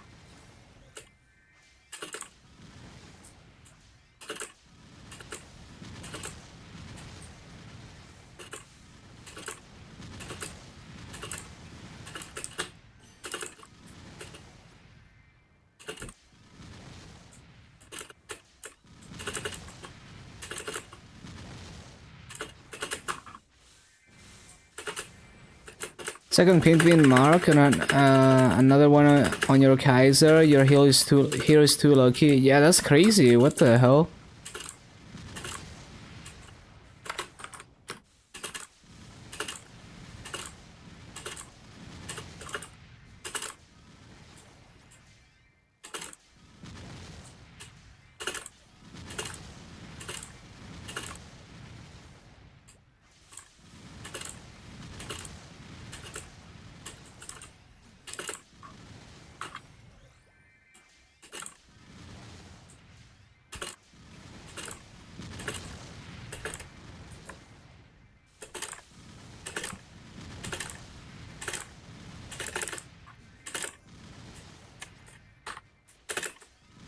What the? I need to CC 60%.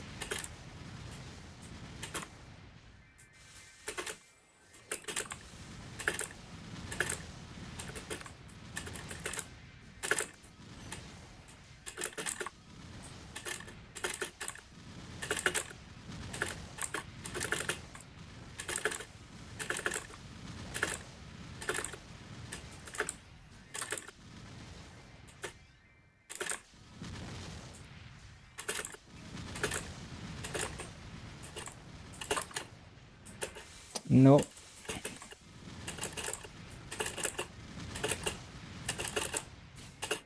No.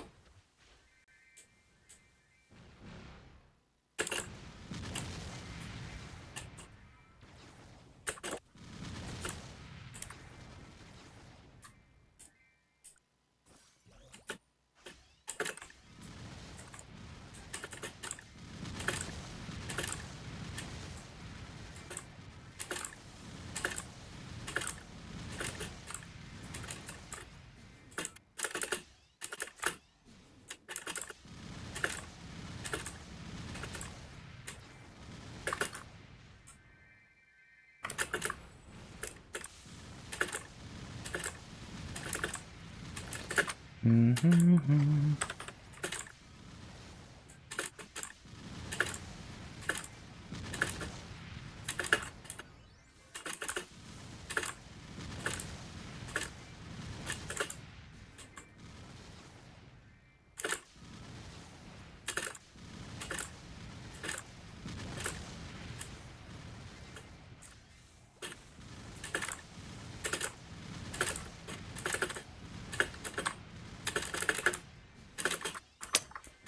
Too slow.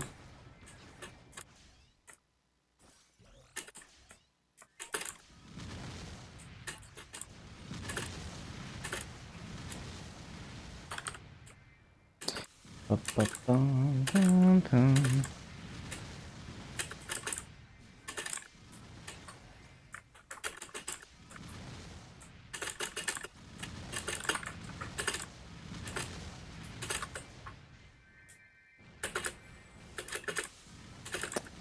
Ba-ba-ba-bum. See, I can never be quite fast enough after I resummon the xenon summon.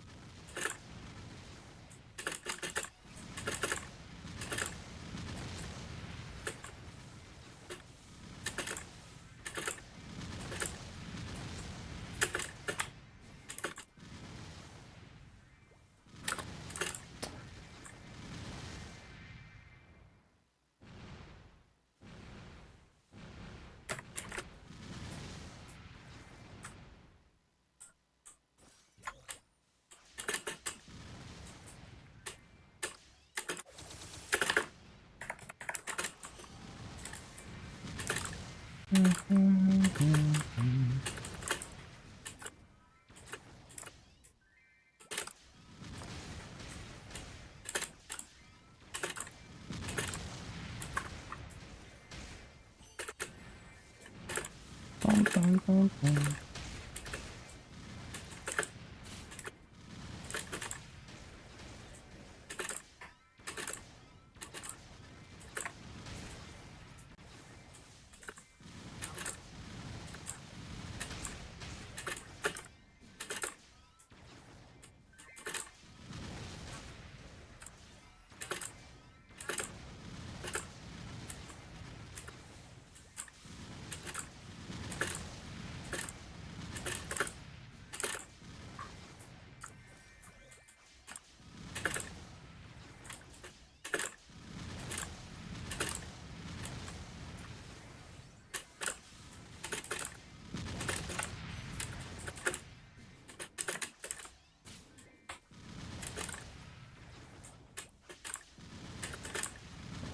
Bum-bum-bum.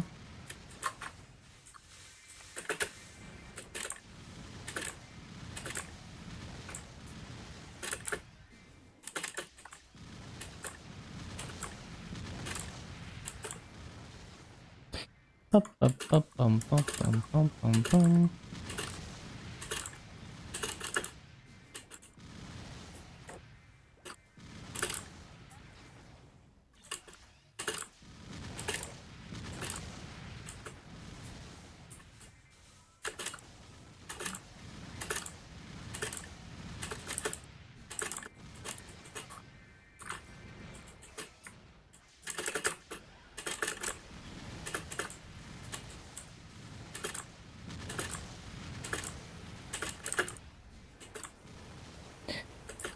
Up.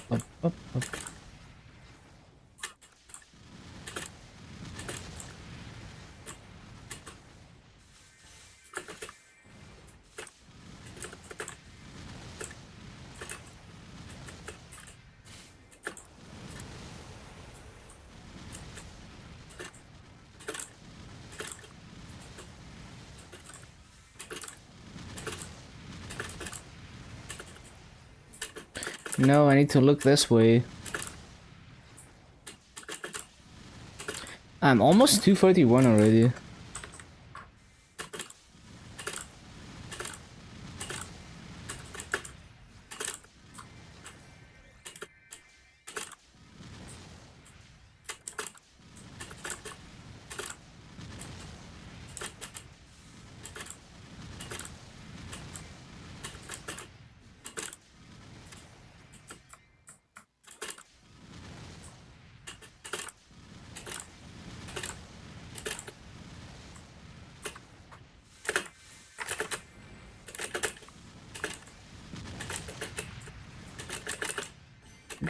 Go.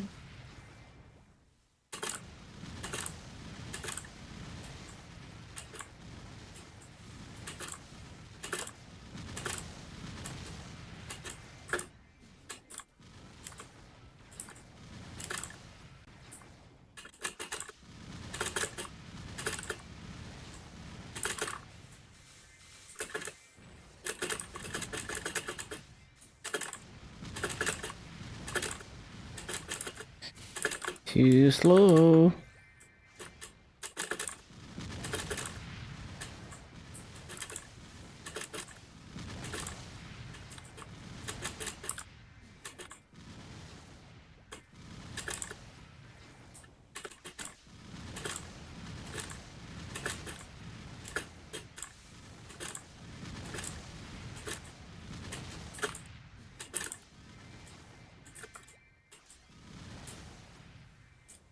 Oh yeah, this playlist is like the anime slice of life music. Yeah. Slice of life anime music.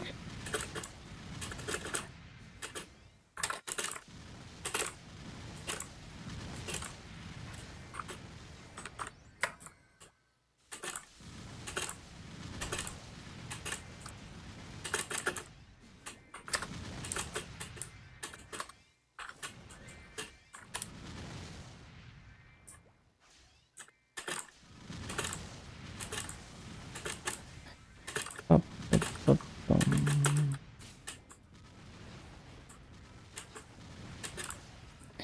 Save up honor. What should go we should go for, you should go for? Check the hero discard, but you know you want attack speed and you know, like probably like boss damage and abnormal, but check the hero discard.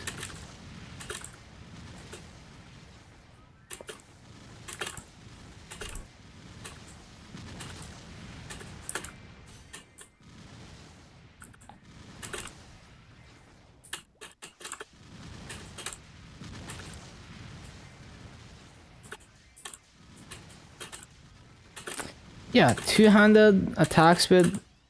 Yeah, you can reach attack speed 10 if you have attack speed inner.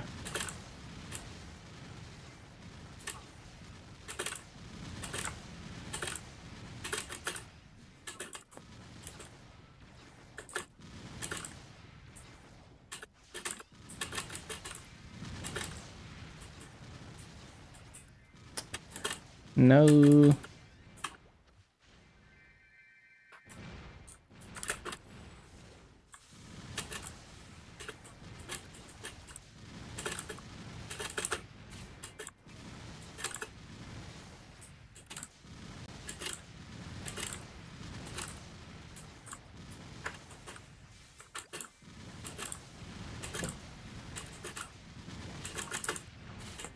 I mean, it's not easy to roll attack speed, but you're gonna get it eventually.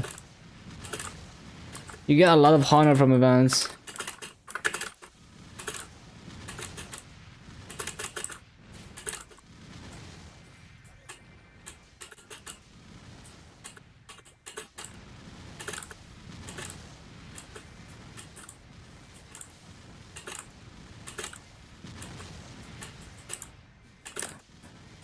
bum, bum, bum, bum.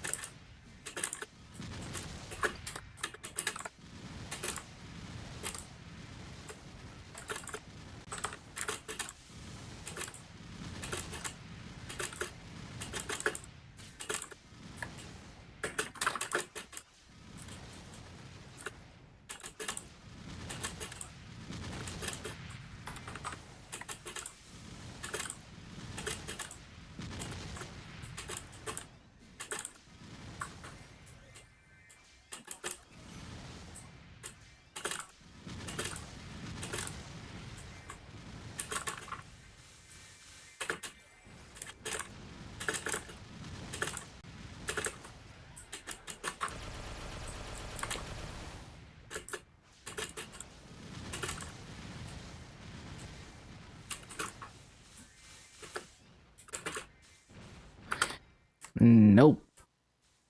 This is kind of decent. Supposed to be up when I have like 30 seconds left.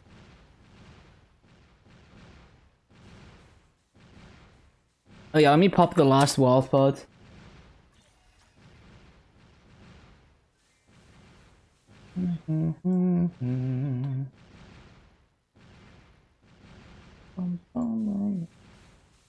One sec.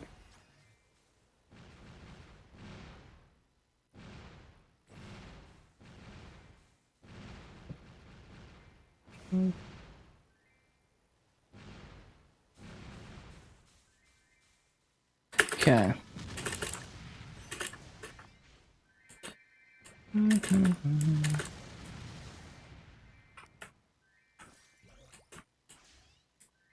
Bum, bum, bum, bum, bum.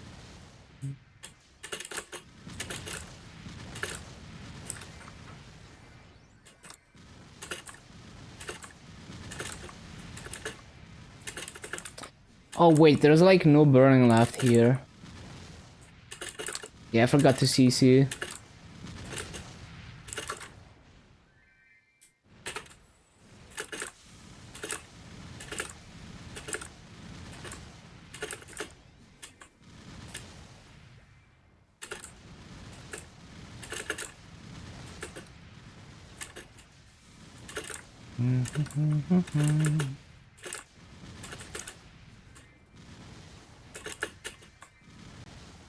Bum, bum, bum.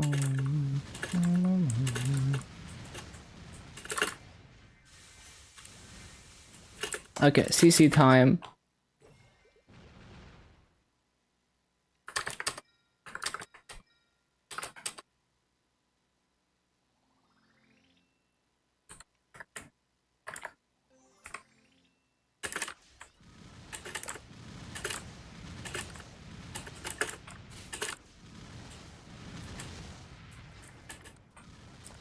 Bum, bum, bum.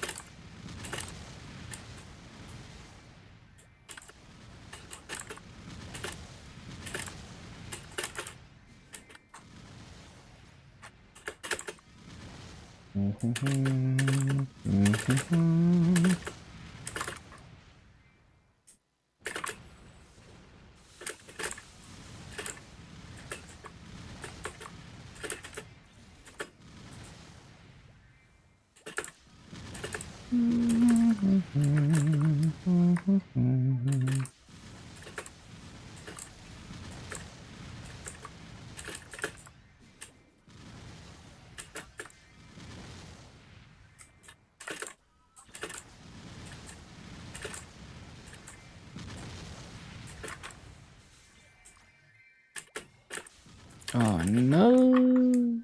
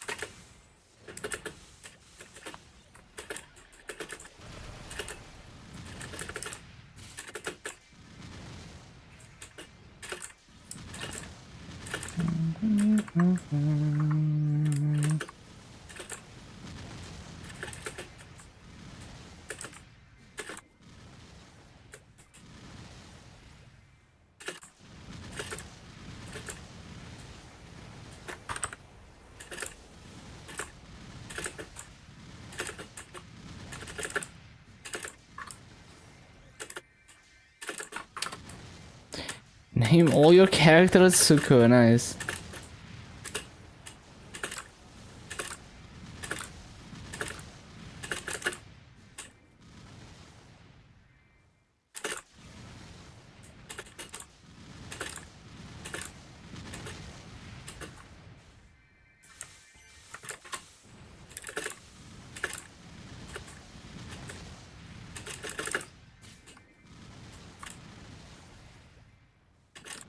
Suko together, nice. That's a good guild name.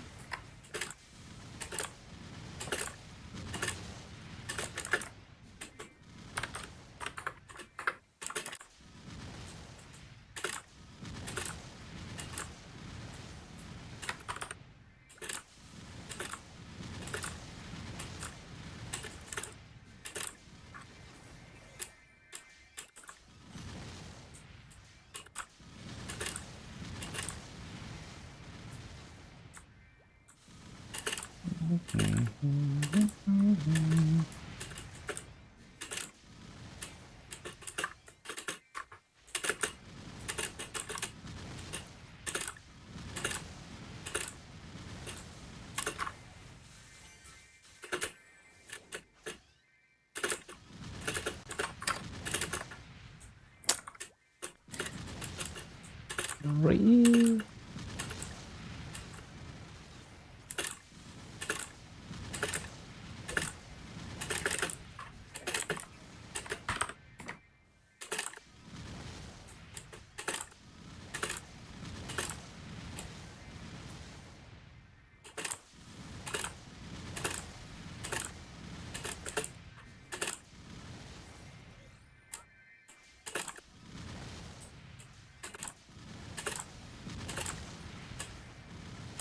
Fake lost arc friends.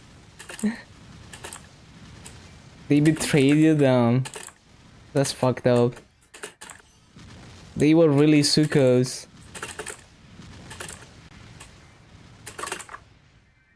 True to their name.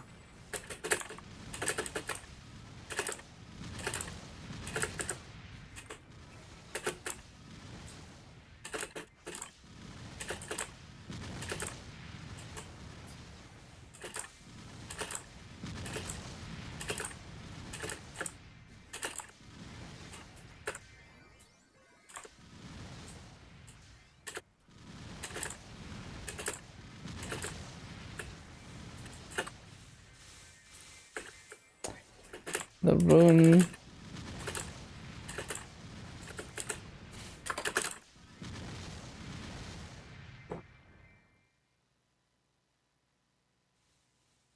They only play you. Lock them out of their account. Damn, that's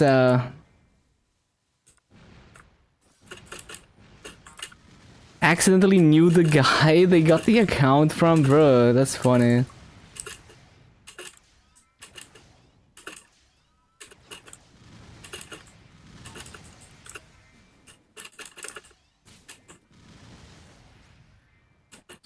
So were they just looking to get full carried or what?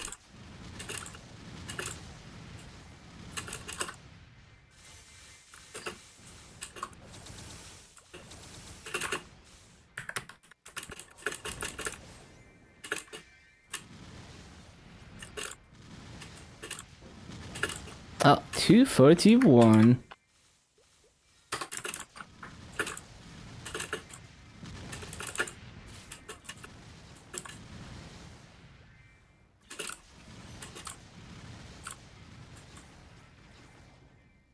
They're good players. So just toxic, I see.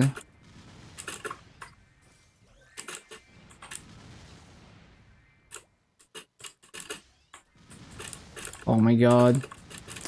Bro, let me flash jump.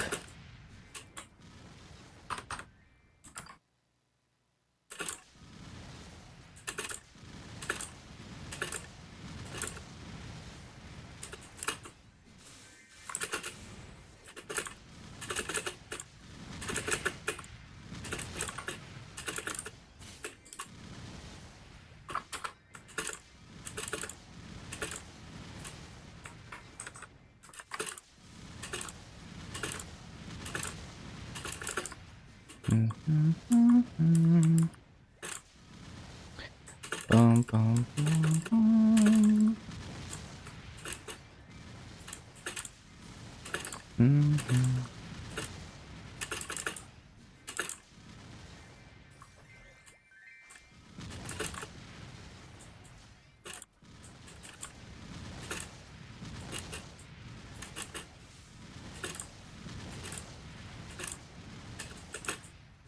He knows people. Yeah, I can imagine.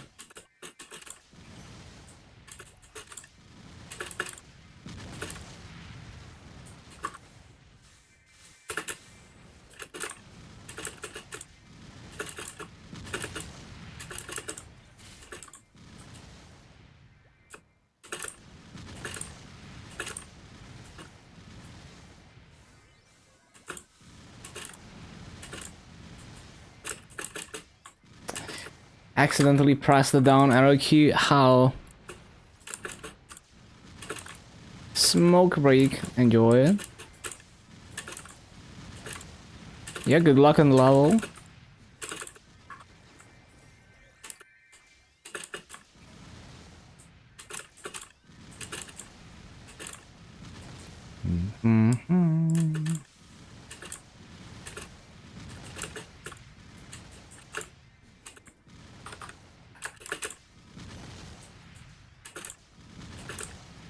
Hello, Catty.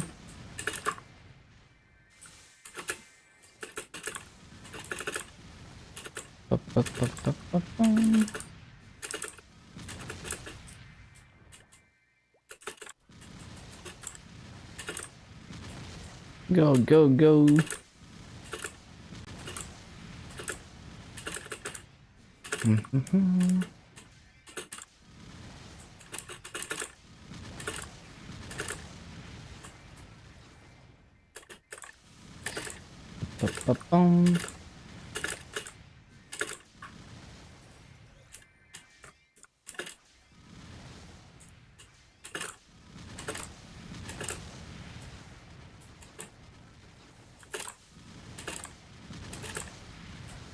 Last dailies on this laptop. Moving back tomorrow. Nice. Feels good, man. Finally.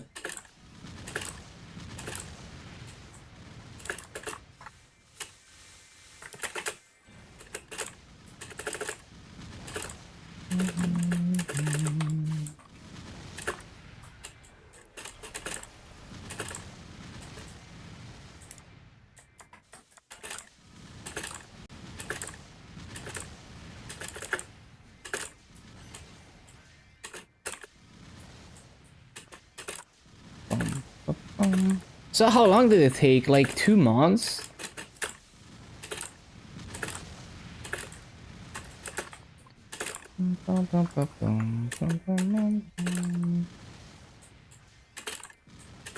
May 30 and done. Yeah, 2 months. Or yeah.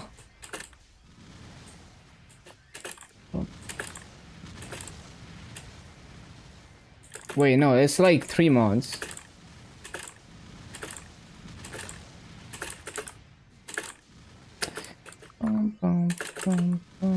Two? Oh, okay.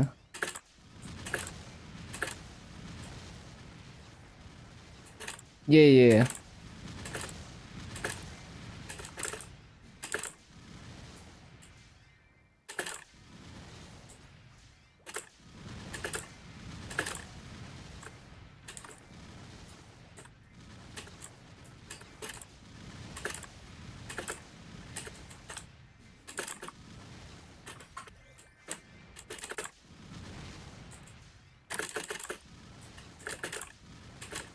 No.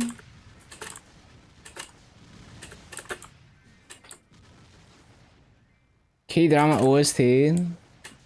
I mean, if you have a good one, link it, and I will listen to it. And if I like it, I will add it to my collection.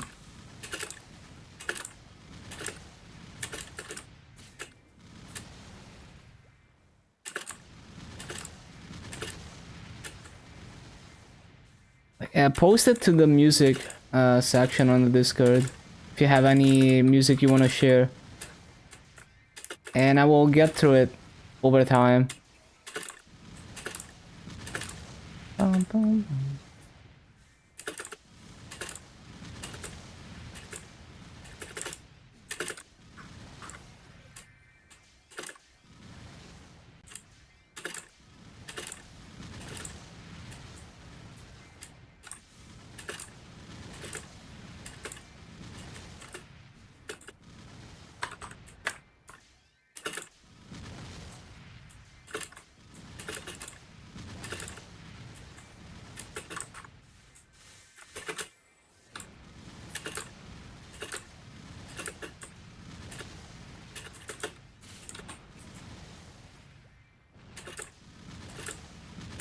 Yeah, I will take a look tomorrow.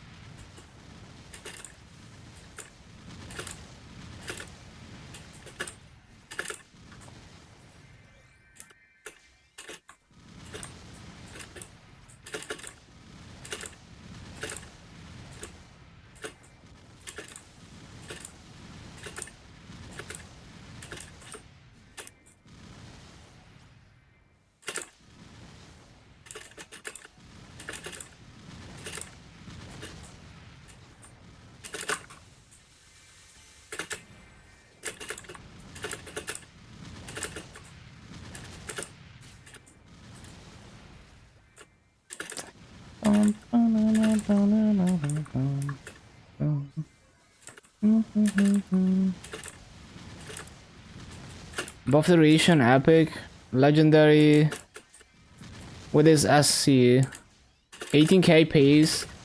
I don't think it's gonna hit 18k, but in theory it's possible, but it's hard to be fast enough. But yeah, this map is good. Oh, cooldown skip, that's nice.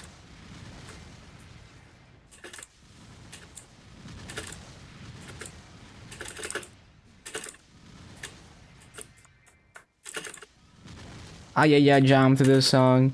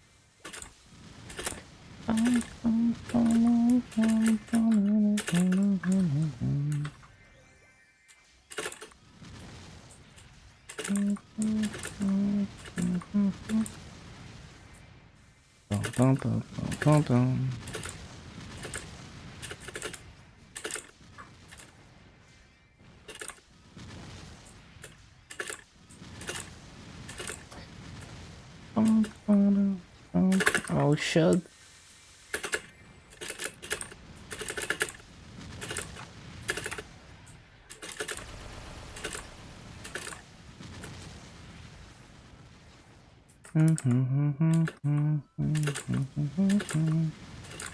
Unique buff duration. It makes Final Cut more comfortable. Do remember though that you get 20% buff duration from artifacts. So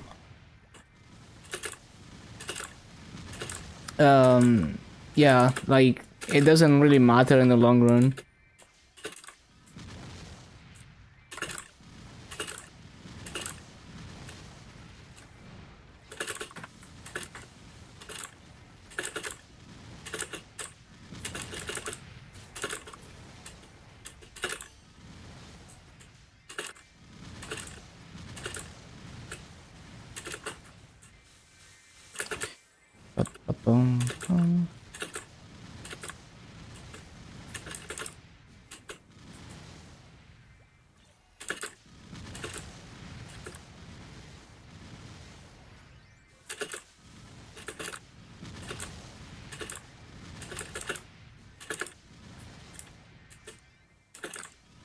You have it? Yeah, so like the buff duration is not that important at that point, especially once you get mechanic and shit. What you should get? I mean, like abnormal damage and boss damage are all nice. Just look at what the Dual Blade Discard recommends. I mean, buff duration is always nice, obviously. Oh, I forgot Fountain. It's so hard to pay attention.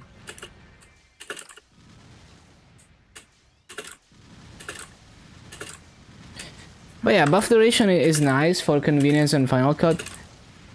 But yeah, I mean, there's probably a point where you don't really need more, especially with Artifact. Yeah, I mean, AB Link also benefits from it, so it's still good to have.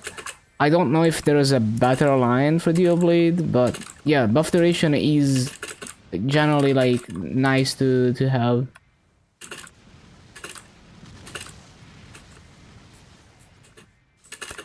But basically, benefit like AB Link benefiting from buff duration is like the minimum benefit from buff duration, as in like if your class only benefits on AB Link, then it's like the least benefit you can get from buff duration, because everyone has that.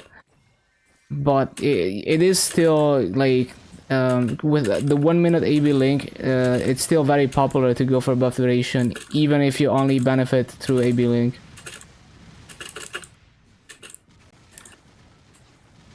%40 in total, that's nice. Everyone wants buff duration for AB Link. Welcome to Bishop Ward. Yeah. I mean, I guess with the 1 minute AB Link, it's good enough that you just go buff duration even if it's only for AB Link. Especially for a 90 sec. Well, I guess Dual Blade is weird because like you don't even get to use AB Link immediately off cooldown. You only use it every 90 seconds. But yeah, still like Dual Blade's damage is very focused on the 90 seconds burst. So like having a better AB Link, I guess, is very significant for Dual Blade.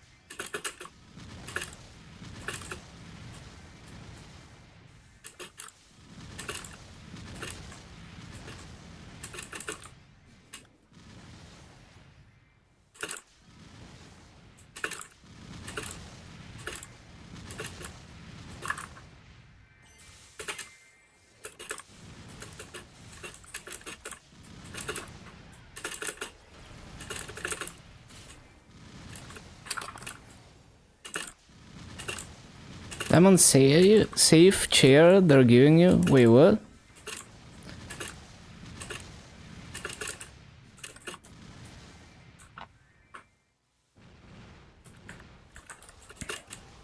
PT reward, I guess.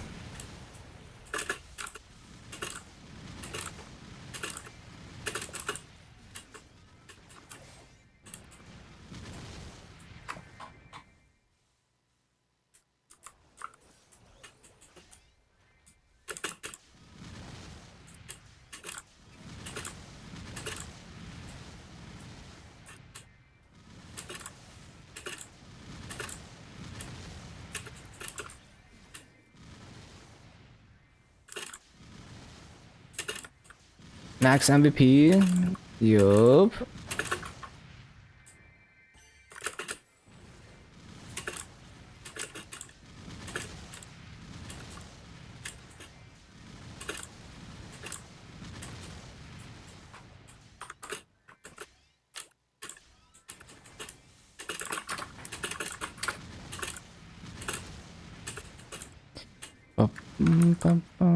MVP rat, don't do it.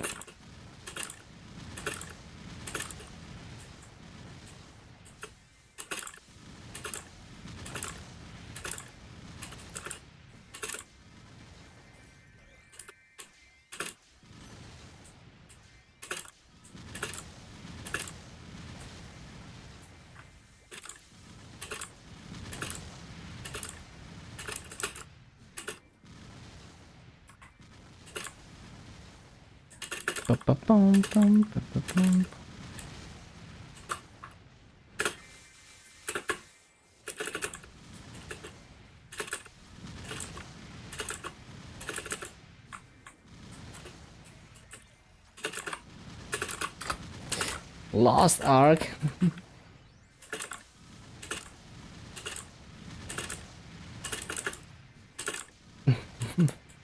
Same thing as My Little Pony, why?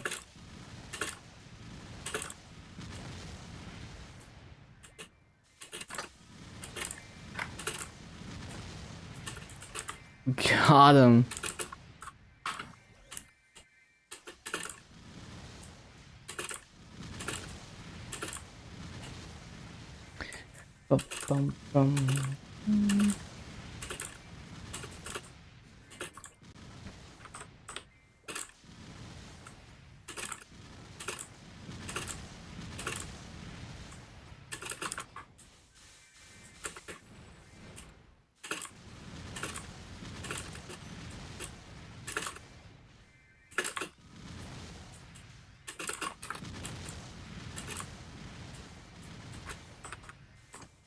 Wait, I keep forgetting to use coupons.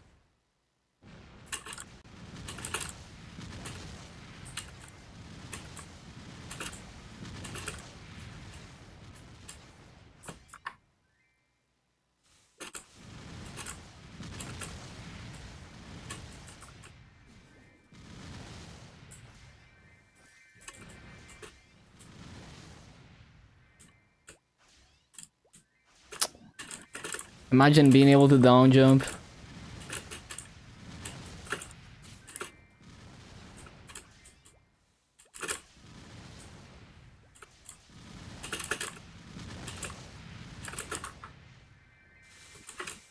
Half skilled? I see. Yeah, I know ban means half because of ban bun. Like the meeple boss. Von Bun is called ban bun in KMS.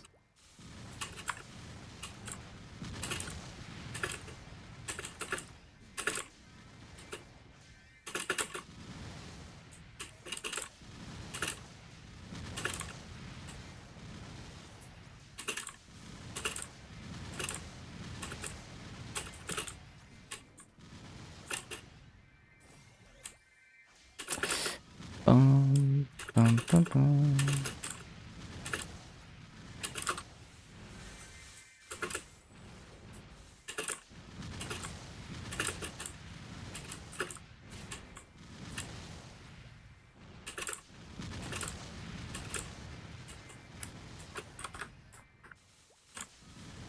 Bum, bum, bum, bum, bum.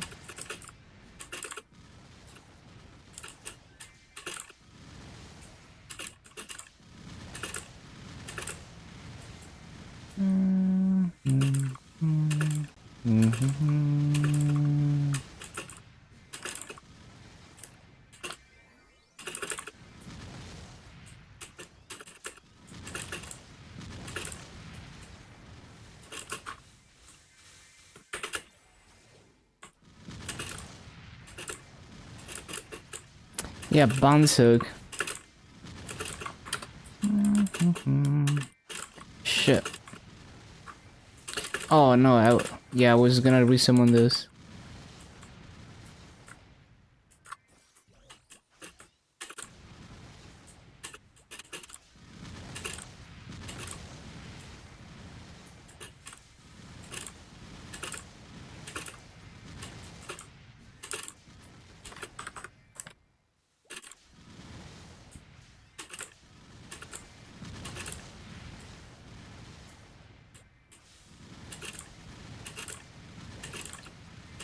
Exekia? What is that? Bum,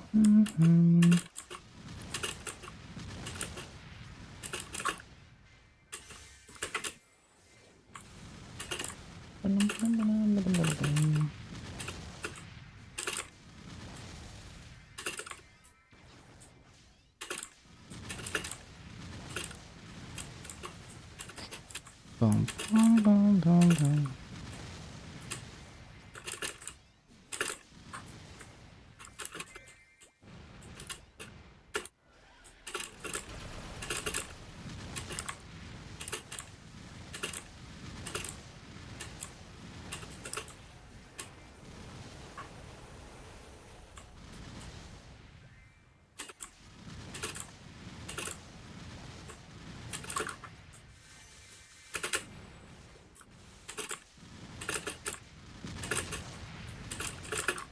No, I didn't press it.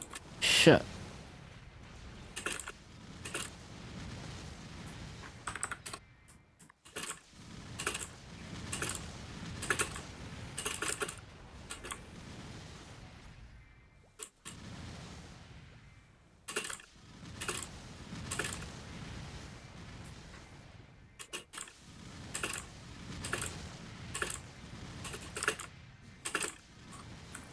Bum bum bum bum.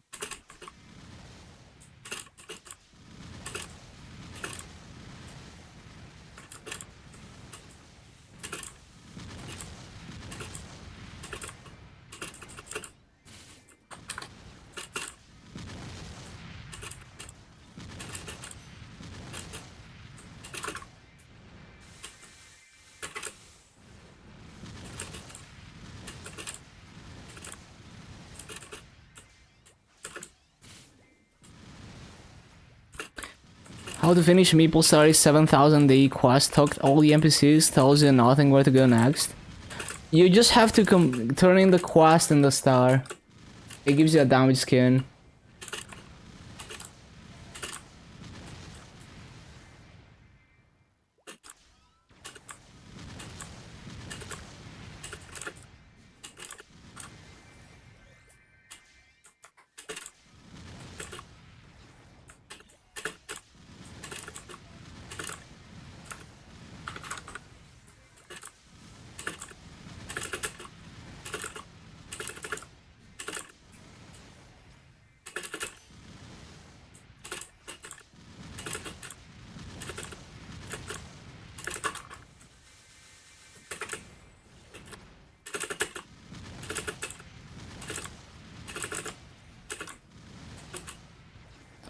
Ba, ba, ba, ba, ba, ba, ba.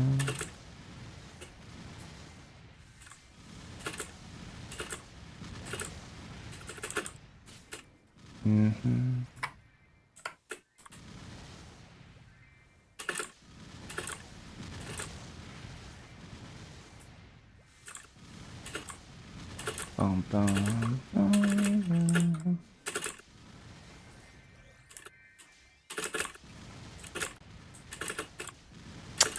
One mob.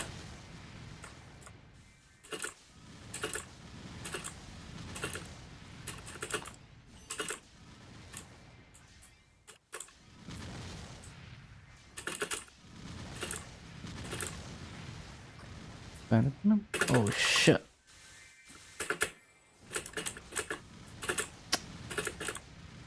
No.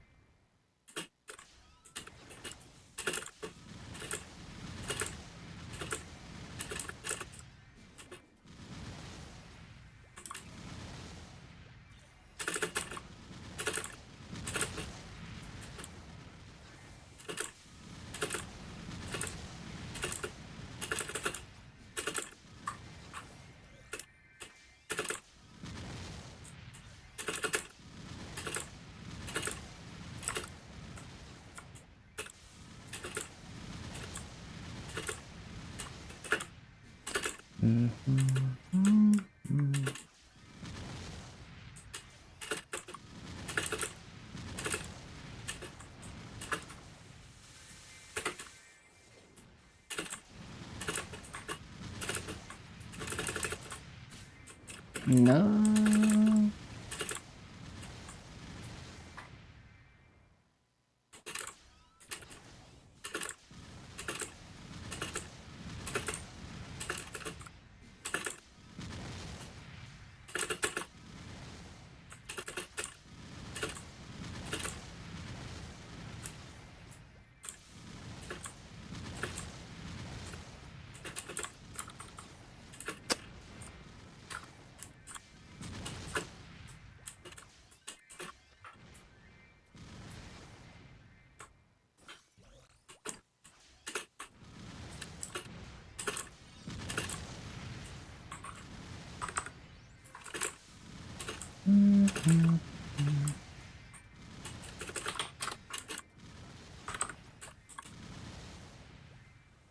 Bum, bum, bum, bum.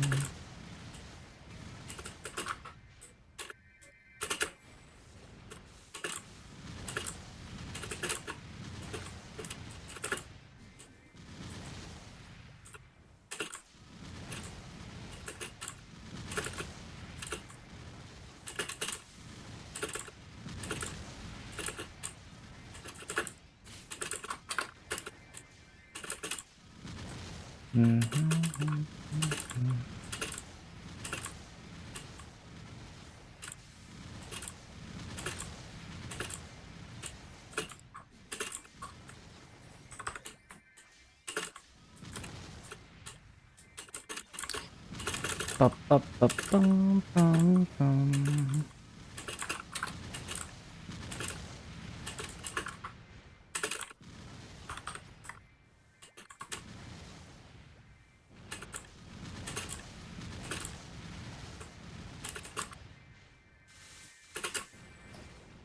Ba, ba, ba, bum, bum, bum. Ba, ba, bum, bum, bum, bum.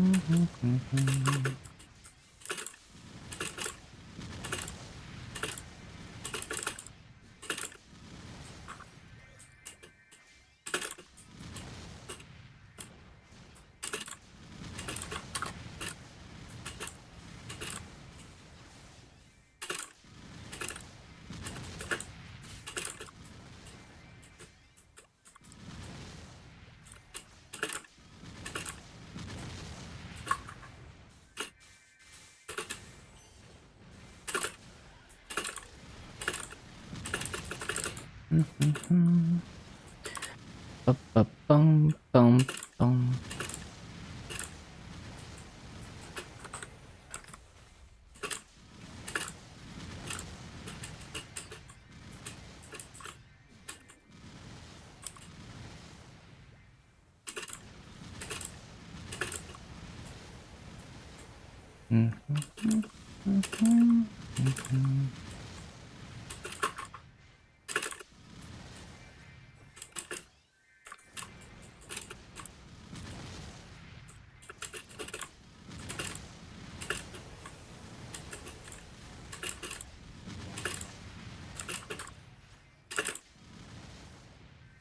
Seems a bit faster when I rope lift over using diagonal dash for this.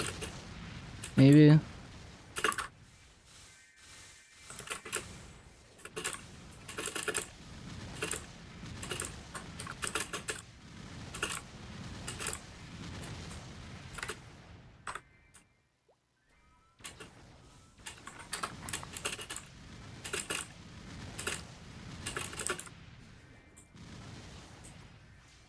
Yeah, I think it's actually a bit faster if I rope lift.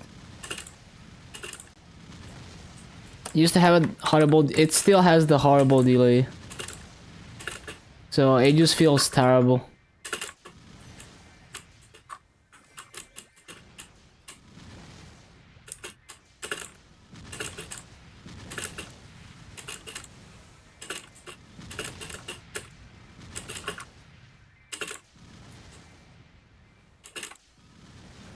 $1.1 trill, juicy.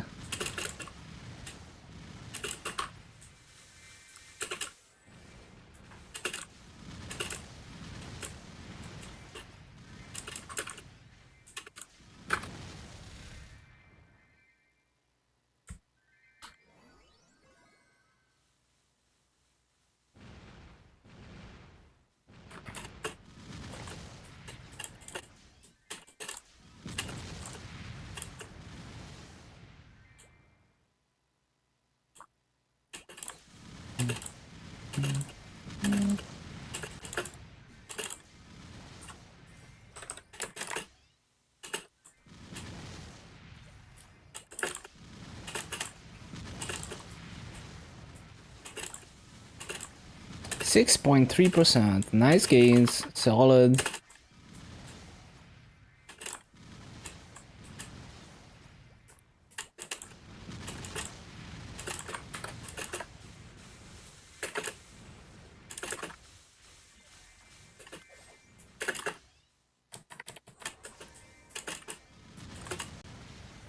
Up, up, up, up, up, up.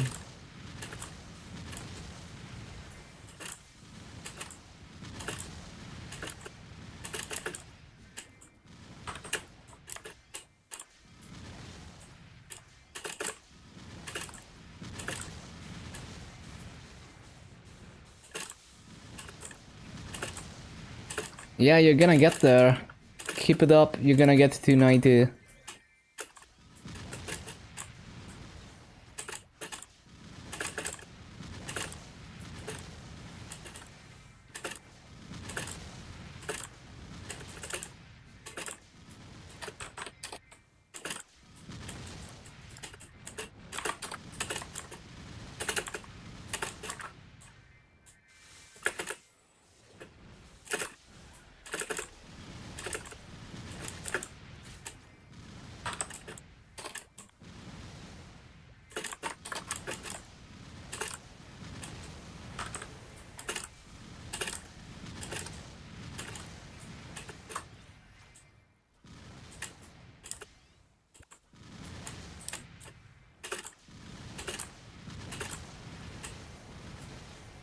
Uh, 245 out of 375. Yeah, that breakpoint is expensive.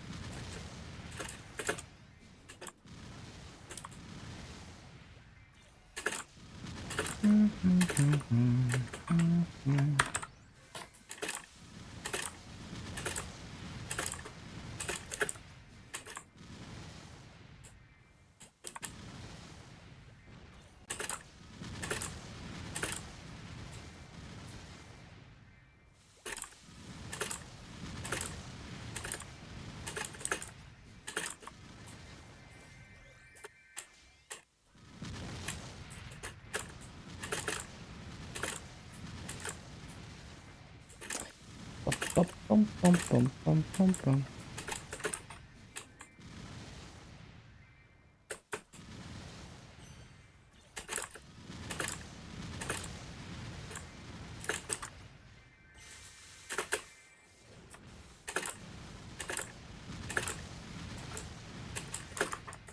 No, no.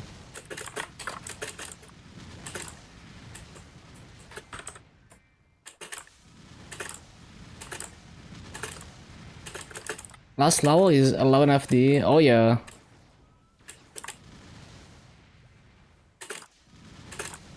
Guess it's worth it once you get once you get like really high with your sexual progression.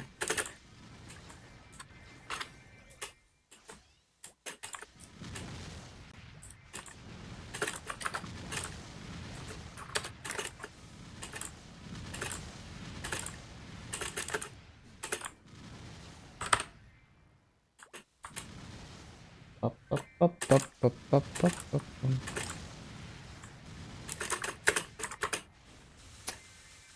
That's too slow.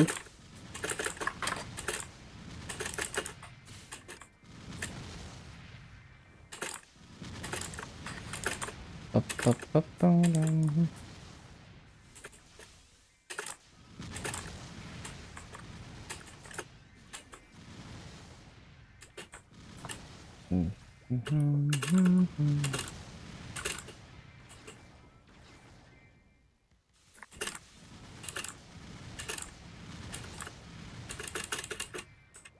Really, a lit mob?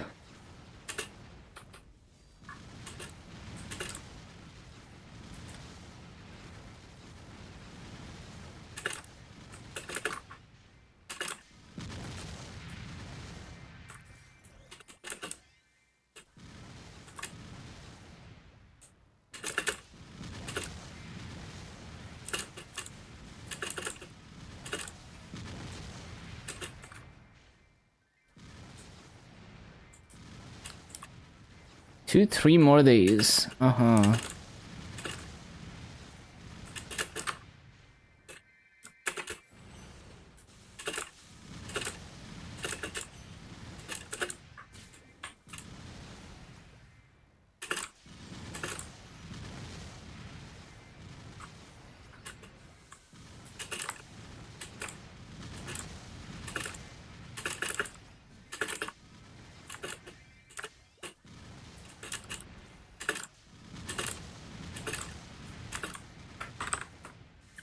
Bum, bum, bum.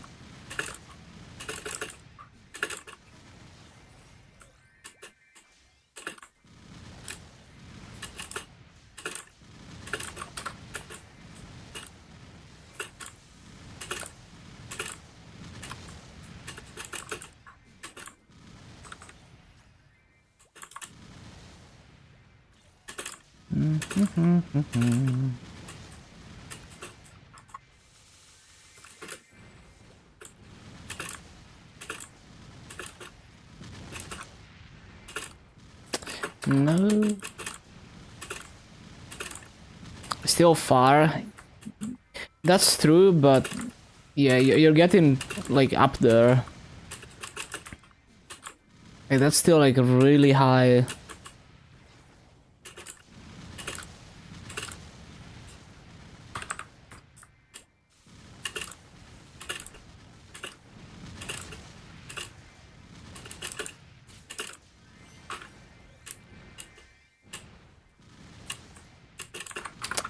I don't want to jump down like that.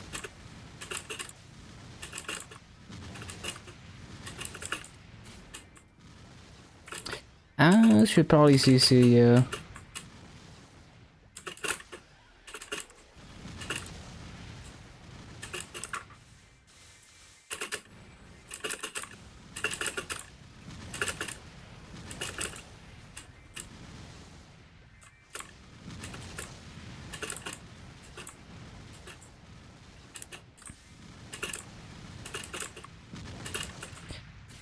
One chip level and then it's costly again. Playlist?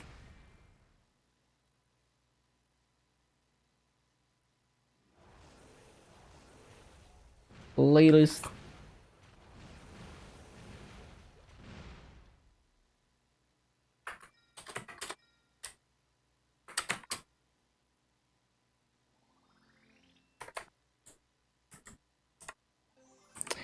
Bum, bum, bum.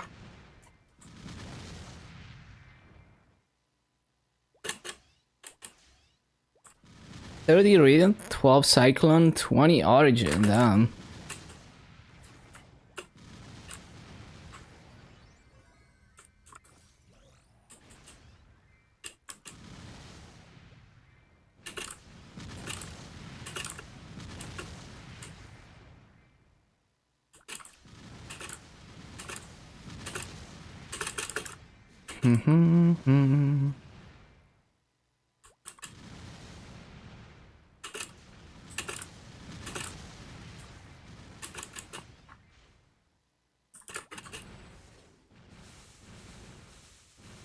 Okay, let me get the other headset.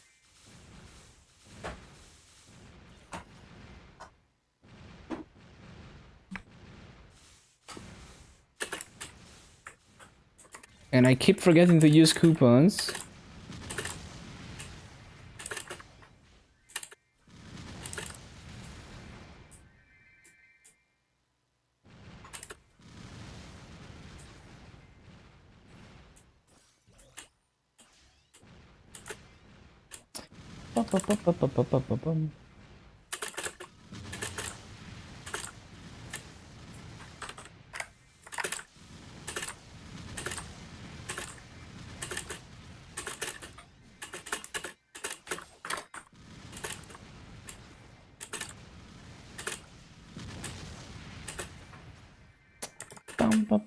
Bum.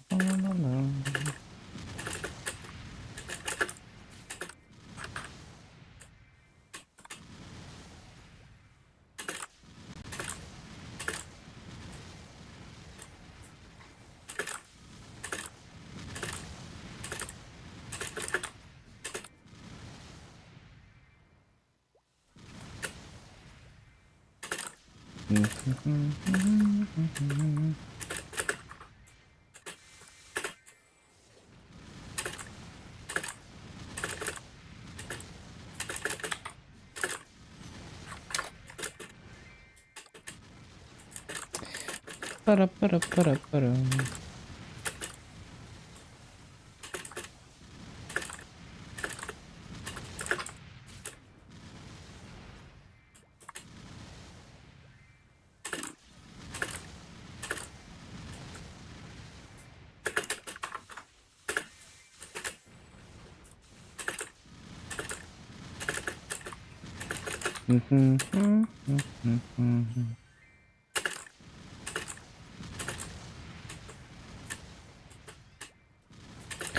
Bum, ba, bum, ba, bum, bum.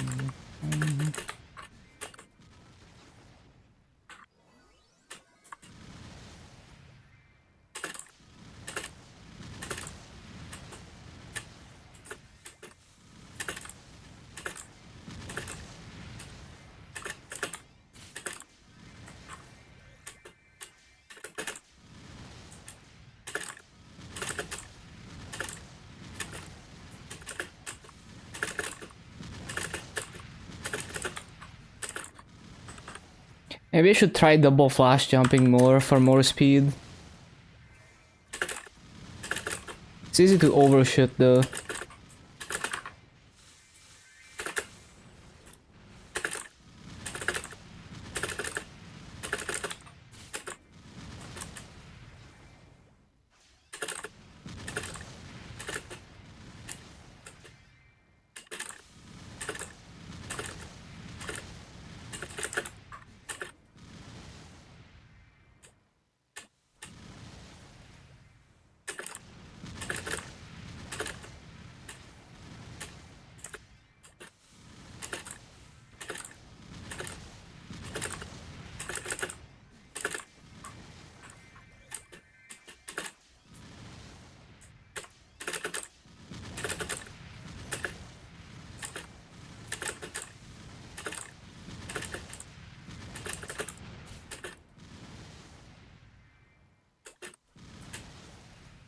Bum, bum,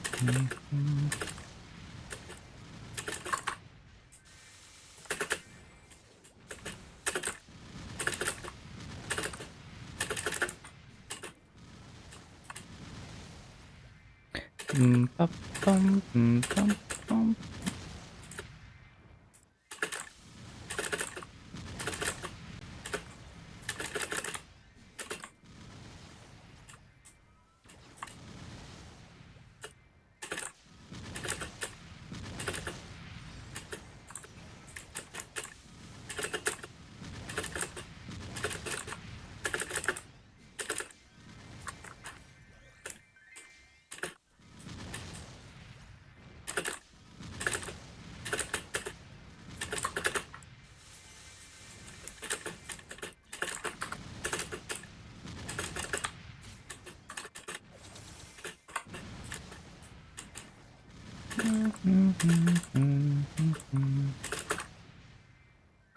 Ba, ba, ba, da, ba, bum.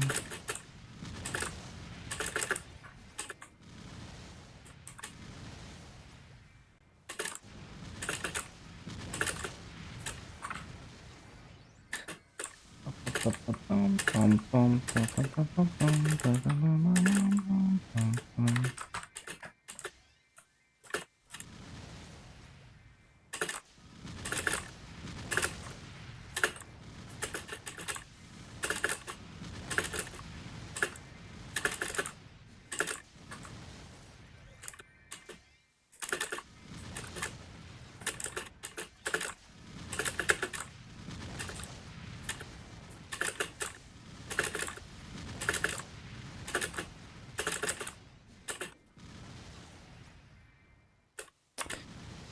Still double master time? It should be, don't quote me on that though. But I do remember double time being like 1 hour after reset, one of them anyway.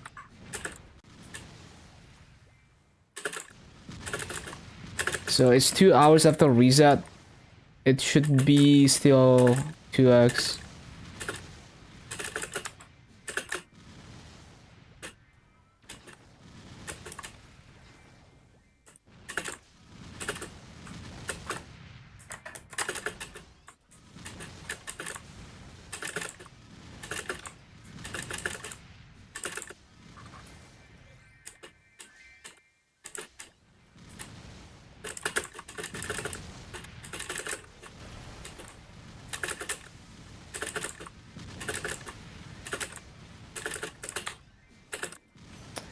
Up, up, up, up, up, up, up,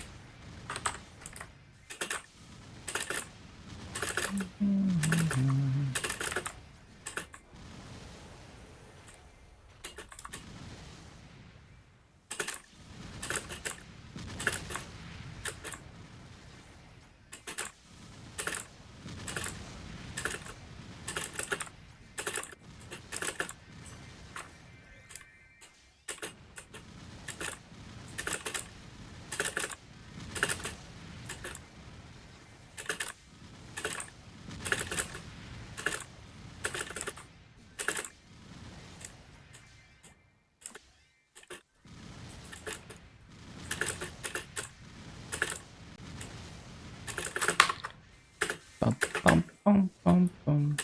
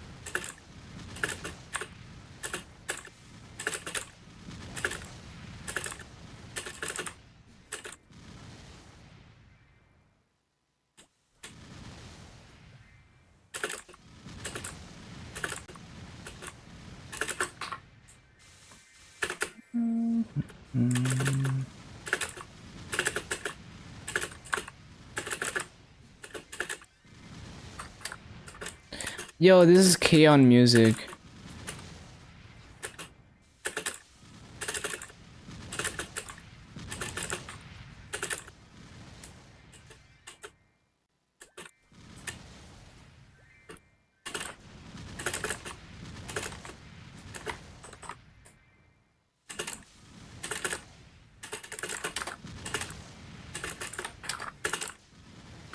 Ba-da, ba-da.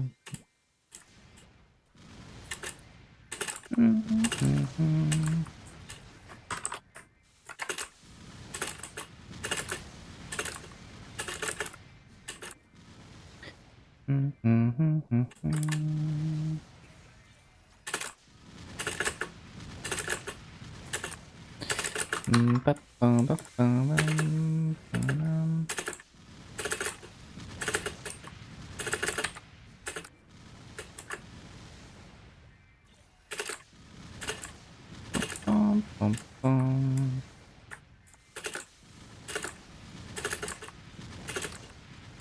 Ba-ba-da-ba-bum.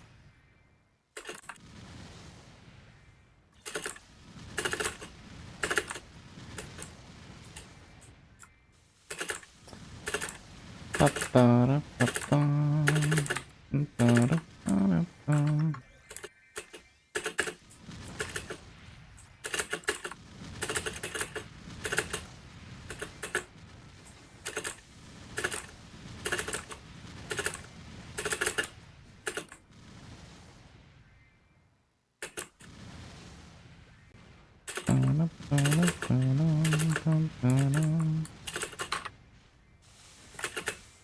No, jump down, bro.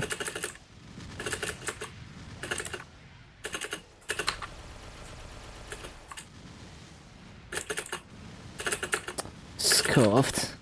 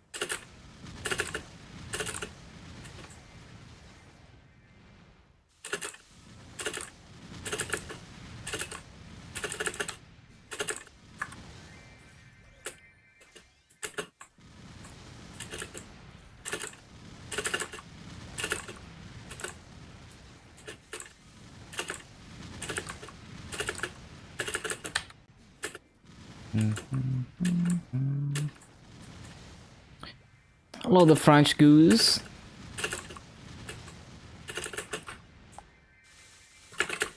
Welcome, welcome. This BA is looking good. Oh, never mind. It's gonna be inflated by the bees. Now I don't know if it's good anymore. Well, it's gonna be like plus 10 mobs. They're doing great. Almost done with today's farming session. Well, yeah, it's not amazing. So it's like 17.1 because of the bees inflating the BA. Well, okay, it could have been a bit more. I stopped it a bit earlier, but yeah, it's not amazing because this map should be 18k. Love that goose emote.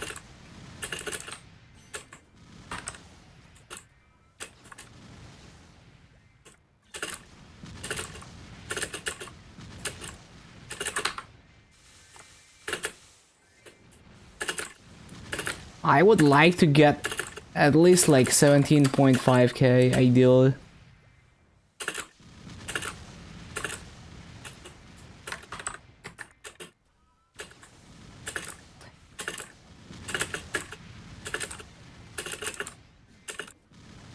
Want to see what the game looks like? Oh, it's nice. It's very pretty. It's definitely, like, in terms of visuals, it's one of my favorite games.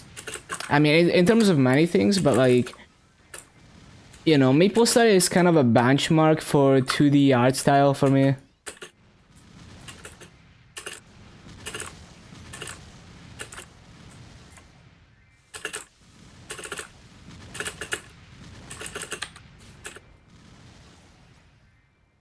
Bum, bum, bum, bum, bum, bum, bum, bum.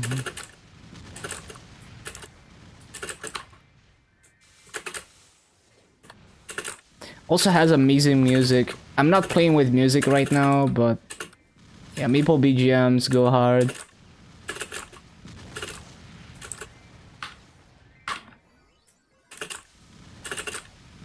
So many things to choose. Yeah, I mean, it's an MMO with 2 decades of history, so there's a lot of depth to it.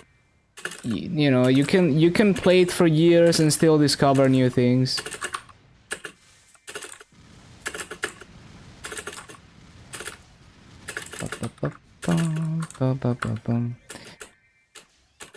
Like, there's people who have been playing for like 10 years and they still have new things to do. Also because they keep expanding the game, but yeah. Discover something new this week, played since 2005, yeah. It's also because it's constantly evolving, but yeah. It's the type of game that you can't really do everything there is to do, so there's no rush to do anything really. You kinda just explore and do, like, find what you enjoy doing in the game and play it day by day rather than what the mindset of like, I wanna beat the game.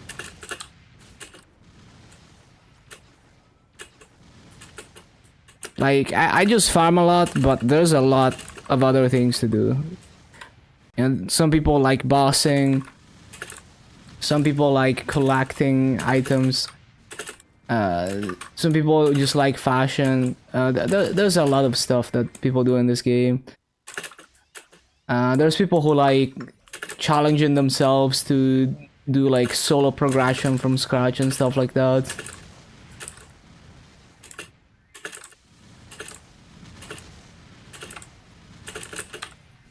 So it's really, I see it as a sandbox. I decide how, like, what the roles are and how I'm gonna play the game. Still haven't gotten the infinite throwing stars. But like, don't you get like the passive at like 3rd job? I forgot.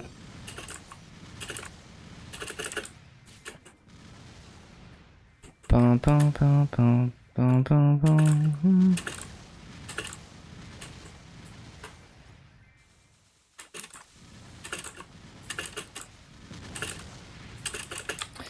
Oh, the recipe? I see.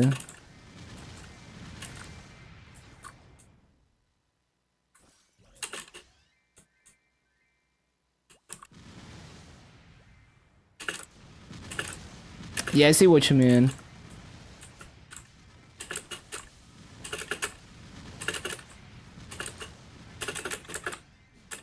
I think it's pretty damn rare.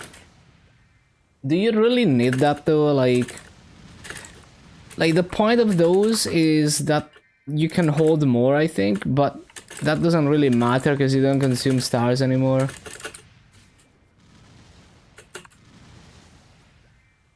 It looks cool, I guess.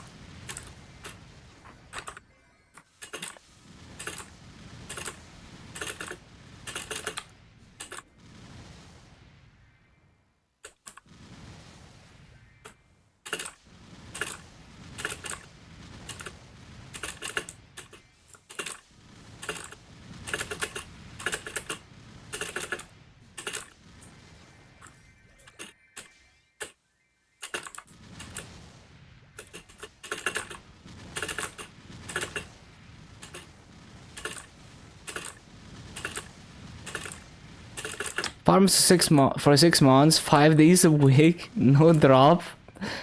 Bruh. Any classes easier to start? Most classes are pretty straightforward. But yeah, I guess there's a few classes that are more complicated. Honestly, all the explorers are pretty straightforward. So you can't really go wrong with the explorers. The Cygnus Knights are, like, besides Blaze Wizard. I mean, Blaze Wizard is not the most complicated class, but it's a bit weird compared to the other Cygnuses. So the Cygnuses are also, like, can't really go wrong mostly. Also, hello, Miko. So Explorers, Cygnuses. Let me see. What's a simple class of, like, Angelic Buster is great right now. If you like the idol, cutesy idol theme. Lara is also pretty straightforward to play.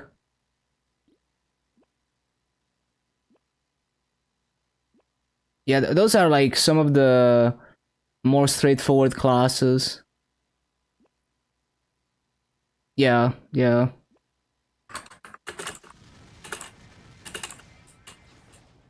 Pick Kaiser for the glory.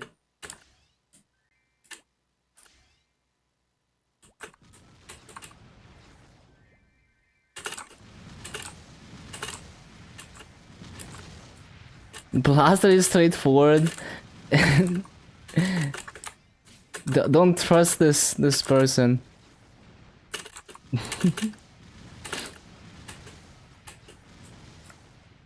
Don't do Kaiser or Blaster.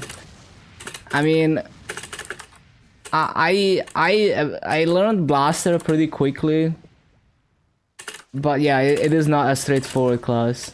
It's a combo class, key input heavy, learning curve and everything. And also, like, I only learned grinding on it, so bossing I can't even begin.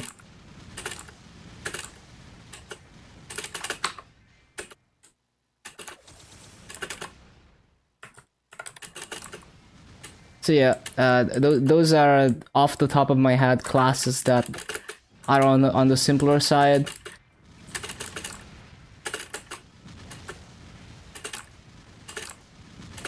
I would say Luminous and Arana are very straightforward too. Yeah.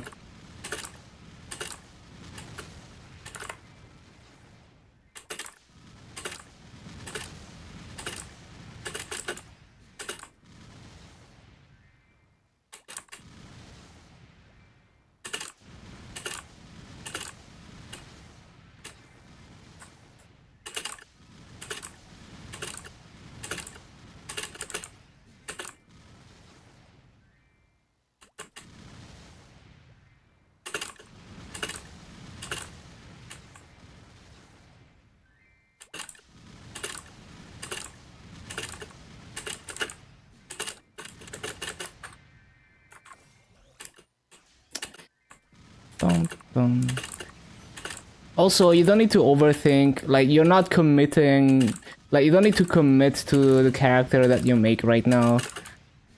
Like, you just take some time to explore the game. Every character you level and progress has value, even if you abandon it later.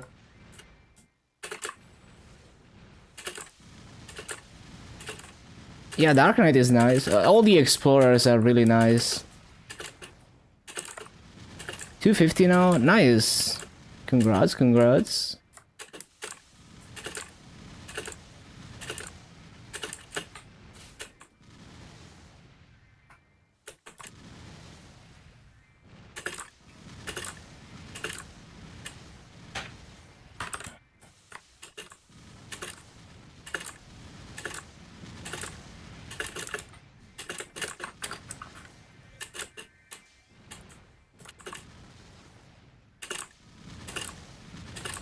Paladin, it's solid, just like the other Explorer Warriors. Paladin is like it has like Heaven's Hammer is absolutely insane in terms of hitbox, but I would say all the Explorer warriors have roughly equally good mobbing, and it depends on the like slightly different style, but it kind of averages out. Like some mobs, one of them is better, and you know they kind of trade blows. Wish you had good luck. The good luck that you get on Dark Knight on your blaster. Yeah, I mean, mules never struggle.